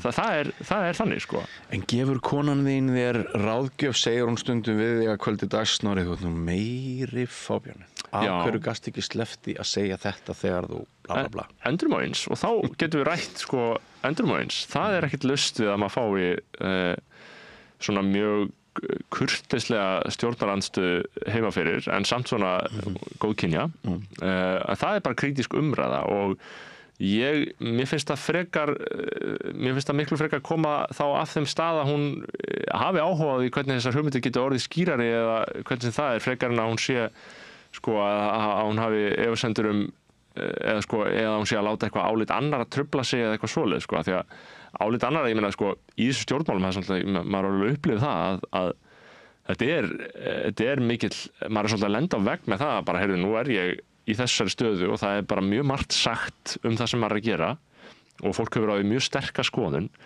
og það ekkert, sko fjölskyldan var ekkert að biðja það sko, fattarðu, það ég sem að mörguleiti og þetta kannski þessi stjórnmálmenn hafa allir lent í og auðvitað munnsýðum að sjálfur sem bara óbreyttið þingmaður en þegar fólk fer í þessar æðri stöður og þegar hlutinni verða raunverulega þegar færist alvöru hiti í leikin þá get ég séð fyrir mér og ég finn það núna maður þarf að undirbúa fólki sitt að einhverju leiti, maður þarf að taka tillit til þess samt ekki á mikið Þetta getur náttúrulega líka ítt mönnum inn í einhverju svona þægindaskil að hugsa ég vil ekki rugga bátnum bara fólksins míns vegna. Þetta ákveð jafnvægi sem maður þarf að stíga, sko. Kannski eitthvað líkt með hlutskiptið þínu núna og ömmuðinnar Helgu Kress? Já, ég segi nú að ég einmitt þarna, pönkið okkar megin núna, pönkið hægra megin, vinstrið meginstraumurinn af mínum mati, eða kannski allan ef við tölum frjálslynda vókið, skilur það meginstraumurinn, að hugsa hlutina aðeins öðruvísi á undir öðrum formerkjum. Þar liggur pönkið. Ég held að sko sennilega þurftu ættingjar Helgu Kress að hlusta á alls konar hluti og svona ég vafalaust ef maður hugsa út í það, sko. Ákveðið áreiti sem að fyndi því að vera skildur ömmuðinni þegar hún var upp á sitt umdeildasta. Já, upp á sitt umdeildasta. Já, nei, hún mætti miklu mótlæti vegna þess að hún var að stinga á kýli sem voru einmitt þá uppi, svo að segja, og þá nauðsynlegt að gera. En síðan breytast tímandir og þá verður baráttan allt öðruvísi, tekur þessi aðra mynd og baráttan fyrir frelsi, fyrir hugsanafrelsi, fyrir að því leiti mannréttindum, af því að hugsanafrelsi og tjáningafrelsi mannréttindi fyrir mér, að það oft talað alls konar mannréttindabaráttu að hún í vöku að verjast, mér finnst ekki nógu mikið talað tjáningafrelsi til dæmis, að fólk fái að segja hugsin, ekki bara formlegt tjáningafrelsi að fá ekki að fara í fangelsi, heldur bara að fólk eigi auðvelt með að vera í alls konar stöðu og segja alls konar hluti, sko. En kannski það líka talsýn, sko. Og svo það baráttan gegn leiðindum. Já, og bara húmorsleysi. Nei, það margt í þessu, maður. Það margt í þessu. Hvernig þið búið að líða í spjalli, Snorri? Mjög vel. Já, þetta bara það gaman að fara aðeins á svona alveg persónulega nótur. Maður svo sem alltaf blaður sjálfa sig, en samt ekki alveg kannski svona. Kannski maður ætti að leiða því hugan meira að fara að skrásetta. Ég nú duglegur að skrifa dagbók og reyna að halda utan það sem drífur á dagamanns, en þú veist nú hvernig það þegar annirnar hellast yfir, þá ekkert alltaf sjálfsagt að maður haldi utan hugsanir sínar, sko. Akkurat. Skilurðu heiminn betur eða öðruvísi núna en fyrir þessum rúma klukkutíma þegar við hófum spjallið? Já, það góð spurning, sko. Ég allavega ég finn fyrir því að, sko, við erum örugglega ekkert eitthvað endilega svipum slóðum í pólitík endilega, ekkert endilega en örugglega sameiginlegir drættir eins og alls staðar, sko. Ég hins vegar eins og þú að ég áskil mér rétt til þess að sveiflast bara frá mínútu til mínútu. Hvað var það skoðanir mínar og hugsanir og það sem ég trú á? Þú átt stað hjá okkur í miðflokknum þegar það kemur í þínu lífi. Þakka þér fyrir. Nei, en ég held að í þessari harðvítu samfélagsumræðu sem hún sannarlega er oft, þá erum við mjög svona gjörn á að setja fólk draga fólk í dilka og svona gefa okkur bara að það sé engin leið að ræða saman, sko, og oft er það þannig og sumar hliðar baráttunar fara ekki þannig fram að við séum í kurteislu samtali. Sumar hliðar eru bara hreinlega ómálefnalegar í sínu einsta eðli. Það snúast að taka bara þá þætti sem henta þér og básuna þeim í ákveðnum tilgangi.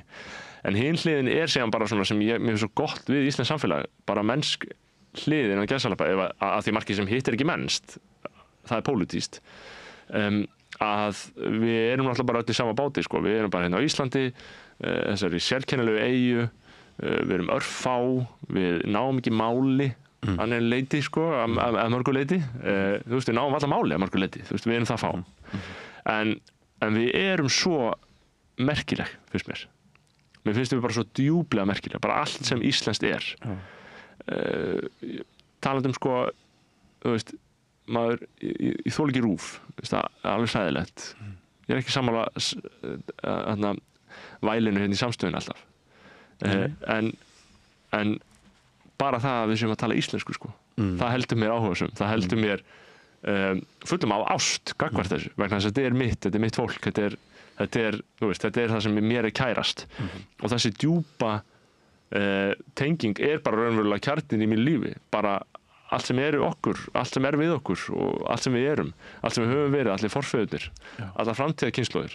Ég bara raunverulega elska það sko. En þú vilt geta verið stoltur af Íslandi, Íslendingum án þess að vera sakaðar þjóðrembu, þjóðhverfu og útlendingaandúð og ég held að við séum hægt og rólega fikra okkur út úr þeim kreddum sem kannski tröllriðu öllu hérna í nokkra áratugi og það komið til af illri nauðsyn, það komið til eftir að þjóðernis ofstopi hafi gripið sig og leitt til hörmunga en ég held að við sem að fikra okkur út úr því að það sé hægt að draga beina línu á milli þess að vera að því ég er þjóðrækin, ég er stoltur af þjóðminni, ég er örugglega einhver skilningi þjóðernis sinni að því marki að ég líta þjóðerni sem mjög veigamikinn hátt. Þjóðlegt íhald. Þjóðlegt íhald, jú, afalaust með kalla það og Gísli Marteinn kallar það kannski populisma eða eitthvað svoleiðis. Ég er bara á því að núna séum við miklu frekar að sigla inn í tíma þar sem að þessi ásökunum að þetta sé illkynja, þetta sé óeðlilegt og vandamál ég er alveg hættur að gefa því gaum þegar fólk nálgast þetta með svona með slíkri svona afgreiðslu að afgreiða þetta bara eitthvað slíkt. Ég held að þetta sé miklu frekar eitthvað sem við höfum að leita í og finna kjarnan okkar í og það getur bara verið mjög mannúðar full þjóðernis stefna í einhverju skilningi eða þú skilur hvað ég við. Það er bara þetta er gert á grundvelli ástæðli náungan og það er og bara að því að maður talar alltaf þetta það er svona oft í þessu að því að við tölum þessi mál og það er auðvitað alltaf óhjákvæmilega umræða það ef maður er ánægður með þjóðerni sitt er maður þá óánægður með aðra þjóðir eða óánægður með fólk á öðrum uppruna það er engan veginn sama sem og það að átta sig á því að það sé til eitthvað sem heitir við þá óhjákvæmilega til líka eitthvað sem heitir aðrir eða þið eða þau að fallast á að það sé til eitthvað sem heitir við það hefur engar neikvæðar hliðarmerkingar nema við ákveðum það og nema við beitum því þannig. Ég held öllu heldur að gleyma því að við séum við að það bjóði hættir heim. Ég held miklu frekar að það sé eitthvað sem ættum að varast, að gleyma því að hér sé eitthvað, að halda bara Íslandi, þetta er bara eitthvað efnahagssvæði, bara eitthvað fyrirtæki hérna, eitthvað rekstur, eitthvað fólk, ég meina land, þjóð og tunga, þrenning, sönn og ein. Mér finnst þetta samofið, þetta er ekki, og mér finnst okkur hafa rekið svo langt út fyrir mörkin skynsamlega í þessari ágætu viðleitni þó að gæta okkar auðvitað á því að vera ekki einmitt með ofstopa eða andúð gagnvart nokkru manni sem er ekki til í mér Ég er mikill mannvinur í mínu eðli Og þetta er ekki átakafælinn þó? Kannski er ég samt átakafælinn. Mér leiði stundum að þurfa stundum er ég rosalega spenntur fyrir átökum.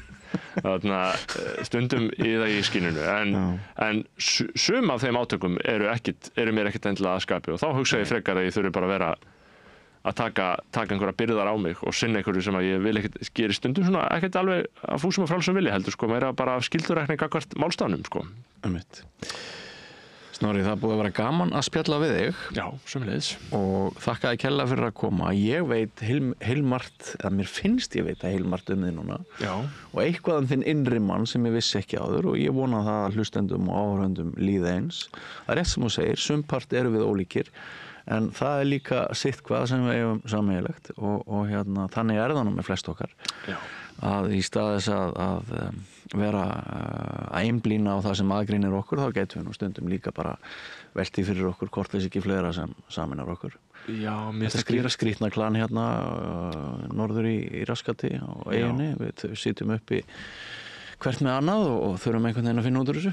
Já, fallegast að leiðir okkar til þess að við verðum svo stíf þegar við verðum fullorðin. Við stífnum svo mikið upp af félagsmótun, af átökum við aðra af áföllum, af vesinni af ábyrgð maður stífnar allur þess vegna er galdurinn í því sem við erum að tala að finna það sem við eigum sameiginlegt galdurinn í því er í börnunum við erum öll sammála að þessi börn eru yndisleg nú kemur bara að leikskóla þetta er bara það fallegasta og þetta er framtíða kynslóðin þannig að hún er tákn fyrir sameininguna okkar og við erum að klúðra því svolítið þetta er það sem getur og það er nákvæmlega þar sem að kynslóðunar sameinast á ný, skilur, foreldrar okkar gætu að hafa tekist á eða ömmur og afar en síðan eru nýju kynslóðina, þær ákveða þetta upp á nýtt og þær verða aftur vinir, sko. Þar eru öll dýrin í skóginum vinir, sko. Þannig að þar börnin þau eru svo tær, þau eru svo ómenguð og óspillt. Já, og þú ert náttúrulega mjög heppinn maður núna og haltu fast í alla þessa fegur sem að þér gefin vegna ykkar unga drengs, 3 vikna gamals drengs. Maður jú eftir á að hyggja þegar ég hugsa mín svona bestu skeið ævinnar. Það voru nú sennilega árin þegar ég átti barn sem var yngra en 4-5 ára gamalt, sko. Þetta er ótrúlegur tími. Já, það svona 7-8 ára sem drengirnir taka kannski alveg gott, kannski 12 ára ósympatískt skeið. Það er kaltýrið og maður þarf að njóta þess að áður en það skellur á. Og maður getur notið þess, maður getur sannlega notið þess þó þetta sé alveg brjálæðislega erfitt líka. Það er bara hannig, það er lífið. Kæra þakki fyrir komuna, Snorri Másson, gangi þér vel. Takk. Við höldum áfram dagskráni hér við Rauðaborðið, ekki fara langt, kæru hlustendur. Annar kafli eftir andartak. Samlokubrauð, maltbrauð, tékkneskt-brauð, súrdeigsbrauð, brauð ársins, Bernhöfts bakari, íslenskt handverk síðan 1834. Við endum úrvalið á samræðu við Hannes Lárusson, myndlistamann sem ólst upp í Torfbæ til 10 ára aldurs og lítur íslenska torfbæina öðrum og jákvæður augum en margir aðrir Íslendingar og ræðir eiginlega mikilvægi þess að hlúa að okkar menningar arfleifð. Hann ræðir við Björn Þorláksson þá ósk sína að torfbærin fari á heimsminjaskrá UNESCO. Og þannig endum við úrval vikunar að þessu sinni, á þessu spjalli. Við endum inn í torfbænum en við lokumst alls ekki inn í torfbænum. Við höldum áfram samræðinni við Rauðaborðið í næstu viku. Þakka ykkur kærlega fyrir að vera með okkur í þessari yfirferð yfir svona ýmis spjöll vikunar. Við ræddum við ýmsa fleiri og bendum á síðun okkar samstöðin.is og einnig hægt að finna vídeóin á YouTube og sjóvarpi Símans Rás 5. Svo hlusta margir á okkur í útvarpinu 89,1 eða á helstu hlaðvarpstöðvum. En ég segi þetta gott í bili, ég heiti Oddný Eir og með mér var Laufey Líndal Ólafsdóttir. Við komum þessi úrvali saman og hún varpaði yfir til ykkar. Ég þakka ykkur hlustendum og áhorfendum fyrir að vera til staðar alla daga og taka þátt í samræðunni, segja frá þáttunum okkar og svo þökkum við auðvitað öllum þessum góðu viðmælendum fyrir að leggja lykkju á leið sína og koma til okkar og ræðum það sem að okkur finnst skipta máli. En þá segi ég bara góða helgi.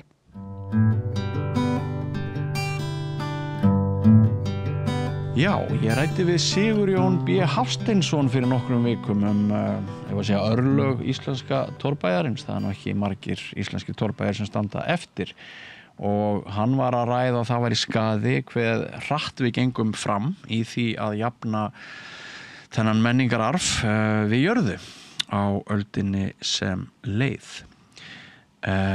Torfbæjar Íslendinga og baðstofan eru kannski merkasta framlag norður hjarans til heimsmenningar, sagði Hannes Lárusson, myndlistamaður í sjónvarpsþætti.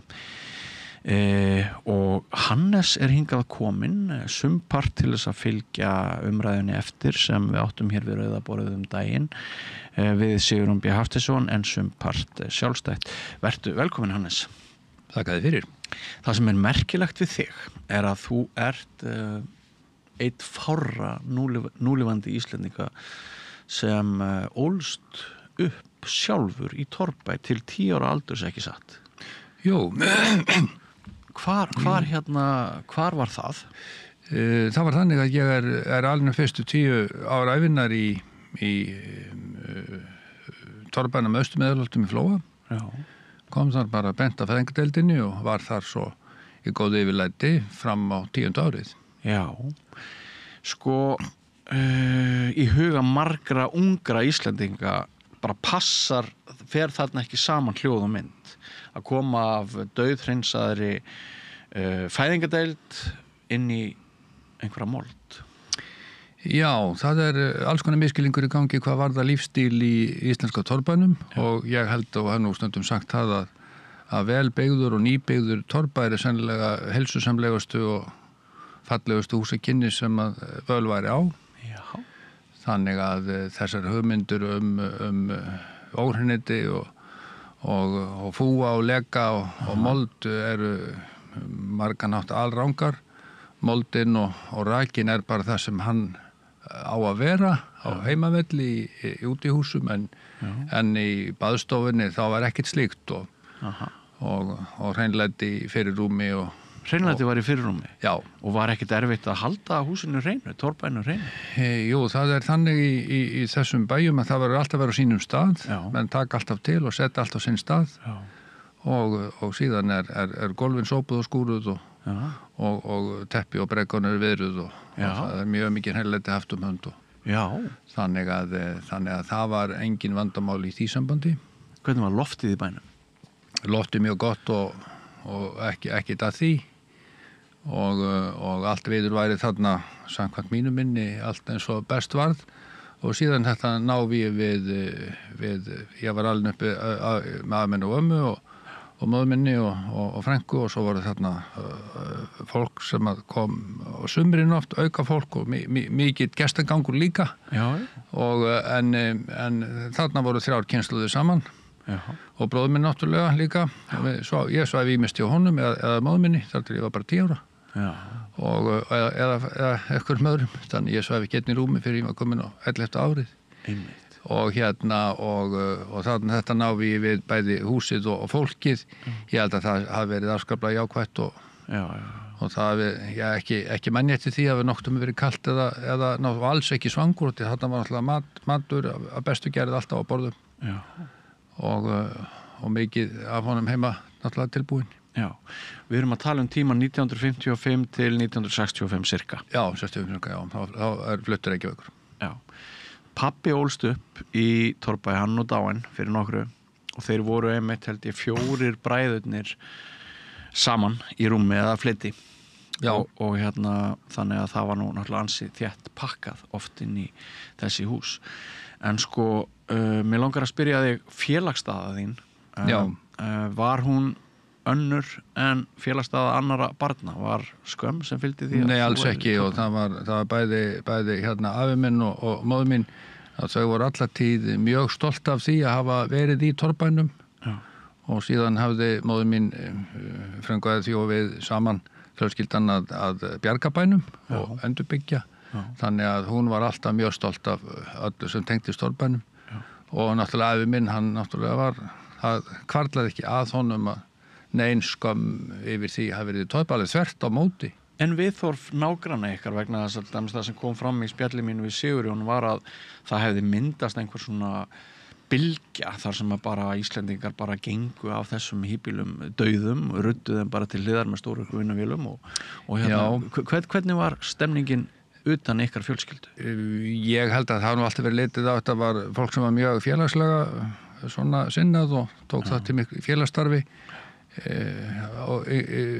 yngri árum og eldri árum alla tíð þannig ég held að það hafa aldrei verið litið á það sem neitt einkennilegt að þau byggu í Torfbænum afi mig bara tekur það ákvörðun að nútíma væði ekki og það var búið þarna bara með búskapar var allir óvélvæddur það var bara hestar og mannafl, hestafl og mannafl. Já, var það þannig?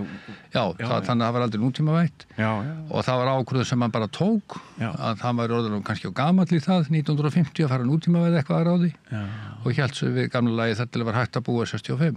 Þetta finnst mér alveg stórmerkilegt. Þannig ég bara alveg nöf fyrir það og ég held að það hef ekki verið litið að það neitt svona utanfrá hafi ekki verið litið að það sem neitt einkennilegt og þetta var ekki fólk sem var í þeim flokki að vera einhverju furðufuglar eða svoleiðis, þvert á móti þetta var fólk sem var mjög mikið hluta samfélaginu og engan hátt utan garðs og neinu leyti. Varðandi þrif og svoleiðis, voru fjalir á gólfinu? Já. Og eru veggir líka, eru þil á veggjum? Já, það var eins og nánast allar baðstofur, ég hef nú skoðað þetta mjög mikið. Tala við tugi af fólki sem nú eiginlega allt horfið í dag sem ólst líka upp í baðstofum og torfbæjum og það nánast undantekningarlaust að baðstofur voru þiljaðar bæði gólf og veggir og loft. Já. En þarna til dæmis ekki, það ekki rafmagnstæki? Jú, það komið rafmagn. Þetta kemur rafmagn mjög snemmi í Flóan. Það komið rafmagn klukkan 1950. Já, einmitt. Og annað sem að þú sagði mér í símtali þegar við vorum að undirbúa þetta viðtal að sko sem að kannski margir sérstaklega yngri Íslendingar vita ekki að sko bærin sem þú ólst upp í hann kannski allt öðruvísi heldur en ótalmargir aðrir torfbæir. Já, það sem að við erum að tala hérna arf sem að þróast við sérstakar aðstæður á yfir 1000 árum og út úr því kemur þegar komið fram á 18. og 19. öld að þá á ferilsósum að þá komin hér byggingarlist sem á sér einhver hliðstæður umverulega nestar annarstæður í heiminum. Og þá búið að aðlaga byggingarnar því byggingarefni sem við höfum sem við fyrst voru torf og grjót en þá höfum við töluvert líka timbri út af bæði rekavið og svo skipströndum sem má nú ekki gleyma þannig að en það var að nýta viðinn til fulls og hann var þá nýttur aðalegi í baðstofunar og það sem fólkið bjó en síðan torf og grjót náttúrulega ríkjandi byggingarefni í öllum veggjum og síðan verða húsaþyrpingar til litlum húsum sem við kallum bæi, það kallað bær og þetta byggingarlist sem á sér eiginlega einhver hliðstæður í kringum okkur ekki allavega í okkur nágrunulöndum þróast hérna með okkar aðstæður og veðurfar og lífsskilyrði hér en hver á eitt bær hann ólíkur. Já.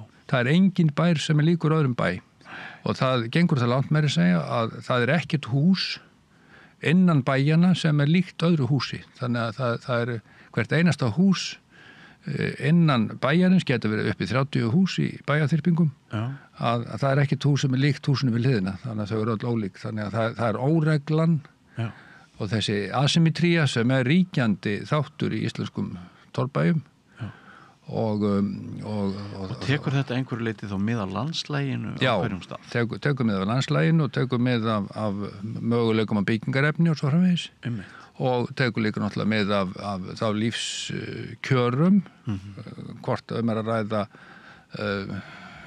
miðstjætt, lágstjætt eða hástjætt og en hér á Íslandi þá var engin verulegur munur á yfirstjættinni og lágstjættinni, það bjuggu allir í torfbæjum. Það bara torfbæjir yfirstjættarinnar voru stærri, það var fleiri hús, raunverulega var baðstofan mjög áþekk allstaðar, en kannski lengri en hlutföllin þau sömu sama hvort að var að ræða lítið kott eða stórbíli. Getum við sagt að það sem þú ert að segja mér núna sé sumpart á skjön við þær hugmyndir sem að mjög margir Íslendingar hafa þennan menningararf?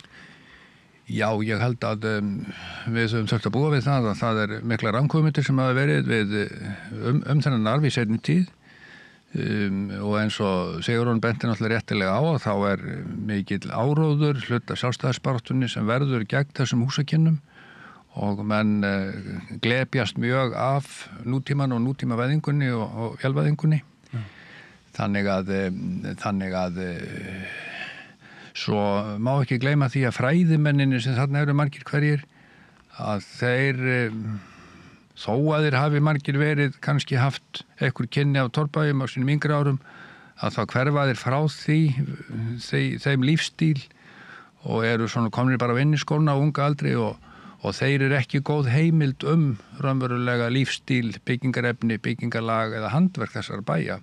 Þannig að þeir svokölluðu fræðimenn, Sigur Nordal til dæmis og Guðmund Finnbogason og fleiri, að þeir kynda undir ranghugmyndir og þá náttúrulega í sjálfstæðisbaráttunni verða bókmenntanir settir í forgrunn en menn bara gleyma því að bókmenntinar og allt sem við höfum gert og allt okkar framlag til heimsmenningarinnar það raunverulega kemur úr torfbæjunum enda hef ég kallað baðstofuna vöggu íslenskra menningar og það allt okkar handverk, útskurður, prjónaskapur sem ekki má gleyma, vefnaðurinn og allt sem menn skrifuðu og sömdu og all ljóðin og samankvæmt á Jónas Hallgrímsson, Gunnar Gunnarsson eða Halldór Laxness, þeir kom allir úr torfbæjum.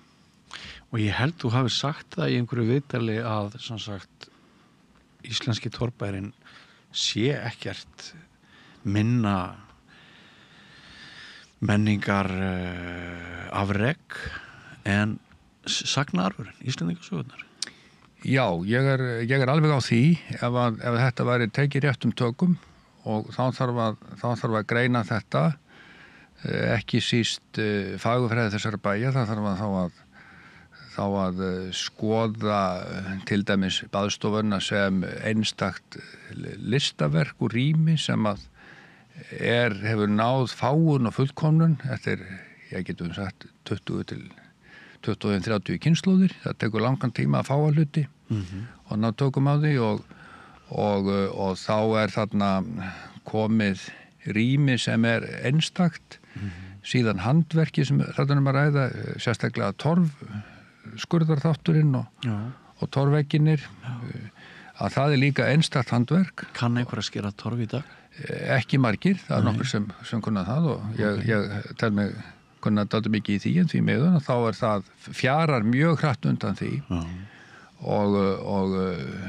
og ef ekkert aðgert þá getum við mistað hreinlega út úr höndunum og það þarf að fara að bregðast hratt við en þegar þetta samankomið sko fagurfræðin og handverkið að þá fátt sem við höfum betra fram að færa í okkar menningu svo má ekki gleyma lífstílnum þá það mataræði og klæðabörður og svo framvegis sem líka mjög margt og mjög háu stíi og þarf ekki annað en að skoða gamlan prjónaskap og vefnað þá sjá menn það getur ekki verið að menn hafi gert það við mjög slæm skilyrði þar sem hefur bæði verið svartamyrkur og kuldi og raki og mygla það útilokað vegna þess að prjónaskapur sem var framkomtur í baðstofunum og ég þekki það sjálfur að það fátt sem að og vefnaður, fátt sem að toppar það í dag við bestu skilyrði þannig að lífsskilyrðin þarna voru tiltölulega góð og mataræðið reyndar almennt mjög gott og holdt enda meðalaldur þessar fólk sem ég þekki og eiginlega öll mín skildmenni þau komust flest hver á tíunda áratuginn í sínu lífi og bjöggu og voru við góða heilsu mestan hluta ævinar en borðuðu samt sem áður og lifðu lífstíl sem tengdist þessum húsakinnum og gamlu bæjónum íslensku. Og þá að mestu ónefnd félagslega hliðin þessi, mér liggur við að segja svona sósíalíska vídd. Já, það sem menn læra hver af öðrum og það náttúrulega þarna mjög mikið fyrir rúmi sko alls konar kveðskapur og ég alinn upp sjálfur til dæmis við húslestur. Já. Afi minn, hann var nú leikar á yngri árum og hann hafði mjög gaman að því að lesa upp alla tíð. Hver var afið þinn ortur? Hannes Jónsson hét hann. Já. Og hann var endur ömmu bróður minna því amma mín flutti til Kanada þegar móður mín var bara 1 árs. Þannig að það svona ættliður sem var svo til þar sko, sem tengdu þú ömmu minn raunverulega var ömmu bróður minn Hannes sem ég heitin í höfuðið á hann var raunverulega afi minn og konan hans Gunna, amma mín og Hannes hann las upp ég segi ekki hverju kvöld en mjög oft á kvöldin þá las hann upp úr þjóðsögum og svona einhverjum skemmtilegum sögum og ævintýrum H.C. Andersen og svo framvegis þannig ég og þá var maður sjálfur bara einhverstaðar milli 1 árs og 10 ára þá var maður bara eitthvað að dunda sjálfur við bara borðið í baðstofunni og eitthvað að tekna eða skrifa eða bara hlusta og svo bara sofnaði maður þannig ég held að þetta hafi verið afskaplega jákvætt og uppbyggilegt að mörgu leyti og og líka þetta mikla samneyti við fólk sem reynda menn mig ekki gleyma enn og ríkjandi mjög víða í heiminum ennþá. Það eiginlega þannig sem maðurinn hefur búið, hann hefur búið í mjög þéttu samneyti. Og þetta engarými sem við erum með, höfum alveg stöfið í þessu nútímasamfélagi hér á Vesturlöndum, það ekki algengt á heimsvísu. Engarýmin eru almennt ekki til víða í heiminum og menn búa bara í samfélagi þar sem að bara hver hefur sitt rúm en búa í sama herbygginu kannski heil fjölskylda. Já. Og það kannski ekkert algilt að þetta form sem að flestir venjast núna sé komið til að vera alla tíð. Við vitum það aldrei hvort samtíminn okkar verður ráðandi stærð í framtíðinni. Nei, svo vitum við það ekki og það náttúrulega mjög margt sem að við getum lært af þessum gömlu húsum en svo það að nútímavæðingi verður og hún hefur orðið og það þýðir ekki raunverulega annað en að þá að greina þá aðstöðu sem að komin upp núna og þá verður að taka þetta svolítið nýjum tökum og ég lít þannig á að við verðum að líta þetta sem hornstein í okkar menningararfi, ekkert síður heldur en miðaldabókmenntinar og bókmenntinar endur almennt og greina þessum slíkt og umgangast þessum slíkt og þá ég hef nú oft talað það að baðstofan út af fyrir sig eins konar helgidómur og ég tel ekki títi fyrir stöðu að bara fólk sem hefur efni og áhuga á það bara byggir sér baðstofu og baðstofan það bara rými sem fer inn í, geta fengið sér kaffi þar sest á rúmin og bara skrifað ljóð eða sögu við baðstofuborðið og eða bara farið þarna inn bara hugsað og bara setið þegjandi á sínu rúmi sko. Og vegna þess að þarna að ræða rými sem einstakt á heimsvísu og menn eiga umgangast sem slíkt og endurbyggja það sem þá eitthvað sem að raunverulega ekki hægt að búa til nema í gegnum vinnu og þróun og fáun margar kynslóða og menn eiga bara að grípa þann bolta og varveita það sem að ennþá uppi standað og til, gera það og leggja það miklu meiri fjármunni en gert en svo líka ekki títi fyrirstöðu og ætti að hvetja fólk til að bara heila byggja sér þó ekki væri nema bara baðstofuna og tilenga sér þá eitthvað af þessu handverki að það fá eitthvað örfáa sem eða þá kunna eitthvað til verka til að byggja þetta og þá getur nútímhús verið við hliðina en síðan baðstofan og sem vísar í þennan gamla arf þá bara eins konar helgidómur þarna við hliðina á nýja húsinu.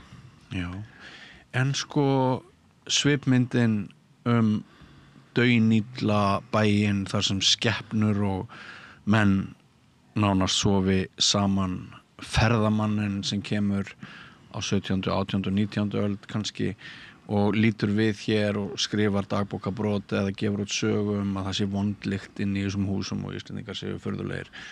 Hvað segir þetta?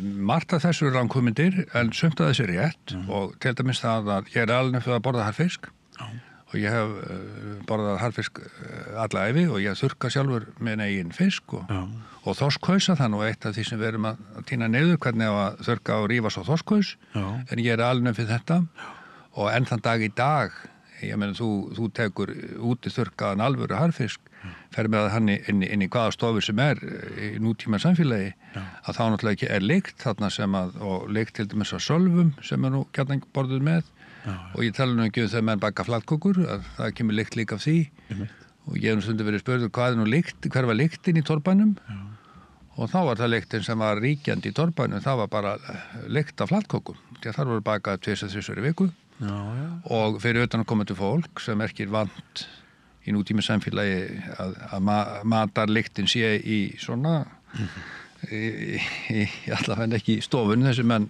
sita að þá þarna maður ræða kannski lykt af fiski og svo náttúrulega soðnum fiski og líka hangikjöt og flatkökur sem framvegis, það kemur lykt af þessu öllu saman þannig að það getur verið skýringin af þessu en svo líka annað en ekki ammoniakstekkur af húsdýrum eða svona? Nei, húsdýr voru til dæmis, ég þekki þau í Flóanum, ég er búin að skoða það mjög ítarlega langt aftur í aldir. það voru aldrei þær fjórsbaðstofur og það voru hús, dýr og menn voru í engu samneyti og meira að segja hundarnir voru ekki aður inn í baðstofunni.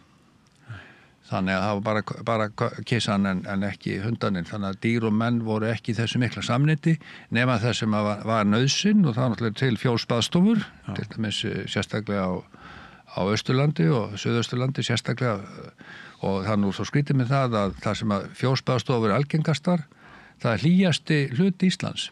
Það er sem í Meðallandinu og þeim slóðum, þar voru það lang algengastar en það er hlýjasti hluti landsins og þannig að það hefur ekki gerð endilega með hitan, það gerð þá bara með einhverja hefði sem myndast en í Flóanum til dæmis, ég hef ekki fundið dæmum eina fjórsbaðstofu þar á því svæði og sannilega á það við alla Árnessýslu. Mér finnst þetta alveg ótrúlega merkilega sem þú ert að segja og ég átta mig á því En má ég bæta einu við varðandi hérna, þú talar að ferðamenn hafi talað oft að það veri vafasama lífstíll hérna á Íslandi. Það kemur til af því í sumum tilfellum að þeir hafa misskilið svolítið lífstílinn og þeir hafa til dæmis haldið að verbúðir þeir hafa kannski farið inn í verbúðir sem voru það sem að lífsskilirðu voru mjög svona erfið, gátu verið það og eru það hafa svo sem alltaf verið það líka eftir tíma torfbæjarna að þá var náttúrulega erfiðu lífstíl og menn bjuggu þar við frekar svona erfið skilyrði og þar var náttúrulega beintenging við fiskinn og gat verið mikið leikt sem því tengist og náttúrulega lífstílinn ekki kannski alveg upp það allra besta og það eru dæmið það að erlendi ferðamenn hafi sem sagt ruglað saman verbúðum og raunverulegum húsakynnum Íslinga. Þannig að það er ekki alveg að marka þetta og þannig að hérna þannig að það er ekki alveg að marka þetta og ég vil svona menna út spörður hvernig var nú lífið í torfbæjunum og getur vísað í eitthvað heimildur það eða eitthvað bókmyndir eða eitthvað slíkt og þá vísa ég gjarnan í ekki sjálfstætt fólk sjálfstætt fólk fjallar ekki torfbæji þó að það sé mjög gott margt í sjálfstæðu fólki og allir eiga að lesa það bók en það er ekki sérstök heimild um líf í torfbæjum en besta heimildin, hún er líka frá Halldóri Laxness, það er Brekkukotsannál og ég myndi nú að halda það ef eitthvað spyr hvernig var lífið í torfbænum, þá segi ég það bara lestu Brekkukotsannál, það var eins og í Brekkukotsannál og Björn í Brekkukoti það er sem sagt torfbær, umhverjulega Brekkukot sem er að ræða og Björn í Brekkukoti er bara eins og venjulegur íslensku torfbæjarkall og engin verulegur munur á honum og aðminum Björn í Brekkukoti og aðminum og bara alveg eins og Brekkukot stóð það ekki bara rétt úr Reykjavíkurtjörn? Jó, en það var sem sagt torfbær og þar var klukkan sem var ábrendi og það var líka í baðstofunni Meðalholtum klukka sem var búin að vera þar eiginlega frá því að bærin var endurbyggður 1894 hún kemur þarna í byrjun 20. aldar og langamma mín átti þessu klukku og hún var alltaf þarna á vegnum og gekk alltaf og trekt okkur mennsta degi og svo framvegis, þannig að lífstílinn var alls ekki ólíkur því sem er lýst í Brekkukotsannál. Það sem ég er að velta fyrir mér er hvort af því að það er náttúrulega alltaf val hvað við tökum úr heimildum og af því að til dæmis ég hef oft verið í umræðum okkar fortíð og mínir jafnaldrar hafa áratugum saman sagt sögur úr fortíðinni sem eru svolítið á skjön við það sem þú ert að lýsa þar sem við höfum verið að gefa okkur að fortíð okkar og meðal annars þessi menningarsaga væri í rauninni mun ógeðslegri, bara svo ég segi það umbúðalaust en þú ert að nefna getur verið að íslenska þjóðin hafi bara svolítið svona sameinast það að velja til dæmis þessar neikvæðu frásagnir erlendra ferðamanna og rithöfunda sem koma hingað og skrá sitt getur verið að þetta hafi verið bara meðvitað val að trúa því frekar en einhverju öðru af því að okkur lá svo mikið á að stíga til móts við nýja tíma með innbyltingunni, tæknivæðingunni þegar við loksins eignust pening og þetta hafi verið einhver svona myndast einhver stemning að allsherjar skömm yrði að knýja okkur til framfara og best væri bara að losa okkur við þetta allt saman Já, sko, það má ekki gleyma því að það þurfti að nútímavæða á Íslandi. Það þurfti að módernisera samfélagi, ekki bara í Íslandi heldur við heim, alls það er mjög víð í heiminu, þá var það nauðsynlegt að gera það. En síðan það að íslenski torfbæri verður eitthvað skona skotspótn og liggur vel við höggi, getum við sagt sem svo, að þetta verður svona sambland af áróður og heila þvotti raunverulega. Og ég hef stundum sagt að það var óheppni að við skildum ekki eignast myndlistamenn og arkitekta og einhverja fræðimenn sem höfðu vit á byggingarlist og staðbundinni byggingarlist á heimsvísu og við hefðu getað greint og séð mikilvægi íslenska torfbæðararfsins og gengið þar fram fyrir skjöldu, segir svo að, ég hef nú oft talað það, segir svo að Gunnar Gunnarsson, Halldór Laxness, Jóhann Sigurjónsson, Þorbergur Þórðarsson hefur allir verið arkitektur og myndlistamenn, það hefur stundum sagt að þá væri minnst að kosti 500 torfbæir að hluta eða heilu lagi ennþá uppi standandi. Í staði kannski 10 eða eitthvað svona? Já, í staði innan við 10 og þannig að ég held að það hafi hluta til verið óheppni og við getum ímyndað okkur að segjum svo að þeir hefðu þessir aðilar allir færið í myndlist og arkitektúr en láti bókmenntinir alveg eiga sig þá getum við ekki ímyndað hvað þá orðuðu bókmenntinar, hvað þá orðuðu íslenska tungu. Þannig að allir hún væri þá ekki söpuðu stíi í dag og íslenski torfbæriarverðin. Það væri en rjúkandi rúst. Þannig að ég held að það sé nú einn hlutaði sé hreinlega óheppni og svo náttúrulega áróður þarna og hreinlega sko svona, já, ég veit ekki alveg hvað að segja það, svona menn hafa bara farið fram úr sér í nútímavæðingunni í stað þess að nútímavæða en takum leið tillit til gamla arfsins. Það þurft að nútímavæða en af hverju ekki að vera með hlut af gamla bænum, segjum svo að það er verið bara yfirlýst stefna bændasamtakana, að það er bara yfirlýst stefna að það á nútímavæðu, við verðum að gera það er nauðsynlegt, gerum það, en það er yfirlýst stefna og tilmæli bændasamtaka Íslands að varveita eitthvað að gamla bænum jafnframt. Það getur verið skemman, það getur verið smiðjan, það getur verið baðstofan, það getur verið fjárhús eða eitthvað, útihús eða eitthvað, en að það sé nánast svona viðtekið viðþorf að varveita eitthvað að gamla bænum en jafnframt nútímavæða. Ef þetta hefði verið svona hugmyndafræðin, þá væri staðan önnur í dag og þá væri engin minnsti vafa því að allir Íslendingar væri bara hreinlega stoltir af hlut af gamla bænum og það sem ennþá væri þá uppistandandi og varveitt. Ég nefni þetta með útlendingana og skrif útlendingana vegna þess að mér hefur fundist að mína lífssögu, ég hef verið til í 60 ár, þá séum við svona mjög viðkvæm fyrir orðspori okkar utanfrá, við speglum okkur í því sem að aðrar þjóðir eru að segja og skrifa okkur og hugsa okkur og svona og erum svolítið viðkvæm fyrir því og þannig að mér dettur í hug að þessi hluti sem að dregin upp úr fortíðinni hafi ekki á tilviljun orðið einhvern veginn ráðandi í okkar einn söguskoðun. En sko, hvað getum við gert? Er það ekki rétt skilið hjá mér að þú vilt ganga svo langt að við setjum íslenska torfbæinn á hvað við reynum að koma honum á heimsminjaskrá UNESCO, ekki satt? Jú, það tel ég sér forgangsatriði og ég tel að það með ekki dragast eða bíða lengur en í mestalegi 5 ár og verði helst að byrja á því strax.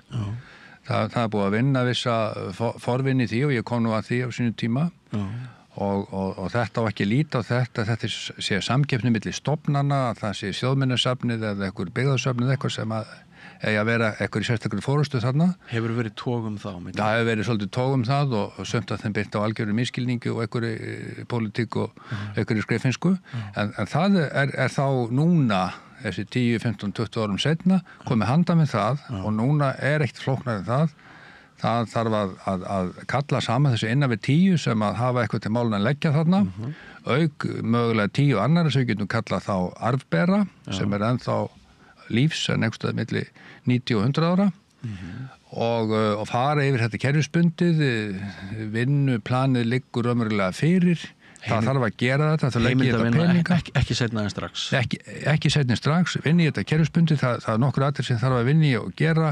Það efst á blaðið auðvitað varandi handverkið og síðan það fagfræðileg greining og síðan það sjá þetta í víðara samhengi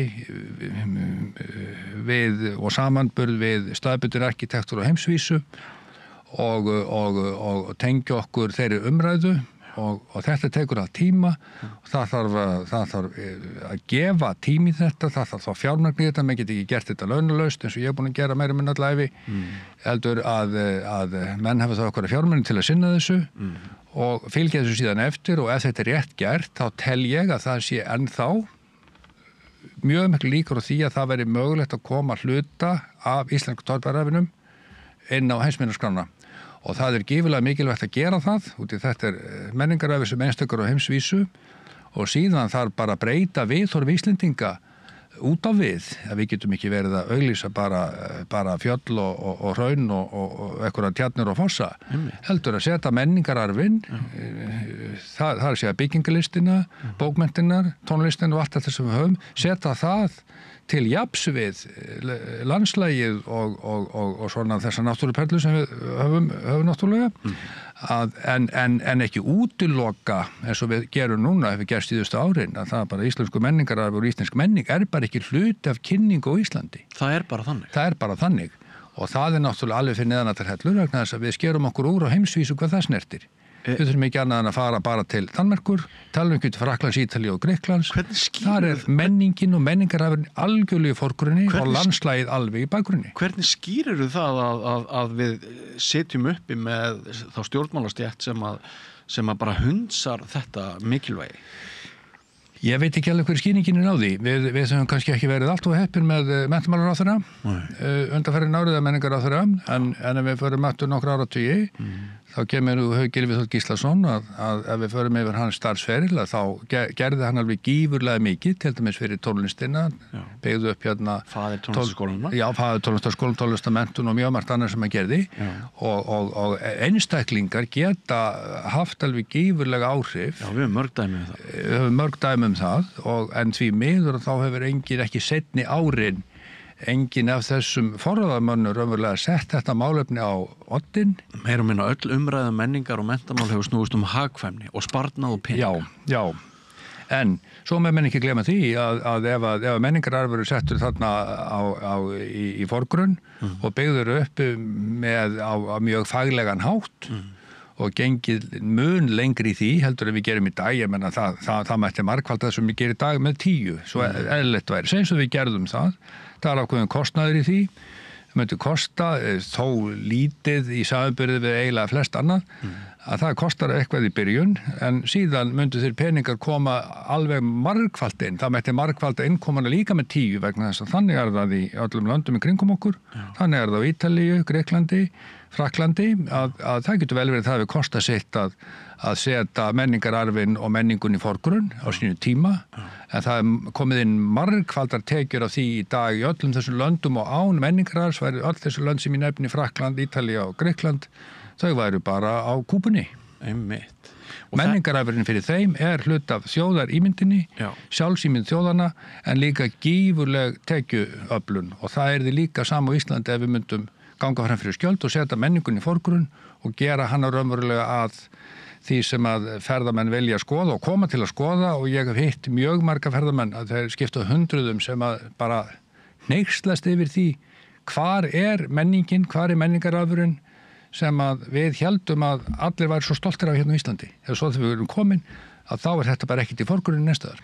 Nei, bara enn einn hamborgari við Hringveginn og lítið að frétta. Þá það þannig en það eru mjög margir ferðamenn sem að vilja, að þeir skipta hundruðum og þúsundur sem vilja koma hingað út af menningun og menningararfinn og það náttúrulega vega þyngst bókmenntina sem eðlilegt en það þarf bara að gera miklu meiri í þessu heldur en gert. Það nánast ekkert gert. Nei, hjá þjóð sem ekki einu sinni viðheldur vegum sínum og skuldar sko 100 milljarða bara í ásættanlegt vegakerfi, þá kannski ekki sérstök ástæða til bjartsýni að hún mun átt sig á því að það að verja stór fé í mikilvæg menningarmál sem að myndu tífalda arðinn síðar. Þetta ekki einfalt verkefni? Í sjálfu sér væri þetta einfalt verkefni vegna þess að hér ekki að ræða raunverulega stór fé í samanburði við það sem við erum að tala í öðru samhengi. Ég skil. Það er sko að segja svo að þú lagðar 100 milljónir í þetta verkefni sem ég að tala í samhengi við að koma íslenska torfæruafurðum á heimsminjaskrá, segja svo að það veru 100 milljónir lagðar í það, að það eru gífurlegi peningar í þessu samhengi var að nýta þá til gífurlegra athafna og rannsókna og framsóknar í þessum efnum. En 100 milljónir er ekki miklu peningar í venjulegu samhengi. Það er rétt bara meðalstór íbúður Reykjavík. Þannig að það þarf ekki mikla peningi í þetta, en það þarf að setja það á rétta staði og ef það er sett á rétta staði og rétta fólki fyrir þessu peningi í hendunar, að þá er margfaldast þessi peningar á örfáum árum. Litlir peningar getur breytt miklu. Já, litlir peningar getur breytt gífurlega miklu og þegar menn eru búin að vinna þessa vinnu, tiltölulega lítill hópur í sjálf þessi litla peningum með handana, þó tölvöld meira en í dag, að þá myndi náttúrulega stolt Íslendinga aukast mjög varðandi þennan arf og hagnaðurinn í kjölfærið verða mjög mikill en að fara ára. Þetta er mjög áhugavert. Þú ert sjálfur hérna með Íslenska bæinn. Já. Sem fyrirbæri sem hver sem getur heimsótt eða eitthvað? Jú, það getur hver sem heimsótt það og það er safn sem opið þar sem að fyrst og náttúrulega áhersla á þessa þættu tvo sem ég tel mikilvægasta sem handverkið og svo fagurfræðin. Já. Og þetta í húsi, það safnahúsi sem að mörg, sem vistvænt hús, sem en nútíma hús en sækir mjög í gamla arfin og meðal hans að sína þá fram á það að það er bæði handverk og fagurfræði þar. Það er mjög auðvelt að tengja það nútíma arkitektúr. Já. Og sjálfur ertu myndlistamaður? Já. Og það er kannski ekki tilviljun að þú ert myndlistamaður og elst upp í Torfbæ? Nei, það nú kannski ekki tilviljun. Ég nú fengist mjög mikið við hérna hús sjálfur í minni myndlist og annað en raunverulega það sem að ég hef kannski fengið úr Torfbænum, það er þessi nána tenging milli rýmisins og líkamanns. Já. Og það nú það sem að mín myndlist hefur ávallt snúist og nú snúist nú líkamann og tenging líkamanns og við þrívíða hluti af ýmsu tagi og það eiginlega spannar eiginlega allt sviðið. Það er mín myndlist hefur alltaf tengst líkamannum, allt frá húsum yfir í alls konar hluti, föt, hnífa, ausur og alls konar þrívíða hluti, en mjög mikið í beinni tengingu við líkamann og þessi líkamstenging sennilega það sem eru fengið í vöggugjöf úr baðstofunni, sko. Skemmtilegt. Þessi nána tenging við rýmið, nána tenging við rýmið og annað fólk inn í rýminu. Og það sem óumdeilanlegt umhverfisvænleiki þessara híbýla. Já. Þetta ég held að sé vandfundin vistvænni húsin þetta á heimsvísu. Þeir koma margir útlendingar þarna og þeir spyrja hvar nú Torfbænir og ég bendi þeim að nokkra hóla þarna í kringum okkur og ég segi það nú eitt þarna og þá það orðin bara grænn hóll sem áður hafi verið Torfbær. Þannig að það búið að skila öllu aftur inn til náttúrunar þannig að Torfbærin eins vistvænn og nokkuð getur verið af byggingum og hann byggir á endurbyggingarhefð og ef menn gríp ekki boltan þá bara hreinur hann verður aftur bara að grænum hól. Má ég svona, Hannes, bara í lokin spyrja þig og biðja þig að svara eins heiðarlega og getur viðtal eins og þetta kannski breytir einhverju pínu litlu hjá einhverjum litlum hluta Íslendinga, hvað var það svona viðþorfin, en sko þótt maður geti aldrei spáð fyrir það, en ertu í einhverju svona aktífu átæki núna til þess að reyna að opna augu þinnar eigin þjóðar eða ertu bjartsýnn á að það verði einhvern veginn að þessi lag núna til þess að endurskoða þessa sögu og þennan arfa einhverju leyti? Já, ég held að mörgu leyti sé nú kannski ástæða til svona hæfilegri bjassir núna. Maður finnur áhuga hjá yngra fólki sem vil svona listamenn og fræðimenn sem vilja tengjast þessu með einhverjum hætti. Þá meiri áhugan verið hefur? Meiri áhugan hefur verið og hérna þannig að þeim finnst þetta skrítið kannski svona utanfrá séð og gaman að kynast þessu sem út af þessi ágætis byrjun.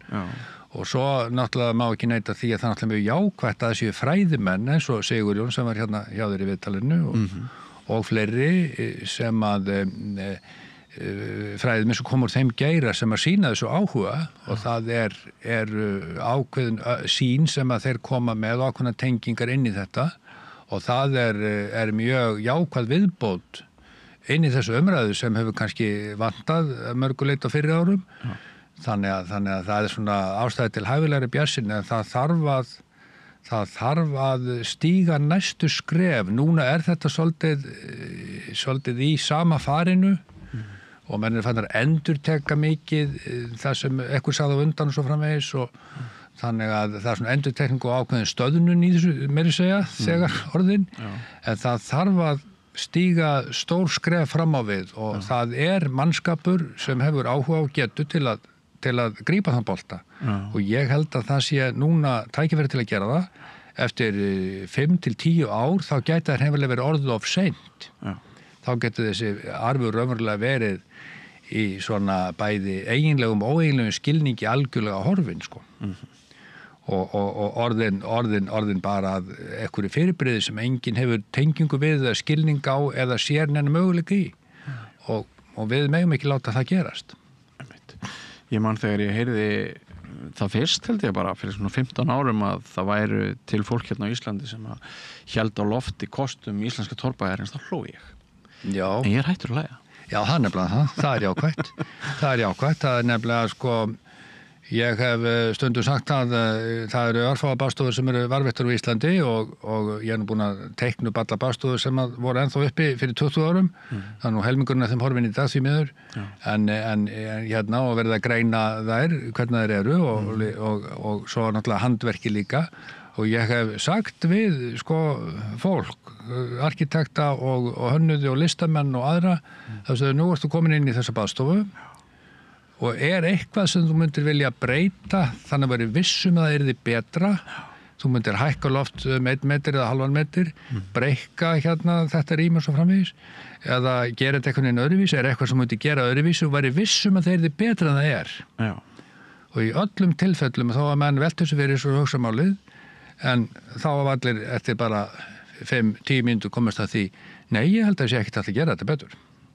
Þetta er bara eins gott og það verður, hlutvöldin eru alveg rétt, birtan hérna, stærðin á glöggunum og handverkið, það er ekkert að gera þetta betur, þetta er bara svo á að vera og þegar menn eru komin á það stig að menn eru fættin að byggja í öllum landslutum eitthvað sem er eins og það á að vera og erfitt að gera það betur, þá eiga menn bara að vera stoltir af þessu og ekki efast eitt og ekki fara að rifja upp einhverja sögur af bæ sem var hálfhruninn og var það fann að leggja og komið mold á gólfin heldur að sjá þetta eins og þetta var nýbyggt og það er vitnandi svo aftur í bókmenntinnar að þá er í Fjallkirkjunni hjá Gunnar Gullusinni hann lýsir nefnilega ágætlega hvernig torfbær var byggður og hann lýsir ágætlega líka lífun í torfbænum þarna fyrir austan það sem hann er alveg upp og það er engin aumingjaskapur eða minnumáttakend sem fylgir því það er bara stolt og bara trú á framtíðin og lífið sko og ég held að þessir menn eins og Gunnar Gullunsson hann hefði ekki orðið þessi rithöfundur ef hann hefði komið úr einhverjum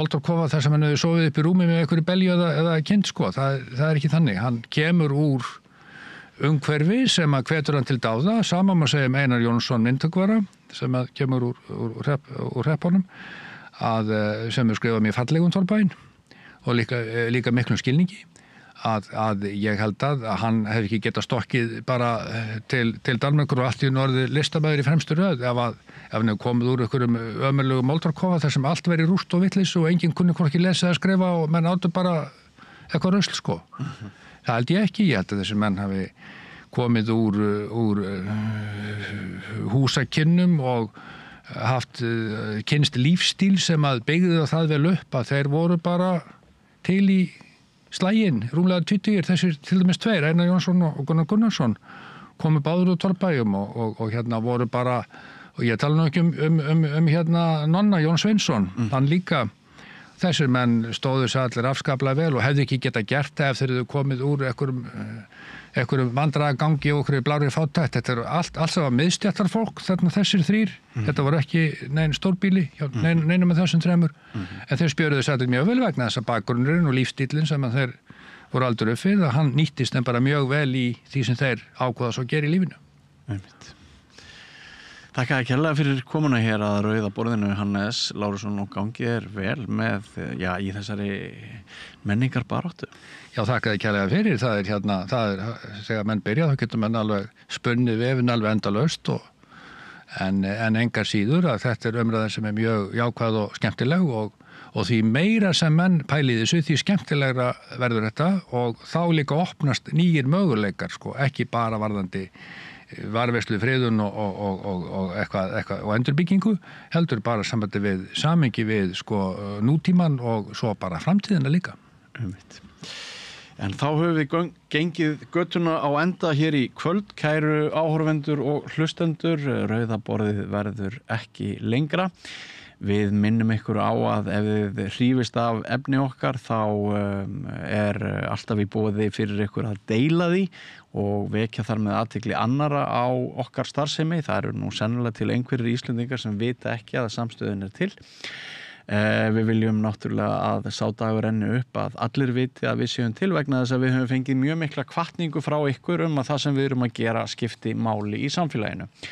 Og ef þið viljið styðja okkur með beinum hætti þá er hægt að fara inn á vefslóðina samstöðin.is og finna þar hnapp þar sem ástendur áskrift og gegn mjög hóflegu mánaðarlegu framlagi aðeins 1750 krónum verði þið styrktar aðilar samstöðurinnar, sjáðu til þess að við höldum áfram að búa til okkar dagskrá og hafið jafnvel eitthvert ritstjórnarvald í leiðinni. En þættinum er lokið í kvöld. Ég vil þakka tæknimanni Pétri Fjellsteð og öllum öðrum sem hafa komið að því og gestum þáttarins ekki síst, sem hafa komið að því að búa til þessa dagskrá og fjölmiðlun í kvöld. Verið sæl. Segðu það á Samstöðinni. Samstöðin er í eigu hlustenda, áhorfenda og lesenda. Sláist í hópinn og gerist áskrifendur.